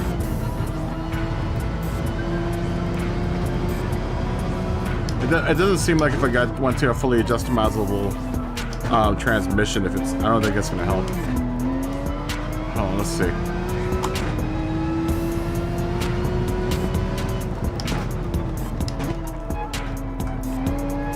It's fine around the turns, just going straight. I mean, this has always been this car's weakness. It's not quite a good car for big long straights. Sorry. This has always been the typical weakness of this car, but it's like considerably slower than all the other cars on the track right now.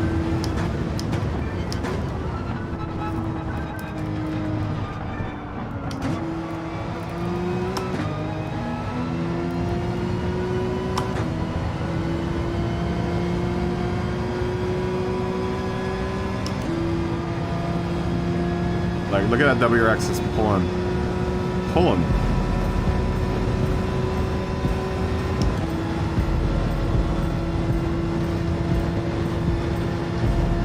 It seems geared fine as well, too, so maybe we can beat people on the pit stops. I don't know.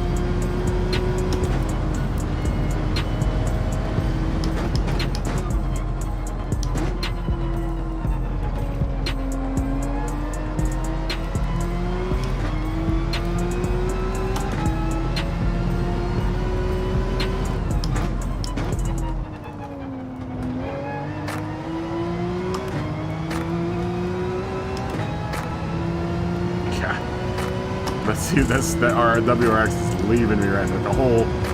The whole field is leaving me right now.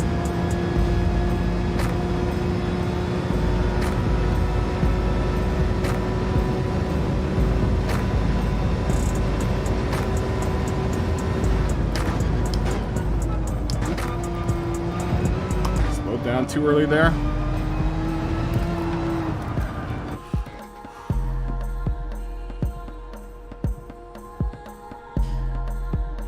Yeah, I'm gonna have to do that, Scotty.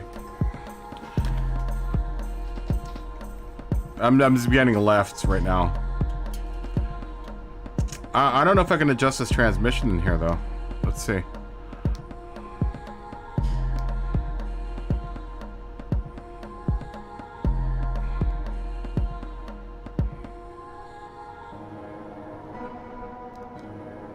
No, I have to go buy them. I have to go buy the fully customizable transmission.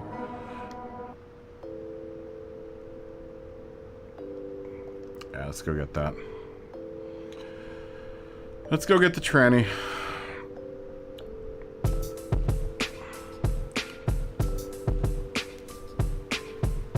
Yeah, that's always been the weak spot of the Porsche, though. Is straight line speed. It's not very good at it.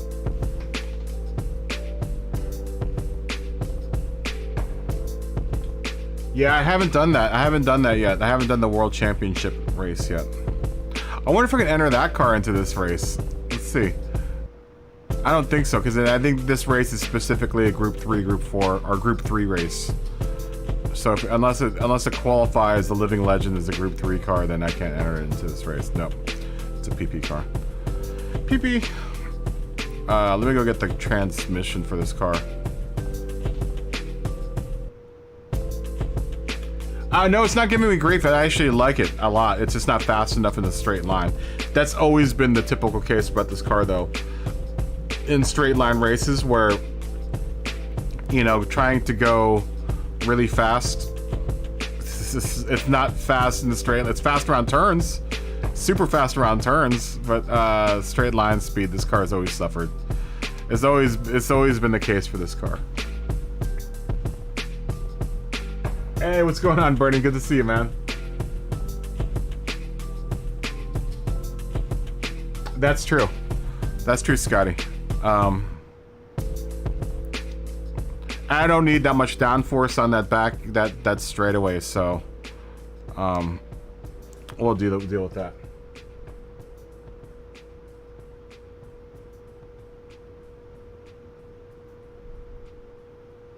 Oh, thank you, William. Thanks for watching, and welcome to the channel. Thanks for watching, William.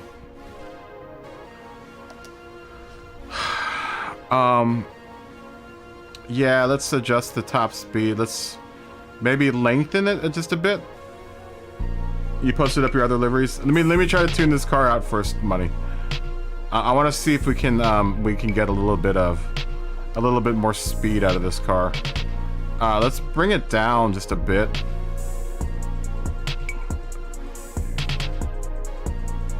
That might be a little too much. I don't know. Let's just see what happens. 420. And then I think the race was 730, I think. So maybe we might be able to pull up on the power restrictor just a little bit and give her a little bit more power.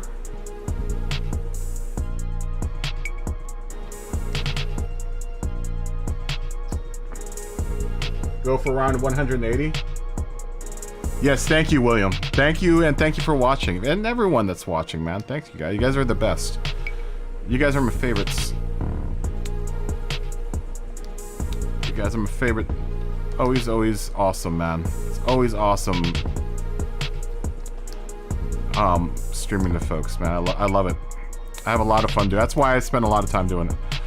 Oh yeah, we can squeeze a lot more power out of it. Let's see if we can't get that power restrictor to go up just a bit. 706, 707, 713, 718, 724, 726. Now we can probably put a little bit more downforce just to get us up to 730.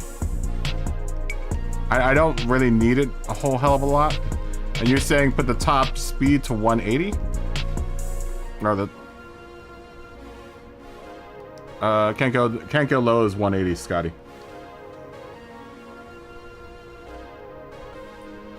I don't know. That's always been the case for that's always been the case though. It's never been in it's always in kilometers per hour. No, you should be used to it. Well, you guys do you do miles per hour in UK or kilometers? 255. Well, 260 is gonna have to do because that's all I can do is 260 with this transmission. I really don't need a whole hell of a lot of downforce. I say that now and I'm gonna go spinning. But at least I got my power output. Good. No, this car, the RSR is fantastic, man. It feels so good in this game. It feels so good. Both the Porsches feel really solid. Was it either in GTS? I could never figure out how to change that because I remember the tuning races that we did, like at Big Willow. I was always like, why is it stuck in Kamal? And we tried. I remember spending a whole like an hour trying to figure out how to get that to go to miles per hour, and I couldn't do it in Gran Turismo Sport.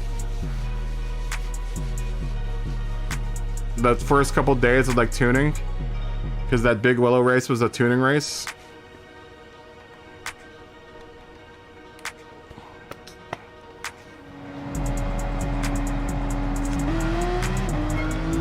You know what? I'm gonna keep brake balance at 0.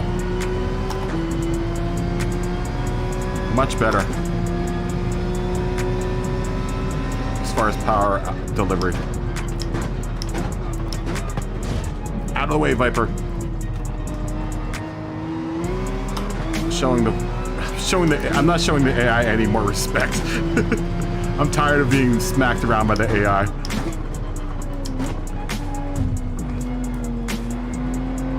This isn't how I normally race other people. But I am done showing any kind of respect to the AI.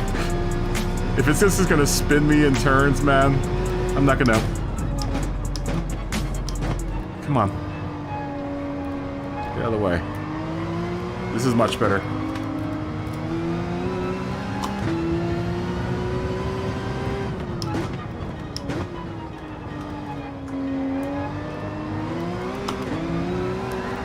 Oh, first spin out. Now I can feel the downforce, the absence of downforce. Nah, man, no more respect for the AI.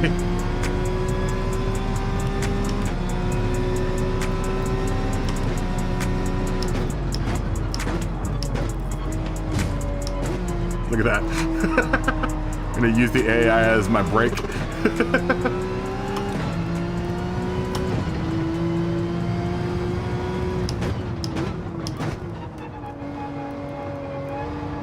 I think I may have misread the settings for this race. I think I might be able to put the downforce back onto the car. Let's just see how she performs down a straightaway.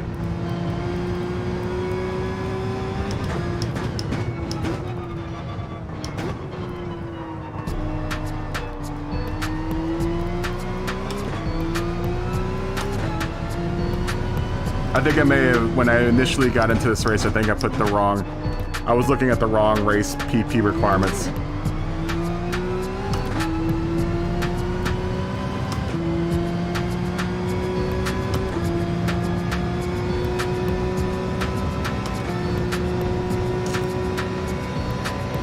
Gearbox might be a little too short.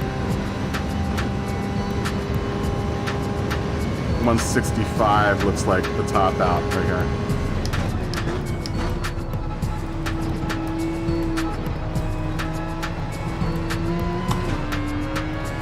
It's definitely faster though, now that I've taken the power restrictor off. But once again, I think I was looking at the wrong race when I set the car up. So I might be able to put the downforce back on, or at least lengthen out the gearbox a little bit more, because I'm topping out right now. All right, let's see if we can win this race like this. We might be able to. Who knows?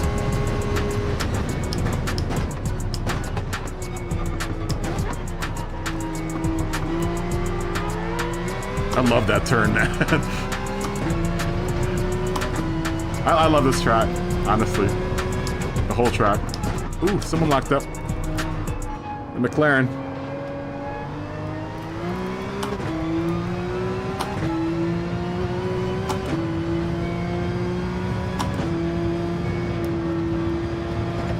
Need to brake there. I do need to brake here. Try to clip that apex. Way McLaren. Stop bumping me.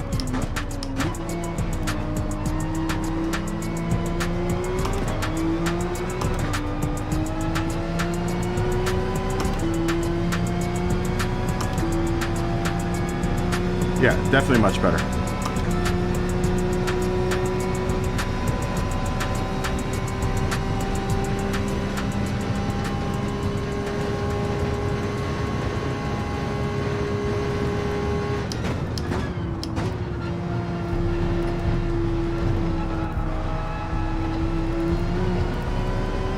Get on the gas a little faster through the bus stop. Use this slipstream. Do some passing.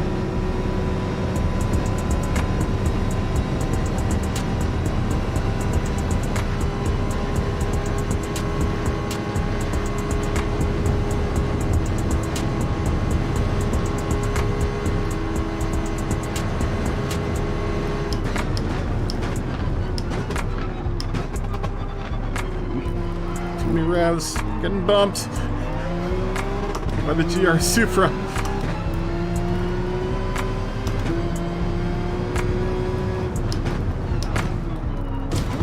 I'm gonna use the Huracan as my brake. And the Huracan's gonna use me as a brake. Little payback there, you little bastard.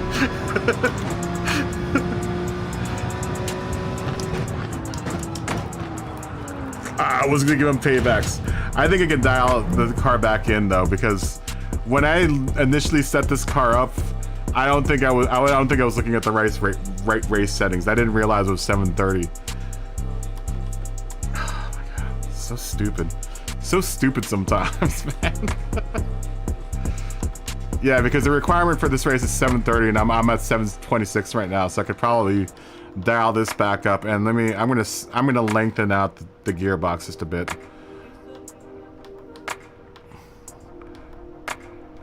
Let's put 585. I'm not gonna put totally full downforce back there. I'm gonna dial this back up just a tiny bit.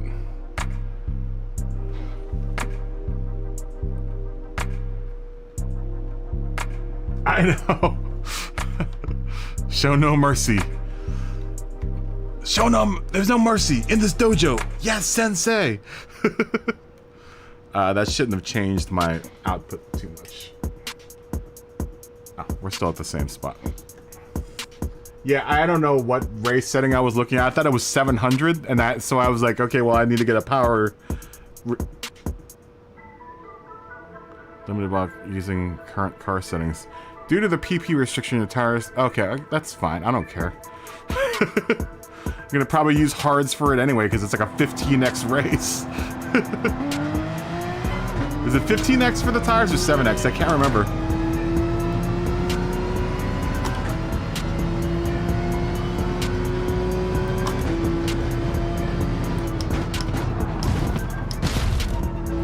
Get out of the way. No, show no mercy. Show no mercy. Oh, and the Viper didn't show me any mercy either. At least it turned me around straight. Hey man, the AI shows me no mercy, so I'm gonna show it no mercy. At least in group 3 and group 4.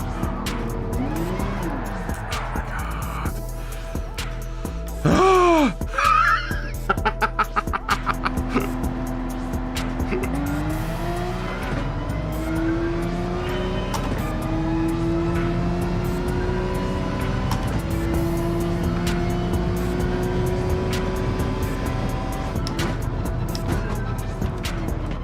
Sweep the leg, Johnny.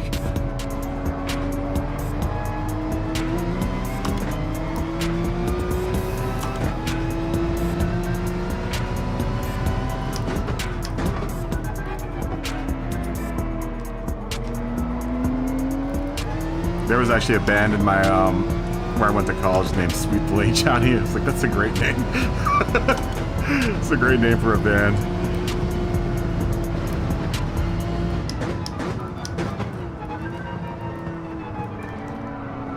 Sweep the leg, Johnny.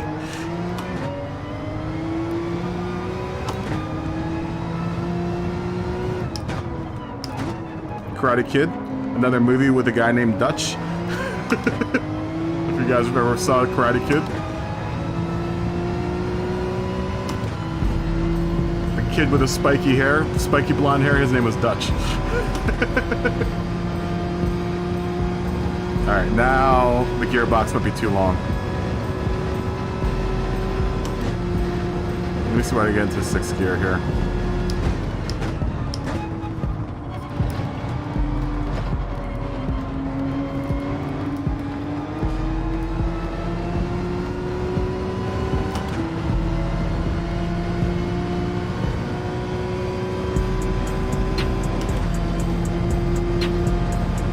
Dude, I've already used almost a quarter tank of gas for 1 lap.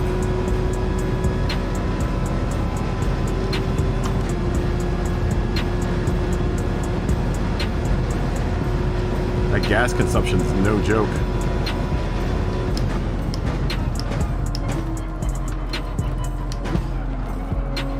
Ooh, we go really wide. Letting the GTR get around us. Totally miscalculated my braking point for that. We're gonna use the GTR to stabilize us in the corner, and then we're gonna spin ourselves. Oh, it's too much, man. It's too funny.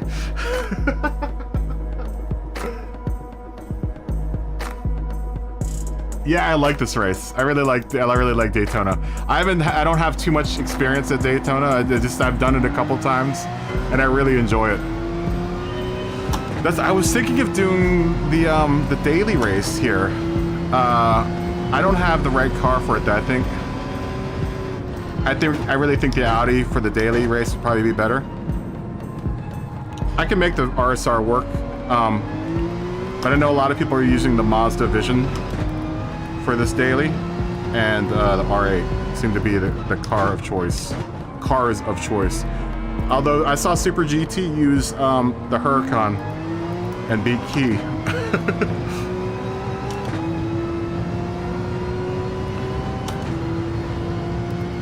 But he's the only one that I've ever seen use the Huracan here. It was a really close race. It was a good race too between the two.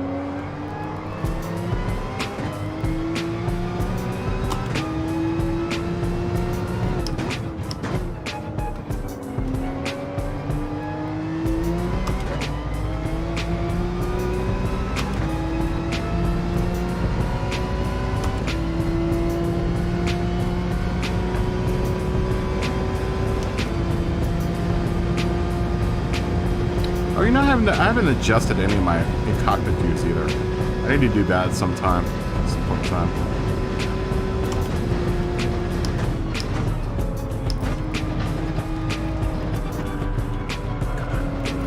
Go off.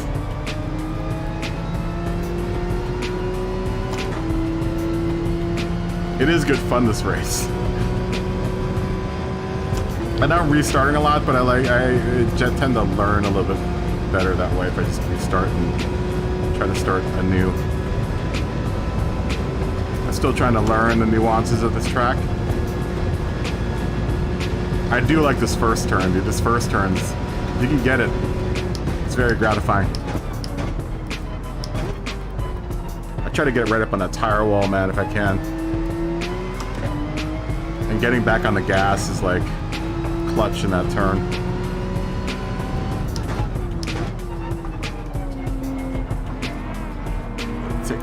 Mazda on the inside. There's that Mazda murder vision.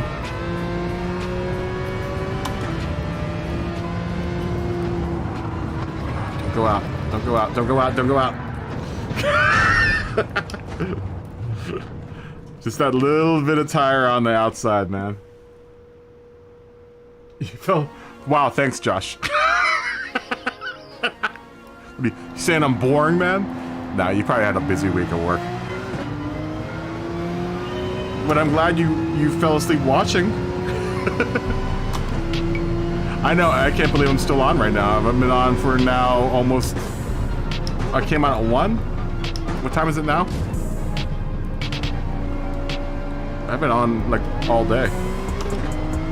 Up all night, sleep all day.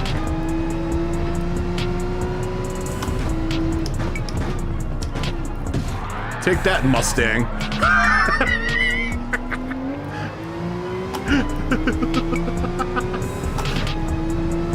That felt good.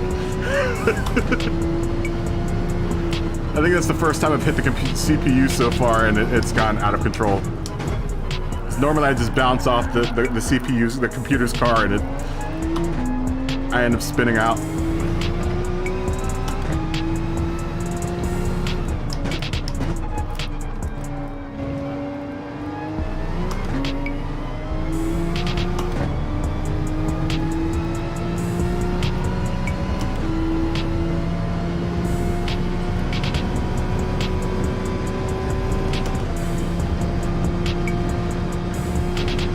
I didn't eat breakfast, guys. I'm starving.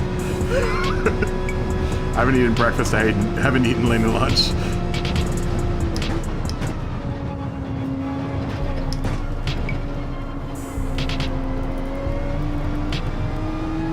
I like the bus stop too.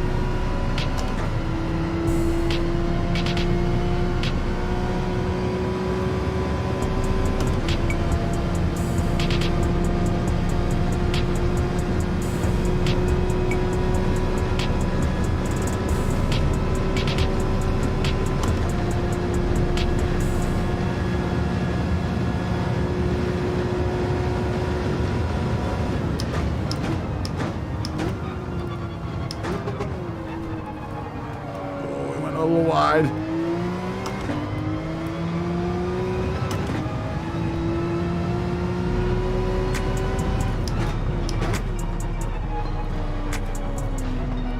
If anything, if I have to do this race again, I'm gonna take the transmission back about 2 ticks and shorten it back up just a tiny bit, not too much.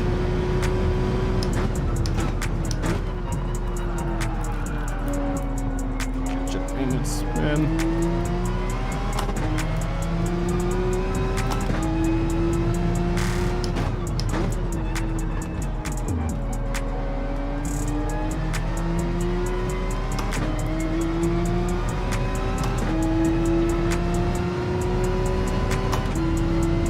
Stay in that slipstream if I can.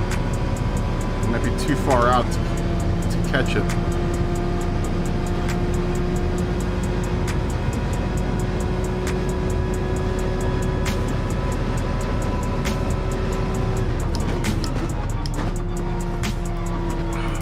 Bastard.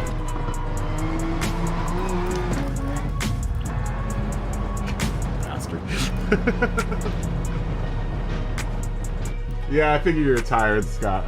Josh. Oh, Tidge was on for 12 hours? You fell asleep watching Steve. I've been doing 12-hour streams for the last couple of weekends, man. It's been pretty vicious. And I don't like to eat on stream, so I just don't eat anything. You know, Fat Boy likes to eat, man.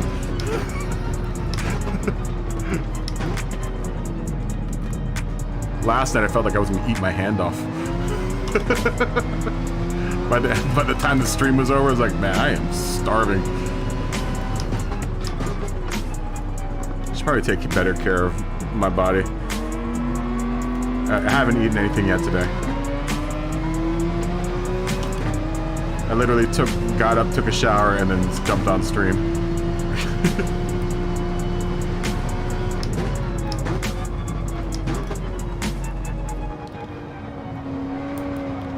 That's how dedicated I am to my craft. Oh, I forgot to shorten my transmission back up. Shit. My bad.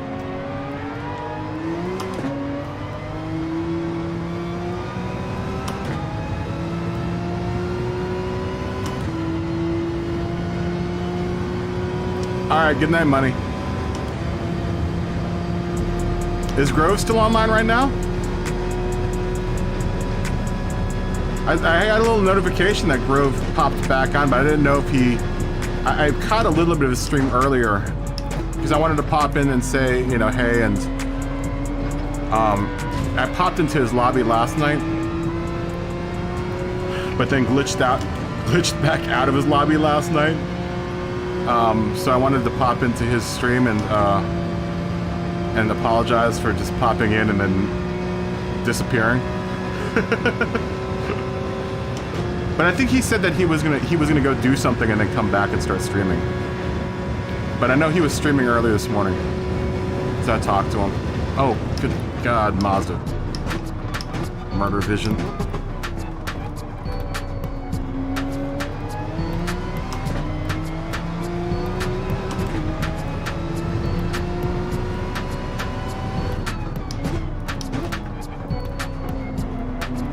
Take that.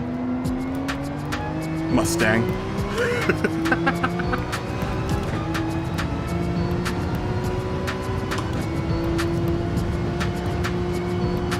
Grove's fast, man. Grove's one of the faster dudes I've watched.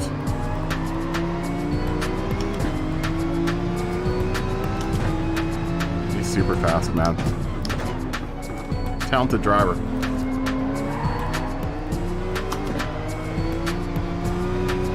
He's about to hit 1,000 too, man. I noticed his viewer count. And I was like, wow, man, Grove's really like rocking it right now. He's had some really big streams lately, so I'm hoping he hits his 1,000 soon. 'Cause that's when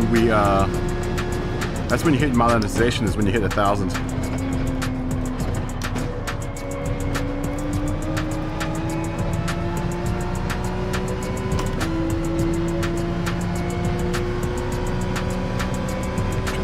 Slipstream as best as I can.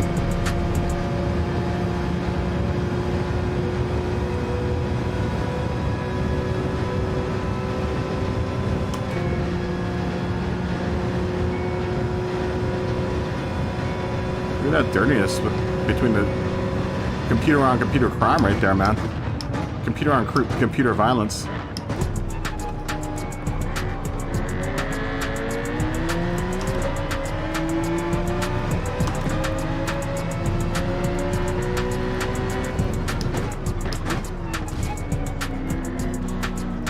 Use that opportunity of computer on computer violence to make my position better here.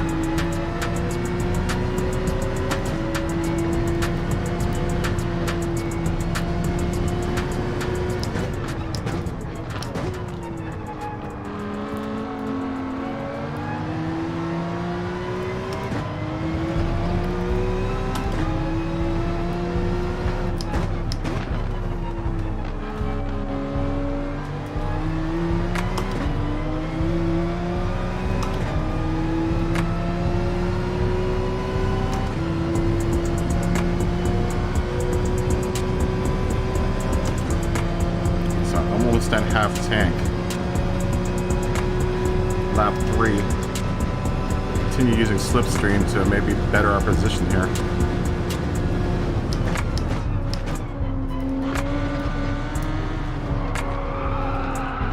See you, Huracan.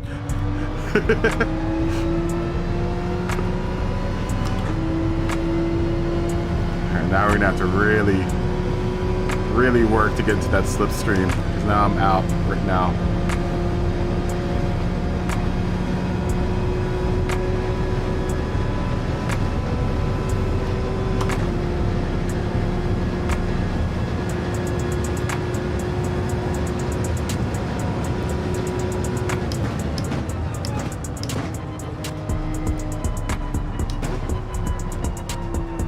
Probably needed a little bit more break there.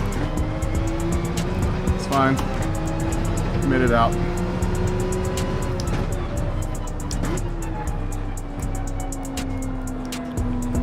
Popping knee.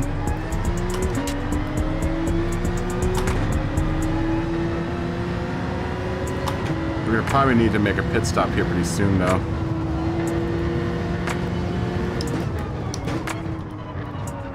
Oh, turning in really fast there. Turned in way too early.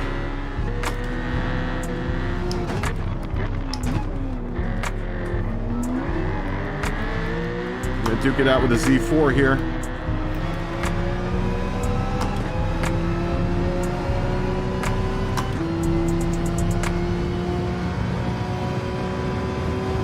I'm gonna guess that the computer's gonna hit at lap 5.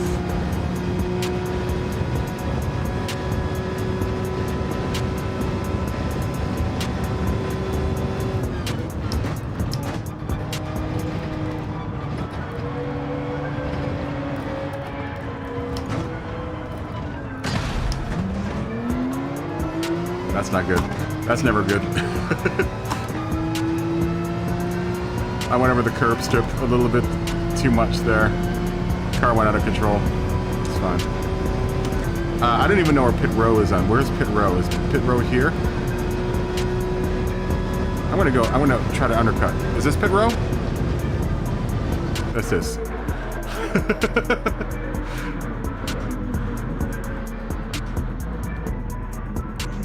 I don't know if we're gonna be able to make 6 laps without having the fuel. We'll see.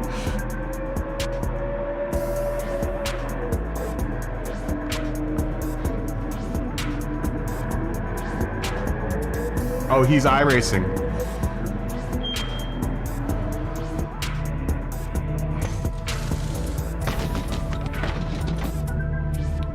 I need to get into iRacing at some point, man.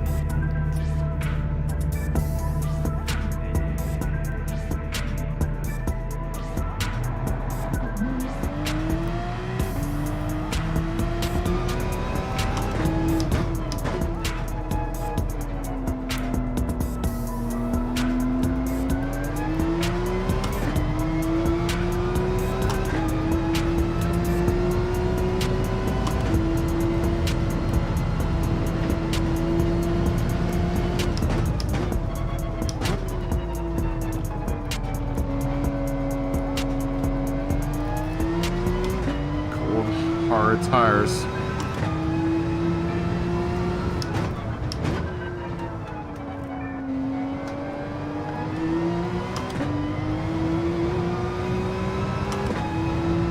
I think I should be able to make it.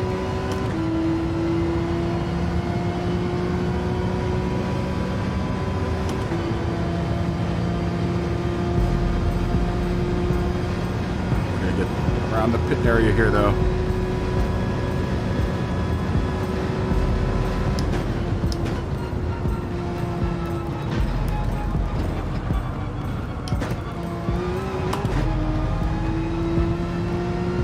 Sloppy through the bus stop there. Come on, baby. Go, go, go, go, go, go, go, go. You gotta make it out before the leaders come out of the pits.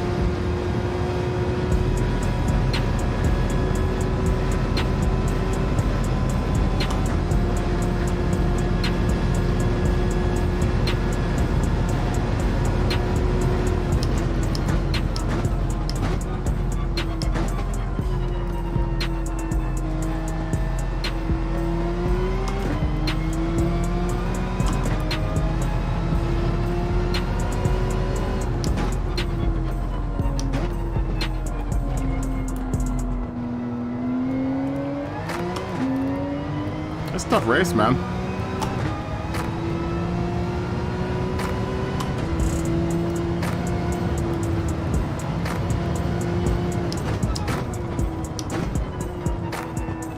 Especially with the modifiers where they're at, it's really interesting.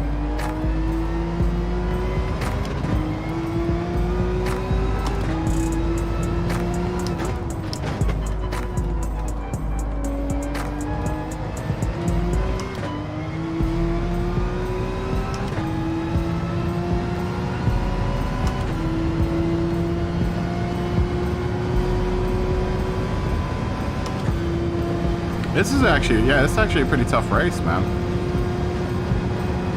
Because that's why it's a 4 chili pepper race. Ooh. Cut, shortcut. I totally missed my breaking point there. I saw that 2 go by and I was like, wait a minute, I was supposed to brake there.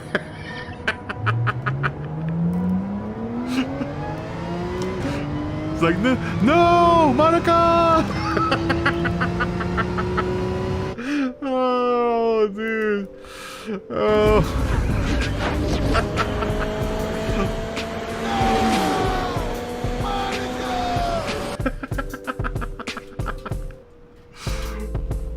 I saw him just blow by and I was like, oh, that was my braking spot. Oh, he's in a lobby in GT7. It does have fuel adjust this car. Yes, it does. He's doing Daytona. He's doing the dailies, right? He came on before I did, so he's been rocking since like earlier today, man. He was on way earlier than I was. I am going to shorten. I'm gonna shorten the tranny just a tiny bit.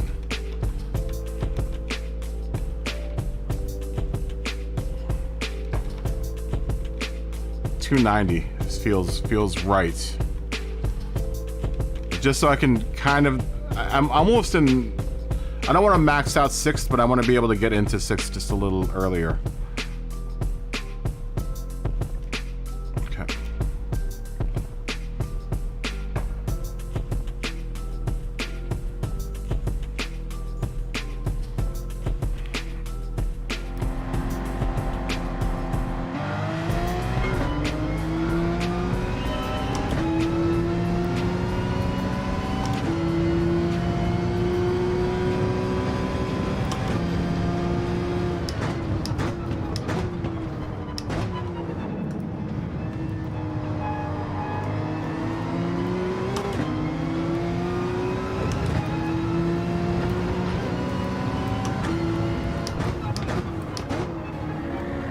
I'm glad I caressed you to sleep though, Josh.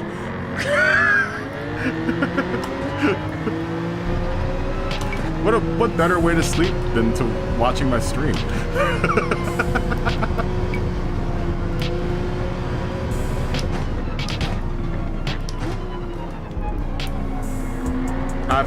I've actually fallen asleep to my stream, watching my own stream, watching like playback of my own stream just to see, make sure that everything is copacetic on y'all's end. You gotta watch your streams back sometimes just to make sure that all of your technical stuff is working right. Especially like sound and stuff. And I've fallen asleep a couple times to my own stream.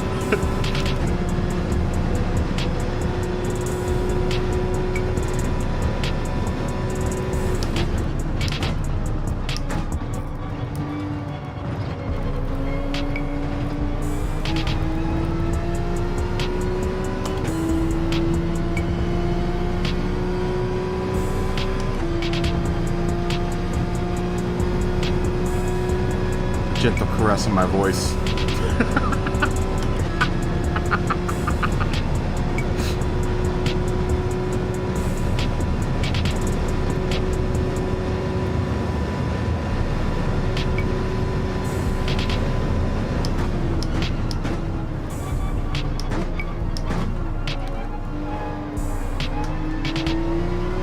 McLaren's gonna go wide.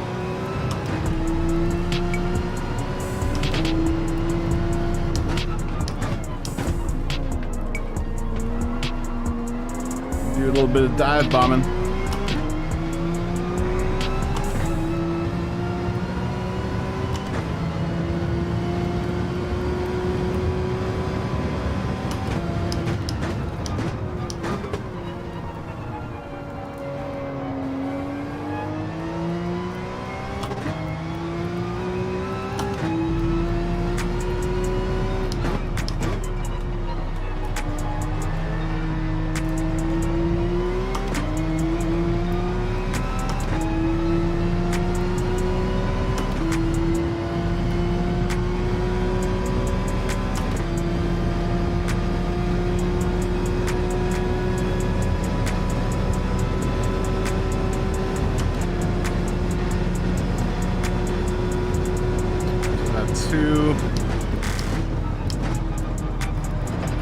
I almost brake at that little light that's after the two. I brake somewhere in between there.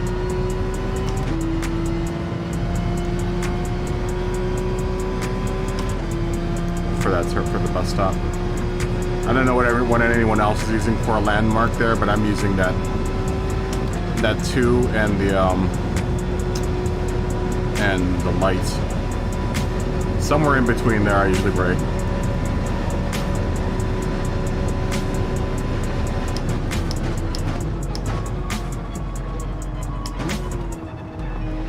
There you go.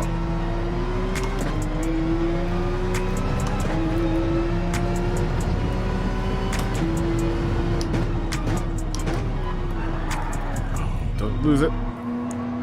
Carry that speed.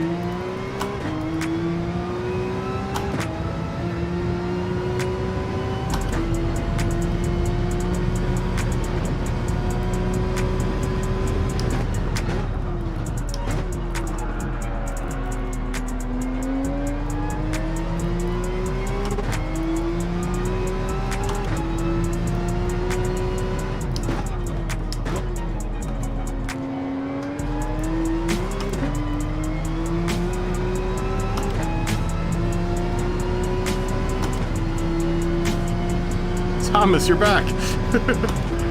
I'll read your comment in a second. I just looked over the corner of my eye and I saw your name. And I know you're talking, William, but let me finish this race and I'll talk to you guys.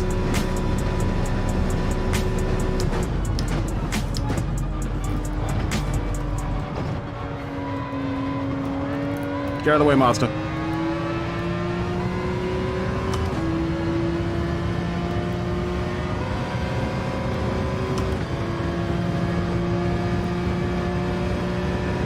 I can hear you buzzing right next to me. I'm gonna get into that slipstream, but you're sitting right next to me. Oh, and a little bit of love tap there.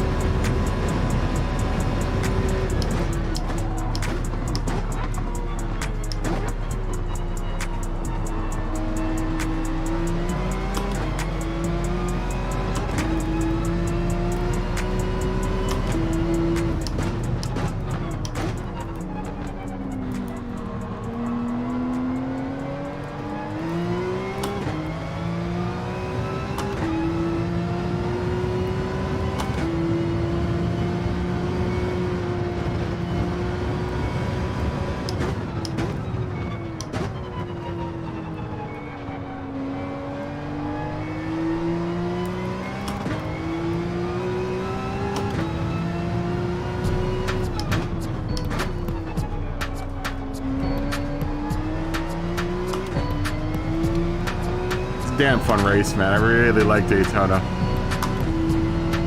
Really like this race.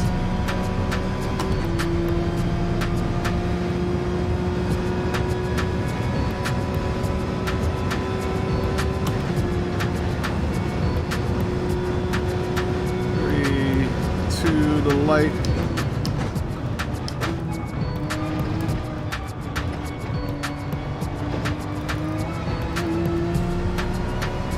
I'm gonna tuck in here and just use these guys slipstream.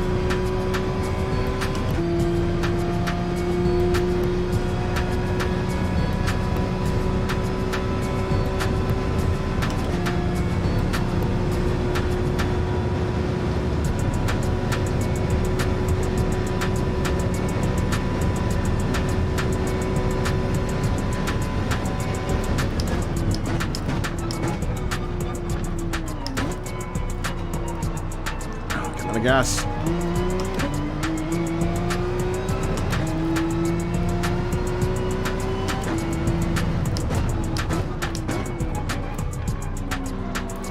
Bump love tap.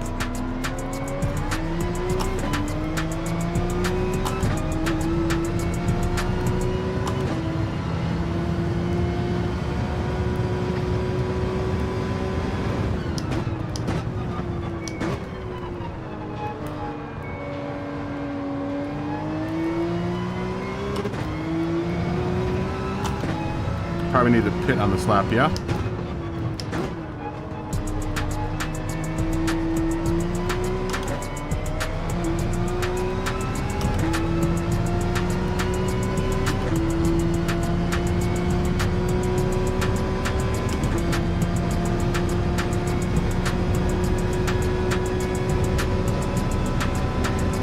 Honestly, I can keep on going. 3, 2, little light.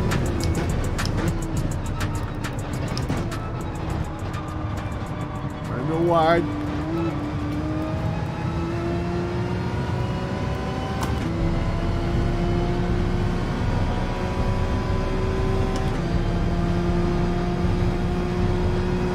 I probably shouldn't push it. I'm gonna go ahead and go in. We're gonna try to undercut.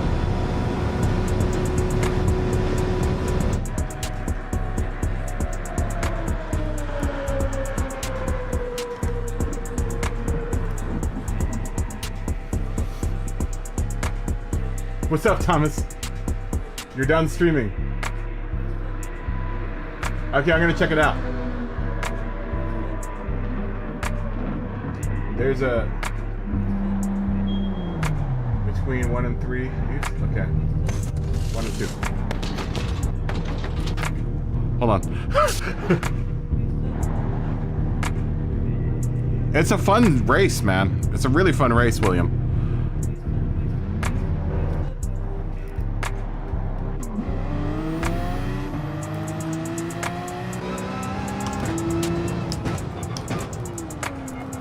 Oh, cold hard tires.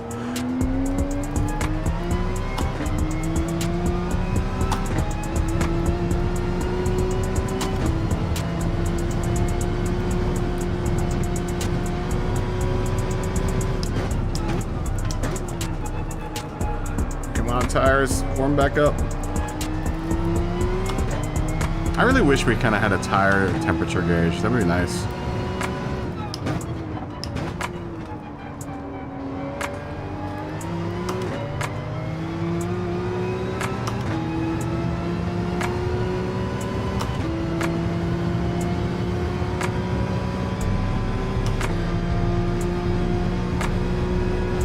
Yeah, I'll show you where I'm braking. There's a little light here between 3 and 2. This one right here. Oh God.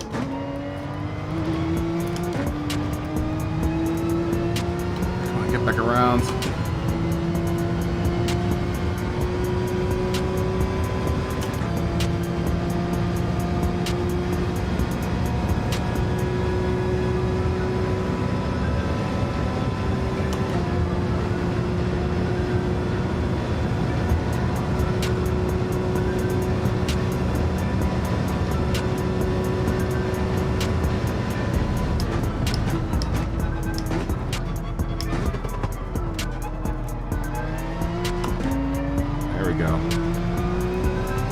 Do that without messing up.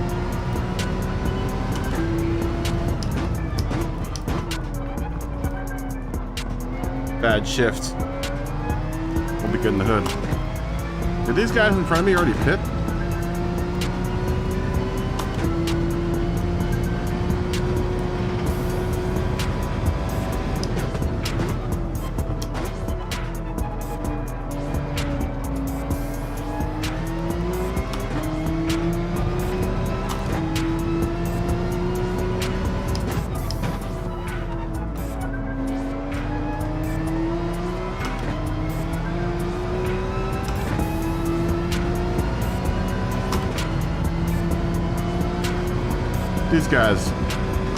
These guys in front of me, have they pitted already? Surely not. How did they get so far behind?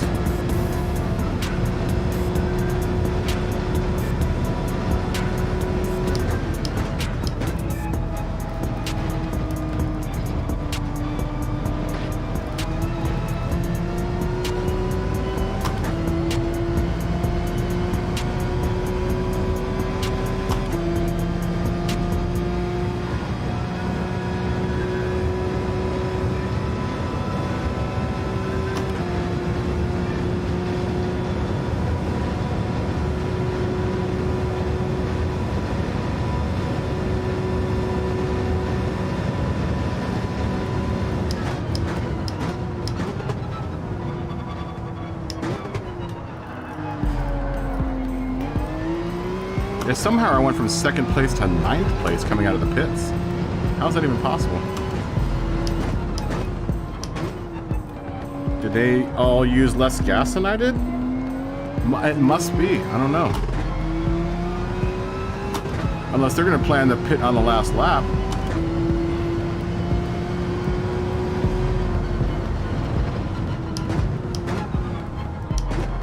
I mean, I wouldn't put it past the computer.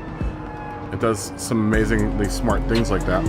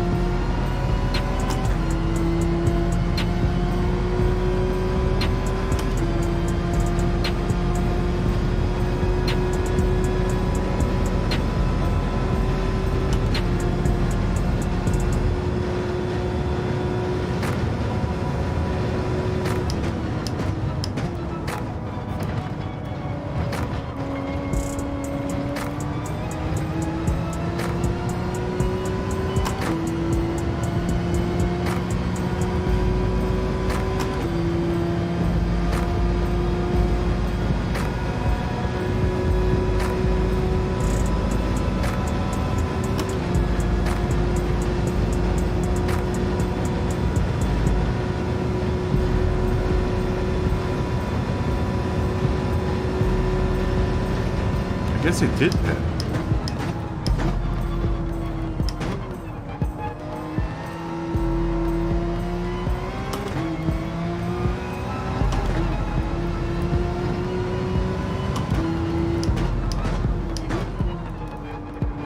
Keep on going too shallow for that turn, man.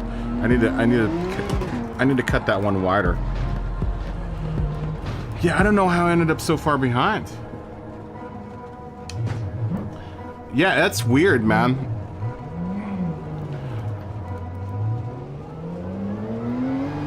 I was in second place. I mean, unless they didn't take as much gas as I did. Maybe they didn't take tires. Do you think tires are that much of a time cut, though? I mean, I wouldn't think they are. Alright, we're just gonna start this over again. Maybe I won't take tires this next time, huh?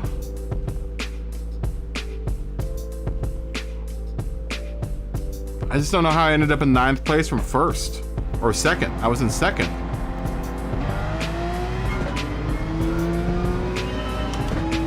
But tires are such a quick deal. Maybe, I don't know. It's very weird.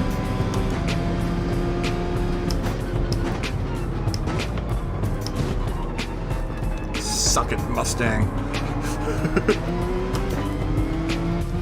Stop hitting me, Viper.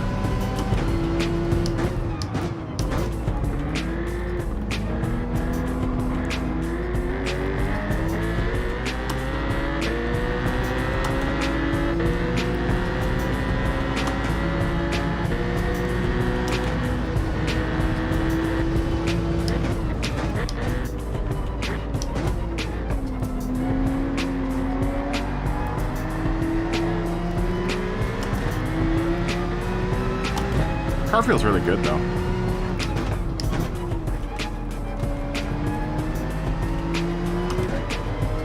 It's plenty fast enough. Drive good, Eric. Drive good. Drive good. Must drive good.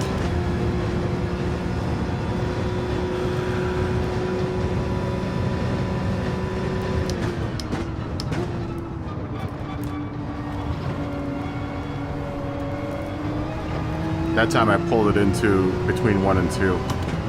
So I could probably brake a little bit later there, huh?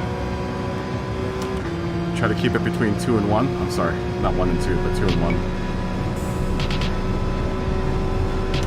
A little bit past that little light.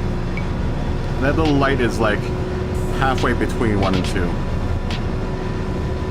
So I broke a little earlier than that.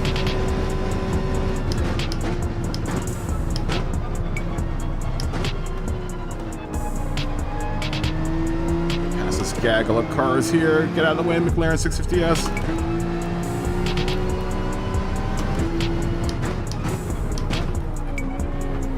Ultraviolence against the RX Vision.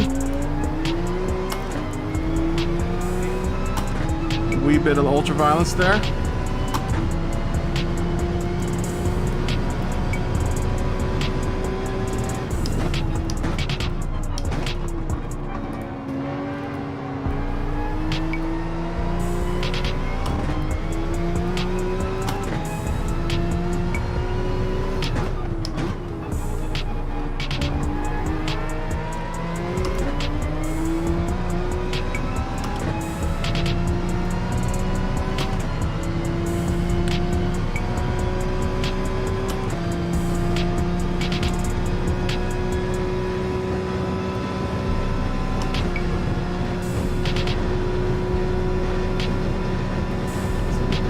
Bit of a, like right here.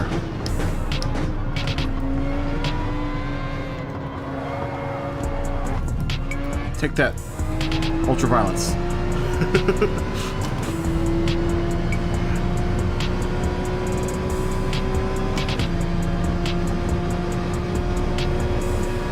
Stay off the apron. Mazda's pissed. You can hear all those angry bees in that motor.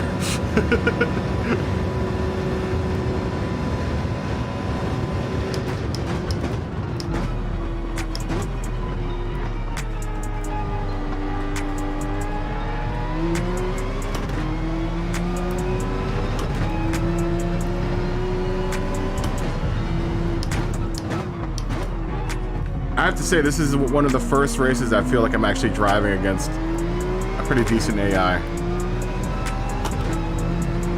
I mean, it's still running over me, but it feels like the AI is just a bit smarter.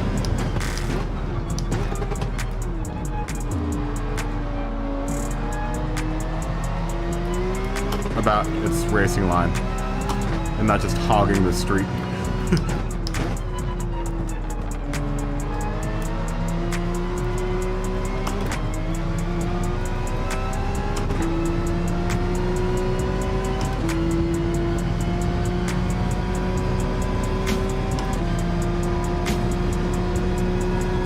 My knee keeps on popping. Every time I hit the brakes, my left knee keeps on popping. It's a little bit painful, but we'll live. I don't need to walk anyway. I just need to be able to hit the brake pedal. Oh, you bastard.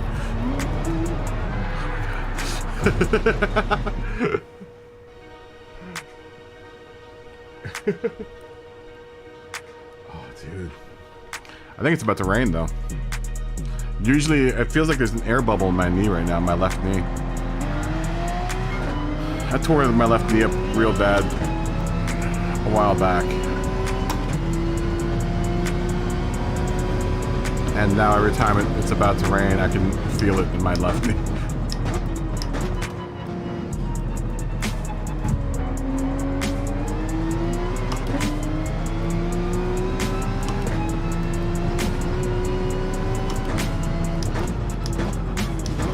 There's nothing worse than a knee injury, man. Or maybe a shoulder injury.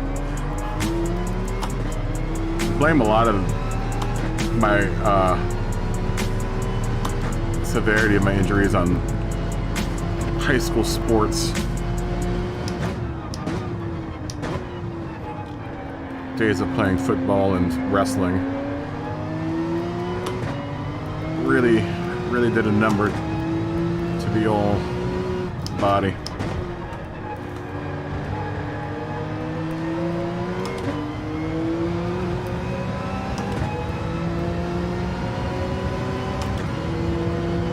Where am I? Where am I located? Oh, I'm in Los Angeles. William. I wish I had workman's comp, but I'm an independent contractor, so I don't have workman's comp. Dude, if I had workman's comp, I'd be set. But I'm an independent contractor, so I don't have any of that fun stuff. I don't even have health insurance.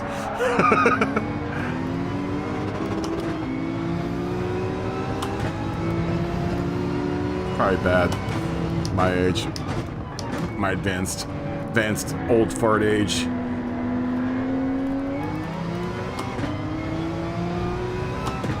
You're in Colorado. I was just in Colorado. Dude, I was in Denver and I loved it. I did a job in Denver. And we had a lot of fun in Denver, man. I had never been to Colorado otherwise. Dude, I love the, it's a Bronco at the airport with the red eyes. That thing is spooky, man. Y'all's got a crazy airport. That airport's crazy, man.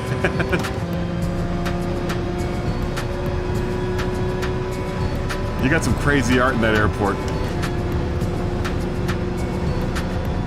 I dig it, though. I dig it. I was there in right around Halloween. I mean, everyone here kind of, all my regulars here remember that trip. Yeah, it was last Halloween. Had a lot of fun, man. Had a blast. Really, dude, great food. Dude, Denver's got some amazing food. Really amazing restaurants there. I didn't get to test the greenery, if you know what I mean.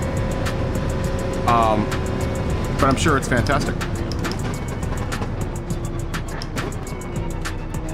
Yeah, I didn't get to sniff the roses, shall I say.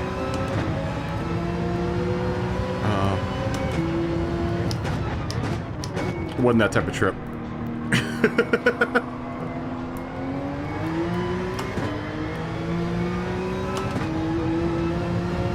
But otherwise, I had a lot of fun there, man.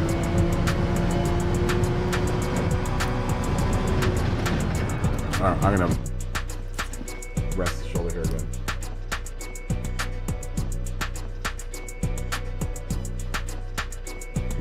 I wish I did. I wish I did.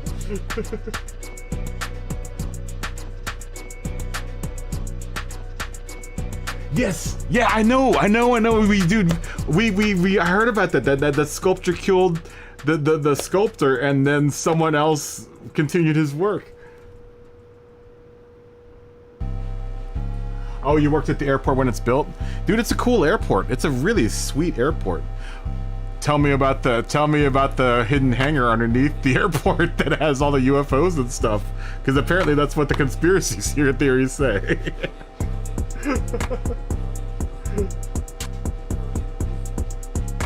Oh yeah, I know. Workman's comp for a stream would be pretty dope. It'd be pretty sweet.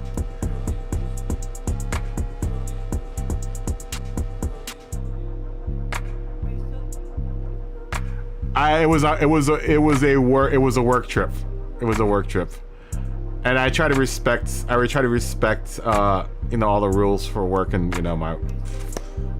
who I'm working for and stuff. I really honestly, when I do those trips, I don't really have a whole lot of time to don't have a lot of free time because we shoot, and then we come home, we get a nice lunch, nice breakfast, nice dinner.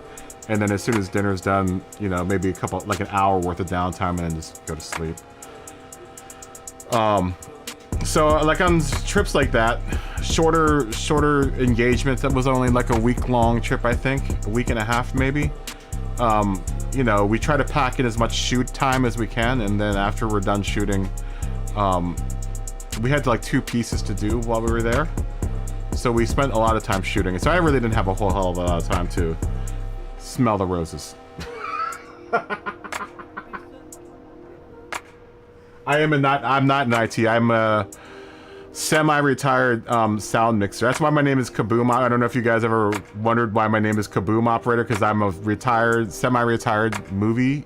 I worked in the movie industry. I was a sound mixer / boom operator / utility person for the movie business. We talked about this earlier. I'm gonna take a tiny break. I'm gonna sit here and talk to you guys because my shoulder's bothering me. Dude, next time I'm in, I'll do it.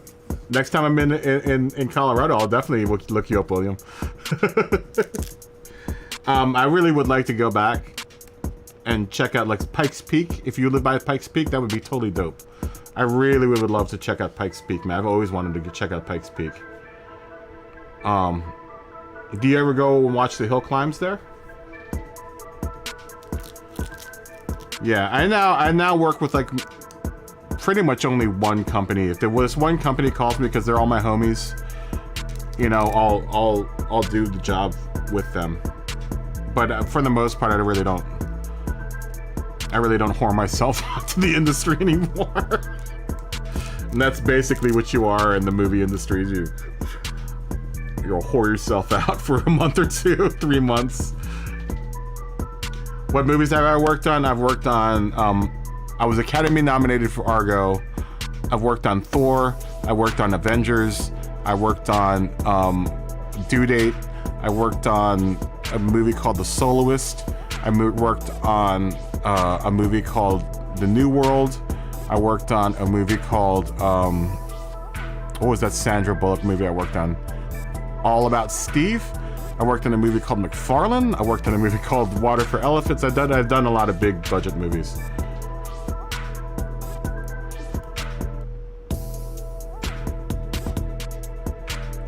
Oh, you've raced it. That's dope, dude.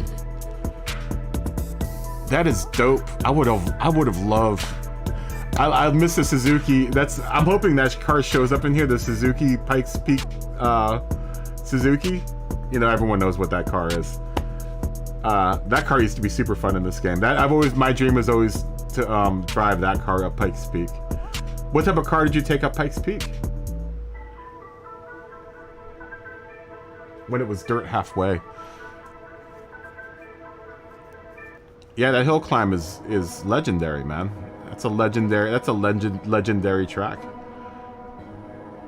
Yeah, if you want to ever want to look up what I did, look up Eric Bautista and in IMDb, and that'll give you a whole list of stuff that I worked on. What else have I worked on? I worked on not the older Spider-Mans, but not the Tobey Maguire Spider-Mans, but the Tom Holland Spider-Man, the first one. I actually didn't work on that movie. I did all of the casting calls for that movie. What else have I had? What else have I done? Oh, dude, there's so many movies. I've done a lot of movies. I was in the industry. I was in the business for like 25 years. So, oh, a 91 GT 5.0 is sweet. Sweet.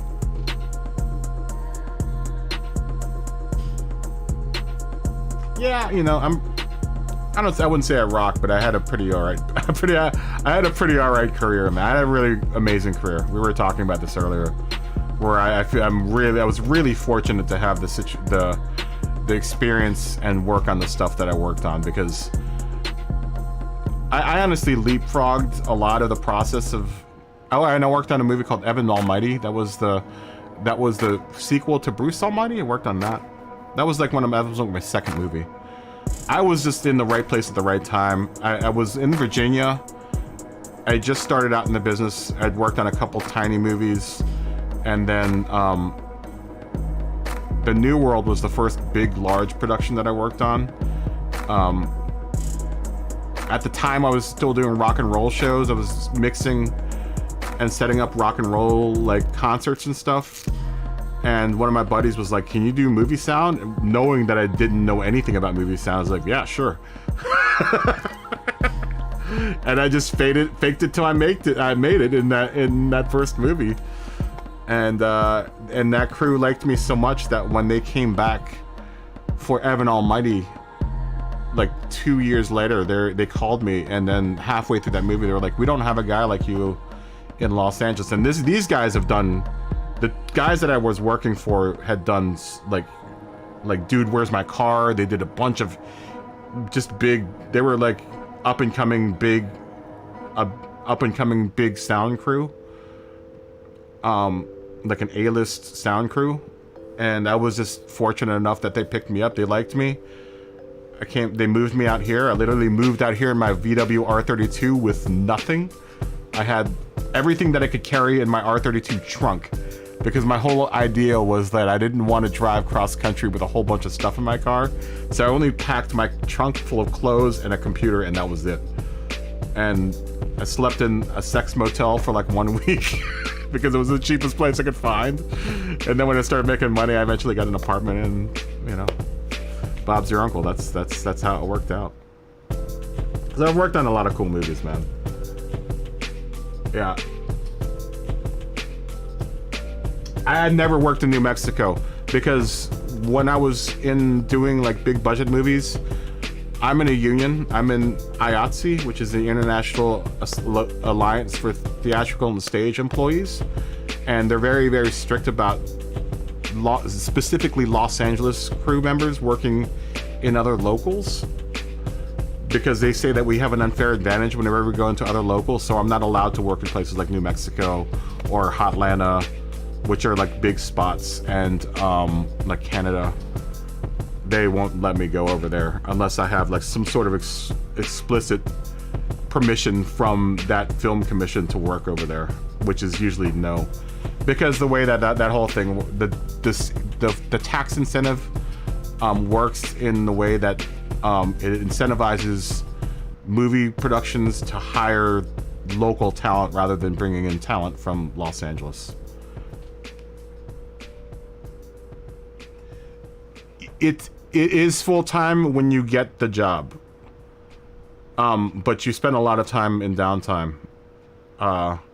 That's why you end up stacking a bunch of work together. So what I was doing, and I've said this, we were talking about this earlier. What I would do is I would work on a big budget film over the course of the week, put in about 80 hours over the course of the week, then work the weekends and do another like 36 or 24 hours over the weekend, and then come into work the next day. So basically I was working like 100-hour week every week, just so that I know. And you know, you always have to like bank money, because you never know if you're gonna be jobless. You know, it could be you could get fired on set in a second and then be jobless for months, man. You know, granted, I make a lot. I make with my kit rental, because I rent out all the equipment that I use, and then my rate, I make about $120 an hour. Might sound like a lot of money, but if you have to wait a month to 2 months to 3 months for that check to come in, it ends up evening out. Believe you me, there have been times when I'm like, dude, I have been waiting for this $10,000 check for like 3 months, and there's no work, and you're still waiting for a production company to pay you out, and it's just like, really? You guys don't have checks right now? You can't cut me a check right now? Because I've got no food. I've got no money.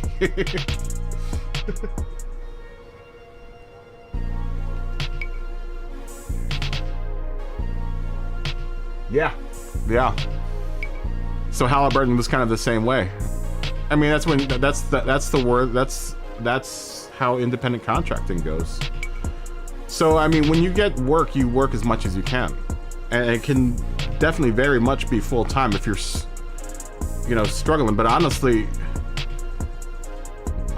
like, it's not worth it, because eventually what happens, and this is why I kind of left, is that you start working with guys that have been working, you know, a month straight with no day off, barely any sleep between sets, and it's super dangerous, man. I mean, I've had stuff almost fall on my head. The last straw was there was a 4,000-pound cart worth of material that literally, I'm standing there, and this cart comes flying out of a stake bed truck and slams on the ground that far from my foot. And I'm like, yo, dude, if I was 1 foot that way, I would be dead right now. And that's happened to me more than 10 times, probably 10 times. 10 times is the one that I always think, but I'm pretty sure it's probably been more like 15 times where I've almost gotten killed on set because of exhaustion, you know. And it's not anyone's fault. It's the fault of the industry.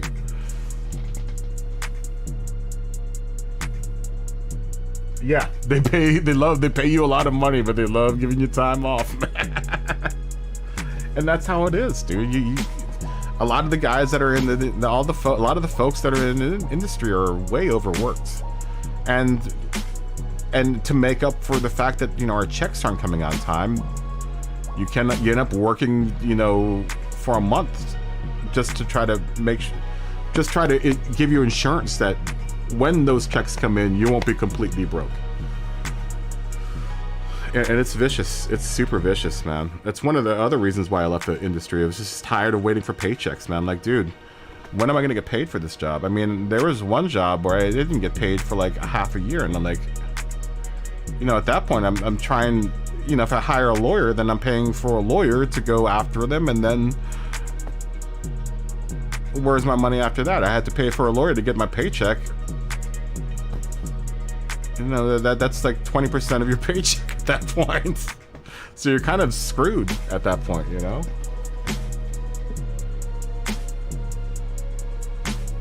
Yes. Yeah. Oh yeah.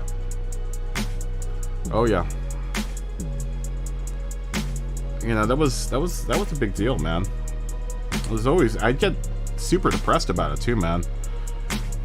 You know, be like, dude, when am I gonna get a job? When is the next job? And when I'm gonna get paid from the job that I'm waiting for a check from? You know, it's vicious, dude. That's why I've just like, people still call me, but I'm just like, no, thank you. You know, unless it's a big budget studio. But even big budget studios I've gotten screwed over by. Not many times, but everyone's going for those jobs, and honestly, a lot of those jobs have gone off to Atlanta. Atlanta's taken a lot of the work. Vancouver has taken a lot of the work. So we don't make movies here anymore. I don't know if you guys are aware of that, but we rarely ever make movies here anymore. I think the percentage now, it used to be like 70% of the movies that you guys see or that are released were made here, but now it's down to like 3%. And Atlanta has about 97%. No, I wouldn't say that much. I would say Atlanta probably has about 80%, and the other like 20% goes to Canada because of the tax incentives. Hollywood has no loyalty to anyone, man. They don't care if it's Hollywood or not. They just want to, you know, they're all run by banks now. All the production houses are run by banks. So, you know, they're looking to make the cheapest products quick as possible. You know, more power to Atlanta, more power to Canada. You guys can have it, man. That's another reason why I kind of just quit. I was just, when a movie does show up in Los Angeles to shoot, it's like a mosh pit. Like everyone's trying to get their, you know, get their foot into the door. Oh, your mother-in-law lives in San Diego. San Diego's a nice, really super nice city, man. I like San Diego a lot. It's a beautiful, beautiful, beautiful city. No, you don't have to wait for the union. You have to wait for the production house. The union doesn't do anything, man. The union doesn't do anything. You know, and that's why I stopped paying union dues. It's like, dude, y'all don't do anything. You guys just pocket all this money. You don't do any. They're not doing anything to protect any of our jobs. You know, the producers are in their back pockets. So it's just like, man, what's the point of giving a union $1,000 a year if you guys aren't going to keep the jobs in Los Angeles? Never seen any petition to keep jobs in Los Angeles. Nothing.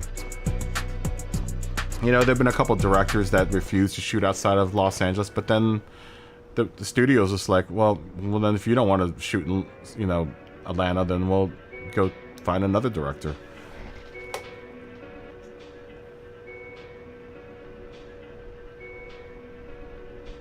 Oh, it's gorgeous, man. San Diego's gorgeous, dude. Yeah, dude, a lot of it. Dude, go watch a Marvel movie or something tonight, or even fast forward the movie to the very end. Go watch any movie for that matter and fast forward all the way to the very end. guarantee you probably about 70 to 80% of those movies will have a Georgia Atlanta Film Commission peach at the end of it, and that means it's shot in Atlanta. If it's not that, then it's going to be Vancouver. But it's very, very rare nowadays that you see that the movie was shot in Los Angeles. For the most part, it's all Atlanta. I know Marvel is pretty much exclusively Atlanta now. Marvel Studios actually moved to Atlanta. They still have a base here in Los Angeles, but for the most part, they moved most of their operation out to Atlanta. The only thing that I know of that's shooting here, and it's actually shooting down the street from my house, is Avatar 2 and 3 and 4, and however many avatars that James Cameron's working on right now. Dude, that movie, that production has been in working on that series of movies, and this is no shit. It's been probably about 10 years now. They've occupied where they actually took over, because Marvel Studios used to be down the street at a studio called Manhattan Beach Studios, and they had to move out because James Cameron wanted like 3/4 of that campus. They've been shooting that movie forever. It's gonna be like two or three movies, but I mean, come on.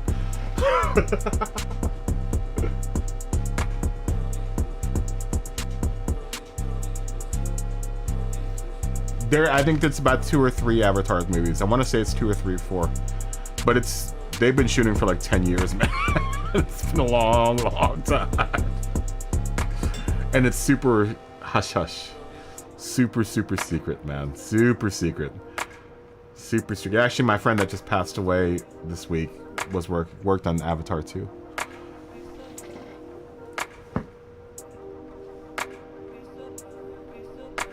I'm hoping, dude. The Avatar wasn't my favorite movie, but it was a decent enough movie. I'm hoping, dude. Apparently, the technology they're working on with 2, 3, and 4 is supposed to be like mind blowing. It's supposed to be an amazing technological piece of work. I don't know. I couldn't tell you because I have never really talked to anyone about what goes on in that studio.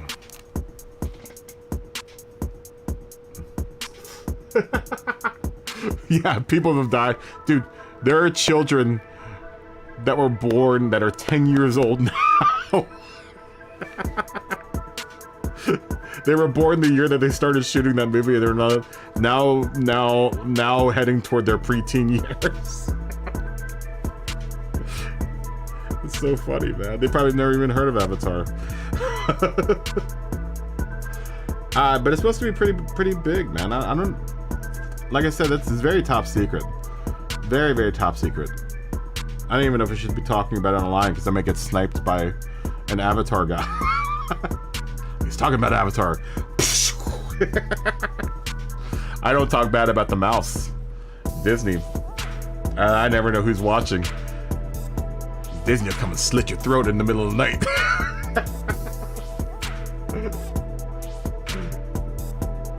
It better be good after this long, man. It better be good after this long of a period, man. Marvel movies are way funner, way more entertaining to work on before Disney got involved. It's a shame because it was that group of producers and like crew has kind of grown. But I remember it when it was very young in the first Avengers and Thor. It was a blast working with those guys. It was so cool. And they have worked on other movies with those guys, but then as they got enveloped by Disney, it just got a bit, more and more corporate. I'm not gonna badmouth the mouse. I'm not gonna badmouth the mouse. I'll tell you what though, if you want to work on the Disney backlot, you gotta do like a stack of paperwork like that thick. Then you have to watch all these online videos, and then they do like background checks on you, and they look at all your social media, and it's like, dude, come on, really?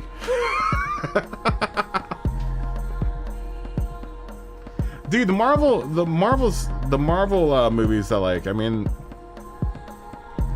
I'm hoping Phase 900 or whatever we're in, Phase 15 or whatever. You know, I'm hoping it turns out all right. They're starting to, like that Elementals movie I wasn't so hot about. It just kind of didn't go anywhere, and it's just like, I don't know. That's the first thing that Marvel's put out so far that I've been like, I don't know. I don't know about that one. Was it the Elemental Eternals? The Eternals.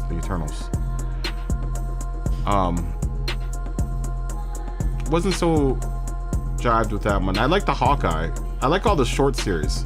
Hawkeye was cool, and all that other stuff that's on Disney Plus is cool.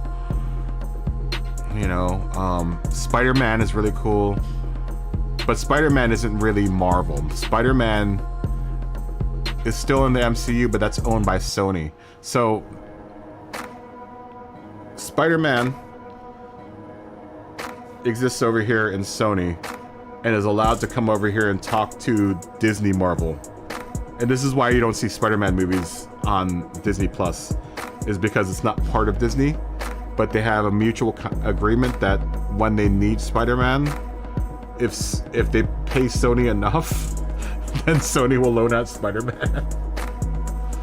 That's why it's odd. It's a very odd relationship between Sony and Marvel, or Sony and Disney / Marvel.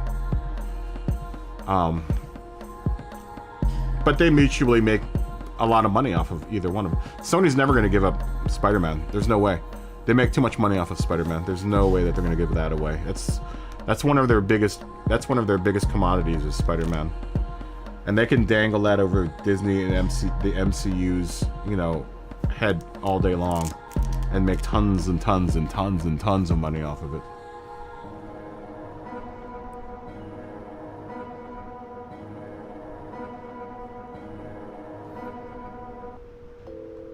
Yeah.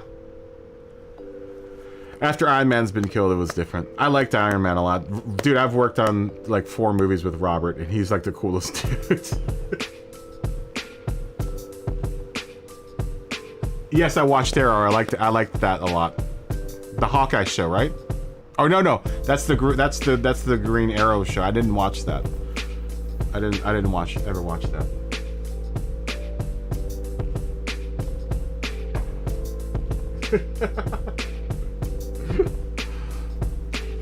Yeah. Do you know that the last one was really, really good? Far From No Way Home? That was really good. I liked that one. Because it linked. Oh well, I'm not gonna spell it. I'm not gonna. If you haven't seen it, then I'm not gonna spoil it for anyone. Honestly, I think is the best Spider-Man so far. Was that last one? Very, very cool. Yeah, that's one property that Sony will never get rid of. They knew what they were getting when they bought that off of Marvel when Marvel went bankrupt. It got all split up. I can't remember what else is under Sony. There are 1 or 2 other ones that are owned by Sony, and I can't remember. We should be seeing a Fantastic Four movie coming up soon, which I'm Let's hope someone makes a good Fantastic. Let's hope this next Fantastic Four movie is going to be good. I'm not sure what 21 Laps and Ryan Reynolds are going to do with Deadpool and how that's going to, you know, cross in. Deadpool was owned by Paramount, but then, you know, Disney bought Paramount, so they ate up Paramount like Pac-Man. And that's how they got the X-Men and Deadpool.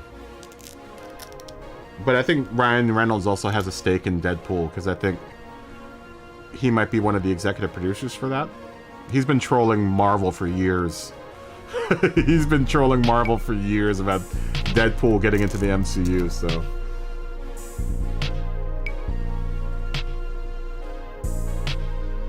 Yeah, dude, the new Spider-Man is legit. It's good. It's really, really good.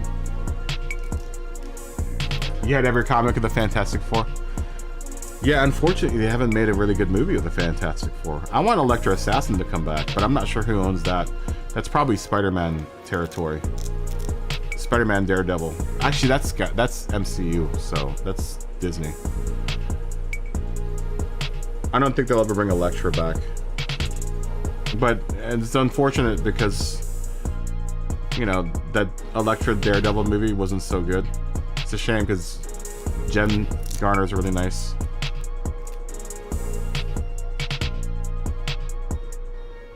Yes, that's why there hasn't been another Fantastic Four. The contract is weird, and this is why you like Ghost Rider, Fantastic Four.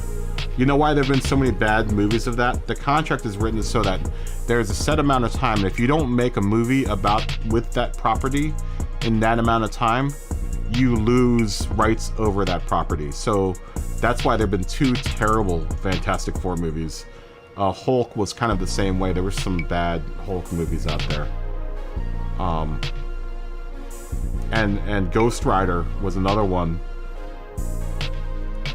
I can't say that I don't like Nick Cage and Ghost Rider because it's Nick Cage. Nick Cage.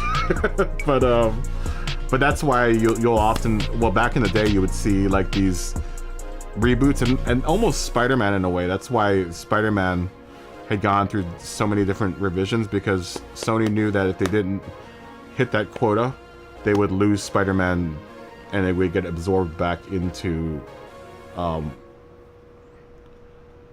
would go out as like a free agent kind of.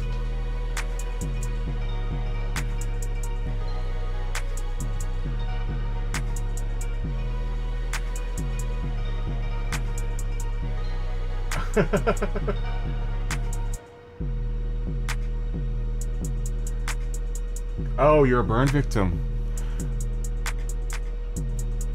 Wow, dude. I hope you recovered. Obviously you recovered.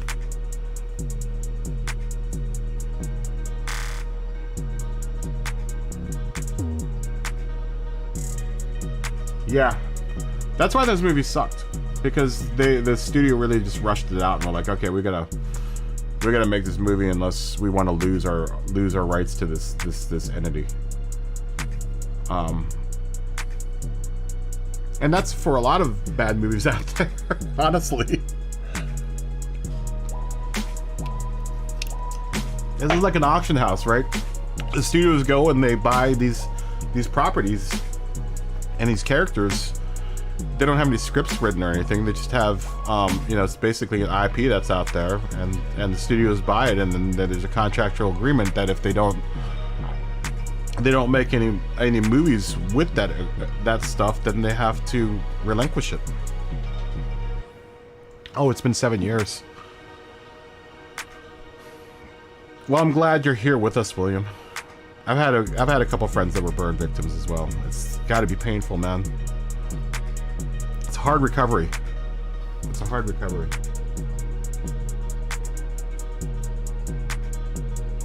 And then your face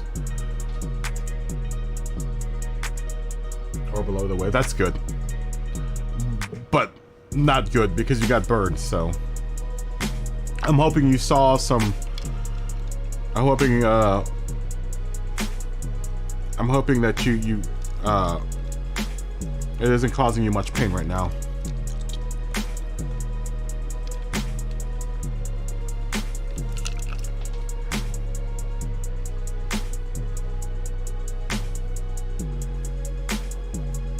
Oh yeah, they would do a fantastic Fantastic Four. Now they could. And now that it's owned by Disney, you know that they're gonna put out a quality product. Then the mouse is very, very particular about stuff that they put out. You know, it's gotta, and I know that there's mixed feelings about the mouse, but the mouse, you can't deny that the mouse has put out some really good products in the last several decades. So they've got a very high bar for their material. So they do the best that they can to put something out that's just like, you know, good.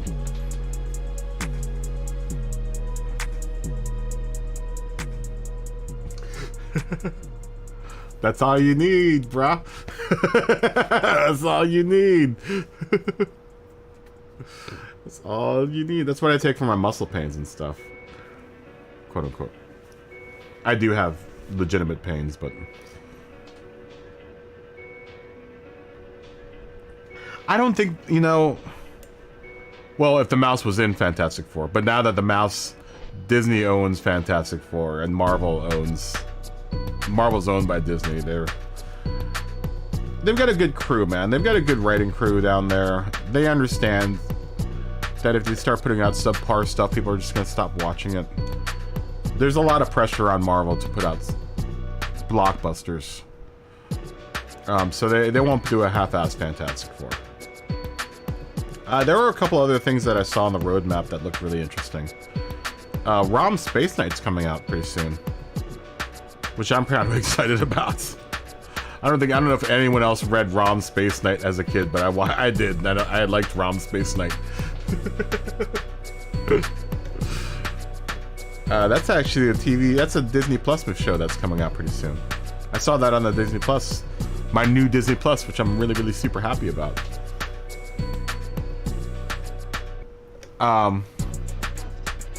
Yeah, they won't put out anything bad.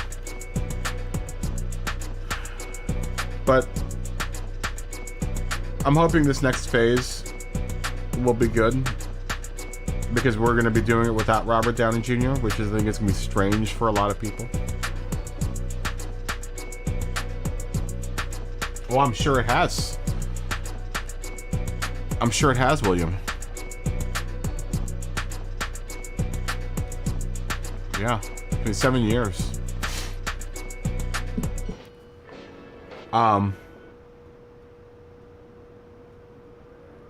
Miss Robert. Robert was cool. Robert was a really cool guy to work with. He's exactly like Tony Stark in real life. He's an asshole, but if you're an asshole back to Robert, he respects you. He's like, okay, I love you. So that's when a lot of people are like, oh, Robert Downey Jr. must be hard to work with. I'm like, no, you just have to be like Robert to Robert, and then Robert will respect you. And he's a really nice guy. I mean, he's honestly a really nice guy. You know, I'm a sound guy, so I have to put my hands down his pants, and, you know, when I strap microphones onto him, because we use wireless mics, and then we also use, you know, the boom mic, but as per requirement, kind of, from the studio, they want us to put wireless mics on pretty much all the actors during, you know, scenes and stuff where they talk. And, you can see you have to get pretty intimate with them. And I got to know Robert really well. So well that I remember when I saw him again, because I did Due Date with him, I did The Soloist with him, I did Avengers with him, and when I saw him, I think I did a little bit on Avengers 2. When I saw him again, I hadn't seen him for like a year, he saw me, he's like, oh man. He gave me a big hug, and I was like, oh dude, I love you, Robert, you asshole. No, dude, he's straight. And his assistant was a good buddy of mine. Just recently passed away as well. Here's a fun story about Robert Downey Jr. He went, you know, obviously everyone knows that he went to jail for cocaine back in like the early 90s, early to mid 90s. When he popped out, the guy that he used for his assistant, his personal assistant, for life and on set, was his prison inmate, Jimmy. And Jimmy was a trip, dude. That dude was a trip. But he loved him, man. He loved him to death. And it goes to show that he's got heart, man. He you know, he wasn't too big for anyone else. He's always a super humble guy.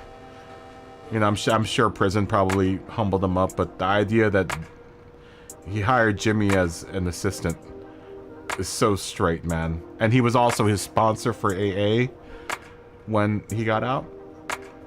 And he was family, dude. All of us were pretty devastated when we found out that Jimmy had died. But Robert was really, really devastated when that happened, so. Yeah, Robert's really, really cool. Super cool. But Jimmy was a character, man. He was R.I.P., man. R.I.P. to Jimmy. Such a cool dude. I used to call him Steel Town because he's from Pittsburgh. And I'd be like, every time I saw him on set, I'd be like, Steel Town!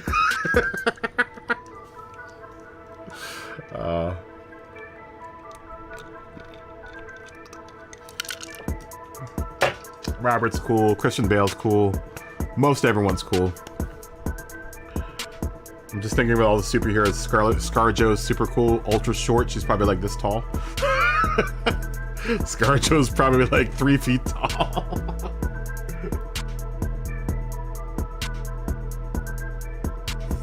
Oh, very nice. Oh, was it Nürburgring? You finished in the slow 13 minutes. Very nice. Entitled. Good job, my friend. Good job. Good job. Yeah, ScarJo's super short. She's like this tall. She's sweetheart. Super sweetheart. Here's another fun factoid. Was it Age? Yeah, it was Age of Ultron.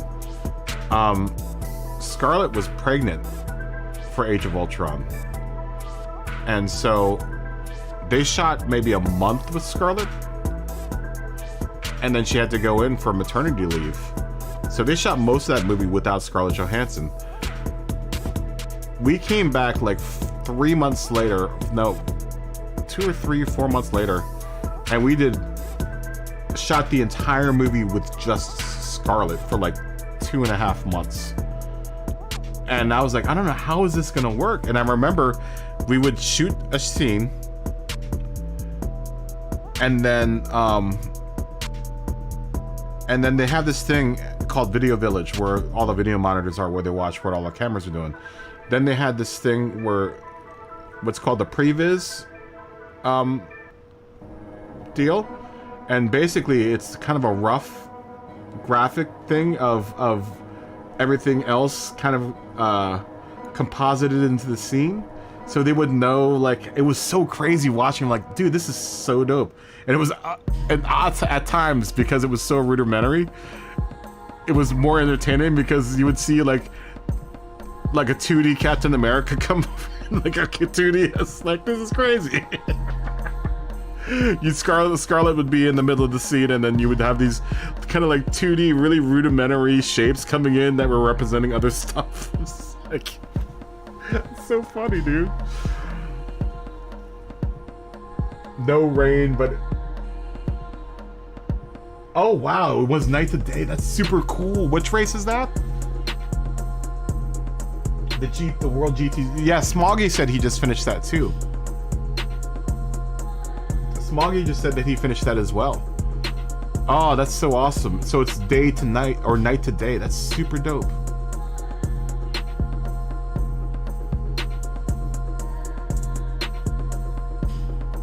You did it entirely with the wheel. Very nice, Untitled. Very, very nice. That's super dope. I really want to do that. That would be a fun race to do day to night, or night to day. Yeah, that was one of the most interesting Marvel shoots I had been on, was Age of Ultron. Because of the way that we shot it.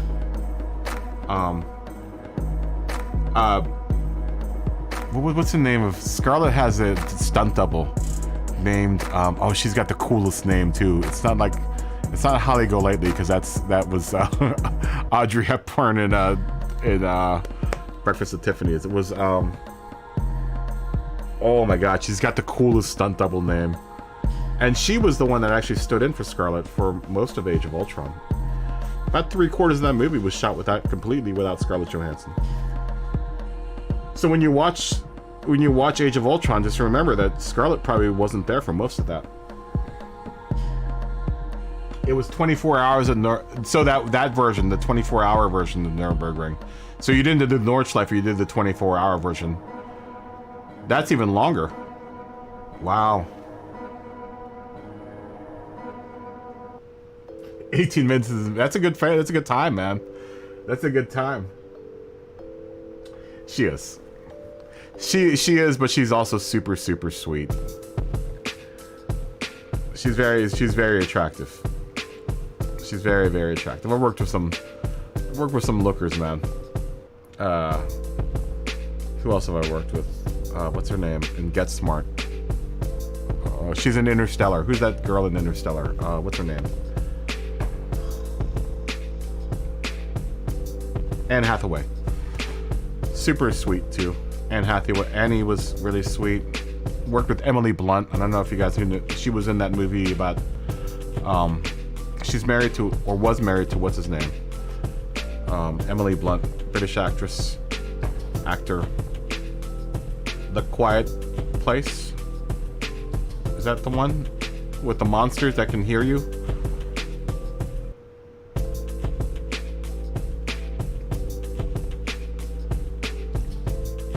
Is who the same height as Scarlett? Oh, with her stunt double? Yes. She is. She's super amazing. She's really, dude, it was super sweet, man. She would get us like, she would rent like the In-N-Out truck for us, especially when we were shooting late. She would, you know, I remember the last day she made like a whole batch of cupcakes for the whole crew and all these snacks and stuff. I was like, man, that's super dope, dude. And she gave us all little gifts at the end.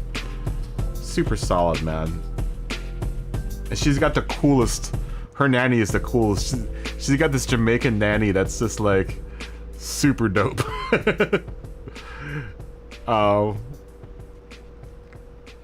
Yeah, Scarlett's dope, and she drives a sick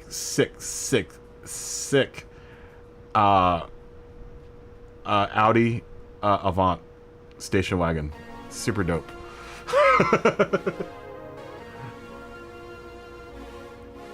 The Quiet, it's the one where you can't make a noise or else the monsters will hear you and kill you.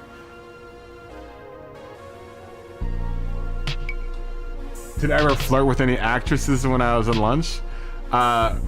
Tracy Lords.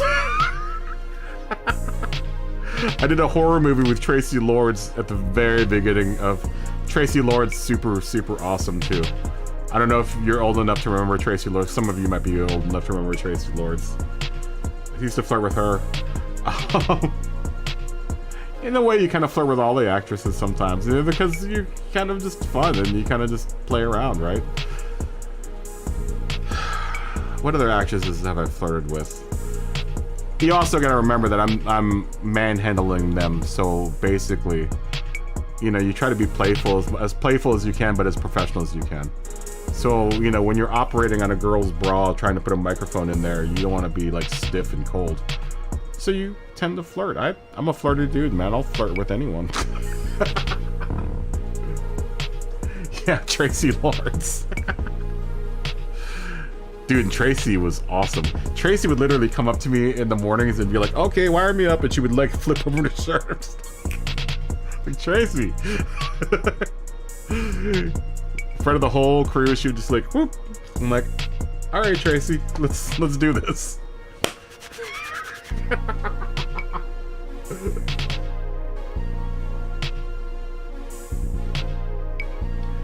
Yeah, Tracy Lords is an adult movie star that ended up. She tried to make a segue into the regular movie business. The movie that I worked with her on was called. Oh my God, what was the name of that movie? It was a horror movie. It was a horror movie that had Tracy Lords in it. Whaley, Kevin Whaley, Brett Whaley. I can't remember what his name is. Whaley, and a couple other unknowns. But she was an adult. She was an adult movie star. Look up Tracy. It's Traci, I think. That's how she spells it. Go Google Tracy and Lords like Lords. Lords. I don't want to get demonetized, so.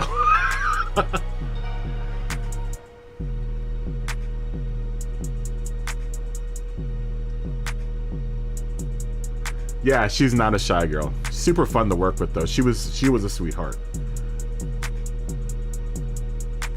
Yes, she was in Blade. She was in Blade. Very short. For a very short time, she was in Blade.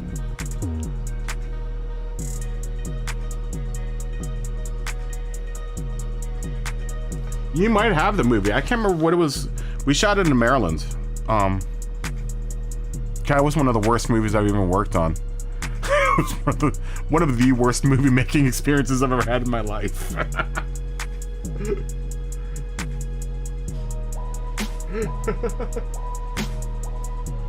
Yes, Tracy Lords. She was in Blade. God, who else have I worked with, man? There's so many, dude.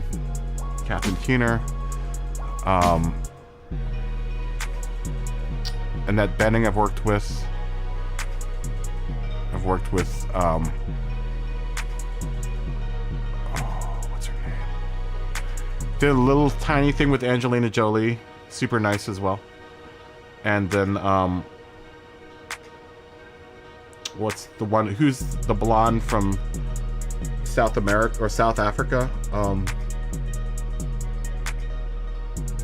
Charlize Theron. Super, super, super dope. Really tiny pieces with her. Zoe, she's in Star Trek. She plays Uhuru in Star Trek. Zoe Saldana, super hot, ultra nice as well. Ben Affleck, dude, I have a really fun series of stories about Ben Affleck. Ben's really cool too. I did Argo with him, a movie called Argo with him. But before that, he had worked on a movie with a director that I had worked with before, and then like the guy that I would assistant for had suggested that I go mix these for like 5 months, mix these kind of like ADR sessions with Ben. So basically I just took all my equipment to Ben's house. I would literally, you know, ring the door at like 8 o'clock in the morning. It would be me and Ben. We would hang out in his house. I would just put a microphone over his head, press record, and he would just give him this like stack of lines to say. He would just, we did that for like 5 months. You know, work for like, you know, we shoot for like 7 or 8 hours, and then be done with it. And then I worked on Argo with him almost immediately afterwards. I remember, I just remember Jen Garner answering the door. I'm like, this is like weird. This is just getting weird. You know, I'm here driving to Ben Affleck's house. You know, and Jen Garner answers the door and come in, and we got to know each other, man. It was crazy. Literally just me and Ben one-on-one, mano y mano for like 4 months together.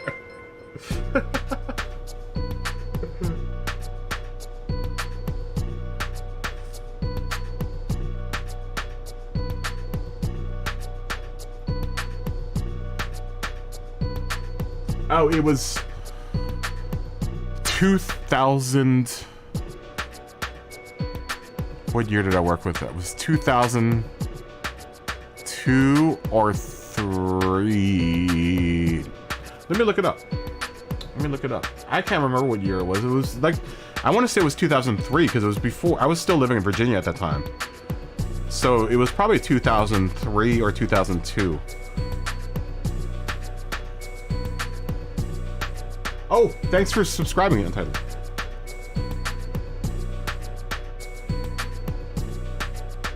Dude, and she is super...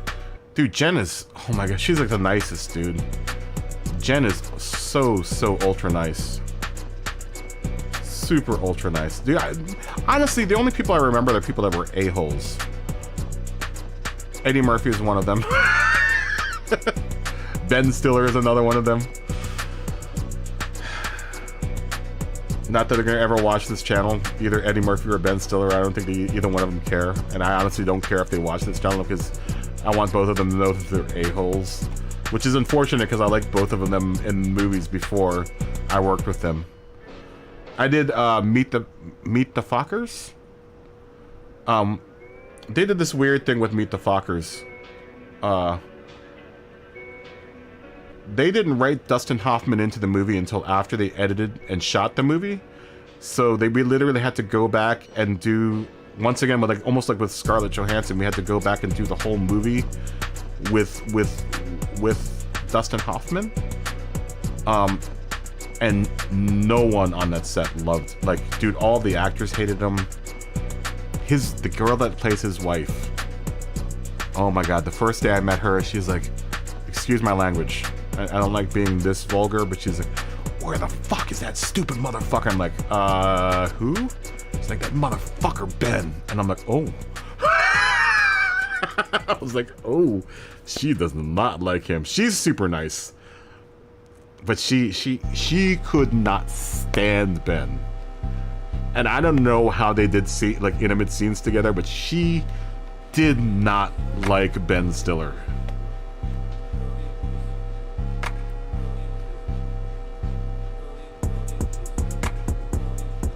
Oh, did he crash an Enzo Ferrari, really? No, those aren't either one of them. God, what's the name of that? Oh, dude, it's on the tip of my... Hold on, let me look it up. Let me look it up. I'll tell you, I have to see it. I was very, very, very, very, very, very early in my career.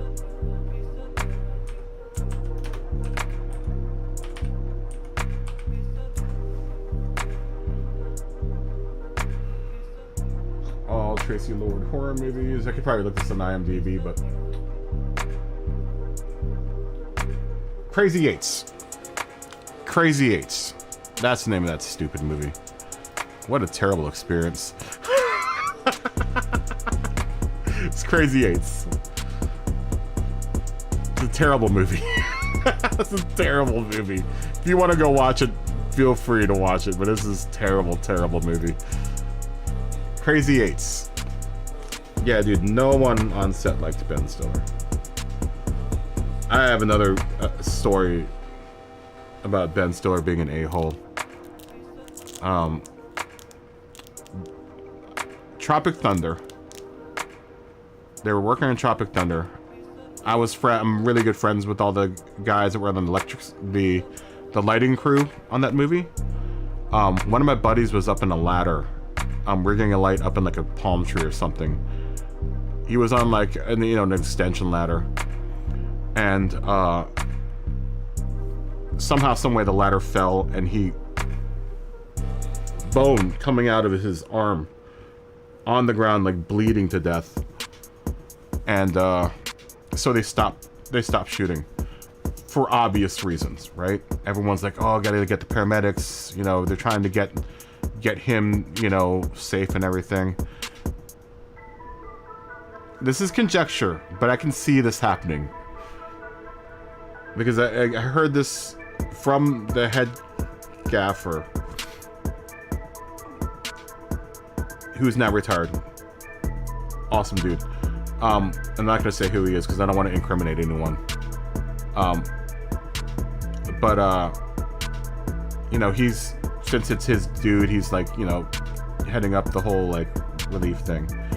Ben comes around, looks at my homie on the ground, blood spurting out, bones sticking out of his skin. This is like maybe 5 or 6, 7, 8 minutes after he fell. And he's like, why aren't we shooting? And like everyone like looked and was just like,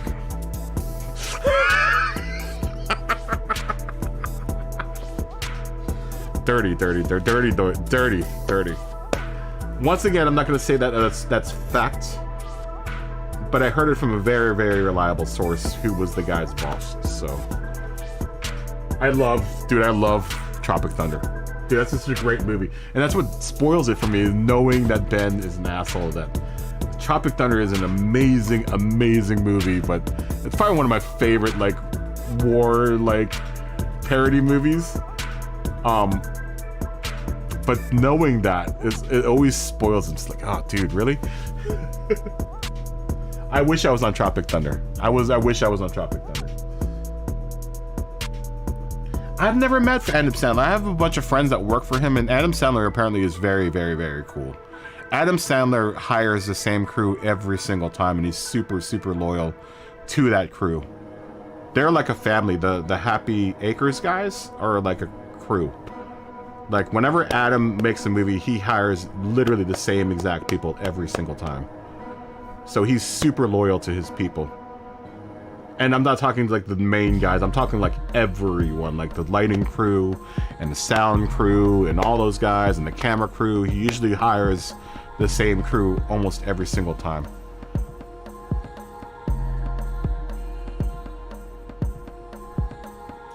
No, I have never heard of that. Someone dying on set and we kept rolling. No, that probably wouldn't happen unless it's a Ben Stiller movie. No, I've never heard of that. I've never heard that. Usually when someone even just gets slightly injured, they stop rolling, because at that point it's an insurance issue and there could be lawsuits and stuff. You know. There could be lots of lawsuits.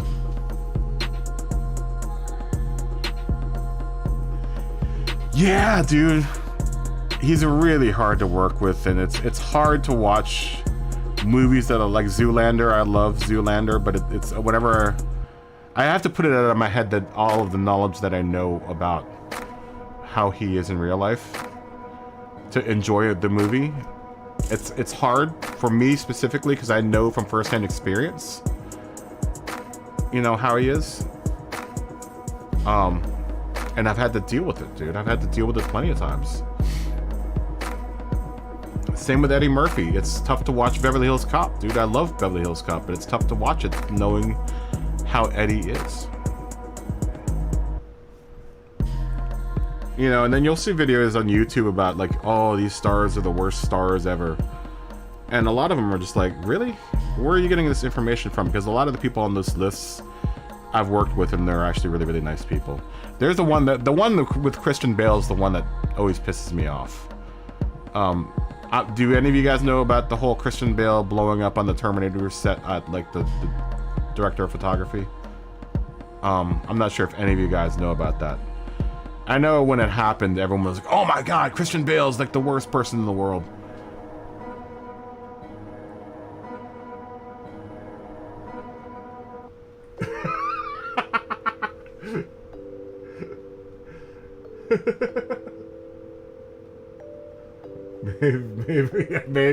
maybe a title. Okay, so there's a story. If you look it up, and I'm sure you'll see something about it on the internets. You've heard it, William. Okay, so there's a story untitled that Christian Bale blew up. And then there are actually like audio tapes of this kind of floating around. I'm not sure. The studio may have picked them all up, and you know, you won't be able to hear it anymore. But there's this story about Christian Bale going berserk on the director of photography on the set of Terminator.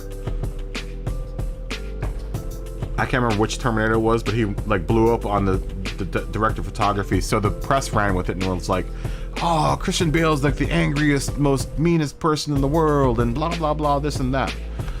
I had worked with Christian right after Batman on the New World, and I couldn't think of anyone that was like, aside from like Scarlett Johansson and all those other guys that I talked about, super ultra nice dude. And I had some cool conversations with them. And I had also worked with the guy that he was screaming at, the director of photography, Shane Hurlbut.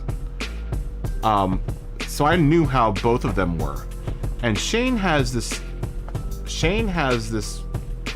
really bad habit of, while the scene is being shot,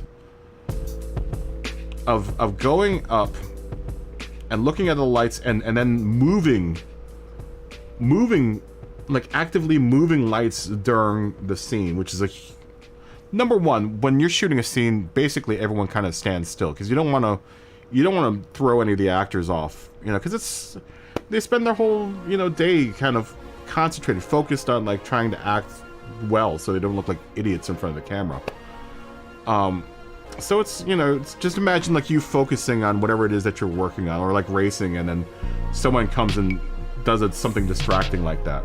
Not to mention, when you move lights like that during a scene, you change the lighting so the continuity is wrong, so you can't use that scene anymore.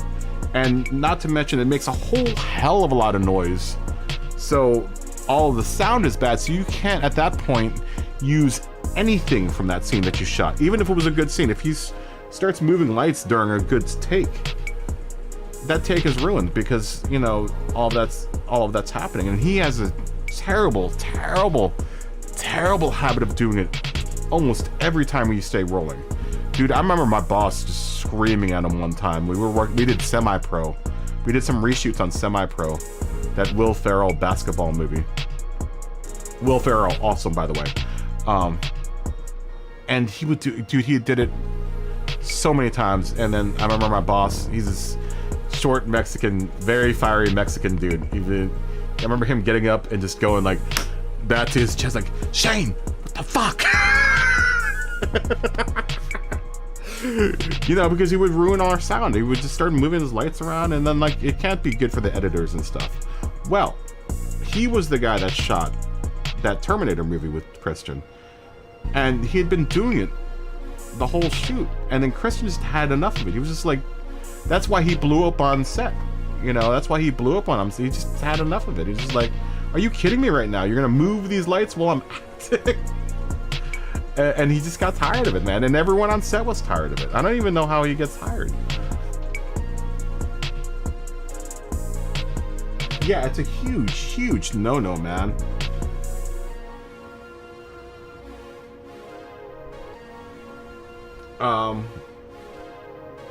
No, he didn't get fired. They ended up working it out. And he stopped doing it after that. But I saw the tape because I was friends with the guy that was doing video assistant. He was... I probably shouldn't say this. They sent it all out. The guy that was doing our video assistant, our movie, somehow got hold of the actual video and the audio of it, and we all were watching it on set, and all of us were like, dude, that's so effed up. We're like, dude, Shane. Oh, Shane. No, he didn't get fired. He didn't get fired. And he's worked a bunch since then. He's worked a bunch since then, and it's amazing that he still gets hired, man. You know, that's the type of... One thing that I learned about this business is that bad behavior is never corrected in the movie business. So the worst that you can be awful in the movie business and still get hired.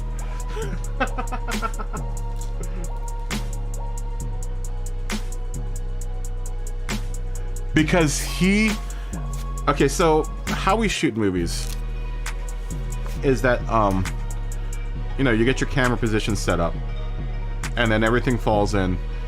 You know, the grip department comes in and curtains off stuff where the director of photography doesn't want to see light, and the lighting guys come in and you know, they rough in all of their lights, and we all wonder why he does it too, because he could very easily do the scene and then we can cut, and then, you know, you get like 10 or 15 minutes or whatever to move your lights around. But he is the only person that I know of in the business that does this. He'll just get it from the camera, look at a light, and then go over there and just start moving it. And dude, when I saw it for the first time, I was like, who is this guy and what is he doing?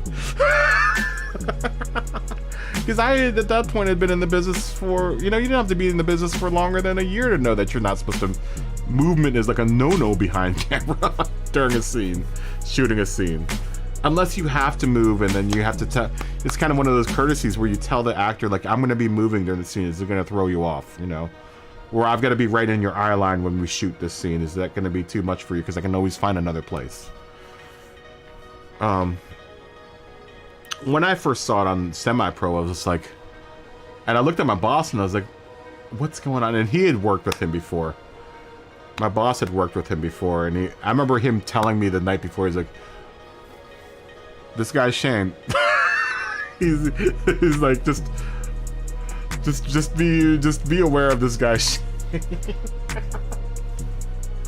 Oh, dude.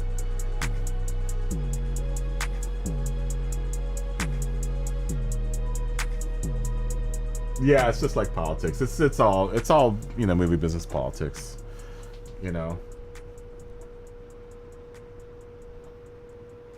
Well, he does it on purpose, though. Untitled. He does it on purpose. I mean, he because no one's ever screamed at him before. Everyone's kind of looked at him, but no one's ever kind of screamed at him. No, I don't think any actors ever actually screamed at him. I think Christian might have been the first actor that screamed, and he was totally entitled to do that. It was just like, but then the the press and all of the YouTube gurus out there were like, "Oh my God, Christian Bale's the worst," and I corrected one video. I just got tired of seeing the story and like, "Oh, Christian Bale's like the worst guy to work with." I'm like, no, he isn't. He's like the nicest dude, man.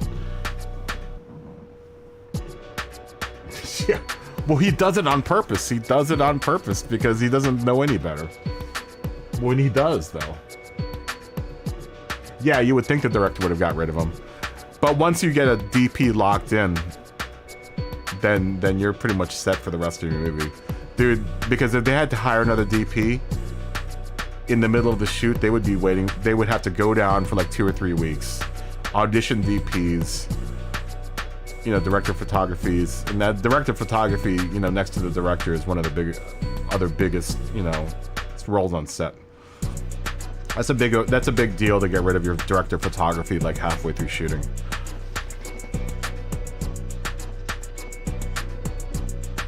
Yeah, exactly, right? If they have to warn you about a guy, it's not a good thing.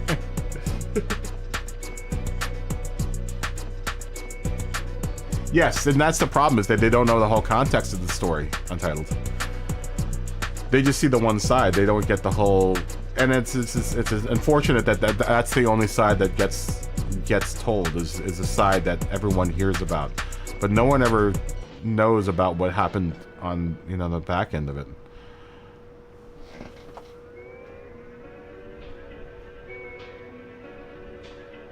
Oh, dude, yeah, all of them did.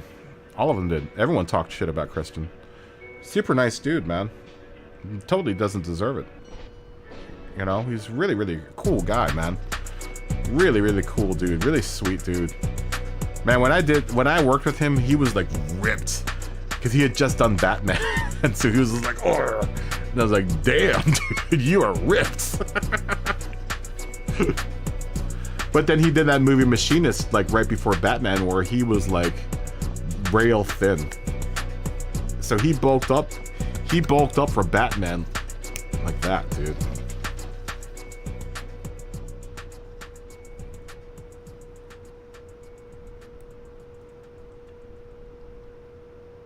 Yes. He has to act out to be noticed.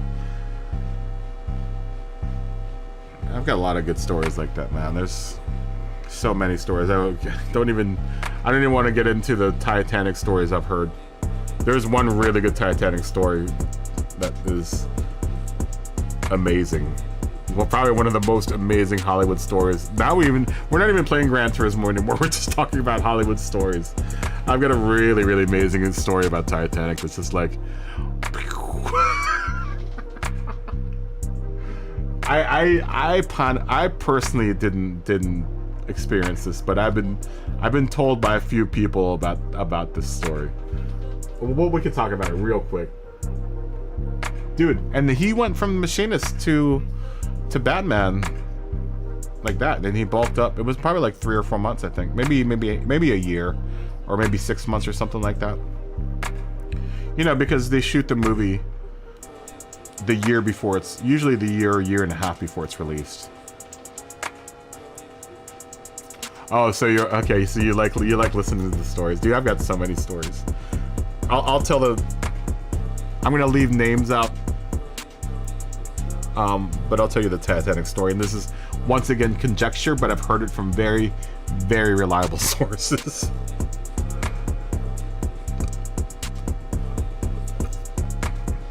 So, the Titanic story. We'll call my friend Michael. My friend Michael worked on Titanic. I wouldn't even say what department he worked on because I'm that afraid of James Cameron. Michael worked on Titanic. And all of that bit with the old lady.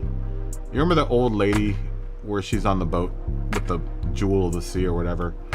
All of that bit was shot separate of the main unit, and he worked on that unit. And they shot that, I want to say they were like somewhere in the Pacific Northwest when they shot that. No, I think they shot that in Alaska. It was either Alaska or Canada. I can't remember where they shot it, but it was somewhere very cold and north of Los Angeles. Yes, the Titanic. The Titanic. So, and they shot that bit out for months. They were out there shooting for a while. And I believe this was well after they wrapped principal photography, because James Cameron had to be there to shoot all the little, you know, old lady parts. Let me get this straight. So they're shooting somewhere in Alaska or Canada or something. And Michael was working on the crew, and they had this. We have catering, right? Catering. When you're working on a movie set, you're provided breakfast and lunch, and sometimes dinner if we end up going into like a 14 or 16 hour day. But usually dinner and lunch. So you have a catering crew that comes in and, you know, they make all the food for the whole crew and all the cast. So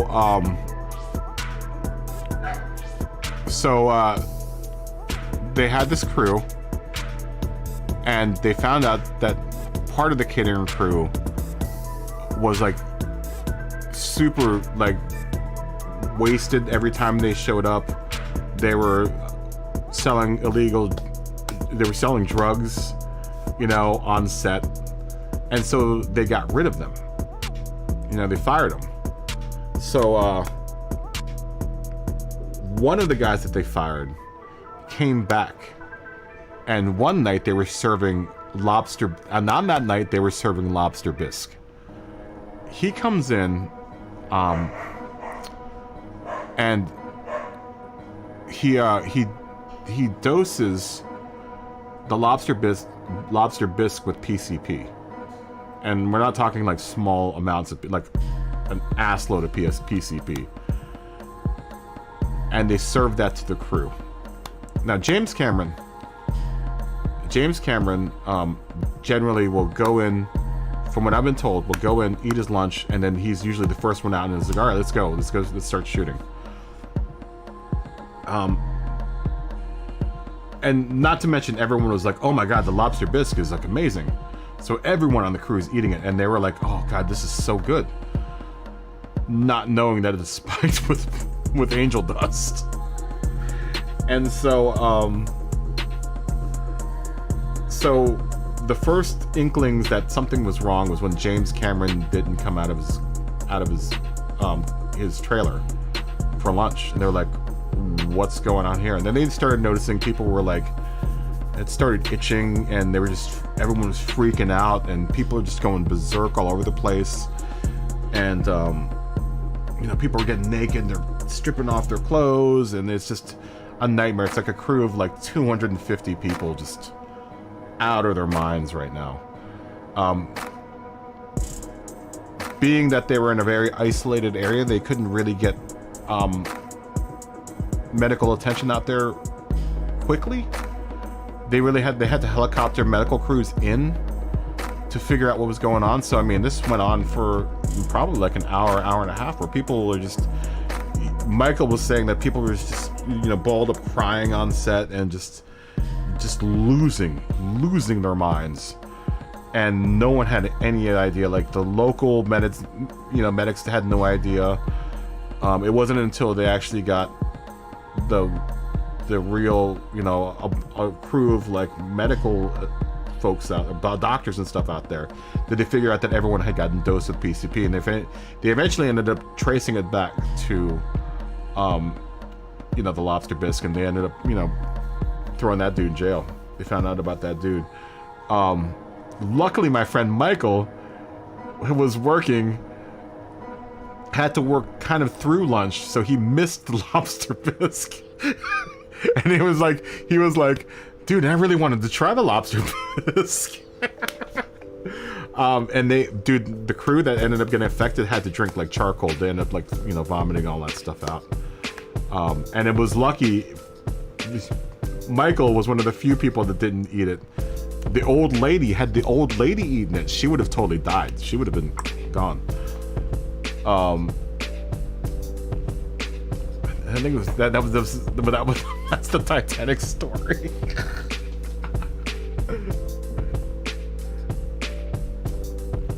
Oh, have I ever been yelled at from it? No. I don't mess up.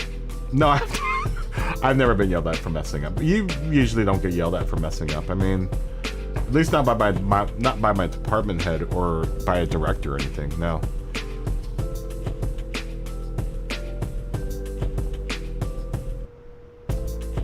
Yes. Yes.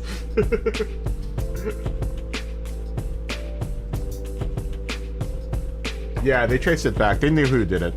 I mean, they know when they traced it back to the food, they knew immediately what happened. I think they suspected. Because I think someone had seen the guy on set,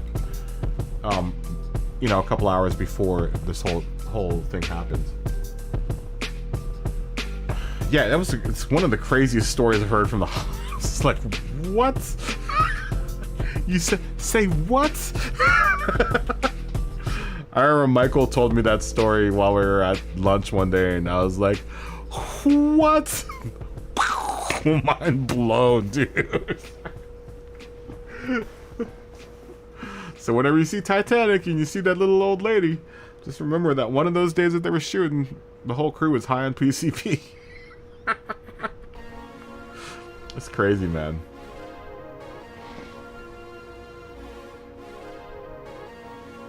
They said that the perp was never caught? No, they caught him. From what I understand, they caught him. Or at least they caught someone that was either associated with him or not. Something. Whatever. At least that's what I remember. I don't know. Maybe they didn't catch him.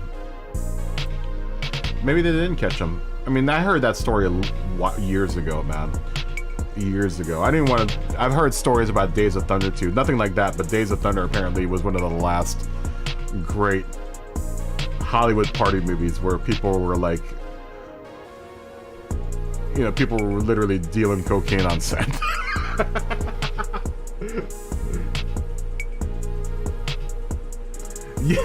Yeah, it did kind of ruin catered food for the rest of my life.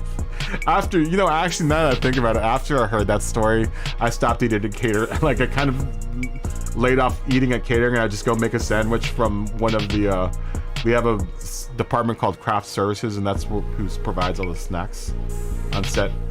And often, a lot of times, you can go on their truck and, you know, make a sandwich, and instead of going to catering and just have a sandwich. Because often, a lot of times when they serve at catering, it's just like too much, man. It's like, oh my god, really? I'm out in like 105-degree heat. I'm gonna eat prime rib right now.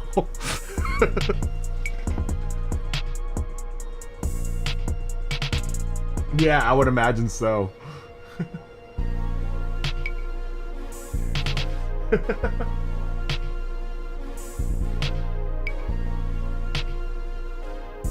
Yeah, I want to say that they caught the guy, or at least they caught someone that was in association with the guy. But maybe they didn't catch the actual perp. I don't remember. That was a long time ago when I heard that story. So.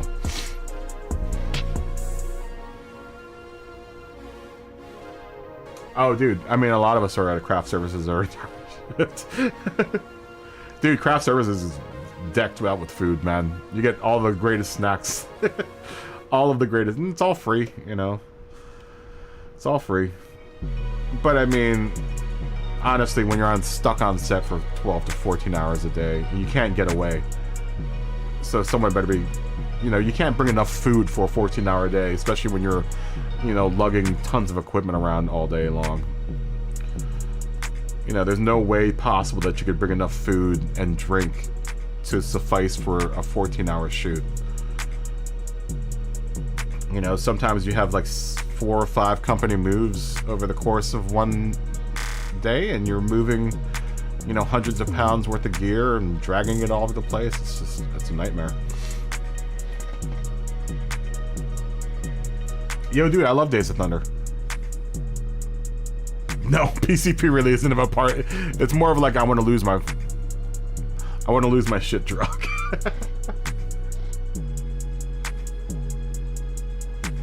Oh, really? So your wife has worked in catering. Super dope, and she catered Greek food. That's awesome, man. Yeah, PCP is definitely not a party drug. It's definitely not a party either.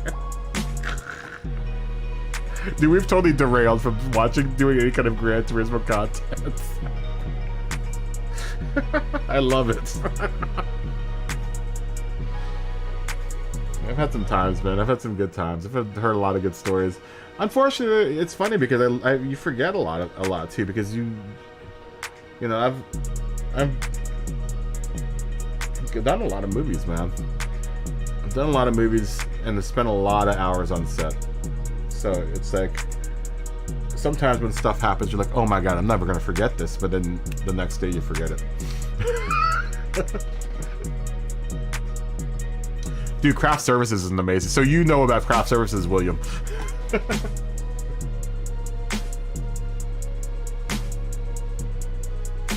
Why would you take it willingly? Because you didn't know any better, honestly. I don't think many people do angel dust anymore, man. I think it's honestly a thing of the past. I haven't heard of anyone's doing angel dust in a long time. It's not a very popular one. Probably because it's not very fun. Yeah, I'd be high on PCP. Yeah, what's GT7?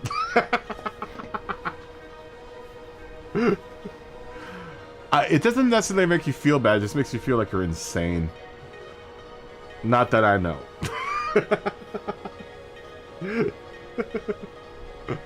Now we were saying what's GT7 because we've told untitled we haven't talked about GT7 in the last hour or so.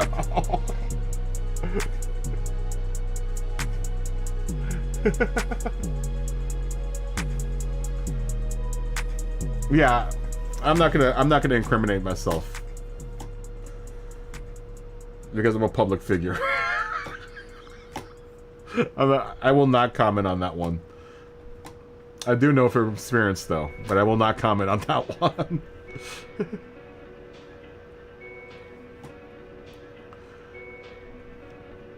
Yeah, I don't know if anyone does it anymore. I haven't heard of anyone like, yo, man, you want to get some PCP? I'm like, what? Angel dust. I think that's been taken over by crystal meth, honestly. Oh, wow. Sat still for 4 hours. I remember I had this one buddy in high school that took it, and it was like 10 degrees outside, and he had this Pulsar NX. I don't know if you guys remember the Nissan Pulsar NX, but it was shaped like a door wedge, and he went out and skated on it and caught it on fire. Like somehow, some way, his Pulsar NX caught on fire, and like I remember going outside and like he's down to his boxers, like, man, I feel like I'm made out of steel.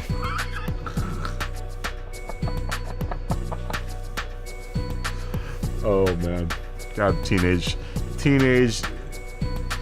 hijinks, man. That's what that's called.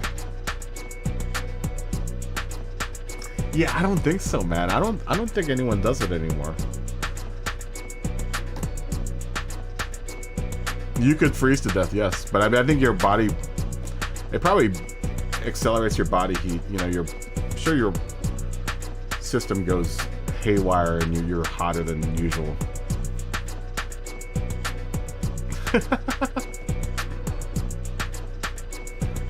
That's a good question, Untitled. You always wonder why things like crystal meth or whatever was created. I mean, if it's not green, it's not clean. Is my honest opinion. Just a cheap thrill, I guess. Honestly, I don't know if it's very expensive to make. Are we still talking about Gran Turismo 7?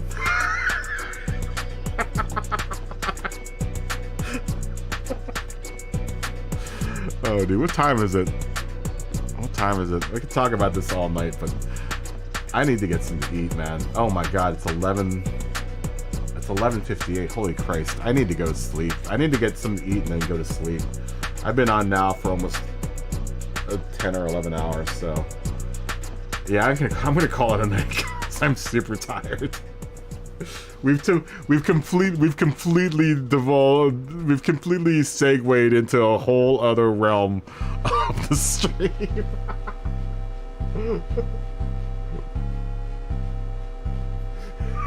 No, we're talking about hard drugs. Yeah, it's 12 a.m. where you are? Where are you? Are you? Oh, so you're West Coast too. All of us are West Coast. Except for William, you're in Colorado. So you're 1 hour ahead, right? Yeah, you're 1 hour ahead. I haven't eaten all day, guys. I did not finish the Porsche Golf. Now to get back to Gran Turismo, I didn't finish it. I'll try to do it tomorrow. I'm gonna come back tomorrow. We'll do the same thing tomorrow. Another 12-hour stream because I've been kind of keeping my streams on the weekend, and I work over the course of the week. So I'm trying to make the most I can of the weekend as far as streaming is concerned. So we'll come back tomorrow. I'll be back here probably like around the same time I was here today at like 1 or 12, noon or 1, one of those. Yeah, dude, great talk. Thanks for both of you guys. Thanks for subscribing, dude. And it was awesome chilling out with you dudes. Yeah, I'm gonna call it a night. I think we're done. I think we're finished. Yeah, all of a sudden we digress, right? I'm gonna probably come on. I'm thinking around noon or 1, depending on what time I wake up. I need to get the stream ready and stuff, so. But it'll be probably like around noon or 1 o'clock my time, which if it's, well, that's gonna be the same time for you, Entitled, and that will be like either 1 or 2 for you, William. So, but I'll catch you guys tomorrow, man. Yeah, I seriously have not eaten anything all day, and I'm super starving. Speaking about all this speak of catering and crafty and PCP is making me super hungry.